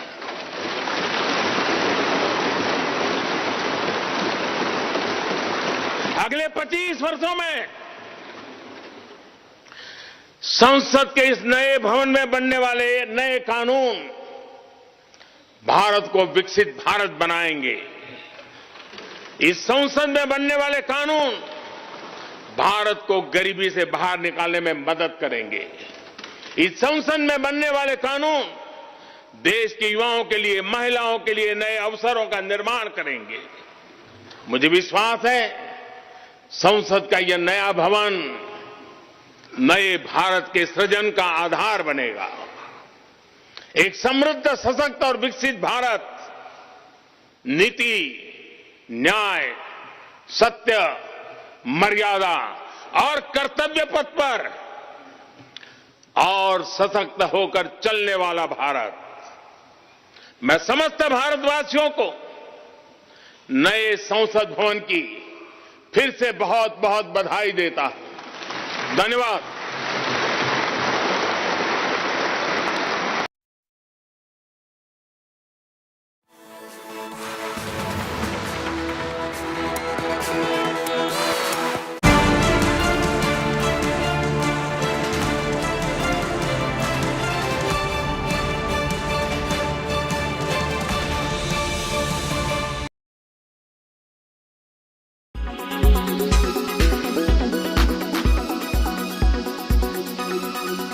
A matter of great pride and honor for our country and each one of us. It is not a matter of controversy. Keeping all our differences aside, let's come together as a nation and celebrate this festival of democracy. Let us all witness this historic and proud moment that celebrates India and its democracy.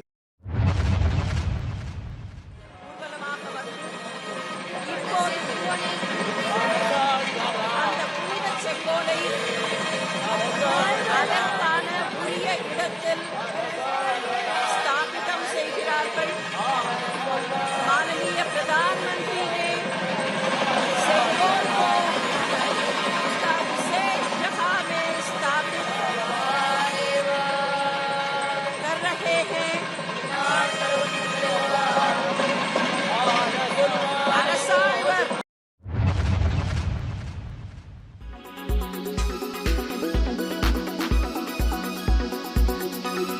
Why does this happen? Let me tell you the science behind it.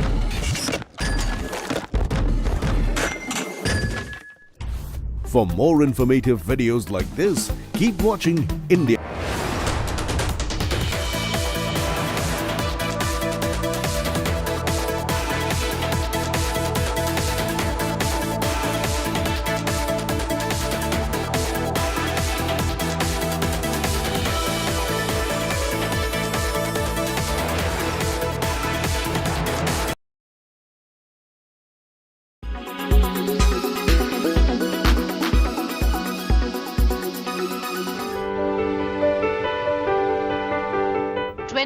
Months went into building this monumental narrative. An architectural masterpiece.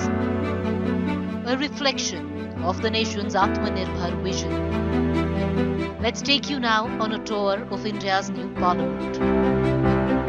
The House of the People, our new Lok Sabha. Larger and grander. 888 seats. Almost 300 more than the old chamber. This is the brand new Rajya Sabha, bigger, more spacious.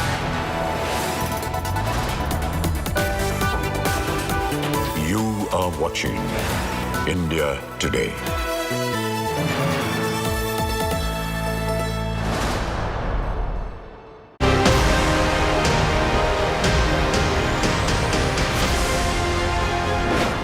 Beautiful dawn for Indian democracy.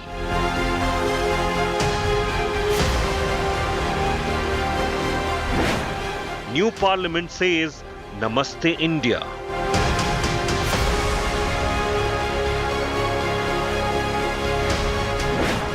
Historic Sengol gets a rebirth in new Lok Sabha.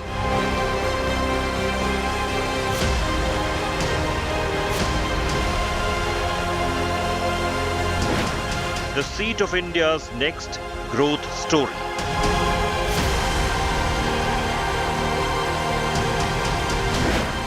Where our representatives must build a better India.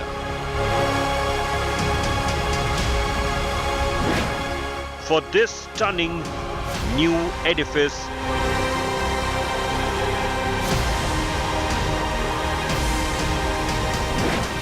India thanks every worker, laborer, engineer,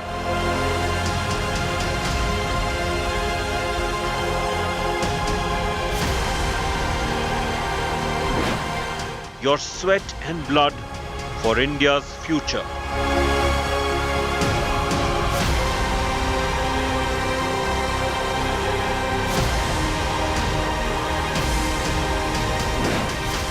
New Parliament for New India. Very good afternoon, viewers, and thanks so much for being with us on India Today. I'm Chaiti Narula, joining you with all the top stories. Let's begin the broadcast with the top headlines. Beautiful dawn for Indian democracy. Prime Minister Modi inaugurates Naya Sansad, installs historic Sengol inside new Lok Sabha, calls Parliament a cradle of empowerment. होने वाला हर निर्णय आने वाली पीढ़ियों को सशक्त करने वाला होगा। यहां होने वाला हर निर्णय भारत के उज्जवल भविष्य का आधार बनेगा। Agni politics over Naya Sansad and Adhinam sears. RJD likens new parliament to coffin. SP calls Adhinam radical sect. 20 opposition parties boycott Sansad launch. BJP lashes out.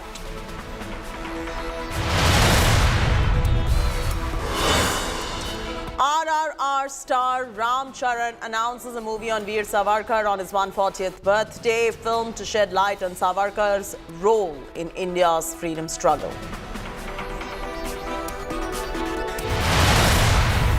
Wrestlers continue dangle for justice. Cup's farm leaders joined wrestlers' march to the new parliament. Sakshi Malik, Bajrang Punia detained. Section 144 imposed.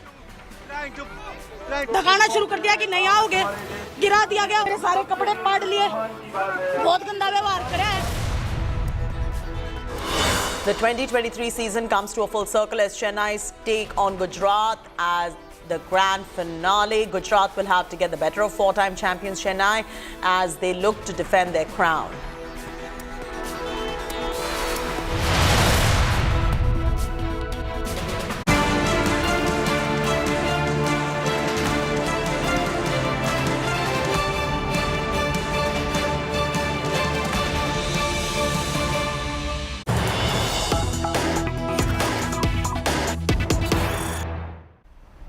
Breaking news coming in. Political showdown over Naya Sansad. Pawar slams religious ceremony in the new parliament. Pawar slams launch, says India moving backwards. Pawar says Jawaharlal Nehru had scientific mindset. He further goes on to ask, why was President Murmu not called? That's the latest.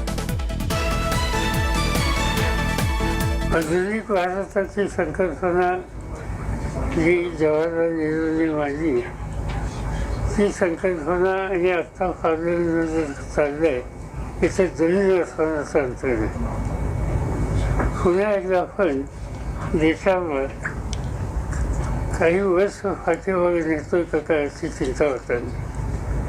विज्ञान याच्याशी किती तरतूद करता येत नाही आणि जवाहरलाल नेहरूंनी आधुनिक विज्ञानावर आधारित समाज तयार करण्याच्या संबंधीची भूमिका सतत मांडली. आज त्या ठिकाणी जे चाललंय हे त्याच्या नेमकं उलट चाललेलं आहे. Joshi joining us live from Mumbai. Sahil, a very strong statement coming in from Sharad Pawar over there. One, he slams a religious ceremony. Second, he has taken, he's asked a very pertinent question as far as President Murmu is concerned. I'm throwing straight across to you to the entire political controversy now. Well, Chaiti, Sharad Pawar has raised two questions. He said that he watched the ceremony in the morning for a couple of hours, and he actually jibed, saying that he felt better that he was not present there. He gave an example of the first Prime Minister, Pandit Nehru, and said that Jawaharlal Nehru had envisioned a society which has a scientific mindset, rather than that what, according to Sharad Pawar, what he saw today in the Parliament. He felt like that the country is being moving backwards. It's being taken backwards. He also made a point saying that he himself is a Rajya Sabha member. Please understand, Sharad Pawar has been member of the Parliament. either Lok Sabha or Rajya Sabha since almost last 30 odd years. He said that he's a member of Rajya Sabha, and the head of Rajya Sabha is the chairman of Rajya Sabha is the vice president, and he was not present there, whereas the ceremony was attended by only the Lok Sabha speaker. The ceremony should have been attended also by the vice president as well. More importantly, he says that any parliament session begins with the presidential address, and the president herself was not called for this particular ceremony. It's something one should look at. But most importantly, he had a problem with the way the rituals were functioned in the parliament today when the new parliament house was opened by the prime minister. He says that such kind of rituals are actually taking the country backwards, and it's going exactly against what the Prime Minister Pandit Nehru had envisioned about the Indian society, and that's what he had said specifically. And he said that that is the reason why the opposition parties did not attend this particular ceremony. Chaiti. Sahil Joshi joining us with the latest political showdown. Sahil will continue to come back to you for more on this. As India gets the new parliament today, politics over it continues. Hours after Prime Minister Narendra Modi inaugurated the new parliament building, Rashtriya Janata Dal took to Twitter, liking the shape of the new parliament with that of a coffin. However, clarifying the tweet by his party, RJD leader Shakti Singh Yadav said the coffin in the tweet is a representation of democracy being buried, which the country is never going to accept. Moreover, insulting the Shaivite sects of Tamil Nadu who were invited to the inauguration ceremony, Samajwadi Party leader Swami Prasad Maurya called the Adhinamsiyas radical Brahmins of the South. Congress too accused the government of not allowing the president of fulfilling her constitutional duties. Meanwhile, the comments have drawn a fierce criticism from the ruling Bharatiya Janata Party. Replying to RJD's tweet, BJP said that while the parliament shows the future of the country, the coffin shows RJD's future. जैसे आपने कहा, ये लोकतंत्र का मंदिर है और आज के जरूरत के आवश्यकता के अनुसार ये निर्माण हुआ है, लेकिन जिस मंदिर को ऐसे अपशब्दों से बात कर रहे हैं, लोग उनको ठीक तरह से उत्तर देगा. RJD on its Twitter handle, they put a picture of a new parliament building. So this new building symbolizes the future of India, Bharat ka bhavishya. And another picture of coffin in which a dead man's body is being put inside. It symbolizes the future of RJD. So those people who compare new building with coffin, they will meet the same fate what a coffin symbolizes. So it is very ridiculous that on such an auspicious day, there may be difference of opinion. You may boycott, but comparing new building on which the government of India spent more than 1,000 crore, and it is a taxpayers' money. And after this inauguration, are RJD people going to boycott the entire building till this building is that they will not attend any session of parliament in this building? So it is very ridiculous. और ये बहुत ही शर्मनाक. So your ally, Rashtriya Janata Dal, RJD, they put out a tweet from their official Twitter handle. In fact, they equated a parliament, the structure of parliament, the architecture of parliament, with a coffin. Now, the BJP is saying that this shows our parliament in a very bad light, and RJD and opposition camp must give an apology for this. Every party has a view on the floor. I can't comment on parties' views, but we are very, very clear that parliament as an institution can go together with the ruling establishment and the opposition parties. Without 12 chief ministers of India present there is no 12 chief ministers. 20 opposition parties, MPs are not present. Whether we call it as a full parliament, it's incomplete parliament. It is not a complete parliament. It is incomplete parliament. It is one-sided. It is man ki baat only you can go. It is not jan ki baat or it is not barabari ka baat. Maushami is now being joined by Pramod Tiwari. Maushami, I'm throwing straight across to you for the latest that you're bringing for us.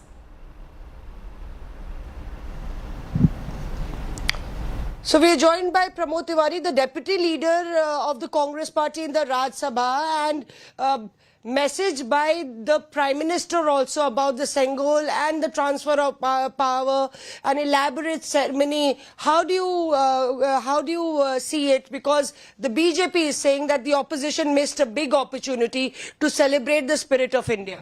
मुझे सिर्फ एक बात कहनी है, कार्यक्रम ही होता, ऐसे ही होता, सब कुछ ही होता, लेकिन संविधान की मर्यादा के अनुकूल होता। जब संसद भवन का उद्घाटन हो रहा तो संसद की मुखिया से कराना चाहिए था।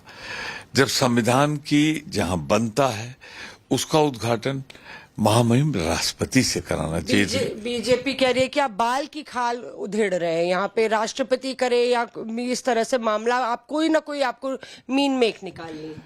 देखिए, हमारा काम है, हम विपक्ष हैं। कहीं अगर संविधान की मर्यादा भंग हो रही हो, कहीं परंपराएं तोड़ी जा रही हो, कहीं एक संवैधानिक पद का अपमान किया जा रहा हो, तो विधायक के रूप में फिर हमारा दायित्व तो नहीं पूरा होगा अगर हम अपने कर्तव्य का निर्वाह नहीं करेंगे। But did you watch it on TV? Did you watch it on TV, Pramod ji?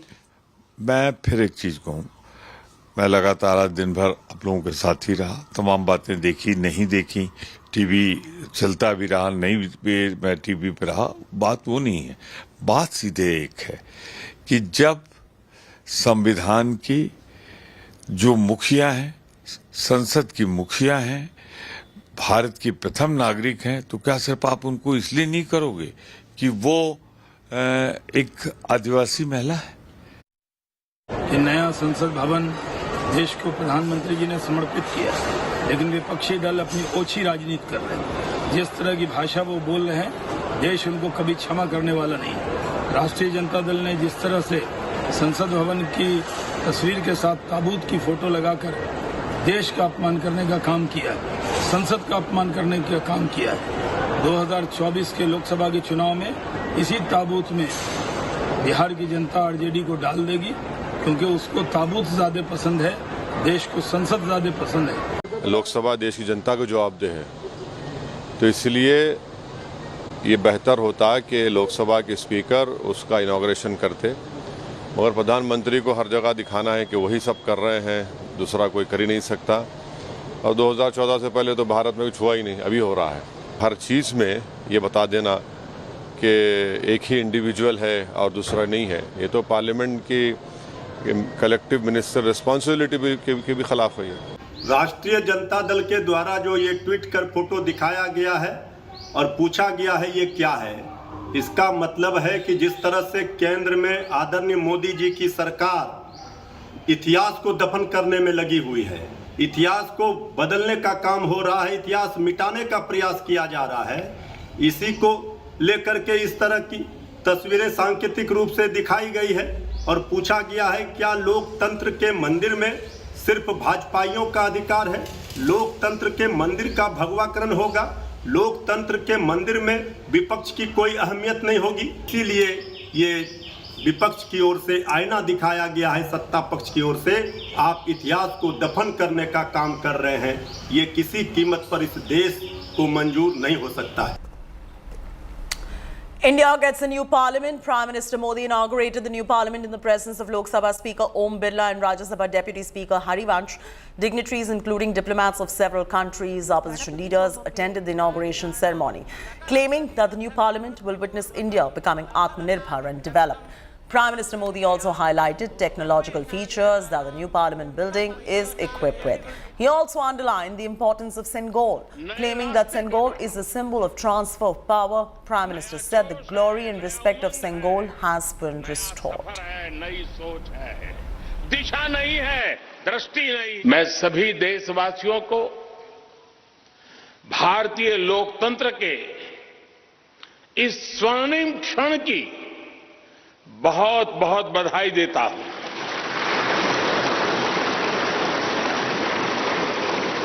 साथियों, ये सिर्फ एक भवन नहीं है,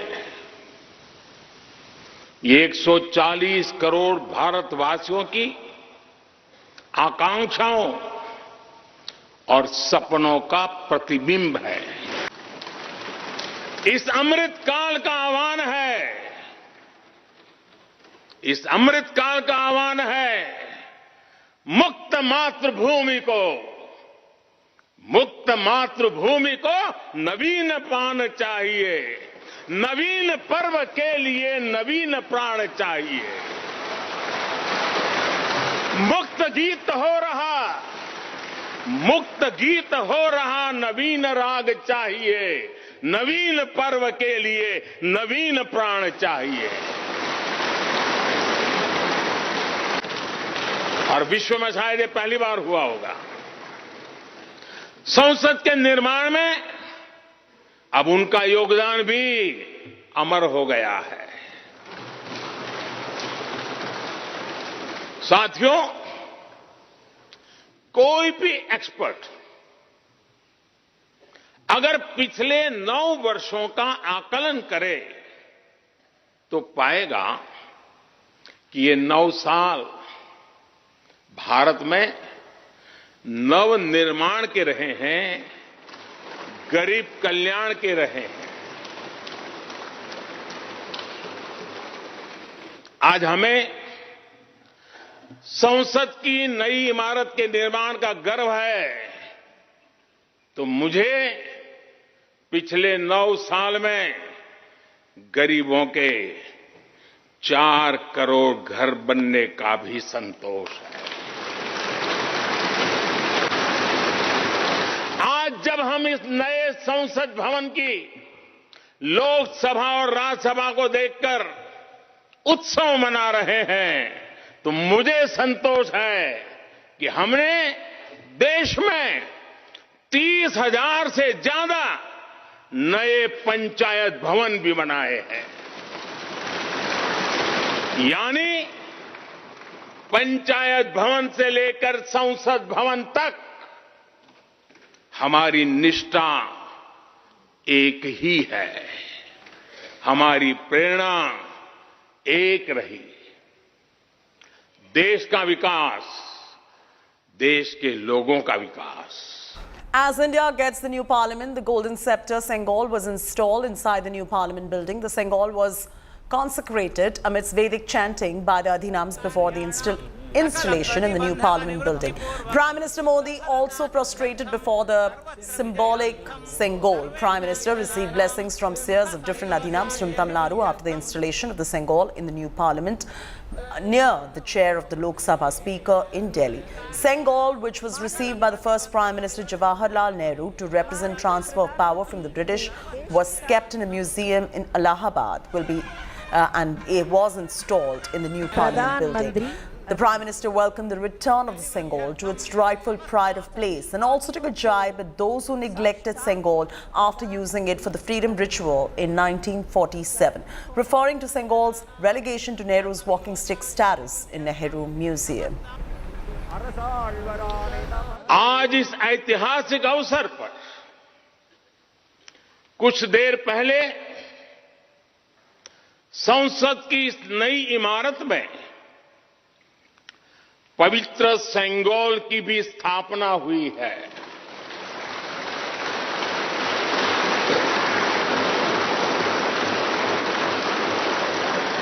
महान चोल साम्राज्य में सेंगोल को कर्तव्य पथ का, सेवा पथ का, राष्ट्र पथ का प्रतीक माना जाता था।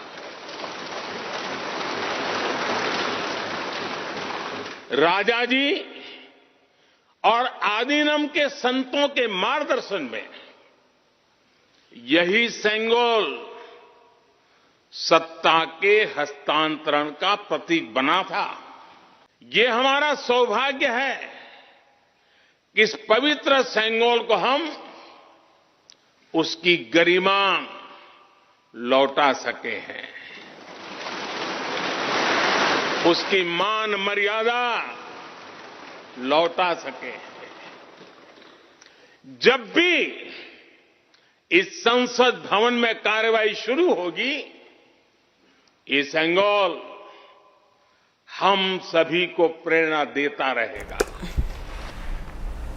Slipping into a very short commercial break. When we return, wrestlers continue their dangal for justice. Cups farm leaders join wrestlers' march to the new parliament.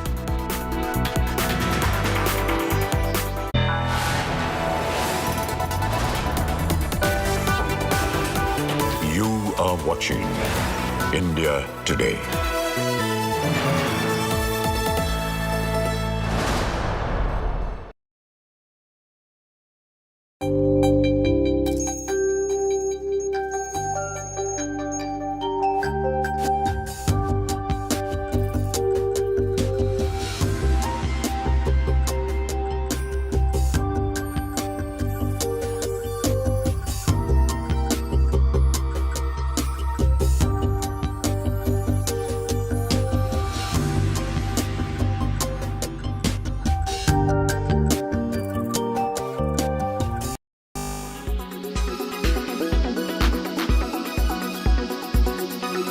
Lok Sabha देश की जनता को जवाबदेह है, तो इसलिए ये बेहतर होता कि लोकसभा के स्पीकर उसका इनॉग्रेशन करते, मगर प्रधानमंत्री को हर जगह दिखाना है कि वही सब कर रहे हैं, दूसरा कोई कर ही नहीं सकता। और 2014 से पहले तो भारत में कुछ हुआ ही नहीं, अभी हो रहा है। हर चीज़ में ये बता देना कि एक ही इंडिविजुअल है और दूसरा नहीं है, ये तो पार्लियामेंट की कलेक्टिव मिनिस्टर रिस्पॉन्सिबिलिटी के भी खिलाफ हुई है।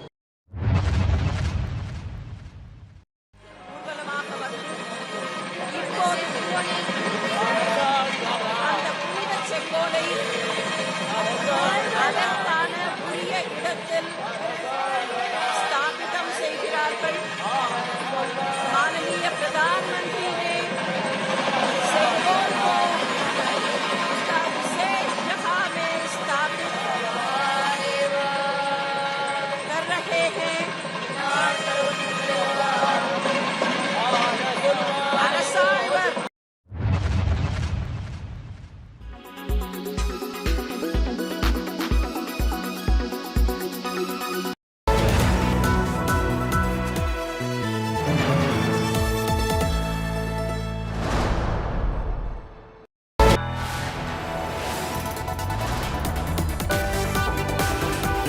You are watching India Today.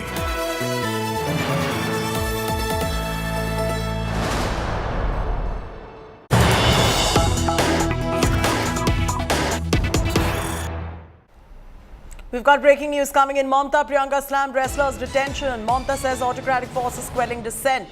Priyanka says government mercilessly muzzling voices.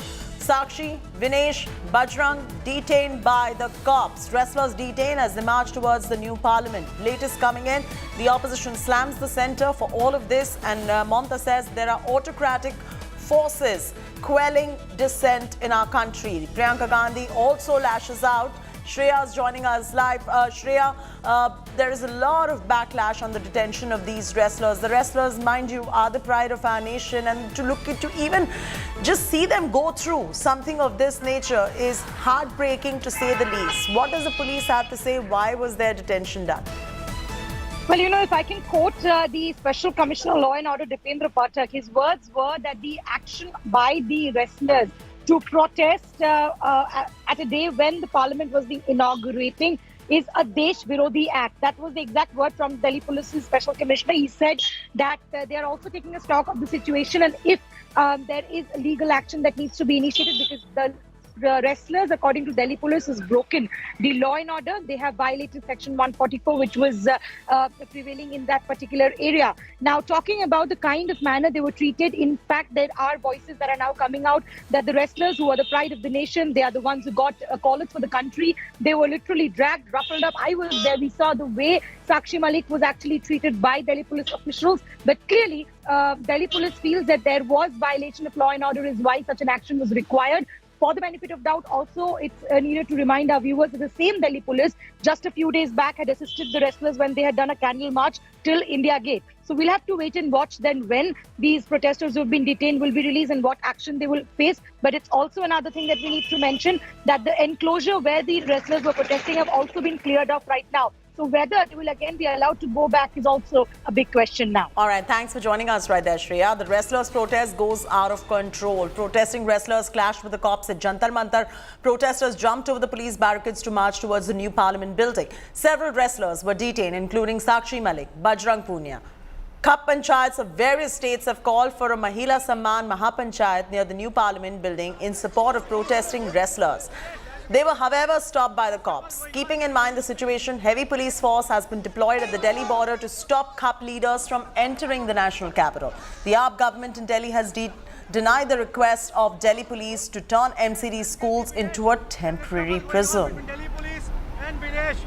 बहुत ज्यादा जबरदस्ती हुई है जी, आराम से चलने लग रहे थे, जबरदस्ती की छुड़ाया गया है कति। आप लोगों को उम्मीद थी इस तरह से होगा? नहीं थी, हम सोचे शांतिपूर्वक जाएंगे, पर शांतिपूर्वक जाके आगे से धकाना शुरू कर दिया कि नहीं आओगे, गिरा दिया गया, मेरे सारे कपड़े पाड़ लिए, बहुत गंदा व्यवहार करा है, हम कोई भी इंसान नहीं करते, बिल्कुल चुपचाप जाने लग रहे थे आगे। साक्षी को उठा लिया है पुलिस प्रशासन ने, डिटेन कर लिया साक्षी को, और ऊपर से उसको पद्म श्री भी दे रखा है। पद्म श्री की गरिमा नहीं रखी लोगों ने, जो मेडल मिले हैं, जो मेडल मिले, जो अवार्ड मिले, उनकी गरिमा नहीं रखी। बाढ़ मारे नौकरी लिए गए तो दरिंदा बैठे उसने क्यों नहीं गिरफ्तार करते? आप लोग क्यों अपील नहीं करते? But that's a wrap from me, Chayati Narula, on this bulletin. Thank you for watching India Today, and don't forget to log on to indiatoday.in or download our app.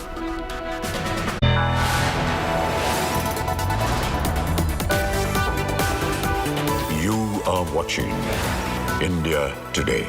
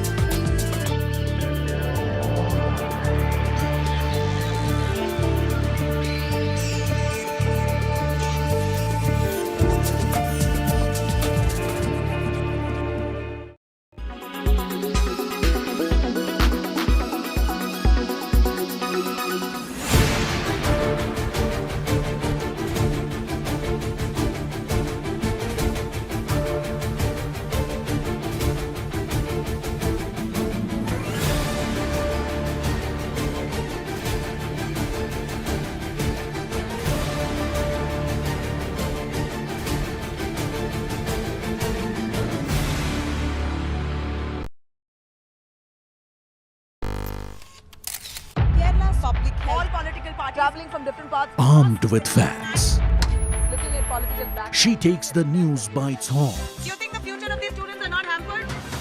Fierce, bold, and direct, setting the tone for the biggest stories from every corner and every angle. Expect nothing but the unfiltered truth. News first, niceties later. Watch me, Nabila Jamal, on India Today.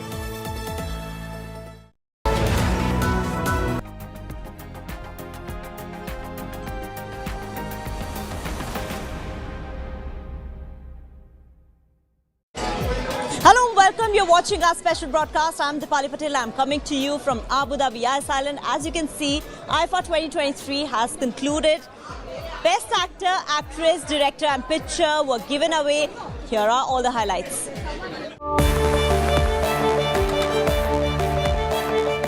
IFA Awards 2023 concluded with the main event held at Etihad Arena in Abu Dhabi.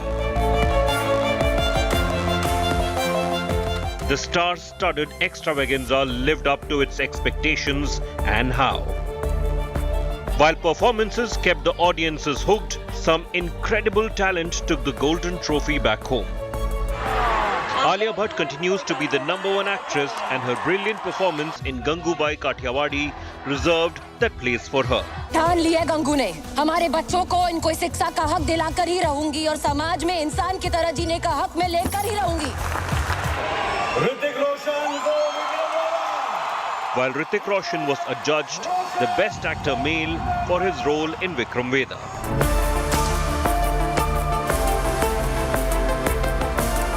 Shantanu Maheshwari's acting chops impressed the fraternity as he bagged the Best Debut Male for his role in Alia Bhatt starrer Gangubai Kathiawadi.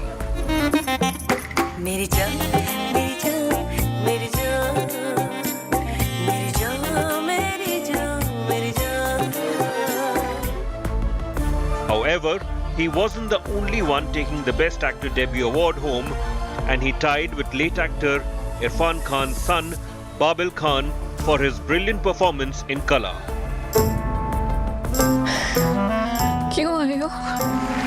He's very good at replacing people.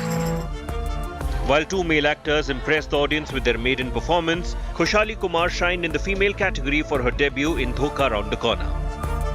Yet again, proving age is just a number, Anil Kapoor left his competitors behind to win the best performance in the supporting role for Jug Jug Jio. ये बीवियां शादी के बाद इतनी boring क्यों हो जाती है? पापा आपने मेरी मुंह की बात छीन ली है। अरे ये बीवियां मुंह से निवाला छीन ले, तू बात की बात कर रहा है। While in the same category, Moni Roy's performance in Brahmastra ensured a victory for her amongst the female nominations. Best Story Original was conferred to Jasmeet K. Reen for Darlings, while the Best Film Award went to Drishyam 2. And R. Madhavan's Rocketry, The Nambi Effect, bagged him the Best Director Award. While these were the annual awards that were announced during the IFA Awards 2023, some special awards were also handed over for their outstanding achievements over the years. Manish Malhotra received an honor for his contribution to fashion in films. He also spoke about how he felt about this honor. Ritesh Deshmukh and Genelia were acknowledged for their contribution to regional cinema. Kamal Haasan, on the other hand, is surely a living legend. And when it comes to cinema, he really has given a lot to the industry. And he was honored with the Outstanding Achievement in Indian Cinema Award. He too had shared his views on the same before the main event. I'm quite nervous, embarrassed, because I always feel whenever I get an award that I'm yet to deserve it. It's come a little early, and I'll work to deserve it. Kamal Haasan also shared how his film Indian was the game changer for everyone. Indian changed the life of Mr. Shankar, me, and many actors, cinematographers who worked in the film, the music director. For all of us, it changed the game for us. Well, the anticipations became reality, and the IFA weekend truly ended with this year's deserving artists taking back reward for their craft. Entertainment Bureau, India Today. Day 3 at IFA 2023 also saw some electrifying performances with Salman Khan leading the pack. Take a look.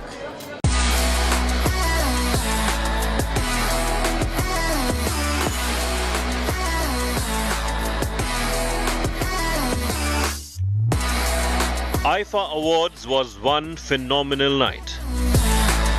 Abhishek Bachchan and Vicky Kaushal turned hosts.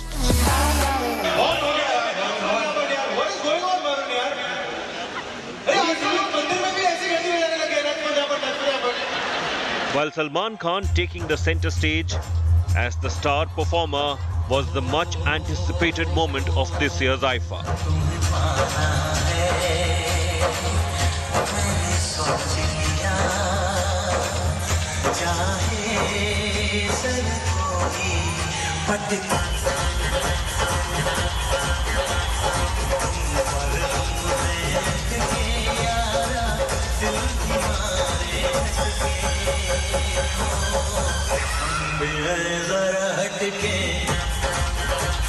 The superstar shook a leg on his peppy dance numbers, while he was also joined by the Norwegian dance crew Quick Style.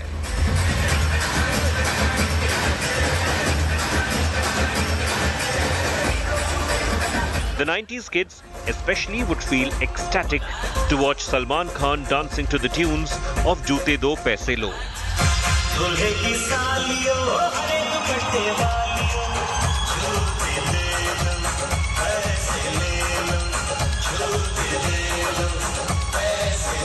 Varun Dhawan too raised the energy bar high with his power-packed performance.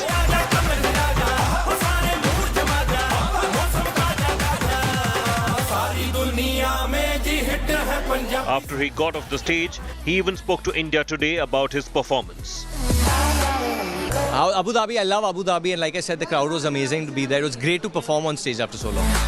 Kriti Sanon was mesmerizing as she performed for the crowd.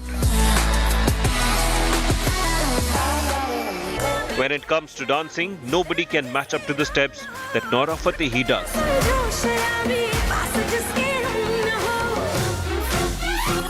And this time too, it was no different. Even Jacqueline Fernandez put on her dancing shoes to deliver this energetic performance on Jumme Ki Raat Hai.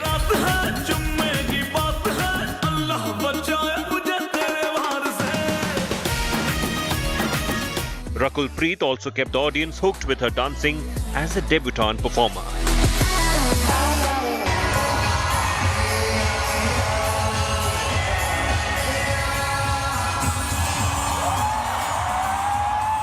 However, it was fireworks when Hrithik performed on the stage and he grooved to his iconic number, Ek Pal Ka Jeena.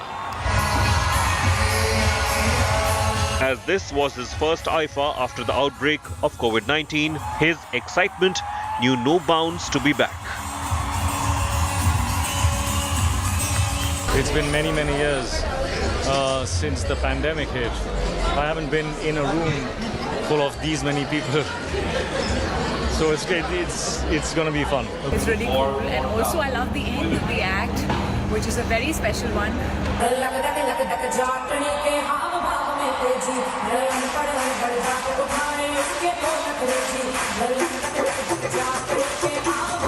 All in all, IFA Awards ended with energetic performances, cheering and lots of memories. Entertainment Bureau, India Today.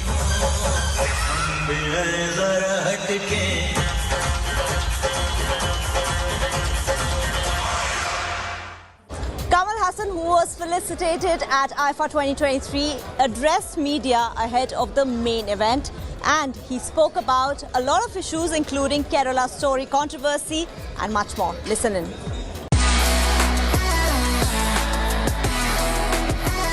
I have expressed my views. I've sent a letter to the PM, and that's my view. I would like to elaborate. You can always read it on the net. I don't think democracy is the only way to go about this, but that's about the best way we've come across after all these years of floundering. And we must understand the democracy as it was understood in Greece, then in Rome, then in England, America, and now India are different varieties of the same idea. They've made tweakings of it, but our constitution is one of the robust constitutions of the world, and we shouldn't tamper with it. Propagandist films I'm against, because it's not enough if you write true story at the bottom as the logo. It has to really be true, and that is not true.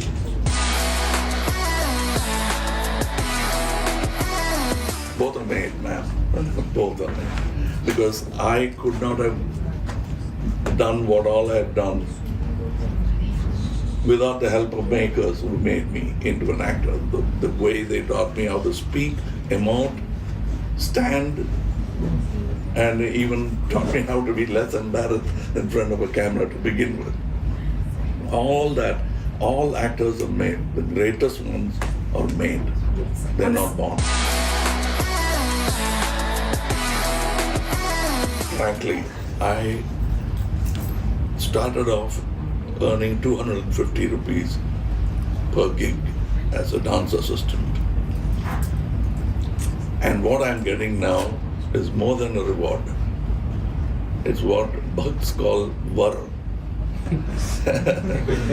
That's what I'm enjoying. So if I say that I don't work for reward, that will be a lie. If I say that I don't care for awards, that's also a lie. I care for both. And I can't sell my awards, but I can spend my money. Manish Malhotra, who showcased his collection on day 2 at IFA Rocks, was also felicitated for his remarkable contribution in fashion and cinema. I also caught up with him on the green carpet. Take a look.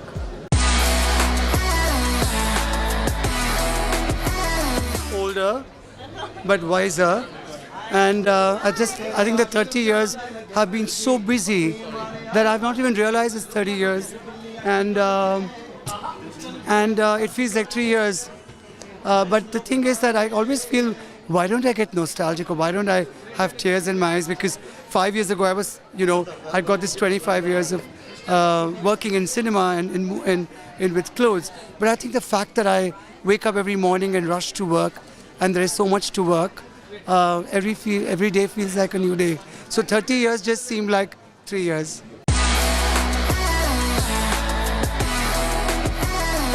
It was based on 1940s and 50s and whole theatrical. But I think Salman Khan made it all like so fabulous, and I'm so ever grateful. The whole collection, like I mentioned, was all about the 50s, red carpet, theatrical, drama, the whole classic drama of the 50s. So I really enjoyed doing it, and all monochromatic, black and whites, and yeah, it was fun. I also caught up with several celebrities in the last 3 days of my coverage from Abu Dhabi Yas Island at IFA 2023. Here's a glimpse at it.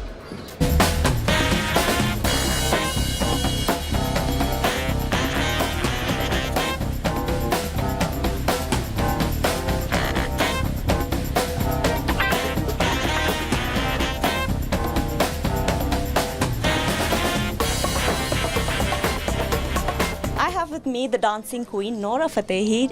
Welcome to India Today Television, and thank you so much for joining us. Thank you so much for having me.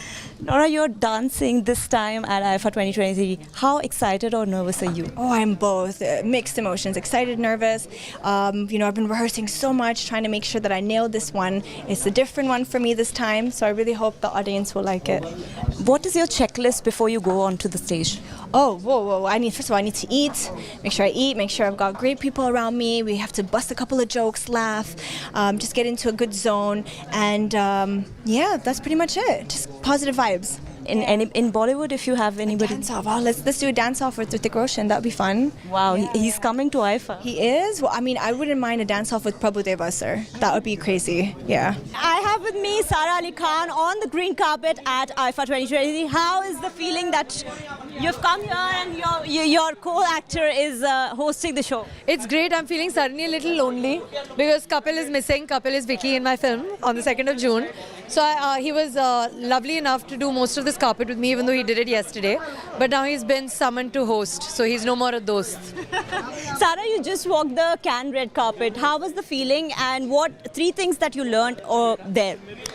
I think that I learned that every country has their own culture, of course we know this, but seeing it being celebrated, I was with actors from Saudi Arabia, I was with an actor from Egypt, I was with an actor from Lebanon, an actor from Paris, I even met Leonardo DiCaprio. And I think that ultimately, despite all our national differences in terms of just regions, the passion that we all feel is the same. And truly it shows me how cinema transcends all kinds of nationalistic boundaries. If you had to walk the green carpet with one Hollywood star, who would it be? I think right now Vicky Kaushal is the only thing I will say, even though I know you said Hollywood. But Ryan Gosling. मैं हमेशा ऐसे करती हूँ, मैं सही जवाब देके and मैं बोल ही देती हूँ. What are you wearing today? I am wearing a sari because I'm hatke. So it's a hatke sari by Abu Jani and Sandeep Khosla. One thing that you cannot step out without from home? Nothing really. I'm a very avid traveler. So I mean, I enjoy Kedarnath as much as I enjoy Cannes, as much as I enjoy Kolkata as much as I enjoy Abu Dhabi, and funny thing, I've been to all of these in the span of 20 days. So I don't think ऐसी कोई एक चीज़ है जो हर जगह गई है except me. Maybe sunblock. Who's the inspiration behind your styling? Nobody, it's me. To be very honest, it's me, and Mama has just raised me in a way. I think style was a very important factor in her life, and I was just raised around her being stylish and styling my father. So I don't think about anybody else. I just think about what I would like to wear, and I wear it. Babil, what was her first reaction when she saw you on screen? I was very nervous about her reaction because she used to critique Baba like hell. Like Baba used to think, "Aaj to bahut hi acha actor hu main." And Mama used to be like, "Baith jao," you know. And Mama used to really instruct him on where he has to go in terms of his craft. So I was really nervous. And she's, it's not easy for her to say that you did a good job because she didn't say that. But she said that for your first film without any acting training, you did a good job. And I think that was enough for me to stay motivated to do a better and better job. While several celebrities from the music industry rocked the stage with their performance on day 2, the main highlight of the evening was when Salman Khan and Vicky Kaushal hugged it out.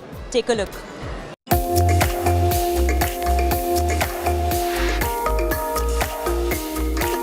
What a better way to kickstart the IFA weekend.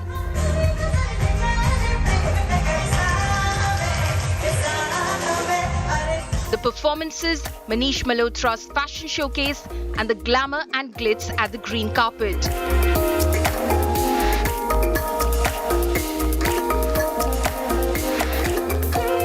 But one thing that surpassed it all was this hot topic of Salman Khan and Vicky Kaushal fiasco. Yes, a day prior to IFA Rocks, during the pre-event, this one clip circulated online and went viral in no time. In the video, it looked like Bollywood superstar Salman Khan ignored Vicky Kaushal as the latter tried to approach him.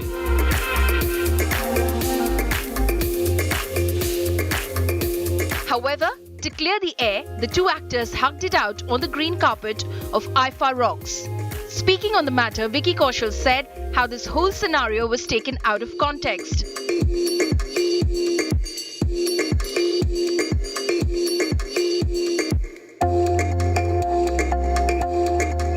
कई बार आप बहुत बातें बढ़ जाती हैं, बहुत उस बारे में unnecessarily chatter होता है, उसका कोई फायदा नहीं है. The things don't actually are as they seem sometimes on the video. There's no point in talking about that. Well, there cannot be a better news than this for netizens who earlier called Salman's gesture as rude. Coming to their style, both the actors looked dapper in their all-black look, while Vicky did opt for a printed blazer. The main IFA Awards will also see Salman Khan take the center stage as a performer, while Vicky Kaushal will turn host for the first time and will be joined by Abhishek Bachchan. Entertainment Bureau, India Today. Day 2 was an out-and-out musical concert with celebrities including Badshah, Sukhbir and even Sunidhi Chauhan taking to the center stage to perform. Take a look. IFA Rocks took place on day 2 of the IFA extravaganza. The night witnessed the shower of stars on the green carpet. From superstar Salman Khan to host Farah Khan and Rajkumar Rao, and even Nora Fatehi and Jacqueline Fernandez showed up in style. While the night was filled with fun elements, here are some key highlights.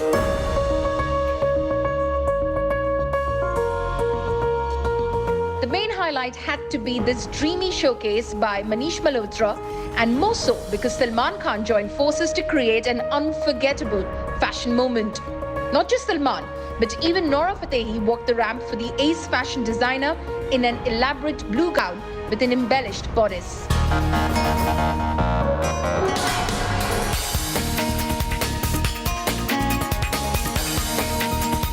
The night kick-started with the grand arrival of Farah Khan and Rajkumar Rao, the hosts of IFA Rocks, as they entered the stage in a car.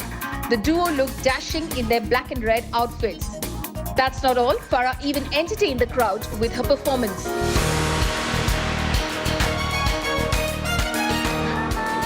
Bollywood is known for its timeless music, and IFA Rock's Green Carpet 2 would have been incomplete without these singers humming the lines from their favorite tracks.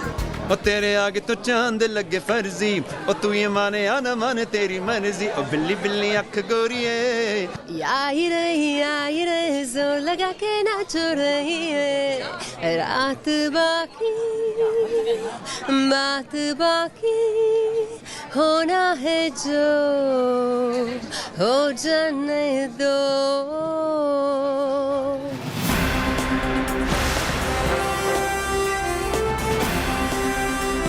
When it's Bollywood's biggest night, one can expect grandeur and energetic performances to light up the stage.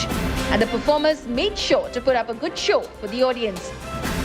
From Badshah singing and the Norwegian dance crew Quick Style joining him on stage, and not to miss Nora's dance moves as she too accompanied them on stage. Nuclear's music too echoed in the room, while Sunidhi kept everyone hooked with her Sami performance. Before the main awards night, IFA Rocks honoured the technicians who work behind the scenes to bring the films into existence. This year too, the technical awards were conferred with Gangubai Kathiawadi and Bhool Bhulaiya 2 bagging the most number of awards.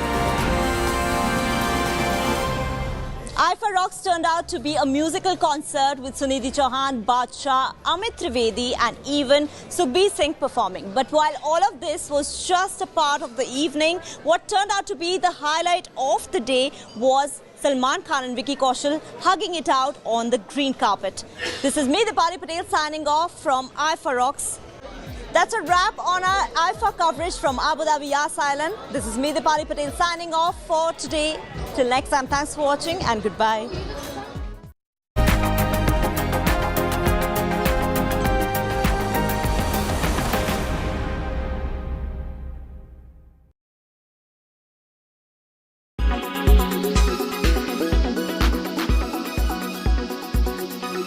ये भवन सिर्फ एक भवन नहीं, ये ठिकाना है 140 करोड़ देशवासियों के सपनों का। ये प्रतीक है उनकी आशाओं का। ये हस्ताक्षर है उनके स्वाभिमान का। ये जयघोष है दुनिया के सबसे बड़े जनतंत्र का। ये मंदिर है हमारे लोकतंत्र का। इसकी नींव में वसुधैव कुटुंबकम का भाव है। इसकी ईंट ईंट दुनिया से हमारा संवाद है। इसकी दीवारें हमारी आस्था से अटूट हैं। इसकी छत हमारी एकता का मूर्त रूप है। ये दिखाता है कि इंडिया कितना यंग है। ये बताता है हमारी चाहतों में कितना दम है। ये जश्न है हमारे गौरवमयी इतिहास का। ये पर्व है एक नए आगाज का। इसके उद्घाटन पर पूरे देश में त्योहार जैसा हर्ष है। मेरा संसद भवन मेरा गर्व है। जय हिंद।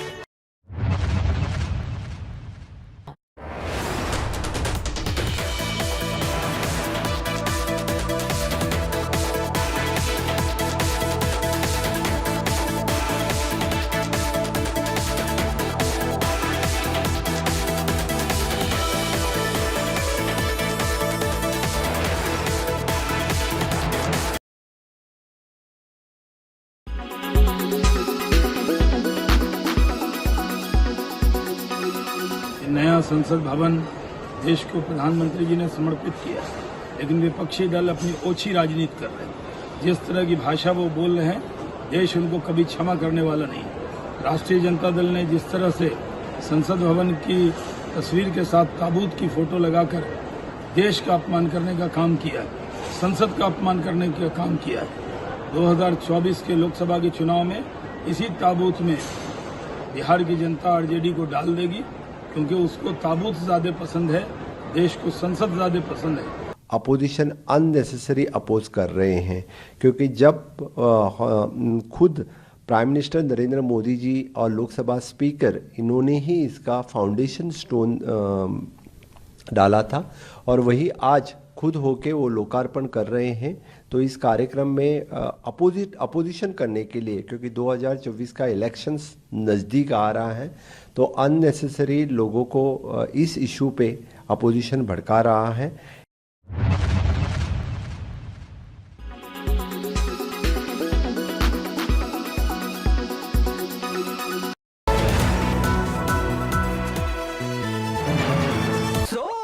Sorry.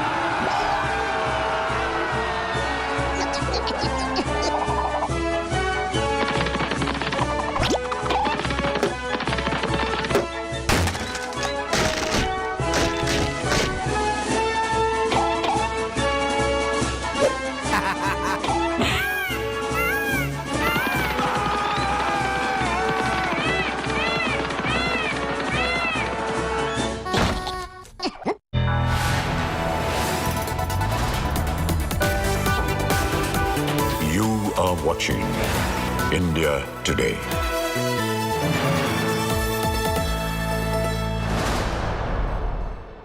തുഞ്ചലു തുഞ്ചലിലാതെ പോടിനു നെഞ്ചകം നെയ്ത് നിனைவில் നാൾതോറും नमो नमः शंकर पार्वतीभ्यां गंगा तरंग रमणीय जटाकलापं गौरी निरंतर विभूषित वामभागं नारायण प्रियमनंग मदापहारं वाराणसी पुरपतिं भज विश्वनाथं श्री काशी विश्वेश्वराय नमः। आरोग्यं पद्मबन्धुर्वितरतु नितरां सम्पदं श्वेतरश्मिः भोलाभं भूमिपुत्रः सकलगुणयुतां वाग्विभूतिं च सौम्यः सौभाग्यं देवमन्त्रे रिपुभयशमनं भार्गवः शौर्यमार्गिः दीर्घायुः सैंहिकेयो विपुलतरजषः केतुराचन्द्रतारम्। Very good evening and thank you for being with us on India Today. I'm Chaiti Narula joining you with all the top stories. Let's begin with the headlines first. Beautiful dawn for Indian democracy. Prime Minister Modi inaugurates Naya Sansad, installs historic Sengol inside new Lok Sabha, calls new parliament a cradle of empowerment. यहाँ होने वाला हर निर्णय आने वाली पीढ़ियों को सशक्त करने वाला होगा। यहाँ होने वाला हर निर्णय भारत के उज्ज्वल भविष्य का आधार बनेगा। Ugly politics over Naya Sansad and Adhinam sears. RJD likens new parliament to coffin. Samajwadi Party calls Adhinam's radical sect. 20 opposition parties boycott Sansad launch. BJP lashes out. RRR star Ram Charan announces movie on Veer Savarkar on his 140th birthday. Film to shed light on Savarkar's role in India's freedom struggle. Wrestlers continue their dangal for justice. Khap's farm leaders join wrestlers' march to the new parliament. Sakshi Malik, Bajrang Punia detained. Section 144 enforced in the national capital. धकाना शुरू कर दिया कि नहीं आओगे, गिरा दिया गया, मेरे सारे कपड़े फाड़ लिए, बहुत गंदा व्यवहार करे हैं। The 2023 season comes to a full circle as Chennai take on Gujarat in grand finale. Gujarat will have to get the better of four-time champions Chennai as they look to defend the crown.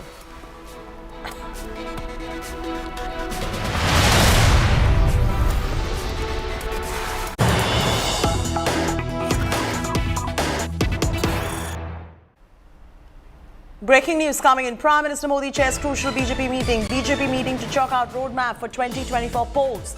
Prime Minister Modi, Amit Shah and JP Nadda attend this particular meeting. There you go. Latest coming in from BJP headquarters. Aishwarya joining us live with the details. Aishwarya, what's on the agenda as far as chalking out roadmap is concerned for 2024 polls? Well, let me tell you, this very crucial meeting that at the moment is underway, which is being chaired by the Prime Minister Narendra Modi.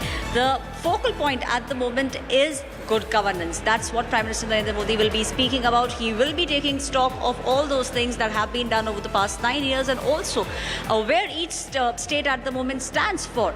There can be, but we are not very sure, some discussion on 2024's big elections. There will obviously some discussion on the 3 upcoming elections which will take place at the end of the year. But the focal point at the moment will be good governance. The schemes of the government over the last 9 years, how well those schemes are doing, what are the new schemes that different states can come up with, all those things will be discussed in great detail in this meeting.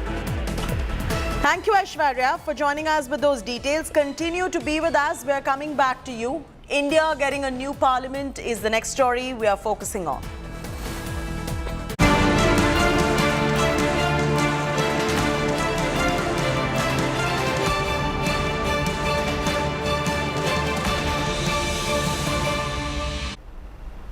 And well, India is getting a new avatar of the parliament building. Prime Minister Modi inaugurated the new parliament in the presence of Lok Sabha Speaker Om Birla and Rajya Sabha Deputy Speaker Harivansh. Dignitaries, including diplomats of several countries, opposition leaders, attended this inauguration ceremony. Claiming that the new parliament will witness India becoming Atmanirbhar and develop, Prime Minister Modi also highlighted the technological features that the new parliament building is equipped with. He also underlined the importance of Sengol, claiming that Sengol is a symbol of transfer of power. Prime Minister said the glory and respect of Sengol has been restored. सफर है, नई सोच है, दिशा नहीं है, दृष्टि। इस अमृत काल का आह्वान है, इस अमृत काल का आह्वान है, मुक्त मातृभूमि को नवीन पान चाहिए, नवीन पर्व के लिए नवीन प्राण चाहिए। मुक्त गीत हो रहा नवीन राग चाहिए, नवीन पर्व के लिए नवीन प्राण चाहिए। मैं सभी देशवासियों को भारतीय लोकतंत्र के इस स्वर्णिम क्षण की बहुत बहुत बधाई देता हूं।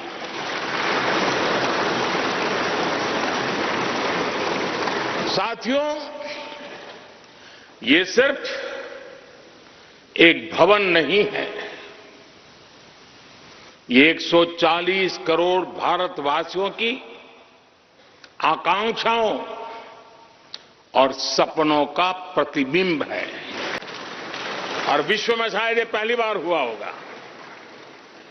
संसद के निर्माण में अब उनका योगदान भी अमर हो गया है। साथियों, कोई भी एक्सपर्ट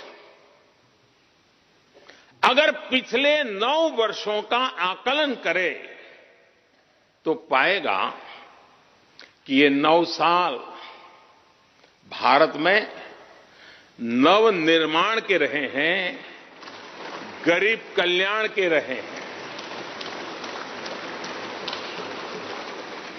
आज हमें संसद की नई इमारत के निर्माण का गर्व है, तो मुझे पिछले 9 साल में गरीबों के 4 करोड़ घर बनने का भी संतोष है। आज जब हम इस नए संसद भवन की लोकसभा और राज्यसभा को देखकर उत्सव मना रहे हैं, तो मुझे संतोष है कि हमने देश में 30,000 से ज्यादा नए पंचायत भवन भी बनाए हैं। यानी पंचायत भवन से लेकर संसद भवन तक हमारी निष्ठा एक ही है, हमारी प्रेरणा एक रही। देश का विकास, देश के लोगों का विकास। And as India gets the new parliament today, politics continues. Hours after Prime Minister Modi inaugurated the new parliament building, Rashtriya Janata Dal took to Twitter likening the shape of the new parliament to a coffin. However, clarifying the tweet by the party, RJD leader Shakti Singh Yadav said the coffin in the tweet is a representation of democracy being buried, which the country will never accept. Moreover, insulting the Shaivite sects of Tamil Nadu who were invited to the inauguration ceremony, Samajwadi Party leader Swami Prasad Maurya called the Adhiram seers radical Brahmins of the South. Congress too accused the government of not allowing the president of fulfilling her constitutional duties. Meanwhile, comments have drawn a fierce criticism from ruling BJP. Replying to RJD, BJP said while the parliament shows the future of the country, the coffin shows RJD's future. जैसे आपने कहा, लोकतंत्र का मंदिर है और आज के जरूरत के आवश्यकता के अनुसार ये निर्माण हुआ है, लेकिन जिस मंदिर को ऐसे अपशब्दों से बात कर रहे लोग, उनको ठीक तरह से उत्तर देगा। जुनी भारताची संकल्पना जी जवाहरलाल नेहरूंनी मांडली, ती संकल्पना आणि आता पार्लमेंटमध्ये चाललंय याचं जमीन असण्याचं अंतर नाही। पुन्हा एकदा आपण देशावर काही वर्ष पाठीमागे नेतोय का काय अशी चिंता होताना विज्ञान याच्यातील किती तरतूद करता येत नाही आणि जवाहरलाल नेहरूंनी आधुनिक विज्ञानावर आधारित समाज तयार करण्याच्या संबंधीची भूमिका सतत मांडली। आज त्या ठिकाणी जे चाललंय हे त्याच्या नेमकं उलट चाललेलं आहे। RJD on its Twitter handle, they put a picture of a new parliament building. So this new building symbolizes the future of India, Bharat ka bhavishya. And another picture of coffin in which a dead man's body is being put inside. It symbolizes the future of RJD. So those people who compare new building with coffin, they will meet the same fate what a coffin symbolizes. So it is very ridiculous that on such an auspicious day, there may be difference of opinion. You may boycott, but comparing new building on which the government of India spent more than 1,000 crore, and it is a taxpayers' money. And after this inauguration, are RJD people going to boycott the entire building till this building is there? They will not attend any session of parliament in this building. So it is very ridiculous. और ये बहुत ही शर्मनाक है। Message by the Prime Minister also about the Sengol and the transfer of power, an elaborate ceremony. How do you see it? Because the BJP is saying that the opposition missed a big opportunity to celebrate the spirit of India.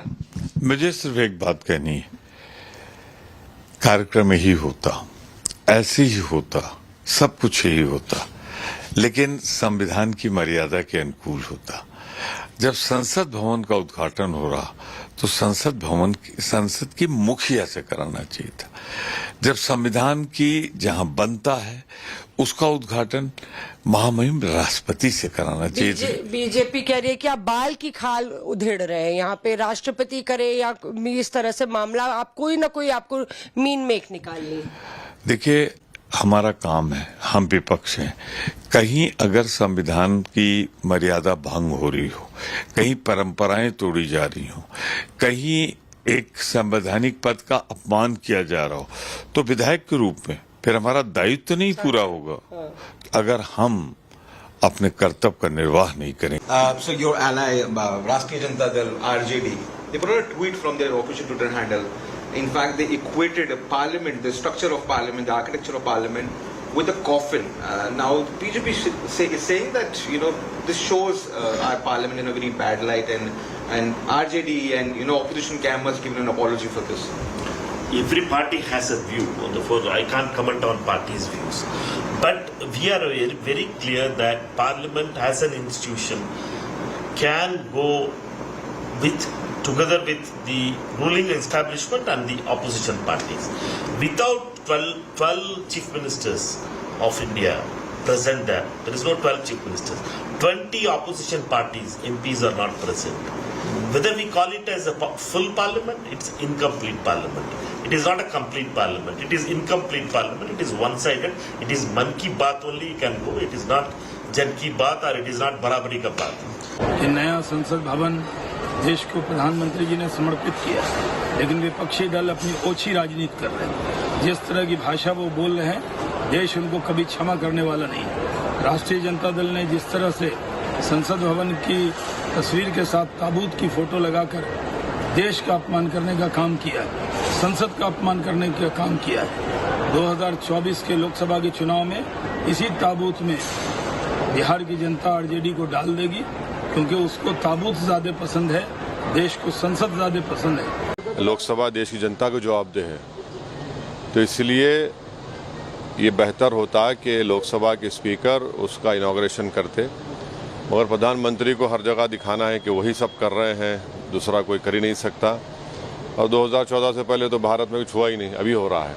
हर चीज़ में ये बता देना कि एक ही individual है और दूसरा नहीं है, ये तो पार्लियामेंट की कलेक्टिव मिनिस्टर रिस्पॉन्सिबिलिटी के भी खिलाफ है।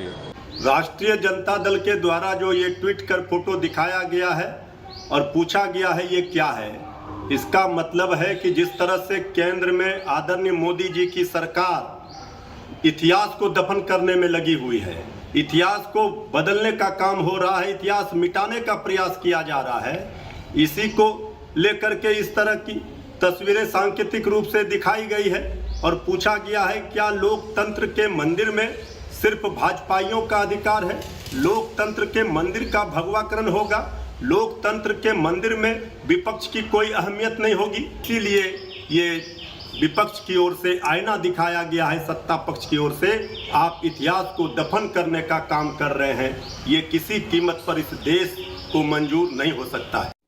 राष्ट्रीय जनता दल का भारत की संसद की तुलना एक ताबूत के साथ करना यह बताता है कि राष्ट्रीय जनता दल भारत के लोकतंत्र पर, भारत में जनता के द्वारा निर्वाचित स्थान पर कोई विश्वास नहीं करता है। राष्ट्रीय जनता दल ने भारत के संसद की तुलना इतने निचले स्तर पर की है। As India gets the new parliament, the golden sceptre Sengol was installed inside the new parliament building. The Sengol was consecrated amongst Vedic chanting by Adhinams before the installation in the parliament building.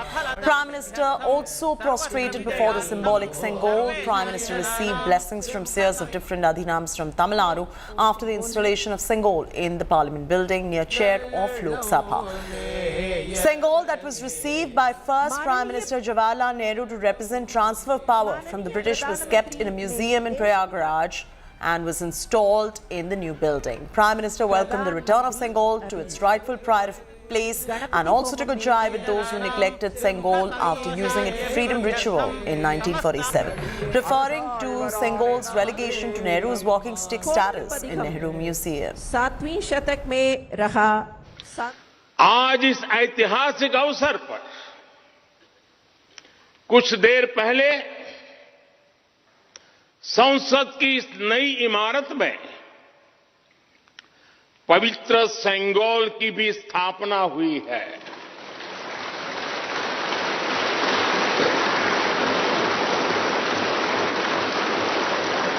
महान चोल साम्राज्य में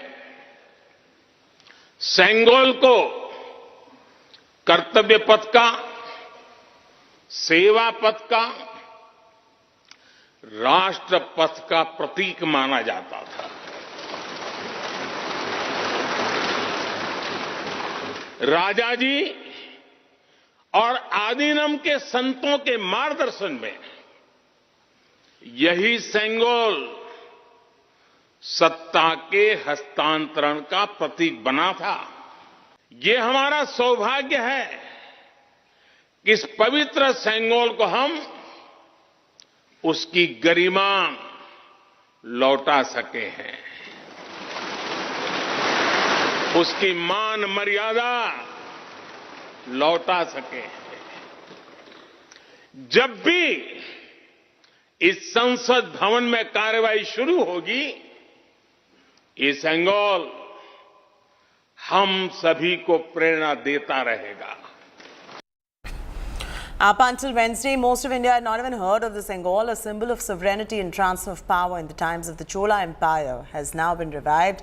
Here's a look at the journey of Sengol, the Rajdand, from the time of Cholas to the time it was handed over to Pandit Jawaharlal Nehru, to its relegation to the Anand Bhavan Museum in Prayagraj as a golden walking stick, to finally now in India's new parliament. Long years ago, we made a tryst with destiny. And now the time comes when we shall redeem our pledge, not wholly or in full measure, but very substantially.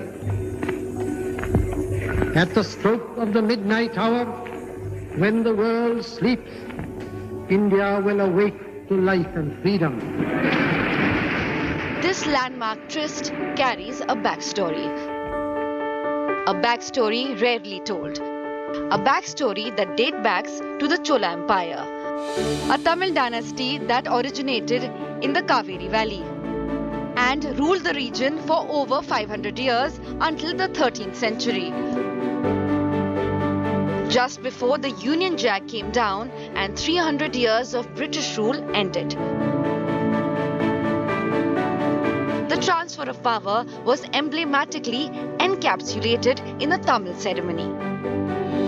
Priests from prominent Tamil mutts carried a 5-foot sceptre, sprinkled it with holy water, and handed it to Pandit Nehru at his Delhi home at sunset on August 14th. This wasn't an ordinary symbol of sovereignty. Called Sengol, derived from the Sanskrit word shank or a conch, surmounted by a carving of Nandi, Shiva's sacred bull. The golden staff, made by craftsmen in what was then called Madras, was modelled after the wand that the Chola kings would hand to their successors. The choice wasn't random. It was the outcome of deep thoughts and research.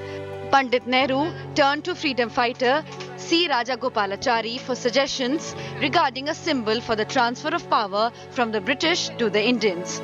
Rajagopalachari found the answer in history. He contacted a leading mutt down south to create the Sengol of the Chola tradition. Its seer then commissioned the job to the famous Vumidi Bangaru jewelers.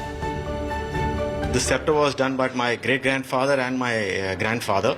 So, I mean, even just to make the replica itself is like such a proud moment for us. I could have imagined how it would have felt for them, because they actually symbolized the transfer of power. And it's a great honor for my family to have been able to make this and give it to our government at that day. The Sengol was rebuilt in 30 days. It was not lost. I think it went down memory lane. So we don't know where it was. Thanks to, I think, the media Ananda Vigadan, it was revived. It was known. And then one of our family clan took the effort of backtracking it and seeing it in Allahabad, sending people there and going through the whole process. Revived from the Chola region, handed to independent India's first Prime Minister. mislabeled in a museum as Pandit Nehru's walking stick. The historic Sengol story has come a full circle in 2023. Bureau Report, India Today. Prime Minister Modi parliamentarians paid tribute to Veer Savarkar in the new parliament. On the occasion of the birth anniversary of Vinayak Damodar Savarkar, Prime Minister Modi dedicated the newly constructed building to the nation today. Prime Minister Modi, Lok Sabha Speaker Om Birla and other parliamentarians paid tributes to Veer Savarkar in the new parliament. Several BJP leaders, including Union Home Minister Amit Shah, lauded Savarkar's patriotism, sacrifice and dedication. This has stirred a major political uproar, as the Congress has said the date is a complete insult to the country's founding fathers. Meanwhile, global actor Ram Charan has also announced that he's going to be producing a new movie titled The India House, which is based on the life of Veer Savarkar on the freedom fighters' 140th birth anniversary.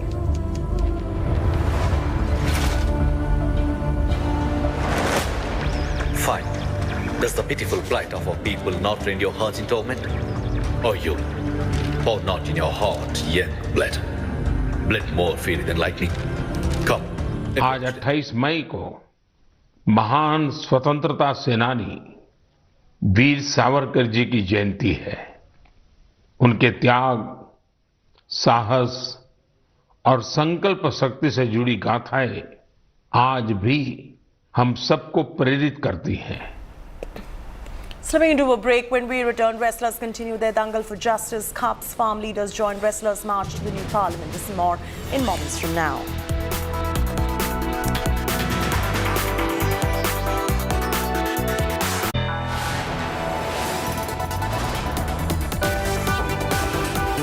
You are watching India Today.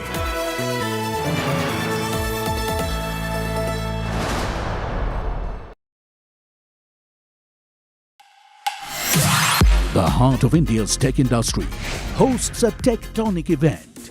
The latest updates in technology and innovation. The biggest names in Indian tech under one roof. From AI to 5G. From EVs to data security.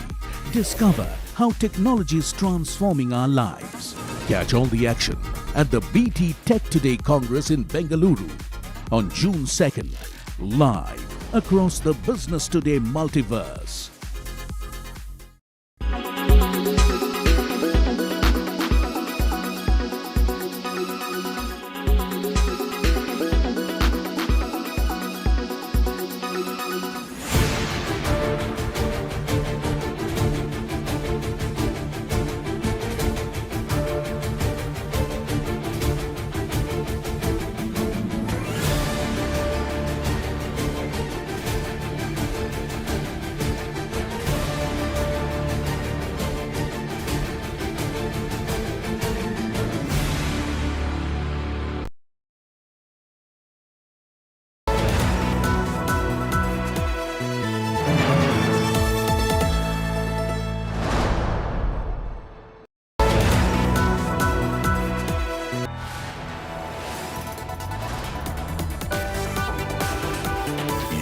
are watching India Today.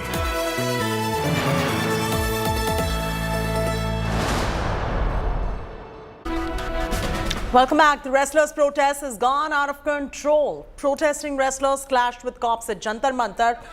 Protesters even jumped over the police barricades to march towards the new parliament building. Several wrestlers were detained, including Sakshi Malik, Bajrang Punia. Khap panchayats of various states have called for a Mahila Samman Mahapanchayat near the new parliament building in support of the protesting wrestlers. They are, however, being stopped by the cops, keeping in mind the situation. Heavy police force has been deployed at Delhi border to stop the Khap leaders from entering the national capital. The Aam Aadmi Party government in Delhi has denied the request of Delhi police to turn MCD school into a temporary prison. Police बहुत ज्यादा जबरदस्ती हुई है जी आराम से चलने लग रहे थे जबरदस्ती की छड़ाया गया है साक्षी, आप लोगों को उम्मीद थी इस तरह से होगा? नहीं थी, हम सोचे शांतिपूर्वक जाएंगे, पर शांतिपूर्वक जाके आगे से धकाना शुरू कर दिया कि नहीं आओगे, गिरा दिया गया, मेरे सारे कपड़े पाड़ लिए, बहुत गंदा व्यवहार करा है। हम कोई भी इंसान नहीं करते, बिल्कुल चुपचाप जाने लग रहे थे आगे। साक्षी को उठा लिया है पुलिस प्रशासन ने, डिटेन कर लिया साक्षी को। दिनेश आप तो बोलिए, और ऊपर से उसको पद्म श्री भी दे रखा है। पद्म श्री की गरिमा नहीं रखी लोगों ने, जो मेडल मिले हैं, जो मेडल मिले, जो अवार्ड मिले, उनकी गरिमा नहीं रखी। बाढ़ मारे नौसे लिए गए, तो दरिंदा बैठा उसने क्यों नहीं गिरफ्तार करते? आप लोग क्यों अपील नहीं करते? That's it from me, Chaiti Narula on this bulletin. Keep watching India Today and don't forget to log on to indiatoday.in or go ahead and download the India Today app.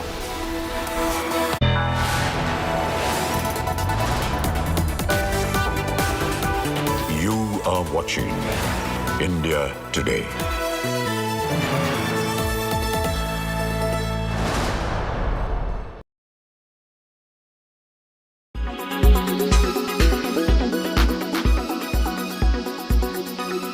राष्ट्रीय जनता दल के द्वारा जो ये tweet कर photo दिखाया गया है और पूछा गया है ये क्या है, इसका मतलब है कि जिस तरह से केंद्र में आदरणीय मोदी जी की सरकार इतिहास को दफन करने में लगी हुई है, इतिहास को बदलने का काम हो रहा है, इतिहास मिटाने का प्रयास किया जा रहा है, इसी को लेकर के इस तरह की तस्वीरें सांकेतिक रूप से दिखाई गई है और पूछा गया है क्या लोकतंत्र के मंदिर में सिर्फ भाजपाइयों का अधिकार है? लोकतंत्र के मंदिर का भगवाकरण होगा? लोकतंत्र के मंदिर में विपक्ष की कोई अहमियत नहीं होगी? इसीलिए ये विपक्ष की ओर से आईना दिखाया गया है, सत्ता पक्ष की ओर से आप इतिहास को दफन करने का काम कर रहे हैं। ये किसी कीमत पर इस देश को मंजूर नहीं हो सकता है। एक राजनीतिक दल इतनी घटिया मानसिकता पर उतर आए, एक शुभ दिन जो देश के गौरव का दिन है, एक नया संसद भवन पूरे देश को समर्पित किया जा रहा है और उसकी तुलना एक मृत व्यक्ति को जिस बक्से में रखा जाता है, जो कॉफिन जिसको कहा जाता है, उसका चित्र उन्होंने आज ट्वीट किया है। ऐसे लोगों पर तो देशद्रोह का मुकदमा दर्ज किया जाना चाहिए।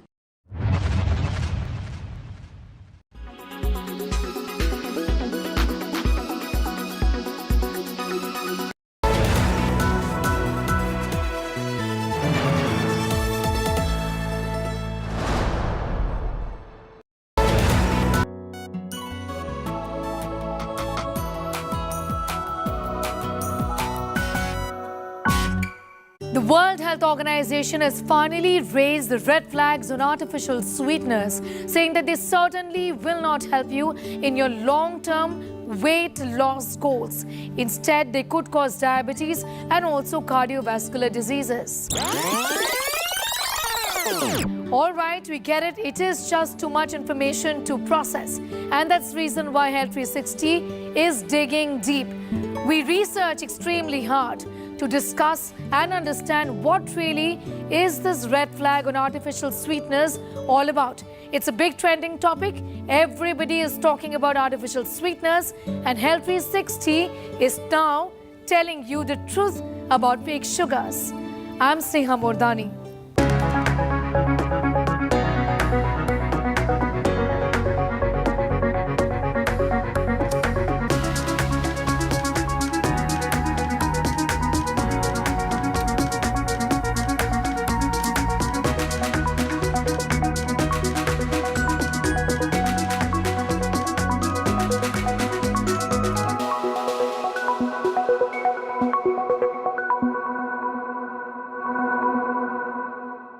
So what really has the World Health Organization said, causing so much confusion and panic around artificial sweeteners? Why has the world body then said that aspartame, sucralose, stevia found in thousands of products aren't really good for us? What is the data that they really have relied on? This report is going to give you an idea. Popping sugar-free gums containing aspartame or stevia for your beverages, sugar-free juices, protein bars, chocolates, and a whole range of products thinking they will help you you then really need a rethink. A whole range of non-sugar sweeteners usually consumed by many diabetics and non-diabetics and seen as healthy alternatives to sugar are not to be consumed by non-diabetics and to be consumed by diabetics in a regulated way, the WHO has said. Non-sugar sweeteners, splena, stevia, aspartame, sucralose, acesulfame K, advantame, cyclamates, neotame, all of them should not be used by non-diabetics, says the World Health Organization. The WHO's review of the available research found groups who regularly consume non-sugar sweeteners had an increased risk of type 2 diabetes and cardiovascular disease. Non-sugar sweeteners, which include all kind of sweeteners, which are non-caloric, which don't give you calories, but like aspartame or like stevia or other, there are so many, which companies claim that there is no added sugar on them. So people just go by those promotional campaigns and buy those products thinking that it will not harm.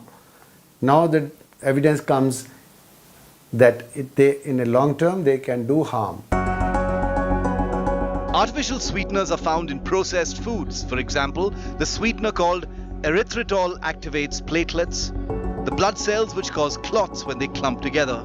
Such clusters block blood flow in different parts of the body, since its presence or levels are not revealed on packages of processed foods.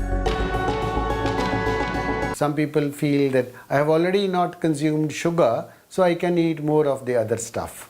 So like that, it actually encourages more food without any restriction, because people feel that it is something helpful, it is good for fitness. Some people, some celebrities do advertise non-sugar sweeteners as a source of fitness. Should people then go back to eating sugars? Doctors clearly advise against that as well. There should be a warning of sugar, number one, and sugar substitutes, number two, because both are not good. And all this can be had from the diet without actually needing to take sugar as a add-on to milk or coffee or tea or desserts. So sugar is not important at all for body, because we all have stored energy stores. So the warning should pertain to not only the additives like sugar free, but also the warning should pertain to how much sugar can one person have in a day. And that also comes indirectly from foods, not only just a teaspoon of sugar. And I'm totally against white sugar. I think white sugar is processed to a degree that it's actually very, very harmful to us. Since these sweeteners can sneak into your food table and disrupt metabolic health, should there not be regulation? For our country, the Food Safety Authority can regulate. That's the mandate of the Food Safety Authority, to ensure that people of India consume safe food. Now, since it has been proved harmful, so I think nothing should stop the Food Safety and Standards Authority. What is found often is that sugar-free products have no or inconsequential warning signs on their product labels, like sugar-free chewing gums that even children consume. The worry is who is checking. India's Food Regulatory Authority has approved all artificial sweeteners that the WHO is advising against. So has the US FDA. With systemic reviews and tons of research and data pointing in the direction of these not being good, should it not prompt India to regulate this huge market? That looks like the way forward. With Sneha Mordani in Delhi, Bureau Report, India Today.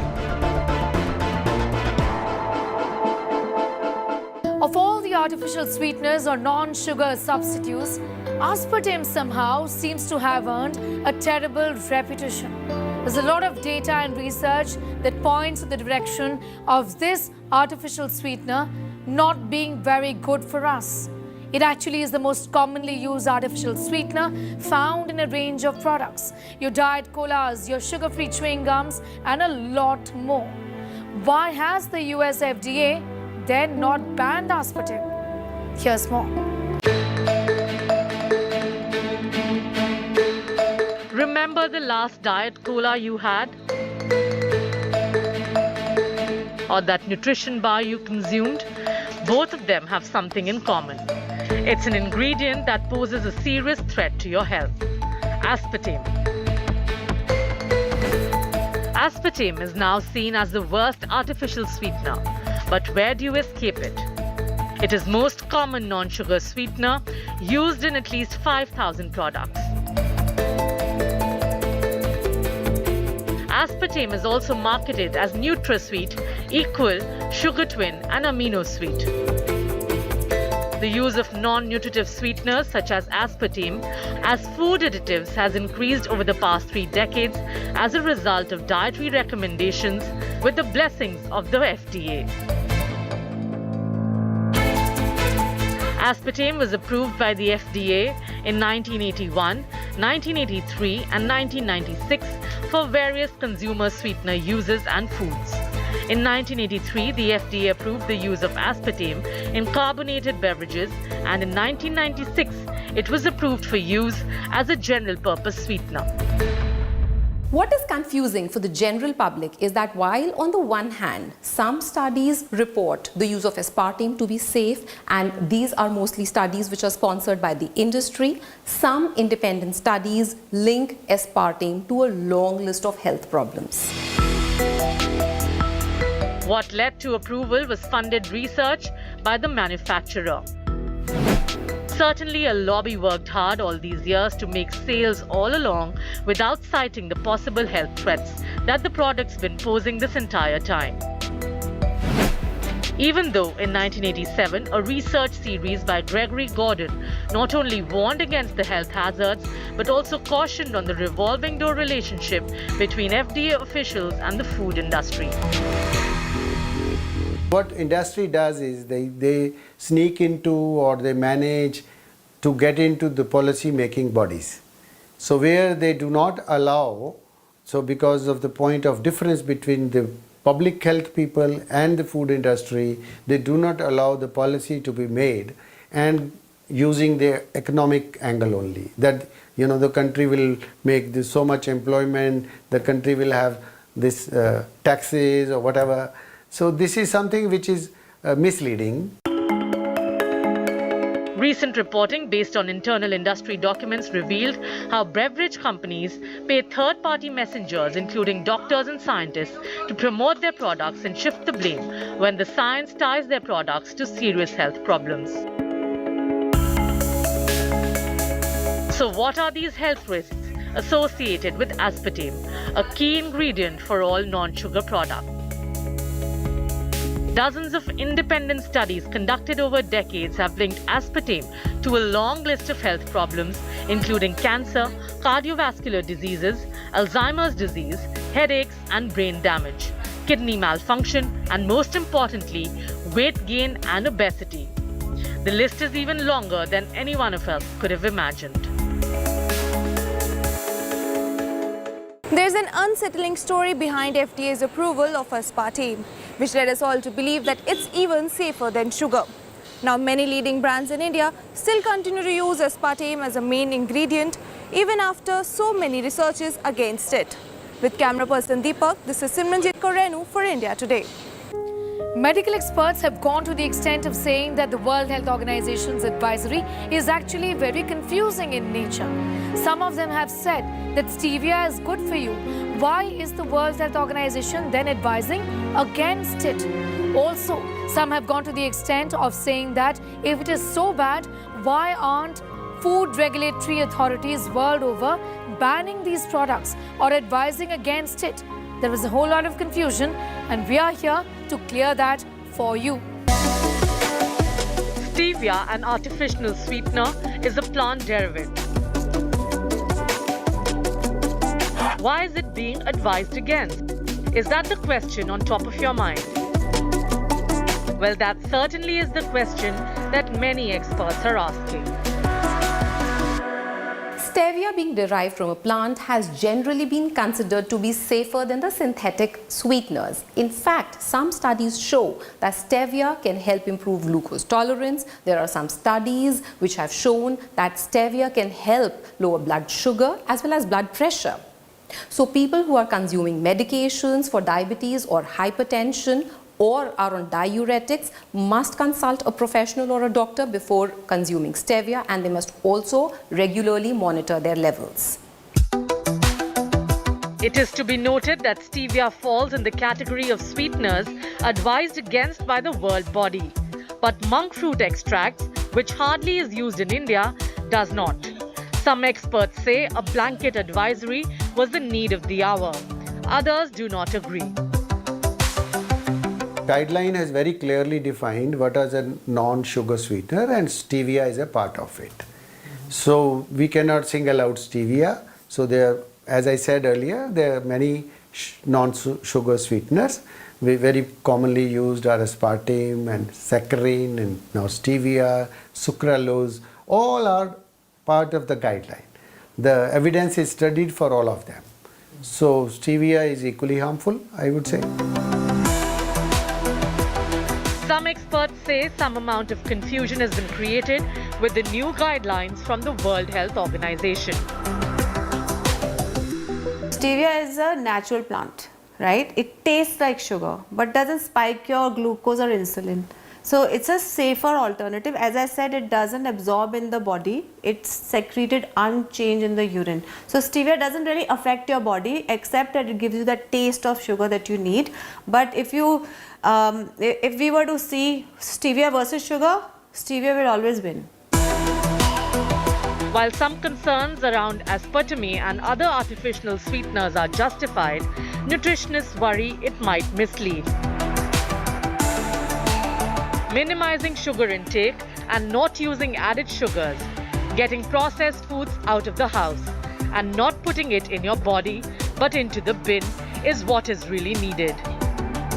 In New Delhi with Sneha Modani, Bureau Report, India Today. It's time for a quick commercial break here. We're getting you much more news around artificial sweeteners on the other side.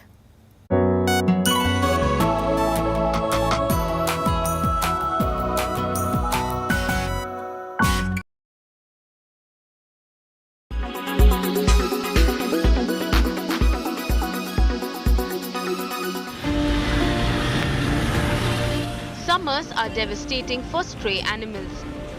The scorching heat wave means animals living on the street struggle for water. Karma Foundation is on a mission to make life easy for stray animals. This water bowl challenge is also one of such initiatives where we know during the scorching heats of summer has to provide the basic requirement for the health of the pet, which is water, and hence we are actually donating the water bowls. These water bowls are a big relief for stray animals living under the open sky in sweltering weather. Karma Foundation has requested people to join their movement by placing a bowl of water outside their home or workplace. Bureau Report, India Today.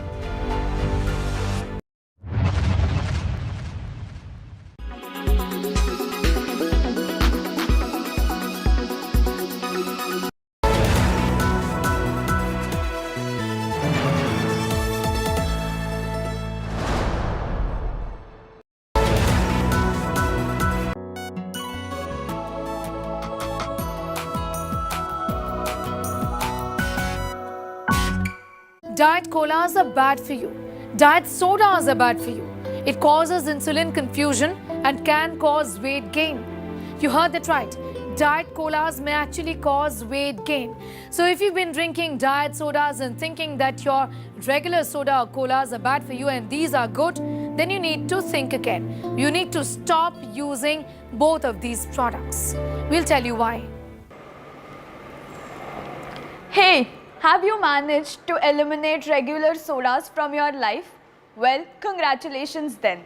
But wait, Are you switching to diet soda in order to accomplish your fitness goals? Well, that's not a good thing then. Why? Well, let us tell you how healthy diet soda actually is. Maybe you've succeeded in quitting your regular soda consumption, but diet sodas aren't your alternative. According to some research, your brain responds to artificial sweeteners in a manner similar to how it responds to sugary sweets. Consuming them frequently could make you want more high-calorie food, increasing your risk of weight gain. The same applies to diet sodas. According to a different study, those who are overweight or suffer from obesity who converted to diet sodas were more likely to eat additional calories from food than those who continue to drink regular soda.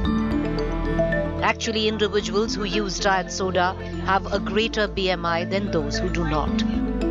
Diet soda can confuse insulin.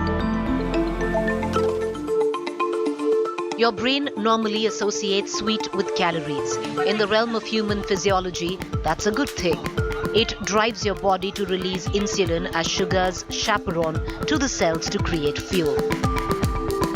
In the past, people assumed this process couldn't occur when we consumed artificial sweeteners because calories don't allow the sweet flavor. Diet soda might alter how your brain responds to sweetness. According to studies, those who drink diet soda exhibit increased brain activity in the region of the brain linked to cravings for foods high in fat and sugar. Diet soda consumption seems to change the reward center of your brain that detects sweetness. This suggests that diet sodas may alter how your brain responds to urges for meals rich in calories. No soda, no diet soda. Then what should you drink instead? Any diet drinks are actually not a great thing to have. I would stick to natural stuff, lemonade, sugarcane juice, which is actually better than a diet drink, or coconut water, or fruit-infused waters. They're also sweet. But it's just that, we are not able to cut down the taste of sugar and we want something which tastes fizzy and sweet, but actually we are mocking our bodies and completely spoiling our gut health by having diet drinks. Diet sodas have long been promoted by beverage companies as a healthy alternative to their full sugar drinks, although this is not true medically. With Kshitija Gosavi, Bureau Report, India Today. It's big box, big business and an ever-growing market for artificial sweeteners. We've done an analysis.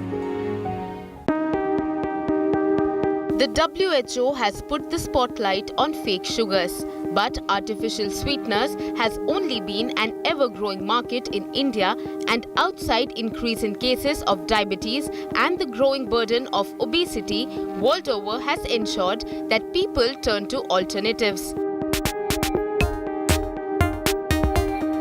The demand for low-calorie food and beverages have contributed to the market's expansion in India. For example, sugar-free Zydus Wellness's artificial sweetener brand witnessed double-digit growth last year in the wake of the COVID-19 pandemic as consumers opted for a healthier lifestyle, shows data from 2021. The Indian artificial sweetener market is projected to reach a value of Indian rupee 12.23 billion by 2023, growing at a CAGR of 3.4% during the forecast period. Think about it. Stevia and other sweeteners are found in 1 million products. Colas, juices, chewing gum, chocolates, and everything that is being sold as sugar-free. It clearly has grown way beyond just tabletop sweeteners. In India, the artificial sweetener market has witnessed significant growth over the past decade. On a global scale, the market for artificial sweeteners has also experienced substantial growth. The global artificial sweetener market was valued at approximately $19 billion in 2020 and is expected to reach $28.9 billion by 2028. The Food Safety and Standards Authority of India said it's evaluating the new guideline issued last week by the World Health Organization, but strong advisories against them is unlikely. With Brijesh Vashisht, Bureau Report, India Today. Well, I don't like my coffee if it isn't a little sweet. I am diabetic. What should I do? Should I stop taking artificial sweeteners? What then should be the alternatives for me? These are some very frequently asked questions, and we're answering them for you in our next report. I am diabetic. Should I stop consuming artificial sweeteners?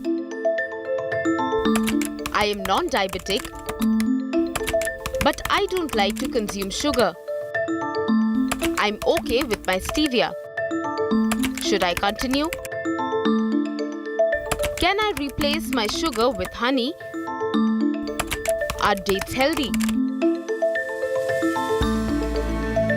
Are these questions on top of your mind? Has the WHO guideline on artificial sweeteners confused you? Then listen in to what experts say. Substitute for diabetes. What substitute you think a diabetic person should use for sugar? Different sugar alternatives may be healthy for different people. Natural sweeteners are generally a good choice for seniors who don't have diabetes. But artificial sweeteners do have unexpected health risks depending on someone's current health concerns and comorbidities. Natural substitutes like honey and dates can be alternatives to refined sugar. However, it is important to be mindful of portion sizes. Good research, which is randomized controlled trials with dates, have shown that they do not have much effect as far as sugars are concerned in short term and in intermediate term, 3 to 6 months time. So a limited amount of dates is as a breakfast or as a snack we can allow in a patient who's has a good control of diabetes and patient who's not very obese, and we will tell them that if you restrict to this particular quantity, nothing will happen to your sugar, and that probably nothing will happen to your weight as well.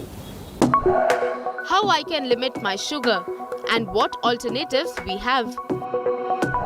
How safe are natural substitutes of sugar?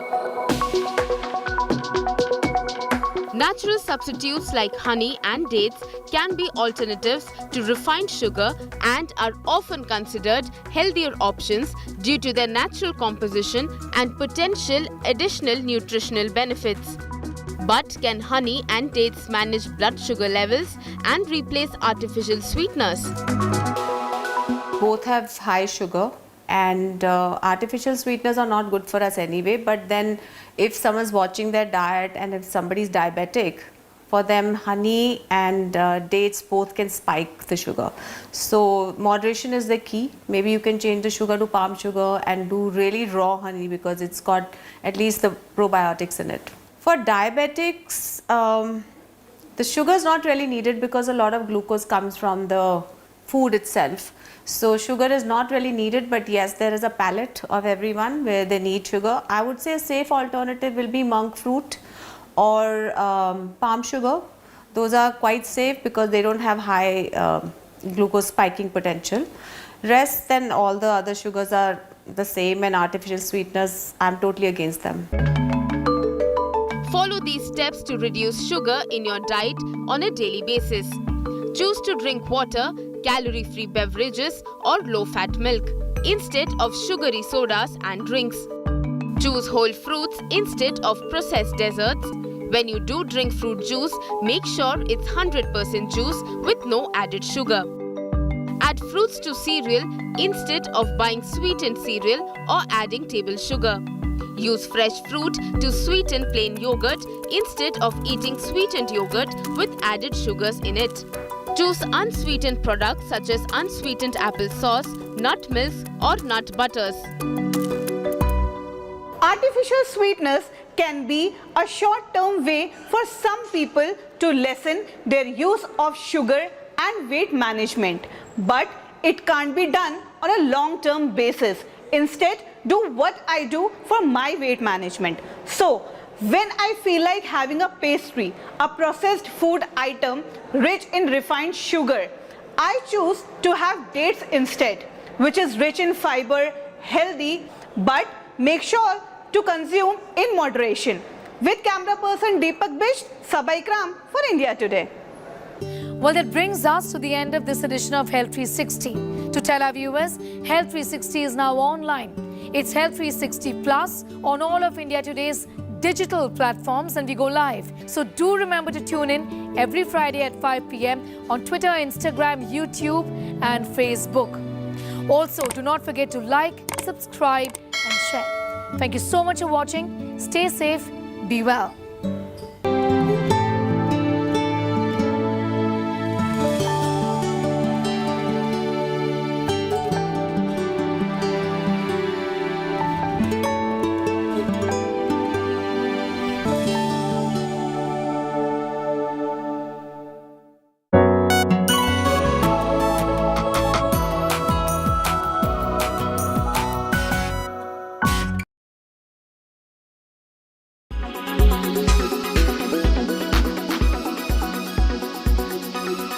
Weather forecast now.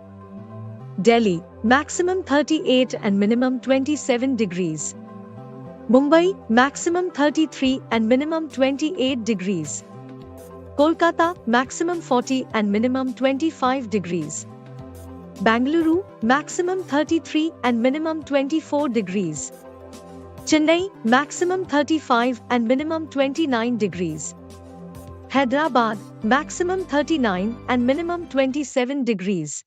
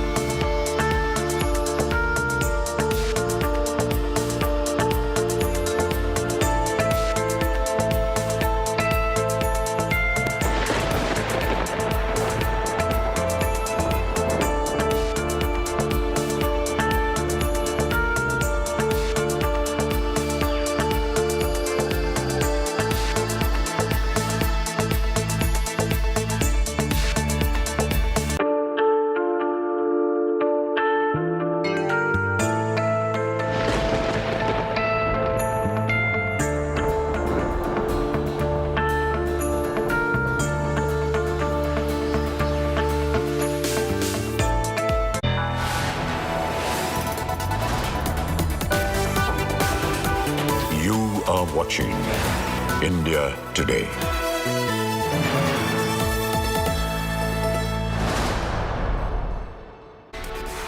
Very good evening and thank you for being with us on India Today. I'm Chaiti Narula getting you all the top stories. Let's start with the headlines.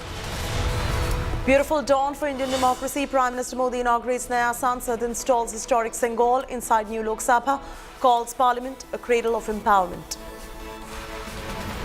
यहाँ होने वाला हर निर्णय आने वाली पीढ़ियों को सशक्त करने वाला होगा। यहाँ होने वाला हर निर्णय भारत के उज्ज्वल भविष्य का आधार बनेगा। Ugly politics over Naya Sansad and Adhinam Sears. RJD likens new parliament to coffin. Samajwadi Party calls Adhinam radical sect. 20 opposition parties boycott Sansad launch. BJP lashes out.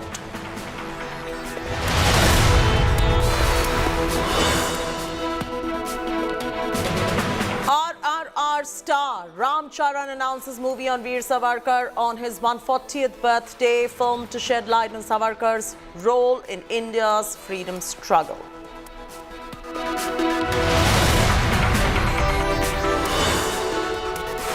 Wrestlers continue dangle for justice. CUP's farm leaders joined wrestlers' march to new parliament. Sakshi Malik, Bajrang Punia detained. Section 144 enforced in the capital. The 2023 season comes to a full circle as Chennai take on Gujarat in the grand finale. Gujarat will have to get the better of four-time champions Chennai as they look to defend their crown.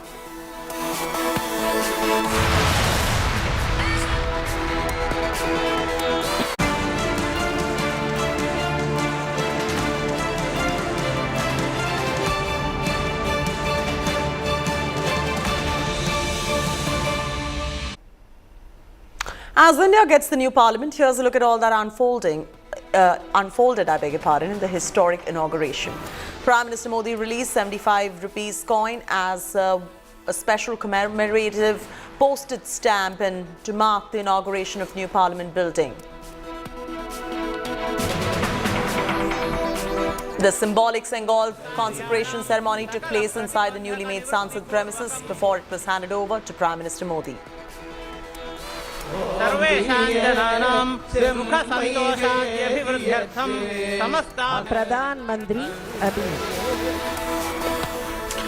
Prime Minister Modi prostrated before Sengol before taking it inside the Lok Sabha. Remember, Sengol is a historic sceptre from Tamil Nadu that was received by the first Prime Minister Jawaharlal Nehru to represent transfer of power from the British. Sengol was handed over to Prime Minister by the Seers. Prime Minister Modi also received blessings from Seers of different Adhinams from Tamil Nadu in the new Parliament building. The Prime Minister walked into grand new Lok Sabha chambers with the historic Sengol. The Sengol was installed near the chair of Lok Sabha Speaker in the new building by the Prime Minister.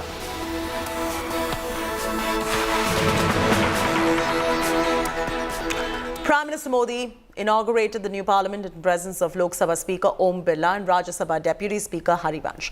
The Prime Minister has installed the historic Sengol near the Lok Sabha Speaker's chair. Here is all you need to know.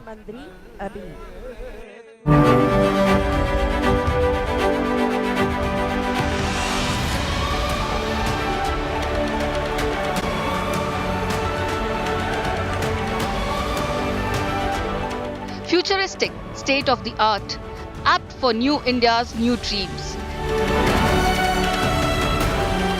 The brand new parliament unveiled by Prime Minister Narendra Modi. Brainchild of Prime Minister Modi, the new Sansad was hailed by him as a reflection of the aspiration of new India and a testament to the dawn of a self-reliant nation.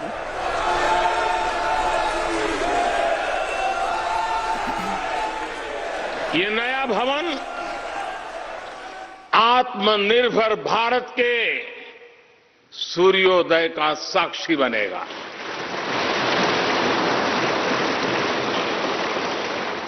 ये नया भवन विकसित भारत के संकल्पों की सिद्धि होते हुए देखेगा। सभी आदियों को साष्टांग नमस्कार कर रहे हैं। Early on Sunday morning, the Prime Minister had held a consecration ritual for the Sengol inside the new parliament and installed it near the Speaker's table inside the new Lok Sabha.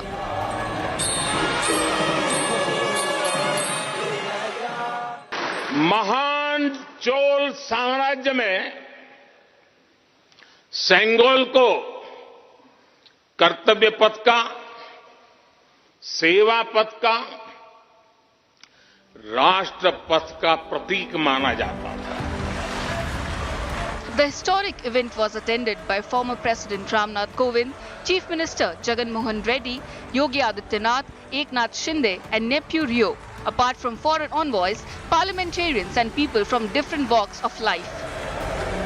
Modi said as India surges ahead, the new parliament will also contribute to the world's progress. ये सिर्फ एक भवन नहीं है, ये 140 करोड़ भारतवासियों की आकांक्षाओं और सपनों का प्रतिबिंब है। ये विश्व को भारत के दृढ़ संकल्प का संदेश देता हमारे लोकतंत्र का मंदिर है। राष्ट्रपति भारत गणतंत्र संदेश। Rajya Sabha Deputy Chairman Harivansh read out message for President Draupadi Murmu and Vice President Jagdeep Dhankar. स्वर्णाक्षरों में दर्ज रहेगा। मेरी हार्दिक शुभकामना है कि नवनिर्मित संसद भवन भारतीय लोकतंत्र की महान परंपराओं और आदर्शों के अनुरूप नए प्रतिमान स्थापित करे। The Congress and 19 opposition parties boycotted the unveiling of the parliament. The opposition alleged Modi unveiling the parliament is an insult to the president. BJP accuses the opposition bloc of being blinded by hate against Modi. Despite the political war, the unveiling of the new parliament comes as the biggest day of Indian democracy. With Rahul Gautam and Maushmi Singh in Delhi, Bureau Report, India Today.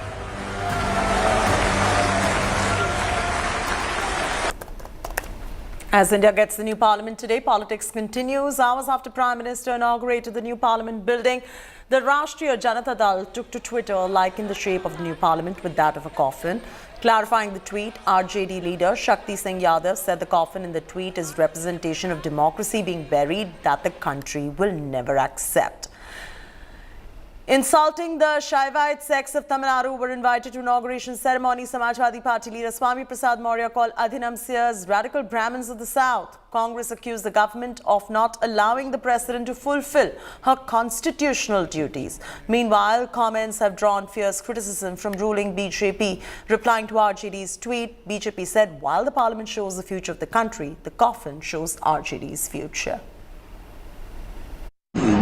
जैसे आपने कहा ये लोकतंत्र का मंदिर है और आज के जरूरत के आवश्यकता के अनुसार ये निर्माण हुआ है, लेकिन जिस मंदिर को ऐसे अपशब्दों से बात कर रहे लोग उनको ठीक तरह से उत्तर देगा। आधुनिक भारताची संकल्पना जी जवाहरलाल नेहरूंनी मांडली ती संकल्पना आणि आता पार्लमेंटमध्ये चाललंय याचं जमीन असण्याचं अंतर आहे। पुन्हा एकदा आपण देशावर काही वर्ष पाठीमागे नेतोय का काय अशी चिंता होतात। विज्ञान याच्यातील किती तरतूद करता येत नाही आणि जवाहरलाल नेहरूंनी आधुनिक विज्ञानावर आधारित समाज तयार करण्याच्या संबंधीची भूमिका सतत मांडली। आज त्या ठिकाणी जे चाललंय हे त्याच्या नेमकं उलट चाललेलं आहे। Message by the Prime Minister also about the Sengol and the transfer of power, an elaborate ceremony. How do you see it? Because the BJP is saying that the opposition missed a big opportunity to celebrate the spirit of India. मुझे सिर्फ एक बात कहनी है, कार्यक्रम यही होता, ऐसे ही होता, सब कुछ यही होता, लेकिन संविधान की मर्यादा के अनुकूल होता। जब संसद भवन का उद्घाटन हो रहा तो संसद की मुखिया से कराना चाहिए था। जब संविधान की जहां बनता है उसका उद्घाटन महामहिम राष्ट्रपति से कराना चाहिए। बीजेपी कह रही है कि आप बाल की खाल उधेड़ रहे हैं, यहाँ पे राष्ट्रपति करे या इस तरह से मामला आप कोई ना कोई आपको मीन मेक निकालिए। देखिए हमारा काम है, हम विपक्ष हैं, कहीं अगर संविधान की मर्यादा भंग हो रही हो, कहीं परंपराएं तोड़ी जा रही हो, कहीं एक संवैधानिक पद का अपमान किया जा रहा हो, तो विधायक के रूप में फिर हमारा दायित्व नहीं पूरा होगा। अगर हम अपने कर्तव्य का निर्वाह नहीं करेंगे। ये नया संसद भवन देश को प्रधानमंत्री जी ने समर्पित किया, लेकिन विपक्षी दल अपनी ओछी राजनीति कर रहे हैं। जिस तरह की भाषा वो बोल रहे हैं, देश उनको कभी क्षमा करने वाला नहीं है। राष्ट्रीय जनता दल ने जिस तरह से संसद भवन की तस्वीर के साथ ताबूत की फोटो लगाकर देश का अपमान करने का काम किया है, संसद का अपमान करने का काम किया है। 2024 के लोकसभा के चुनाव में इसी ताबूत में बिहार की जनता आरजेडी को डाल देगी, क्योंकि उसको ताबूत ज्यादा पसंद है, देश को संसद ज्यादा पसंद है। लोकसभा देश की जनता को जवाबदेह है, तो इसलिए ये बेहतर होता है कि लोकसभा के स्पीकर उसका इनॉग्रेशन करते, मगर प्रधानमंत्री को हर जगह दिखाना है कि वही सब कर रहे हैं, दूसरा कोई कर ही नहीं सकता। और 2014 से पहले तो भारत में कुछ हुआ ही नहीं, अभी हो रहा है। हर चीज़ में ये बता देना कि एक ही इंडिविजुअल है और दूसरा नहीं है, ये तो पार्लियामेंट की कलेक्टिव मिनिस्टर रिस्पॉन्सिबिलिटी के भी खिलाफ हुई है। राष्ट्रीय जनता दल के द्वारा जो ये ट्वीट कर फोटो दिखाया गया है और पूछा गया है ये क्या है, इसका मतलब है कि जिस तरह से केंद्र में आदरणीय मोदी जी की सरकार इतिहास को दफन करने में लगी हुई है, इतिहास को बदलने का काम हो रहा है, इतिहास मिटाने का प्रयास किया जा रहा है, इसी को लेकर के इस तरह की तस्वीरें सांकेतिक रूप से दिखाई गई है और पूछा गया है क्या लोकतंत्र के मंदिर में सिर्फ भाजपाइयों का अधिकार है, लोकतंत्र के मंदिर का भगवाकरण होगा, लोकतंत्र के मंदिर में विपक्ष की कोई अहमियत नहीं होगी। इसीलिए ये विपक्ष की ओर से आईना दिखाया गया है, सत्ता पक्ष की ओर से आप इतिहास को दफन करने का काम कर रहे हैं, ये किसी कीमत पर इस देश को मंजूर नहीं हो सकता है। The opposition sulks over new parliament. Superstars step forward. Listen in. Bharat का नया संसद भवन, हमारी उम्मीदों का नया घर, हमारे संविधान को संभालने वालों के लिए एक ऐसा घर जहां 140 करोड़ हिंदुस्तानी एक परिवार हैं। ये नया घर इतना बड़ा हो कि इसमें देश के हर प्रांत, प्रदेश, गांव, शहर, कोने कोने के लिए जगह बन सके। इस घर की बाहें इतनी चौड़ी हों कि देश की हर जाति प्रजाति, हर धर्म को प्यार कर सके। इसकी नजर इतनी गहरी हो कि देश के हर एक नागरिक को देख सके, जान सके, उनकी समस्याओं को पहचान सके। यहां सत्यमेव जयते का नारा स्लोगन नहीं, विश्वास हो। यहां अशोक चक्र का हाथी, घोड़ा, शेर और खंबा लोगो नहीं, हमारा इतिहास हो। It is said that a parliament is to the nation what the soul is to the body. My sincerest prayers that the soul of democracy remains robust in its new home and continues to foster liberty, fraternity, and equality for ages to come. May this new abode of democracy build a new age that is renowned for its scientific temper and empathy for all. A new parliament for a new India, but with the same age-old dream, the glory of India, of our nation. Jai Hind. नमस्कार, मेरा नाम अक्षय कुमार है और हर उस इंसान की तरह जिसे भारत और उसके तरक्की पे गर्व है, मुझे इस नई पार्लियामेंट बिल्डिंग की तस्वीरें देख के एक अलग ही खुशी मिल रही है। मुझे याद है दिल्ली में जब मैं रहता था और अपने माता पिता के साथ इंडिया गेट और उसके आसपास घूमने जाता था, तो ज्यादातर बिल्डिंगें अंग्रेजों की बनाई हुई दिखती थी। Today, on seeing this brand new building, my heart is filled with pride. The Indian Parliament is the temple of democracy. ये एक नए भारत की पहचान है। ऐसा हिंदुस्तान जो न सिर्फ कल्चर और हेरिटेज में सबसे आगे रहा है, पर अब अपने प्रोग्रेस से, तरक्की से सारी दुनिया से आगे बढ़ रहा है। जब आप इस पार्लियामेंट बिल्डिंग को देखें तो जरूर याद रखिएगा कि हमारा देश कहां था और कहां आगे निकल गया है। Today is a moment of glory, It is a moment of pride.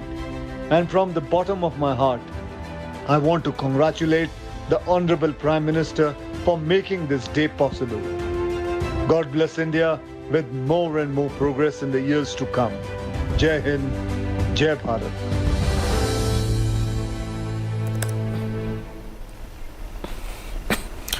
Prime Minister Modi installed historic Sengol near Lok Sabha Speaker's chair in the new Parliament building on Sunday. As many as 21 Dharmapuram Adhinam seers from Chennai handed over Sengol to Prime Minister Modi.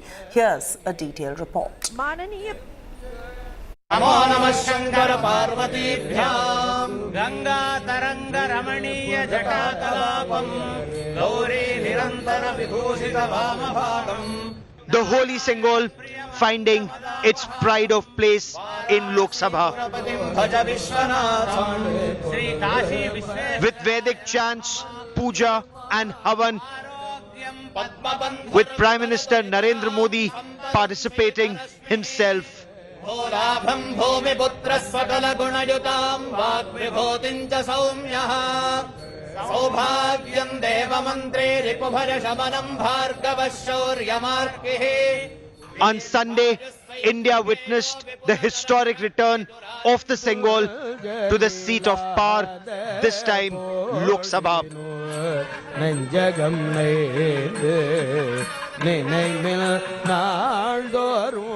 Dressed in traditional attire, Prime Minister Narendra Modi performed the Ganpati Havan along with Lok Sabha Speaker Om Birla ahead of the inauguration of the new Parliament building. Prime Minister Narendra Modi then did a Sashtang Dandavat, prostrated himself before the Sengol, which symbolized transfer of power from the British to India.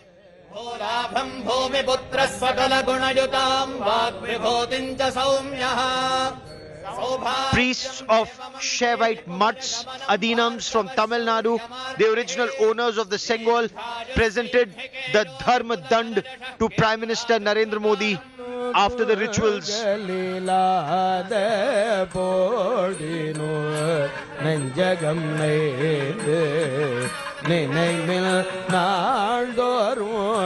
नमो नमः शंकर पार्वतीभ्यां गंगा तरंग रमणीय जटाकलापं गौरी निरंतर विभूषित वामभागं. The 5 feet long, 2-inch wide sceptre was later installed near the Lok Sabha Speaker's chair in the new Parliament House by Prime Minister Narendra Modi. The Prime Minister also sought the blessings of the 21 Adhinams from Tamil Nadu who presented him the Sengol.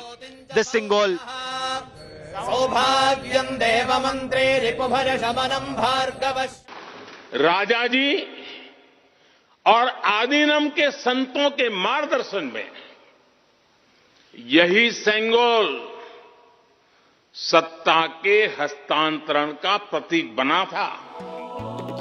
The Prime Minister took a jibe at those who neglected the Sengol after using it for the freedom ritual in 1947, referring to the Sengol's relegation as Pandit Jawaharlal Nehru's golden walking stick at the Anand Bhavan Museum at Prayagraj. ये हमारा सौभाग्य है कि इस पवित्र सेंगोल को हम उसकी गरिमा लौटा सके हैं, उसकी मान मर्यादा लौटा सके हैं.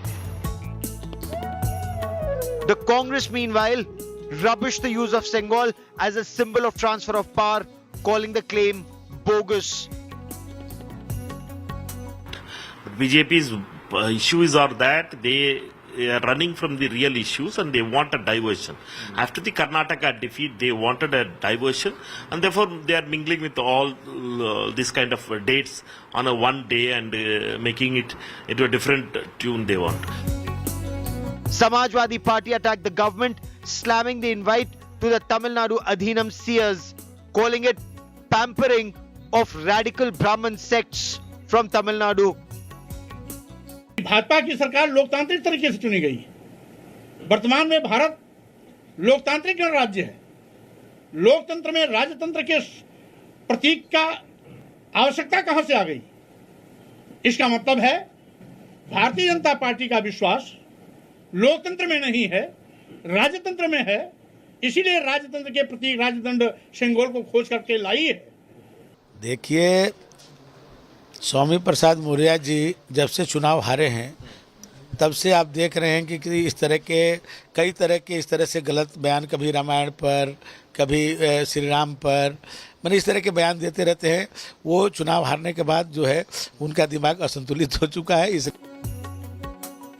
The Sengol will now symbolize justice, righteousness and ethical governance, standing silently to witness the new parliament shaping India's future. Bureau Report, India Today.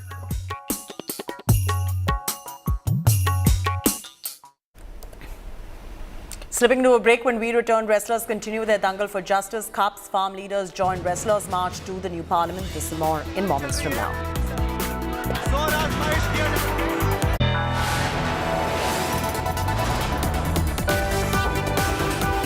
You are watching India Today.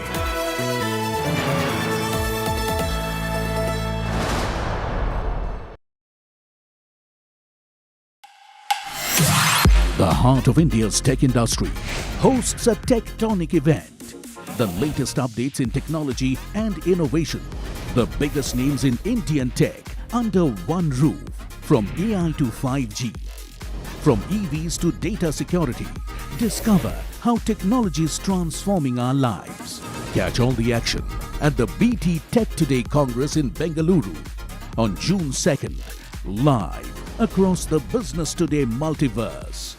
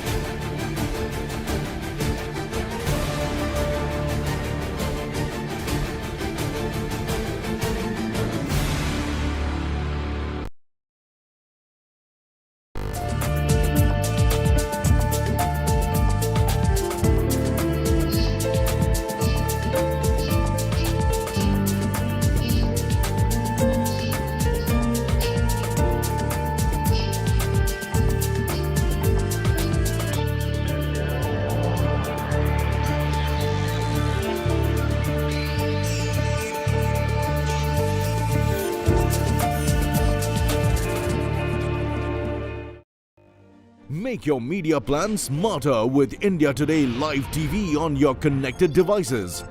Amplify your brand with 100 million smart internet viewers. To advertise, mail us at sales@aajtak.com.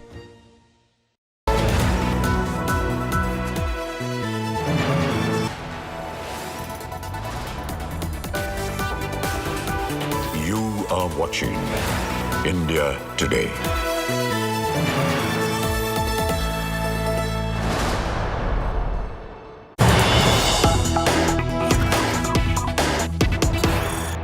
Breaking news coming in after COP chaos clouds dangle for justice.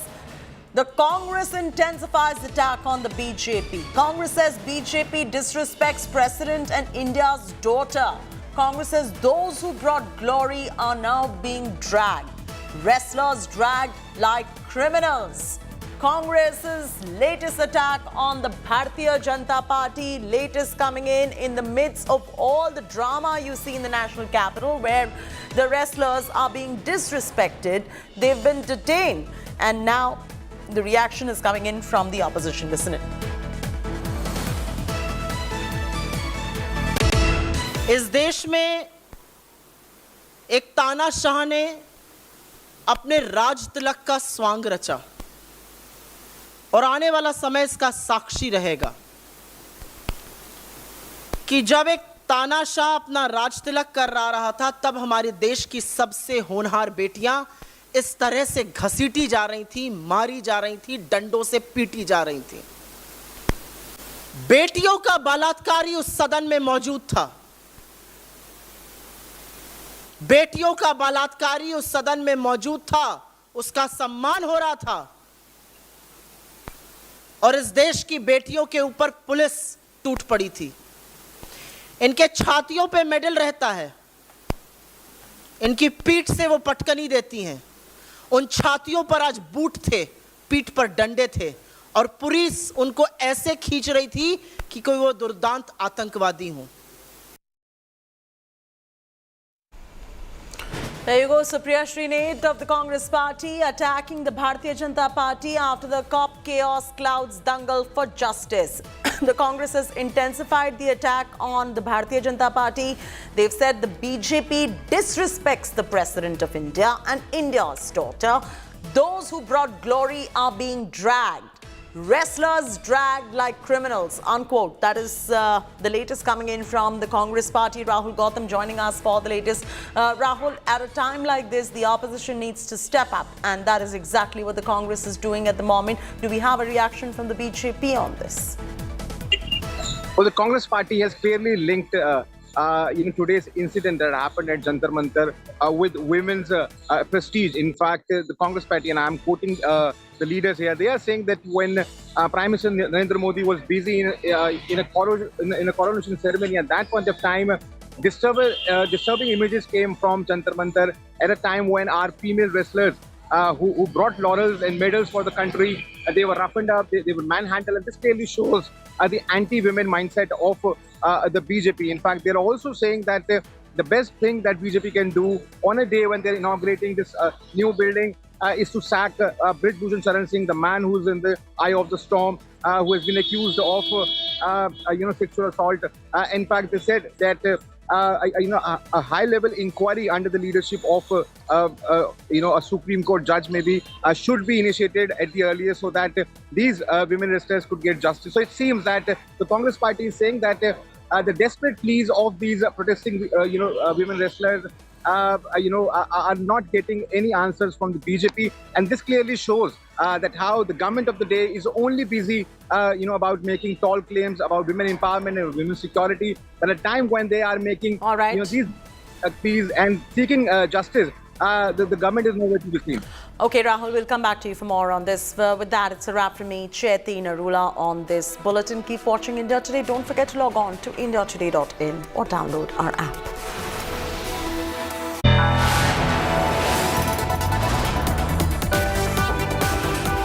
You are watching India Today.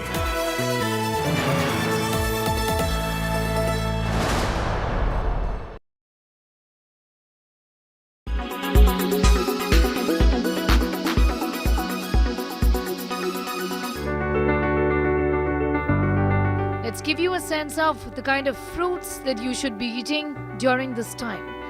Watermelon is a fruit commonly found in India in summers. It can prevent dehydration and help in cooling the body.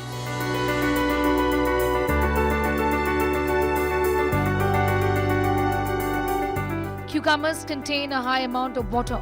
High in fiber, it can help relieve constipation. It's a fantastic summer companion.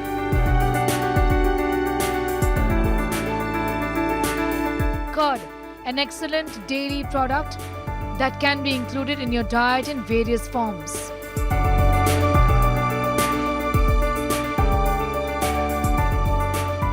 Citrus fruits, rich in vitamin C and help in hydration. They act as a cooling agent. They include oranges, lemons, limes, grapefruit, and other citrus fruits. Coconut water. Indian summers are synonymous with our regular nariyal pani. It hydrates your body, balances the temperature, generates electrolytes, and helps in cooling. Buttermilk contains probiotics, vitamins, and minerals that helps your body cool in hot temperatures. Lemon juice, rich in vitamin C, can help lower body temperature. It moisturizes and oxygenates the body, helps in improving the energy levels.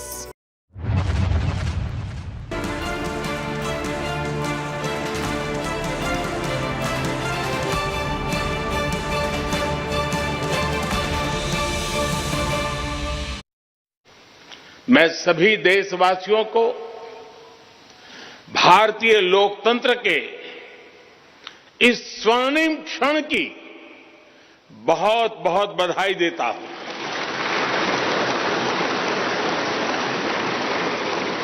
साथियों, ये सिर्फ एक भवन नहीं है, ये 140 करोड़ भारतवासियों की आकांक्षाओं और सपनों का प्रतिबिंब है।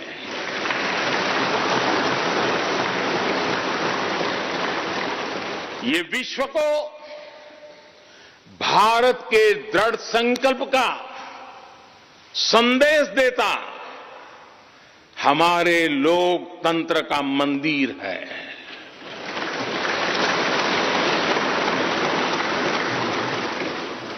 ये नया संसद भवन योजना को यथार्थ से, नीति को निर्माण से, इच्छा शक्ति को क्रिया शक्ति से, संकल्प को सिद्धि से जोड़ने वाली अहम कड़ी साबित होगा।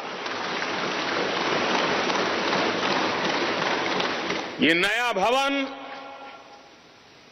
हमारे स्वतंत्रता सेनानियों के सपनों को साकार करने का माध्यम बनेगा। ये नया भवन आत्मनिर्भर भारत के सूर्योदय का साक्षी बनेगा।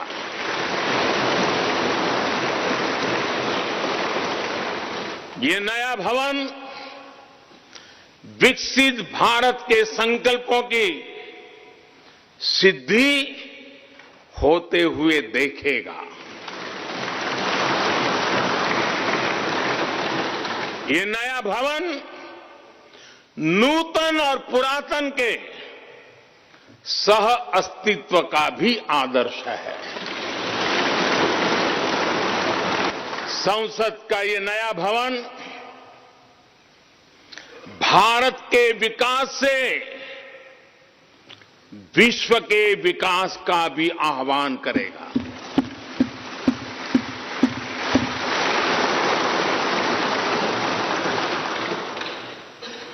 साथियों, आज इस ऐतिहासिक अवसर पर कुछ देर पहले संसद की इस नई इमारत में पवित्र सेंगोल की भी स्थापना हुई है।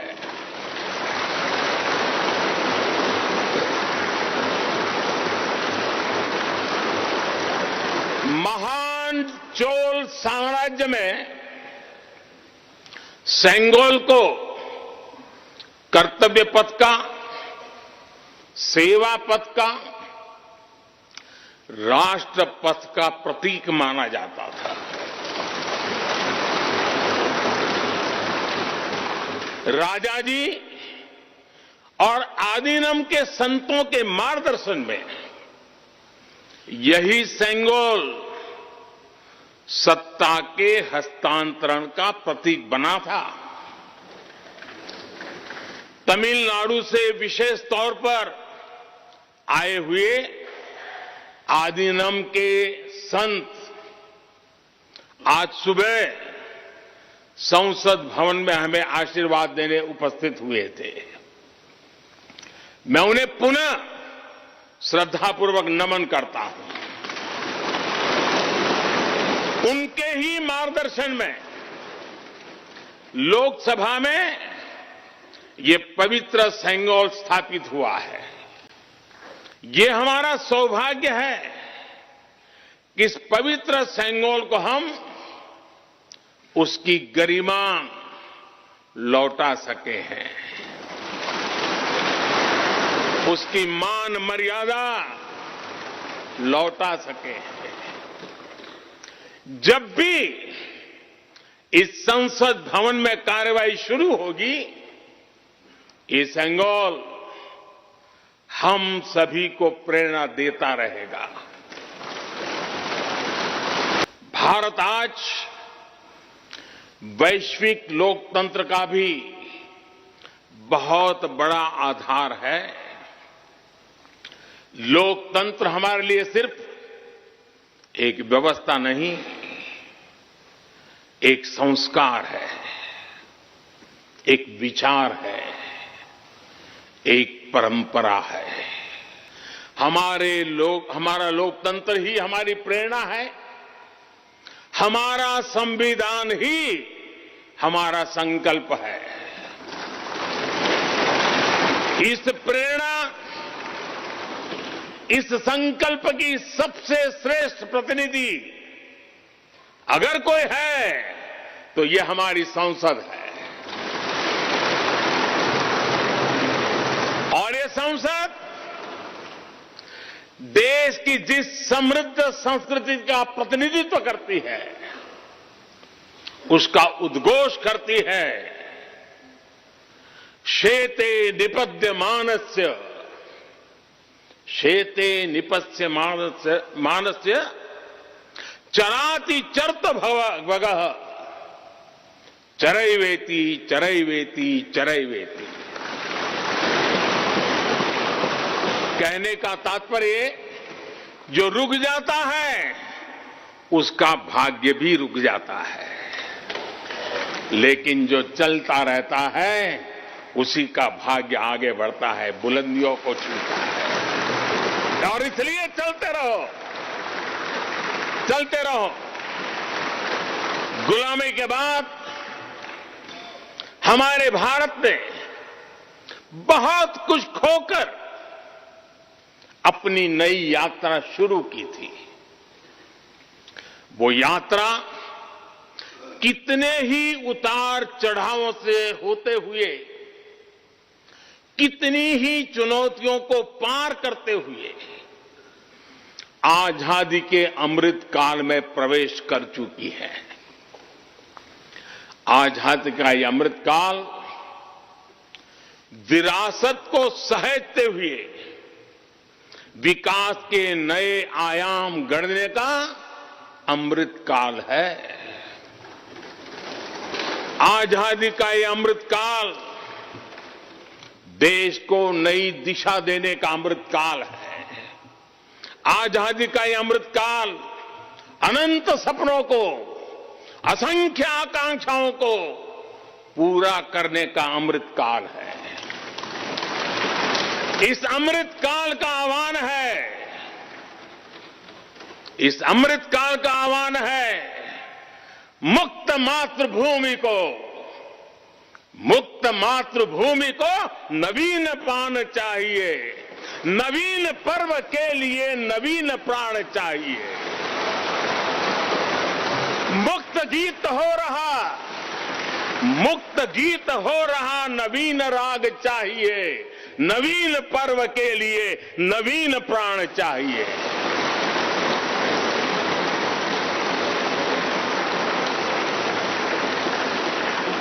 और इसलिए भारत के भविष्य को उज्जवल बनाने वाली इस कार्यस्थली को भी उतना ही नवीन होना चाहिए, आधुनिक होना चाहिए। आज नए संसद भवन को देखकर हर भारतीय गौरव से भरा हुआ है। इस भवन में विरासत भी है, वास्तु भी है, इसमें कला भी है, कौशल भी है, इसमें संस्कृति भी है और संविधान के स्वर भी है।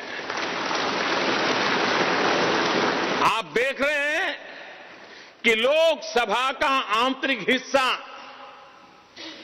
यहां भी देखिए, यहां भी देखिए, राष्ट्रीय पक्षी मोर पर आधारित है। राज्यसभा का आंतरिक हिस्सा राष्ट्रीय फूल कमल पर आधारित है और संसद के प्रांगण में हमारा राष्ट्रीय वृक्ष बरगद भी है। हमारे देश के अलग अलग हिस्सों की जो विविधता है, इस नए भवन ने उन सबको समाहित किया है। इसमें राजस्थान से लाए गए ग्रेनाइट और बलुआ पत्थर लगाए गए हैं। ये जो लकड़ी का काम आप देख रहे हैं ना, वो महाराष्ट्र से आई है। यूपी में भदोही के कारीगरों ने इसके लिए अपने हाथ से कालीनों को बुना है। एक तरह से इस भवन के कण कण में हमें एक भारत श्रेष्ठ भारत की भावना के दर्शन हुए। साथियों, संसद के पुराने भवन में सभी के लिए अपने कार्यों को पूरा करना कितना मुश्किल हो रहा था, ये हम सभी जानते हैं। टेक्नोलॉजी से जुड़ी समस्याएं थी, बैठने की जगह से जुड़ी चुनौती थी। इसलिए ही बीते 1.5-2 दशकों से ये चर्चा लगातार हो रही थी कि देश को एक नए संसद भवन की आवश्यकता है। और हमें ये भी देखना होगा कि आने वाले समय में सीटों की संख्या बढ़ेगी, सांसदों की संख्या बढ़ेगी, वो लोग कहां बैठते हैं? और इसलिए ये समय की मांग थी कि संसद की नई इमारत का निर्माण किया जाए। और मुझे खुशी है कि भव्य इमारत आधुनिक सुविधाओं से पूरी तरह लैस है। आप देख रहे हैं कि इस समय भी इस हॉल में सूरज का प्रकाश सीधे आ रहा है। बिजली कम से कम खर्च हो, हर तरफ लेटेस्ट टेक्नोलॉजी वाले गैजेट्स हों, इन सभी का इसमें पूरा ध्यान रखा गया है। साथियों, आज सुबह ही मैं इस संसद भवन को बनाने वाले श्रमिकों के एक समूह से मिला हूं। इस संसद भवन ने करीब 60,000 श्रमिकों को रोजगार देने का भी काम किया है। उन्होंने इस नई इमारत के लिए अपना पसीना बहाया है।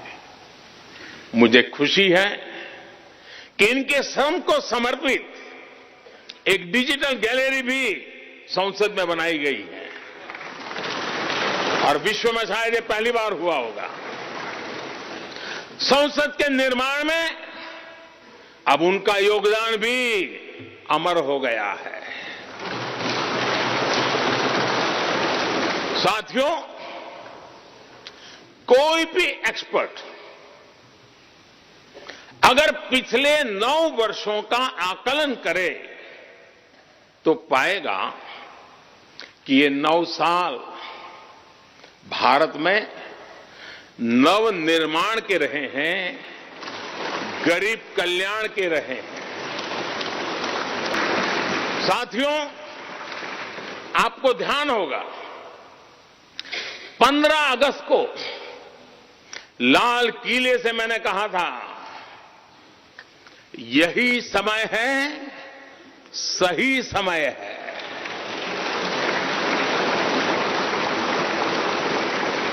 हर देश के इतिहास में ऐसा समय आता है जब देश की चेतना नए सिरे से जागृत होती है।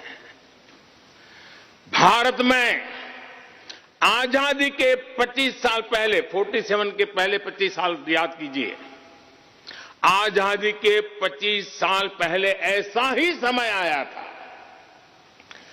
गांधी जी के असहयोग आंदोलन ने पूरे देश को एक विश्वास से भर दिया था। गांधी जी ने स्वराज के संकल्प से हर भारतवासी को जोड़ दिया था।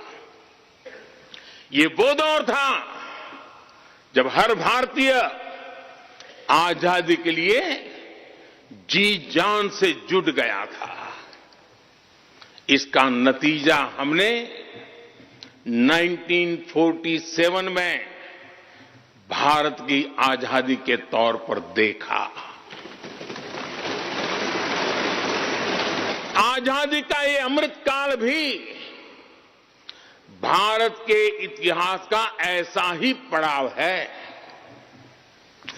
आज से 25 साल बाद भारत अपनी आजादी के 100 वर्ष पूरे करेगा। हमारे पास भी 25 वर्ष का अमृत कालखंड है। इन 25 वर्षों में हमें मिलकर भारत को विकसित राष्ट्र बनाना है।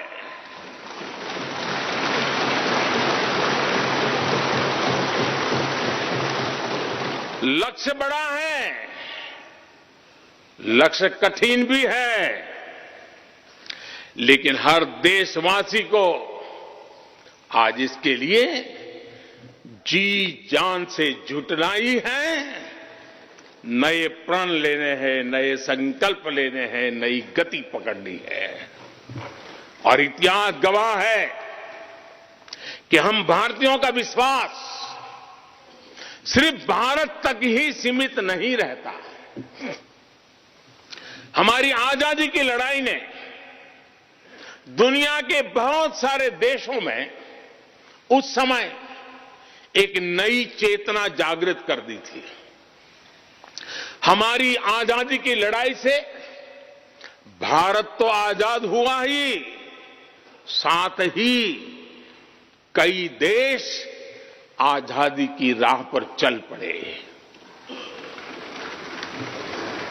भारत के विश्वास ने दूसरे देशों के विश्वास को सहारा दिया था। और इसलिए भारत जैसा विविधता से भरा देश, इतनी बड़ी आबादी वाला देश, इतनी सारी चुनौतियों से लड़ने वाला देश जब एक विश्वास के साथ आगे बढ़ता है तो इससे दुनिया के अनेक देशों को प्रेरणा भी मिलती है। भारत की हर सफलता आने वाले दिनों में दुनिया के अलग अलग भूभाग में अलग अलग देशों की सफलता के रूप में प्रेरणा का कारण बनने वाली है। आज यदि भारत तेजी से गरीबी दूर करता है तो ये कई देशों को गरीबी से बाहर आने की प्रेरणा भी देता है। भारत का विकसित होने का संकल्प कई और देशों का संबल बनेगा। इसलिए भारत की जिम्मेदारी और बड़ी हो जाती है। और साथियों, सफलता की पहली शर्त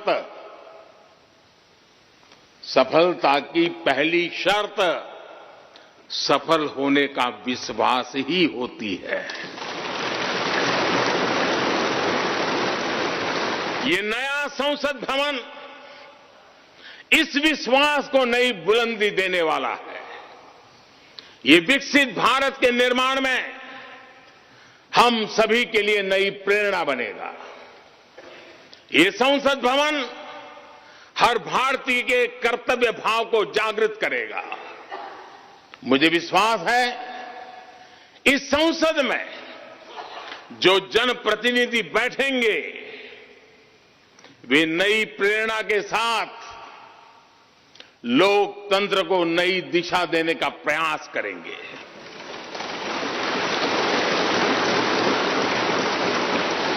जब संसद के इस नए भवन में हम अपने दायित्वों का ईमानदारी से निर्वहन करेंगे तो देशवासियों को भी नई प्रेरणा मिलेगी। साथियों, दुनिया के सबसे बड़े लोकतंत्र को यह नई संसद एक नई ऊर्जा और नई मजबूती प्रदान करेगी। हमारे श्रमिकों ने अपने पसीने से इस संसद भवन को इतना भव्य बना दिया है। अब हम सभी सांसदों का दायित्व है कि इसे अपने समर्पण से और ज्यादा दिव्य बनाएंगे।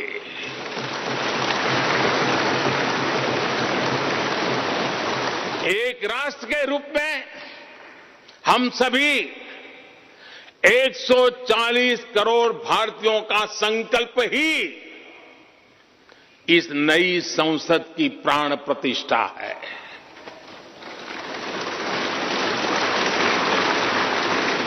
यहां होने वाला हर निर्णय आने वाली सदियों को सजाने संवारने वाला है। यहां होने वाला हर निर्णय आने वाली पीढ़ियों को सशक्त करने वाला होगा। यहां होने वाला हर निर्णय भारत के उज्ज्वल भविष्य का आधार बनेगा। गरीब, दलित, पिछड़ा, आदिवासी, दिव्यांग समाज के हर वंचित परिवार के सशक्तिकरण का, वंचितों को वरीयता का रास्ता यहीं से गुजरता है। इस नए संसद भवन की हर ईंट, हर दीवार, इसका कण कण गरीब के कल्याण के लिए समर्पित है।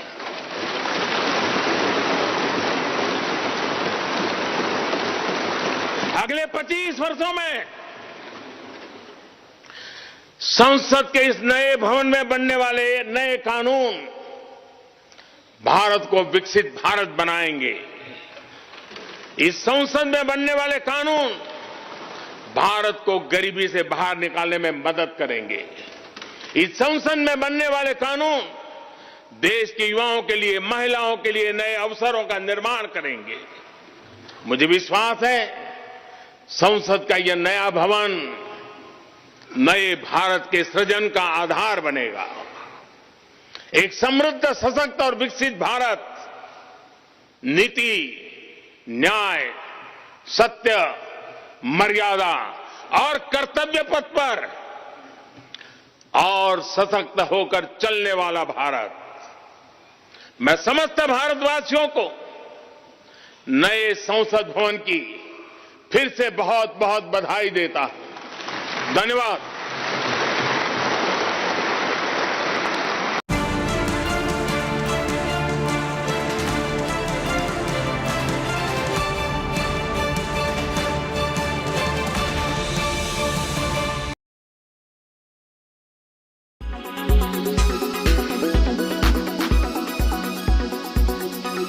ये भवन सिर्फ एक भवन नहीं, ये ठिकाना है 140 करोड़ देशवासियों के सपनों का।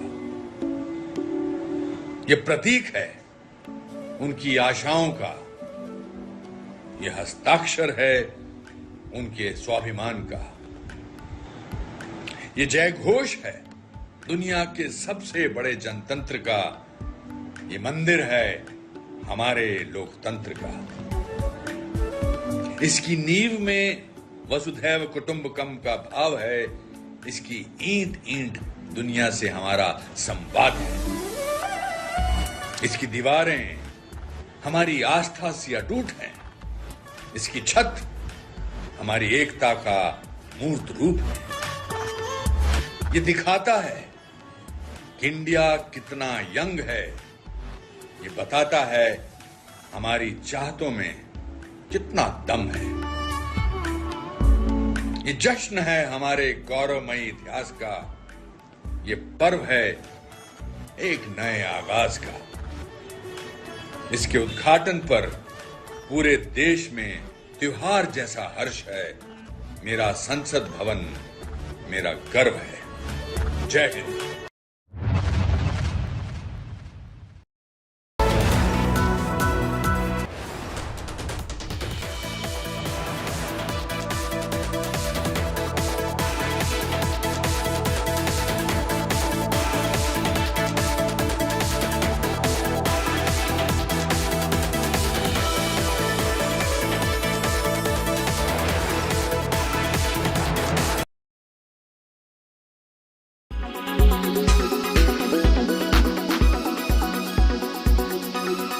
Weather forecast now. Delhi, maximum 38 and minimum 27 degrees. Mumbai, maximum 33 and minimum 28 degrees. Kolkata, maximum 40 and minimum 25 degrees. Bangalore, maximum 33 and minimum 24 degrees. Chennai, maximum 35 and minimum 29 degrees. Hyderabad, maximum 39 and minimum 27 degrees.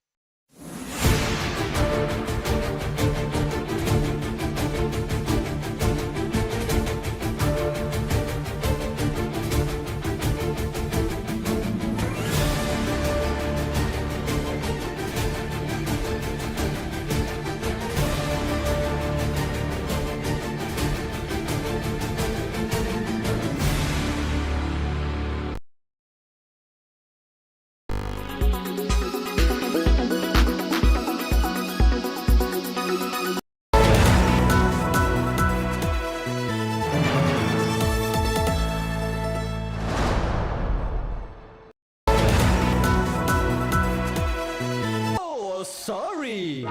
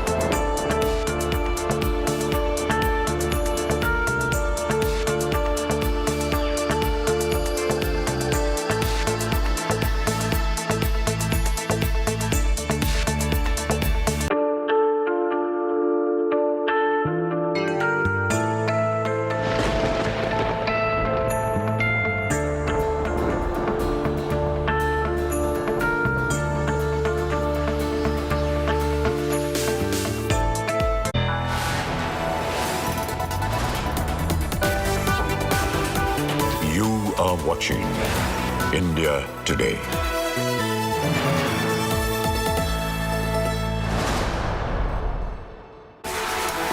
Very good evening and thank you for being with us here on India Today. I'm Chaiti Narula joining you with all the top stories. Let's begin with the headlines first. Beautiful dawn for Indian democracy. Prime Minister Modi inaugurates Naya Sansad, installs historic Sengol inside new Lok Sabha, calls new parliament a cradle of empowerment. यहाँ होने वाला हर निर्णय आने वाली पीढ़ियों को सशक्त करने वाला होगा। यहाँ होने वाला हर निर्णय भारत के उज्ज्वल भविष्य का आधार बनेगा।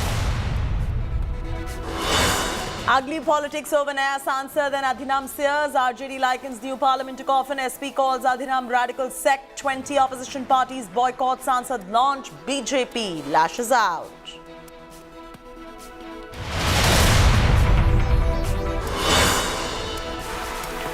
RRR star Ram Charan announces movie on Veer Savarkar on his 140th birthday. Film to shed light on Savarkar's role in India's freedom struggle.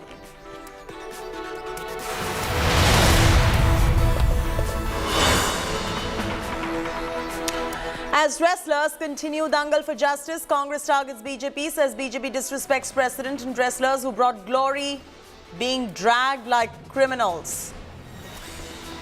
धकाना शुरू कर दिया कि नहीं आओगे, गिरा दिया गया, मेरे सारे कपड़े पाड़ लिए, बहुत गंदा व्यवहार करे।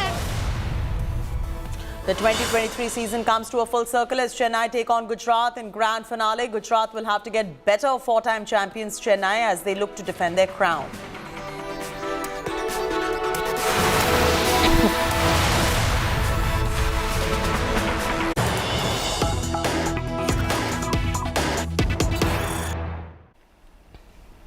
Breaking news just coming in. Manipur remains on the edge. Manipur Chief Minister says terrorists are targeting civilians killed.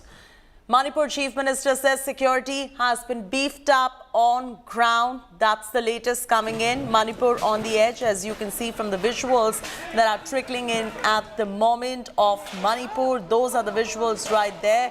Terrorists targeting, civilians killed.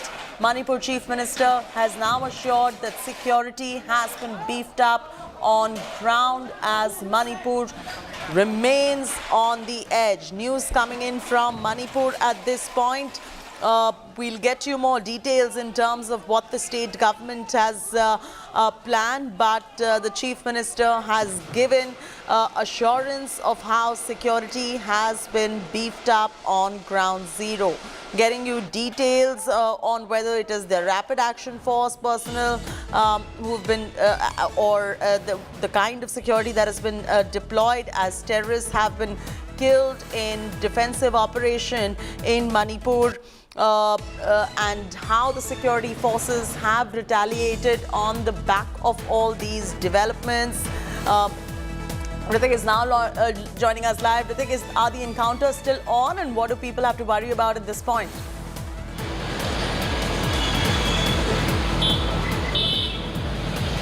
Chaiti, big news comes in from Manipur amid a situation when unrest is continuing in Manipur. Now the state government has claimed that the security personnel have neutralized or killed nearly 30 terrorists and in different parts of Manipur. We are given to understand since Sunday morning there were clashes broke out between extremists and security personnel in many parts of Manipur, partly in Imphal. And what we are given to understand that N. Biren Singh, the Chief Minister of Manipur, stated that at least 30 terrorists, those were using sophisticated firearms against civilians, have been killed in gunfight by security personnel. What we are given to understand as of now, and what more we are picking up at this point in time, Chaiti, that situation is still remain unchanged. Clashes are on, but as of now, this is big statement coming directly from the Manipur government, and Chief Minister himself is stating that at least 30 extremists, or as I quote him, that he called them terrorists.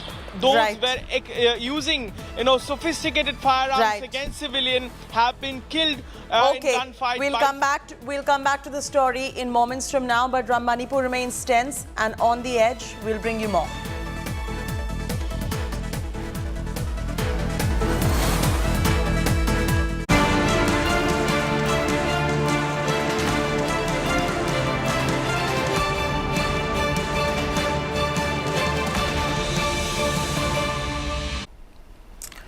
Prime Minister Narendra Modi inaugurated the new parliament in presence of Lok Sabha Speaker Om Birla and Rajya Sabha Deputy Speaker Harivansh.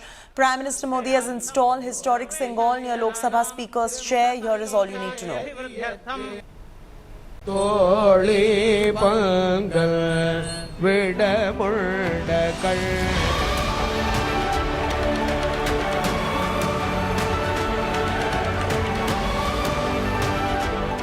Futuristic, state-of-the-art, apt for new India's new dreams. The brand new parliament unveiled by Prime Minister Narendra Modi. Brainchild of Prime Minister Modi, the new Sansad was hailed by him as a reflection of the aspiration of new India and a testament to the dawn of a self-reliant nation.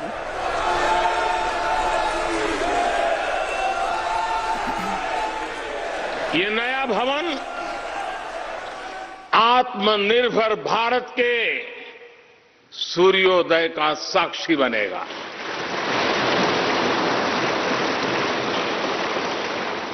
ये नया भवन विकसित भारत के संकल्पों की सिद्धि होते हुए देखेगा। सभी आदियों को नमस्कार कर रहे हैं। Early on Sunday morning, the Prime Minister had held a consecration ritual for the Sengol inside the new parliament and installed it near the Speaker's table inside the new Lok Sabha.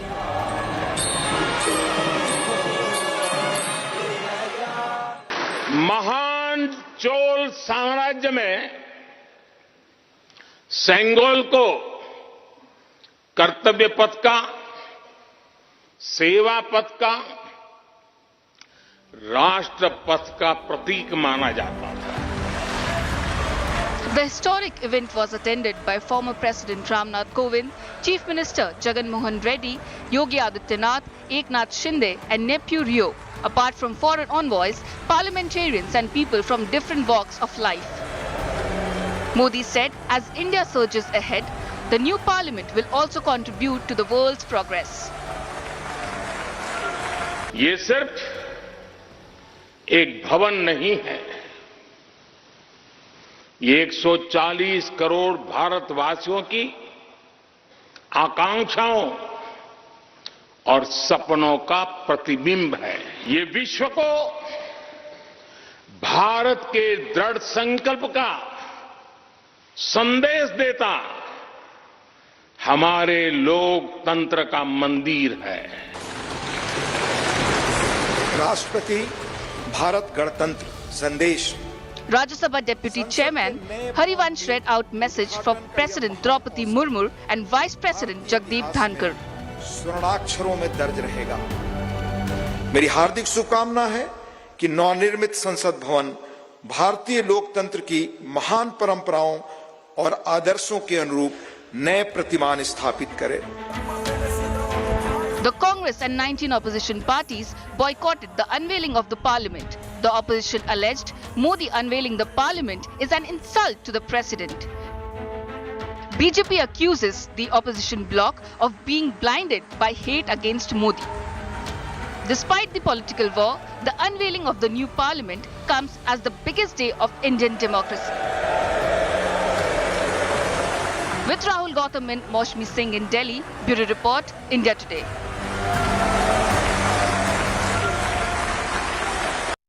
As India gets the new parliament today, politics continues. Hours after Prime Minister inaugurated new parliament building, Rashtriya Janata Dal took to Twitter likened the shape of the parliament with that of a coffin. However, clarifying the tweet, RJD leader Shakti Singh Yadav said the coffin in the tweet is a representation of democracy being buried, which the country will never accept. Insulting the Shaivite sects of Tamil Nadu who were invited to inauguration ceremony, Samajwadi Party leader Swami Prasad Maurya called Adhinamsiyas radical Brahmins of the South. Congress accused the government of not allowing President Draupadi Murmu of fulfilling her constitutional duties. The comments have drawn fierce criticism from the ruling BJP. Replying to RJD's tweet, BJP said while the parliament shows the future of the country, the coffin shows RJD's future. जैसे आपने कहा ये लोकतंत्र का मंदिर है और आज के जरूरत के आवश्यकता के अनुसार ये निर्माण हुआ है, लेकिन जिस मंदिर को ऐसे अपशब्दों से बात कर रहे हैं लोग उनको ठीक तरह से उत्तर देगा। भारताची संकल्पना जी जवाहरलाल नेहरूंनी मांडली ती संकल्पना आणि आता पार्लमेंट चाललंय याचं दलिल असण्याचं अंतर नाही। पुन्हा एकदा आपण देशावर काही वर्ष पाठीमागे नेतोय का काय अशी चिंता होतात।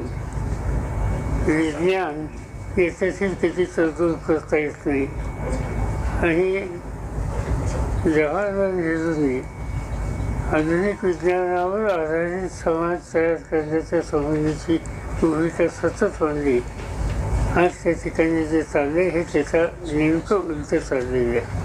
So this new building symbolizes the future of India, Bharat ka bhavishya, and another picture of coffin in which a dead man's body is being put inside. It symbolizes the future of RJD. So those people who compare new building with coffin, they will meet the same fate what a coffin symbolizes. So it is very ridiculous. After this inauguration, are RJD people going to boycott the entire building till this building is there? They will not attend any session of parliament in this building. So it is very ridiculous और ये बहुत ही शर्मनाक। So your ally Rashtriya Janata Dal RJD, they put out a tweet from their official Twitter handle. In fact, they equated parliament, the structure of parliament, the architecture of parliament, with a coffin. Now BJP is saying that this shows our parliament in a very bad light, and RJD and opposition camp must give an apology for this. Every party has a view on the floor. I can't comment on parties' views, but we are very clear that parliament as an institution can go together with the ruling establishment and the opposition parties without 12 chief ministers. Tweet कर photo दिखाया गया है और पूछा गया है ये क्या है। इसका मतलब है कि जिस तरह से केंद्र में आदरणीय मोदी जी की सरकार इतिहास को दफन करने में लगी हुई है, इतिहास को बदलने का काम हो रहा है, इतिहास मिटाने का प्रयास किया जा रहा है, इसी को लेकर के इस तरह की तस्वीरें सांकेतिक रूप से दिखाई गई है और पूछा गया है क्या लोकतंत्र के मंदिर में सिर्फ भाजपाइयों का अधिकार है? लोकतंत्र के मंदिर का भगवाकरण होगा? लोकतंत्र के मंदिर में विपक्ष की कोई अहमियत नहीं होगी? इसीलिए ये विपक्ष की ओर से आईना दिखाया गया है, सत्ता पक्ष की ओर से आप इतिहास को दफन करने का काम कर रहे हैं। ये किसी कीमत पर इस देश को मंजूर। Prime Minister Modi installed Sengol near the Lok Sabha Speaker's chair in the new Parliament building on Sunday. As many as 21 Dharmapuram Adhinamsiyas from Chennai handed over the Sengol to Prime Minister. Here's a detailed report. माननीय प्रधानमंत्री नमो नमः शंकर पार्वतीभ्यां गंगा तरंग रमणीय जटाकलापं गौरी निरंतर विभूषित वामभागं। The holy Sengol finding its pride of place in Lok Sabha. With Vedic chants, puja and havan, with Prime Minister Narendra Modi participating himself.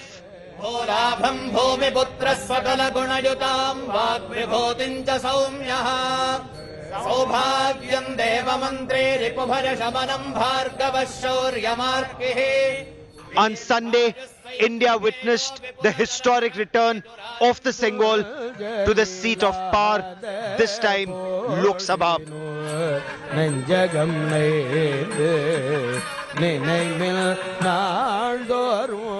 Dressed in traditional attire, Prime Minister Narendra Modi performed the Ganpati Havan along with Lok Sabha Speaker Om Birla ahead of the inauguration of the new Parliament building. Prime Minister Narendra Modi then did a Sashtang Dandavat, prostrated himself before the Sengol, which symbolized transfer of power from the British to India.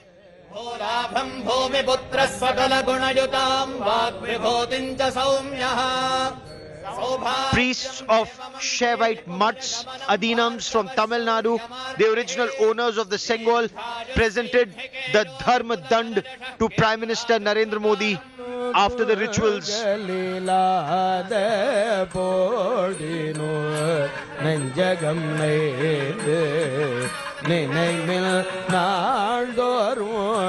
नमो नमः शंकर पार्वतीभ्यां गंगा तरंग रमणीय जटाकलापं गौरी निरंतर विभूषित वामभागं.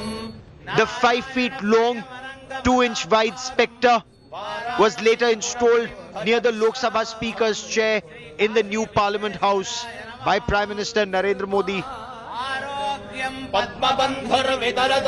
The Prime Minister also sought the blessings of the 21 Adhinams from Tamil Nadu who presented him the Sengol.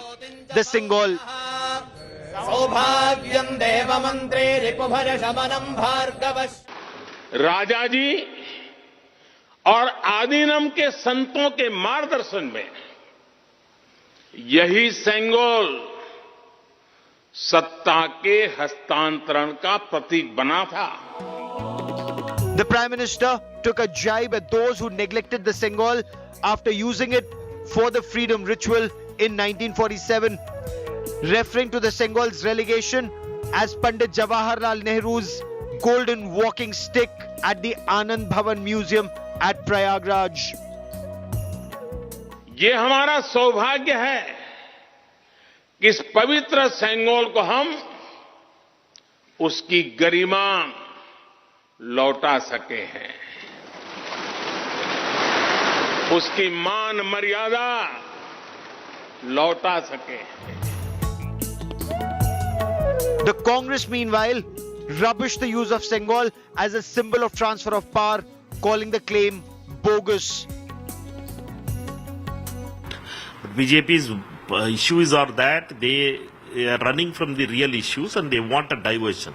After the Karnataka defeat, they wanted a diversion and therefore they are mingling with all this kind of dates on a one day and making it into a different tune they want. Samajwadi Party attacked the government, slamming the invite to the Tamil Nadu Adhinam seers, calling it pampering of radical Brahmin sects from Tamil Nadu. Bhajpa की सरकार लोकतांत्रिक तरीके से चुनी गई. वर्तमान में भारत लोकतांत्रिक गणराज्य है. लोकतंत्र में राजतंत्र के प्रतीक का आवश्यकता कहां से आ गई? इसका मतलब है भारतीय जनता पार्टी का विश्वास लोकतंत्र में नहीं है, राजतंत्र में है. इसीलिए राजतंत्र के प्रतीक राजदंड सेंगोल को खोज करके लाई है. देखिए, स्वामी प्रसाद मौर्य जी जब से चुनाव हारे हैं तब से आप देख रहे हैं कि इस तरह के कई तरह के इस तरह से गलत बयान, कभी रामायण पर, कभी श्री राम पर, मैंने इस तरह के बयान देते रहते हैं. वो चुनाव हारने के बाद जो है उनका दिमाग असंतुलित हो चुका है. इस The Sengol will now symbolize justice, righteousness and ethical governance, standing silently to witness the new parliament shaping India's future. Bureau Report, India Today. Joining me now is author Amish Tripathi. Thanks for joining us on this broadcast this evening. Amish, first up, let's begin with the significance of today's ceremony in your opinion. This is a very significant moment for India's republic. As has often been said, we are a young nation, a young republic, but we are a very ancient civilization.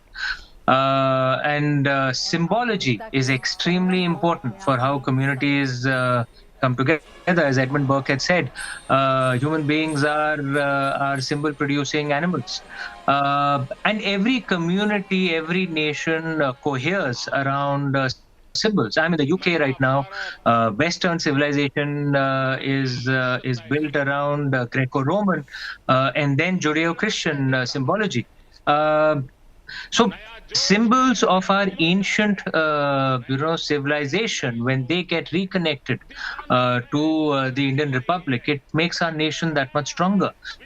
The Sengol is a very ancient tradition. In the north, it's called the Rajdanda. Rajdanda has been referred to in the Shanti Parva of Mahabharata, in Chanakya's Acharya Chanakya's Arthashastra, in Thirukural of Thiruvalluvar, and it symbolizes how an Indian state should be run. That it should be run on the precepts of dharma. And as I'm sure you're aware, dharma is above religion. It is beyond religion. Often, dharma is erroneously translated as religion. Actually, the correct word for religion is panth. Dharma is above religion, and dharma is for the good of all. So the Rajdanda, the Sengol, represents how a state should be run. The parliament significantly improves our infrastructure for democracy. So both from the perspective of efficiency and symbology, I think this is a very significant moment. But Amish, there's a lot of controversy around the Sengol as well, especially the opposition parties also lashing out at the ruling government over this. What do you think of the Sengol controversy and the entire ceremony? Look, I'm not going to get into the controversy of it. I never really comment on politics. One can focus on that, but I would choose to focus more on the positive aspects and on the uniting aspects. If you see the ceremony today, of course, the Sengol was treated with respect as it should, and has been placed with pride in the parliament, in the Lok Sabha. You will notice that when the speaker speaks, the primary speaker speaks, the Sengol is there on above the left shoulder of the speaker. But the ceremonies also included multi-faith prayers.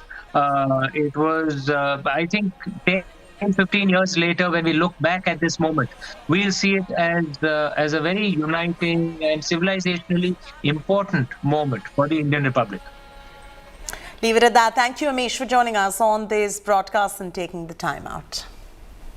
We're slipping into a short commercial break. When we return, wrestlers continue their dangle for justice. Cups farm leaders join wrestlers' march to the new parliament.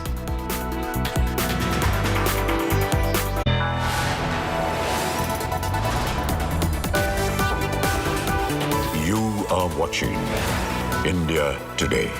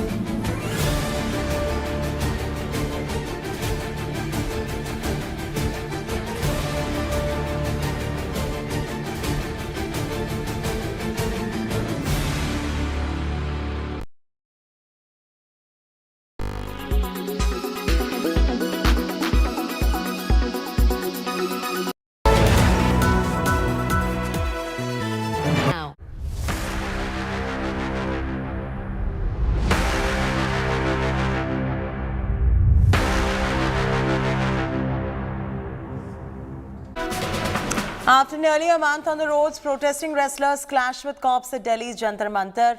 This after protesters were stopped from marching towards the new parliament. Several wrestlers, including Bajrang Punia and Sakshi Malik, were detained. Heavy police was deployed at Delhi borders to stop more protesters from entering the capital. Here is a report.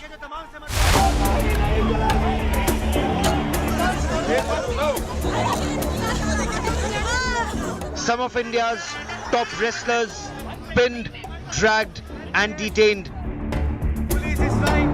These were the scenes that unfolded at Delhi's Jantar Mantar.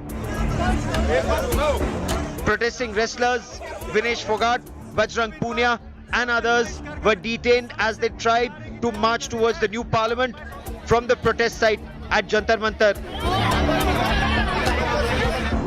Olympic medalist Sakshi Malik accused the police of manhandling her. हम सोचे शांतिपूर्वक जाएंगे पर शांतिपूर्वक जाके आगे से धकाना शुरू कर दिया कि नहीं आओगे, गिरा दिया गया, मेरे सारे कपड़े पाड़ लिए, बहुत गंदा व्यवहार करा है। हम कोई भी इंसान नहीं करते, बिल्कुल चुपचाप जाने लग रहे थे आगे। Bajrang Punia lashed out at the government, saying the authorities didn't even respect Padma Shri awardees. साक्षी को उठा लिया है पुलिस प्रशासन ने, डिटेन कर लिया साक्षी को। और ऊपर से उसको पद्म श्री भी दे रखा है, पद्म श्री की भी गरिमा नहीं रखी लोगों ने। जो मेडल मिले हैं, जो मेडल मिले, जो अवार्ड मिले, उनकी गरिमा नहीं रखी। जो पूरा देश बनाएगा आगे का प्लान, क्योंकि जिनकी गिरफ्तारी होनी चाहिए थी उनकी नहीं है और रिपोर्ट करता हूं कि गिरफ्तारी है। यहाँ पर जो भी टेंट लगा था, जो भी बंदोबस्त किया गया था, जहां पर पिछले एक महीने से ये पहलवान बैठकर रोज धरना प्रदर्शन करते थे, अपनी बातों को कहने की कोशिश करते थे, दिल्ली पुलिस की तरफ से उस पूरी जगह को खाली कर दिया गया है। जो भी टेंट था, सामान था, उन सभी सामानों को, टेंट को एक ट्रक में रख कर यहाँ से विदा कर दिया है, पूरी जगह को खाली कर दिया है। Khap Panchayat leaders backed the wrestlers, calling for a women's Mahapanchayat outside the new parliament. They were, however, stopped by the Delhi police. Heavy deployment all along the borders of the national capital was ensured to stop what the police called were unsocial elements. जो इनको directions जो है force को ये है कि जो public है उसको इनकन्वीनियंस नहीं होना चाहिए, ट्रैफिक जो है वो स्मूथ रहना चाहिए, लेकिन बस एक ही चीज़ इंश्योर करनी है कि जो अनसोशल एलिमेंट्स हैं, जो अनरूली एलिमेंट्स हैं जो आइडेंटिफाई कर रखे हैं, वो जो है बॉर्डर्स क्रॉस करके दिल्ली ना पहुंच पाए। Supporting the wrestlers, the Aam Aadmi Party refused the request of the Delhi police to convert MCD schools into a temporary jail. It has been over a month since a group of wrestlers started their protest against BJP MP and Wrestling Federation's chief Brij Bhushan Sharan Singh. With Nitin Srivastav and Shreya Chatterjee in Delhi, Bureau Report, India Today. That's a wrap from me, Chaiti, on this bulletin. Thank you for watching India Today. And don't forget to log on to indiatoday.in or download our India Today app.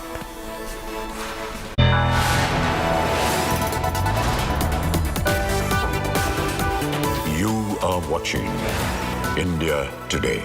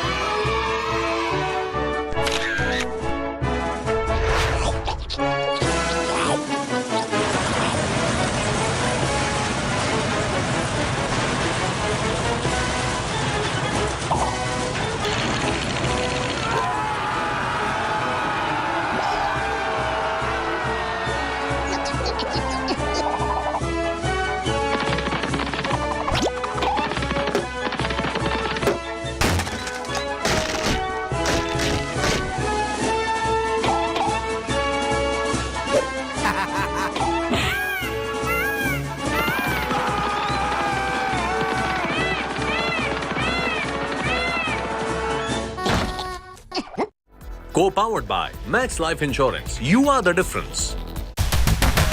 9, 8, 7, 6, 5, 4, 3, 2, 1.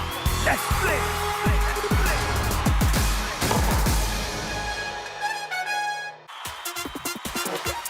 Hello and welcome to our special edition on the IPL Lights, Camera and Cricket. And after 73 games, after 10 teams that were competing for the IPL title, we are now down to the final day and the final two teams. Coincidentally, it is the same two teams that played the very first game of this IPL. Gujarat Titans versus Chennai Super Kings, and that game was played in the very same stadium. On that occasion, it was Hardik Pandya and his men who came out on top. Once again, the game will be played in Ahmedabad at the Narendra Modi Stadium. This time, the context, though, is completely different because this is the grand finale. 10th finale for MS Dhoni, a chance for MS Dhoni to cement his position as the GOAT. That is the greatest of all time. Now, MS Dhoni and his Yellow Army have set the stage on fire, and they are now just one win away from achieving history.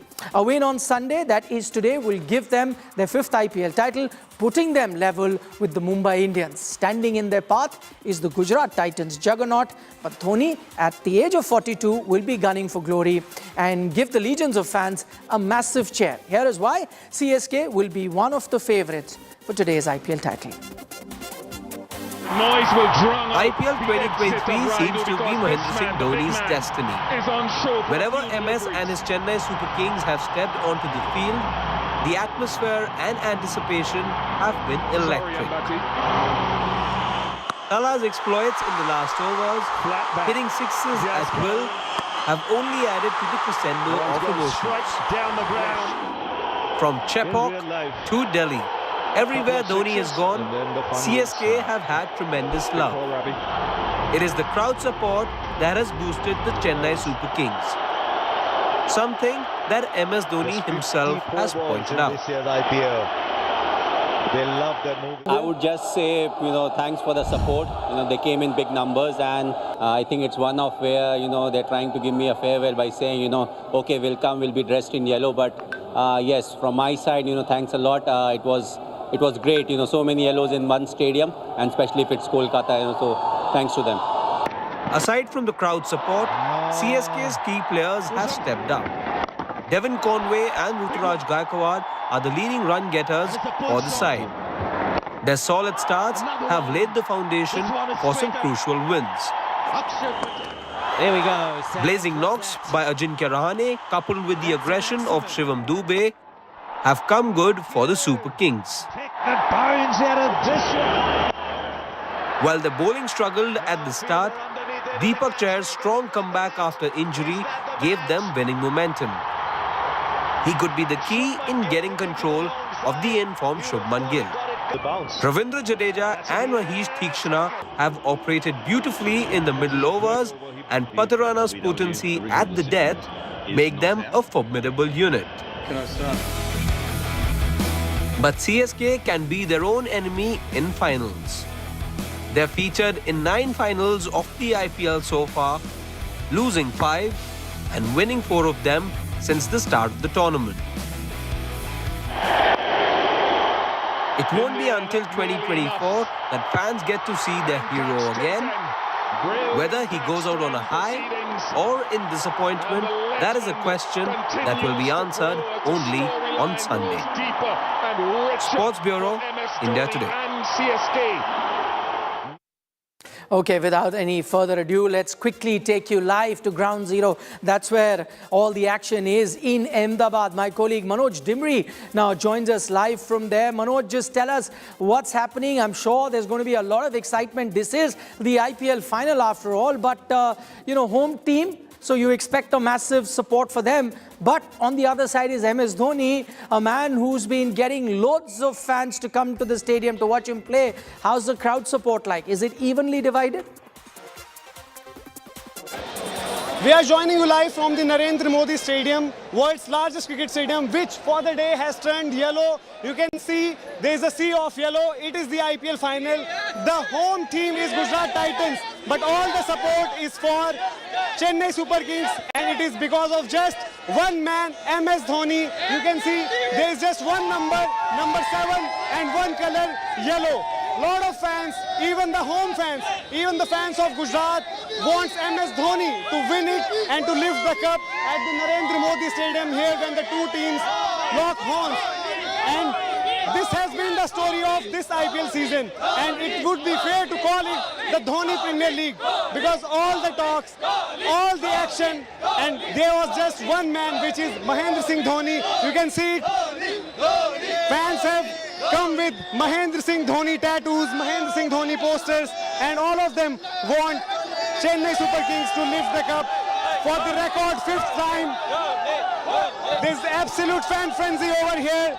The Yellow Army has taken over at the Narendra Modi Stadium. You can hardly see Gujarat Titans fans. There are few Gujarat Titans fans. You are supporting Gujarat? Gujarat! Hello, Chennai! Gujarat or Chennai?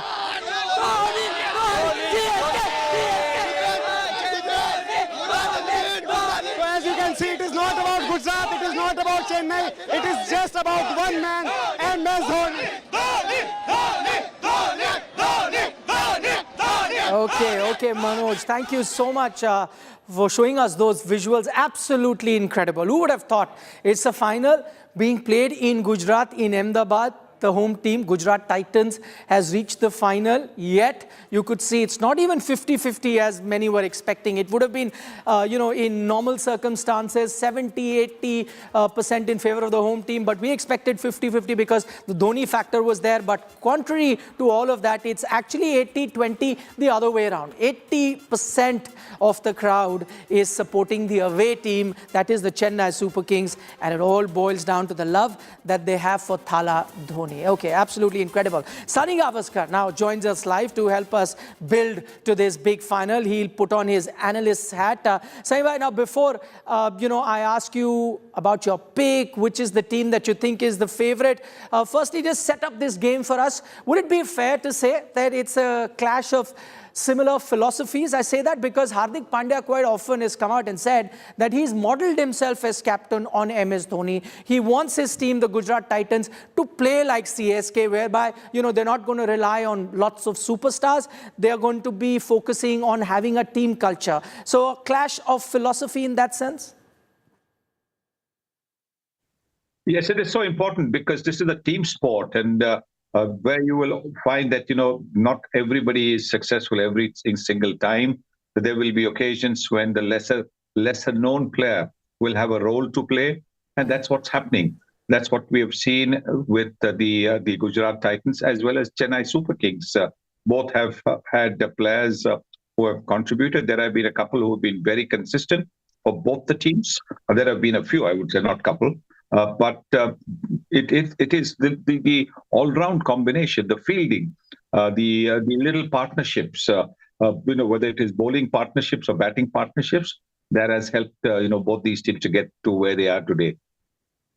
Okay, let me draw your attention, Saibai, to a very interesting stat.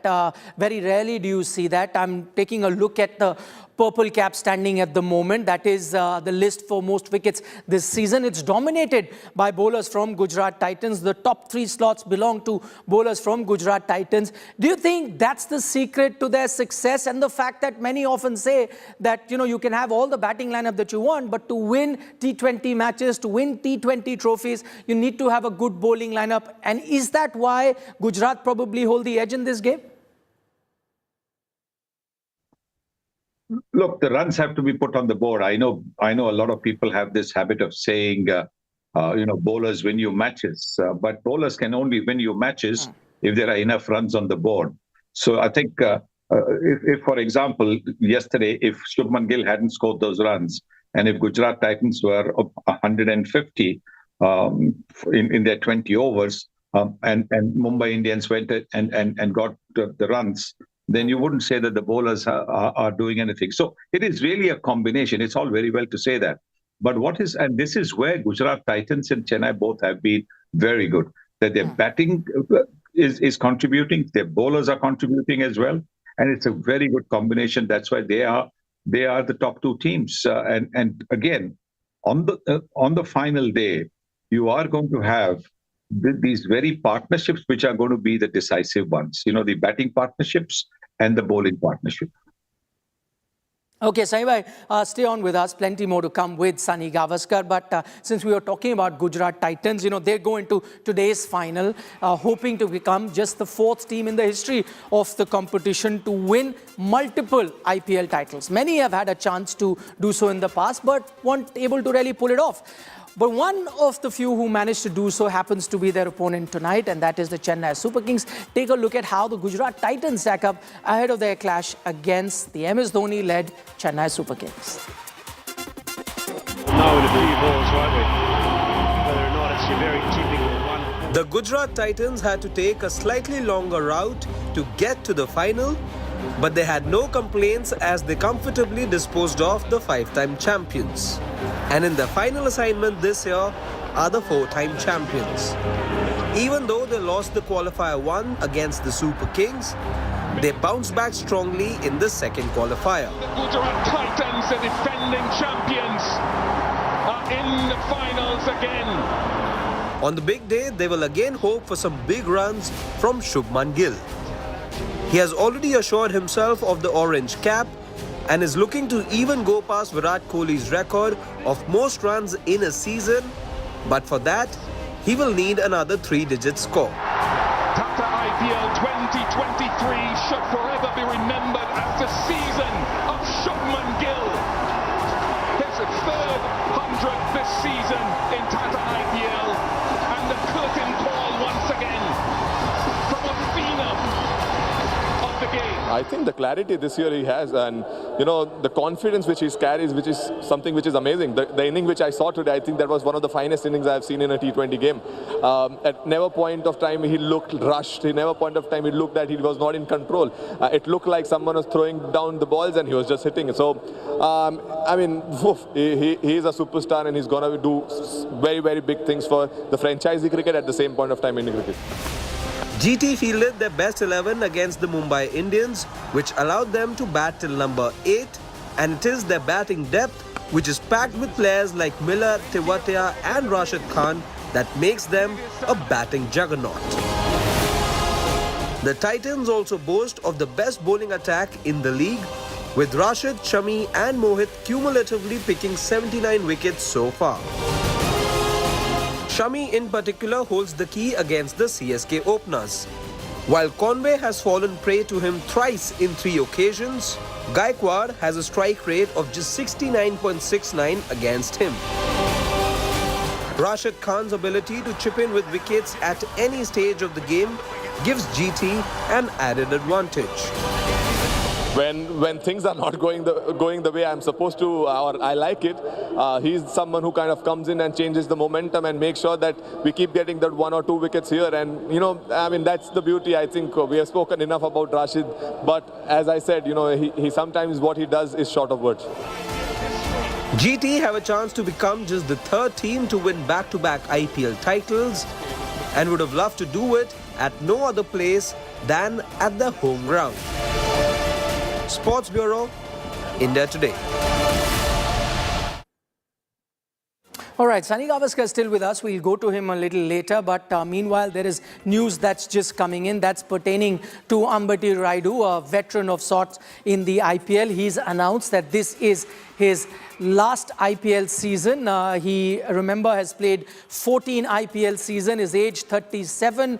And out of that, he's played 8 finals in those 14 seasons that he's participated in the IPL, has 5 IPL trophies and 11 playoffs as well. He tweeted a short while ago, and let me quickly read that tweet. He says, 2 great teams, Mumbai Indians, CSK, 204 matches, 14 season, 11 playoffs, 8 finals, 5 trophies, hopefully 6th tonight. He's talking about himself. It's been quite a journey. I've decided that tonight's final is going to be his last game in the IPL. He says he's truly has enjoyed playing this great tournament. Thank you all. Remember, Ambati Rayudu had said it last time around. He had announced his retirement, but then CSK got him to change his mind and play another season of the IPL. He didn't have a very successful IPL at that. Probably that has prompted him to decide that this would be his last season. That's not to say that he's not going to play the final. He said he's going to be playing the final. In fact, wants to win it. Could be the X factor. Hasn't really fired all throughout this tournament, but could be the guy who can take on Rashid Khan, the dangerous Gujarat Titans bowler, in this final. Okay, Sunny Gavaskar still with us. Sunny bhai, I really want to know what your mind is telling you about this final. But before I go to what the mind is saying, let me go to what your heart must be saying. And let me take a guess. You know, like myself, like so many others, is your heart also saying, let CSK win this title? Because for all we know, this could be the final game that MS Dhoni plays. And what a farewell it would be if his final game he was to win and hold that IPL trophy. Am I correct in that presumption?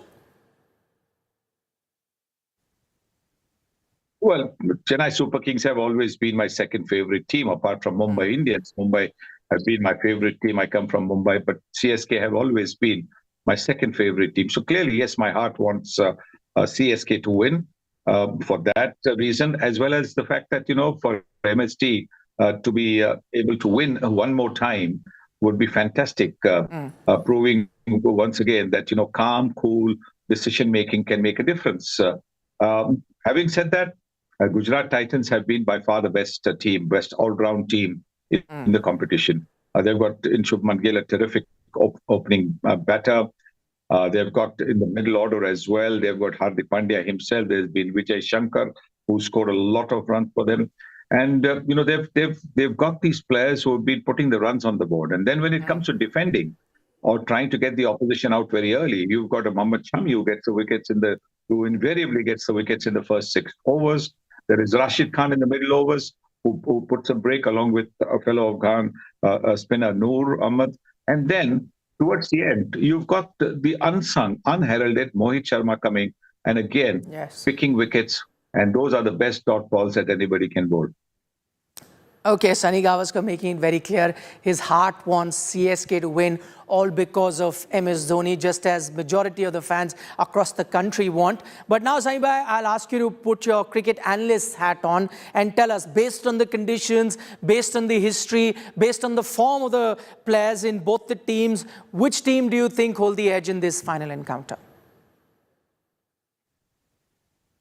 Gujarat Titans. It's their home ground as well.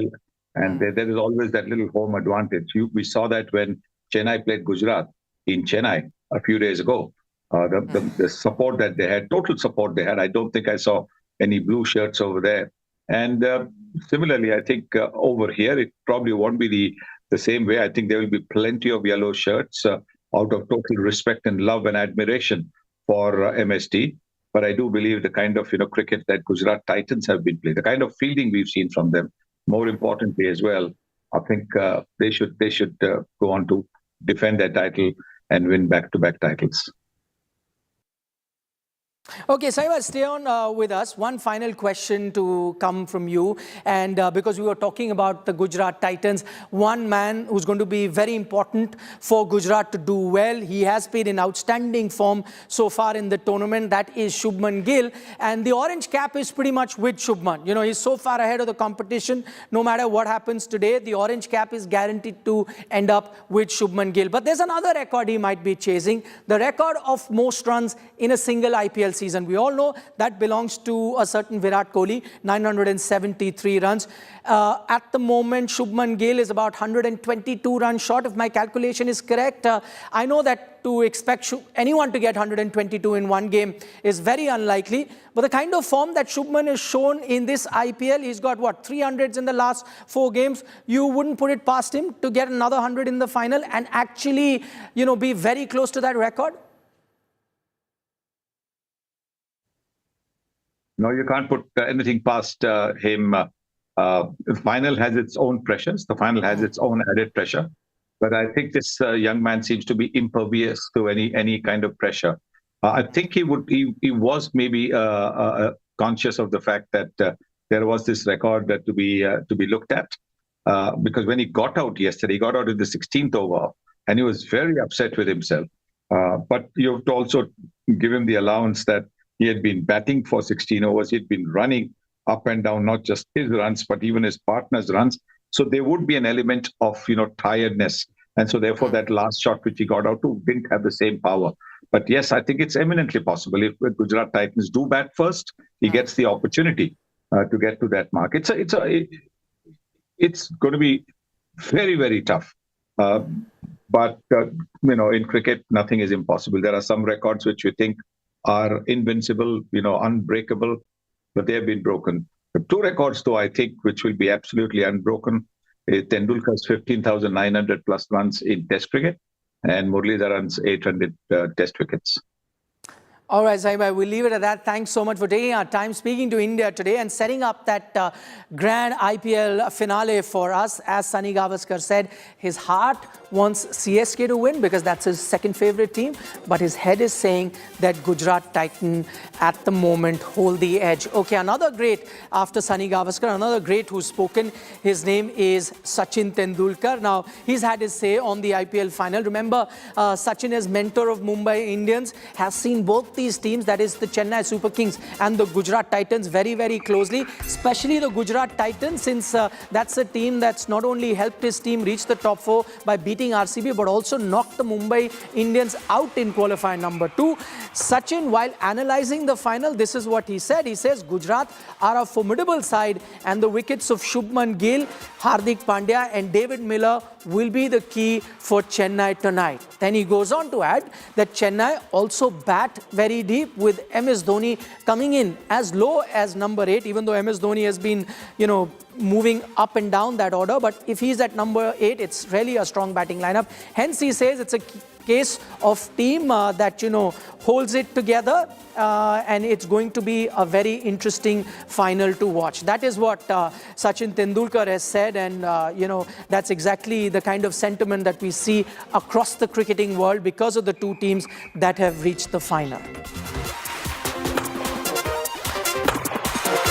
Okay, a short while ago, we were talking about Shubman Gill. You had Sunny Gavaskar say that, don't put it past him to get another 100. But for that, he'd need to bat first. He's been in tremendous form. And Shubman Gill spoke to his captain, that is Hardik Pandya. And Hardik, in that interaction, was trying to decode what is it that makes Shubman Gill so successful? What is it that's really leading to that sweet timing of the ball? And this is what Shubman Gill had to say in this special interaction.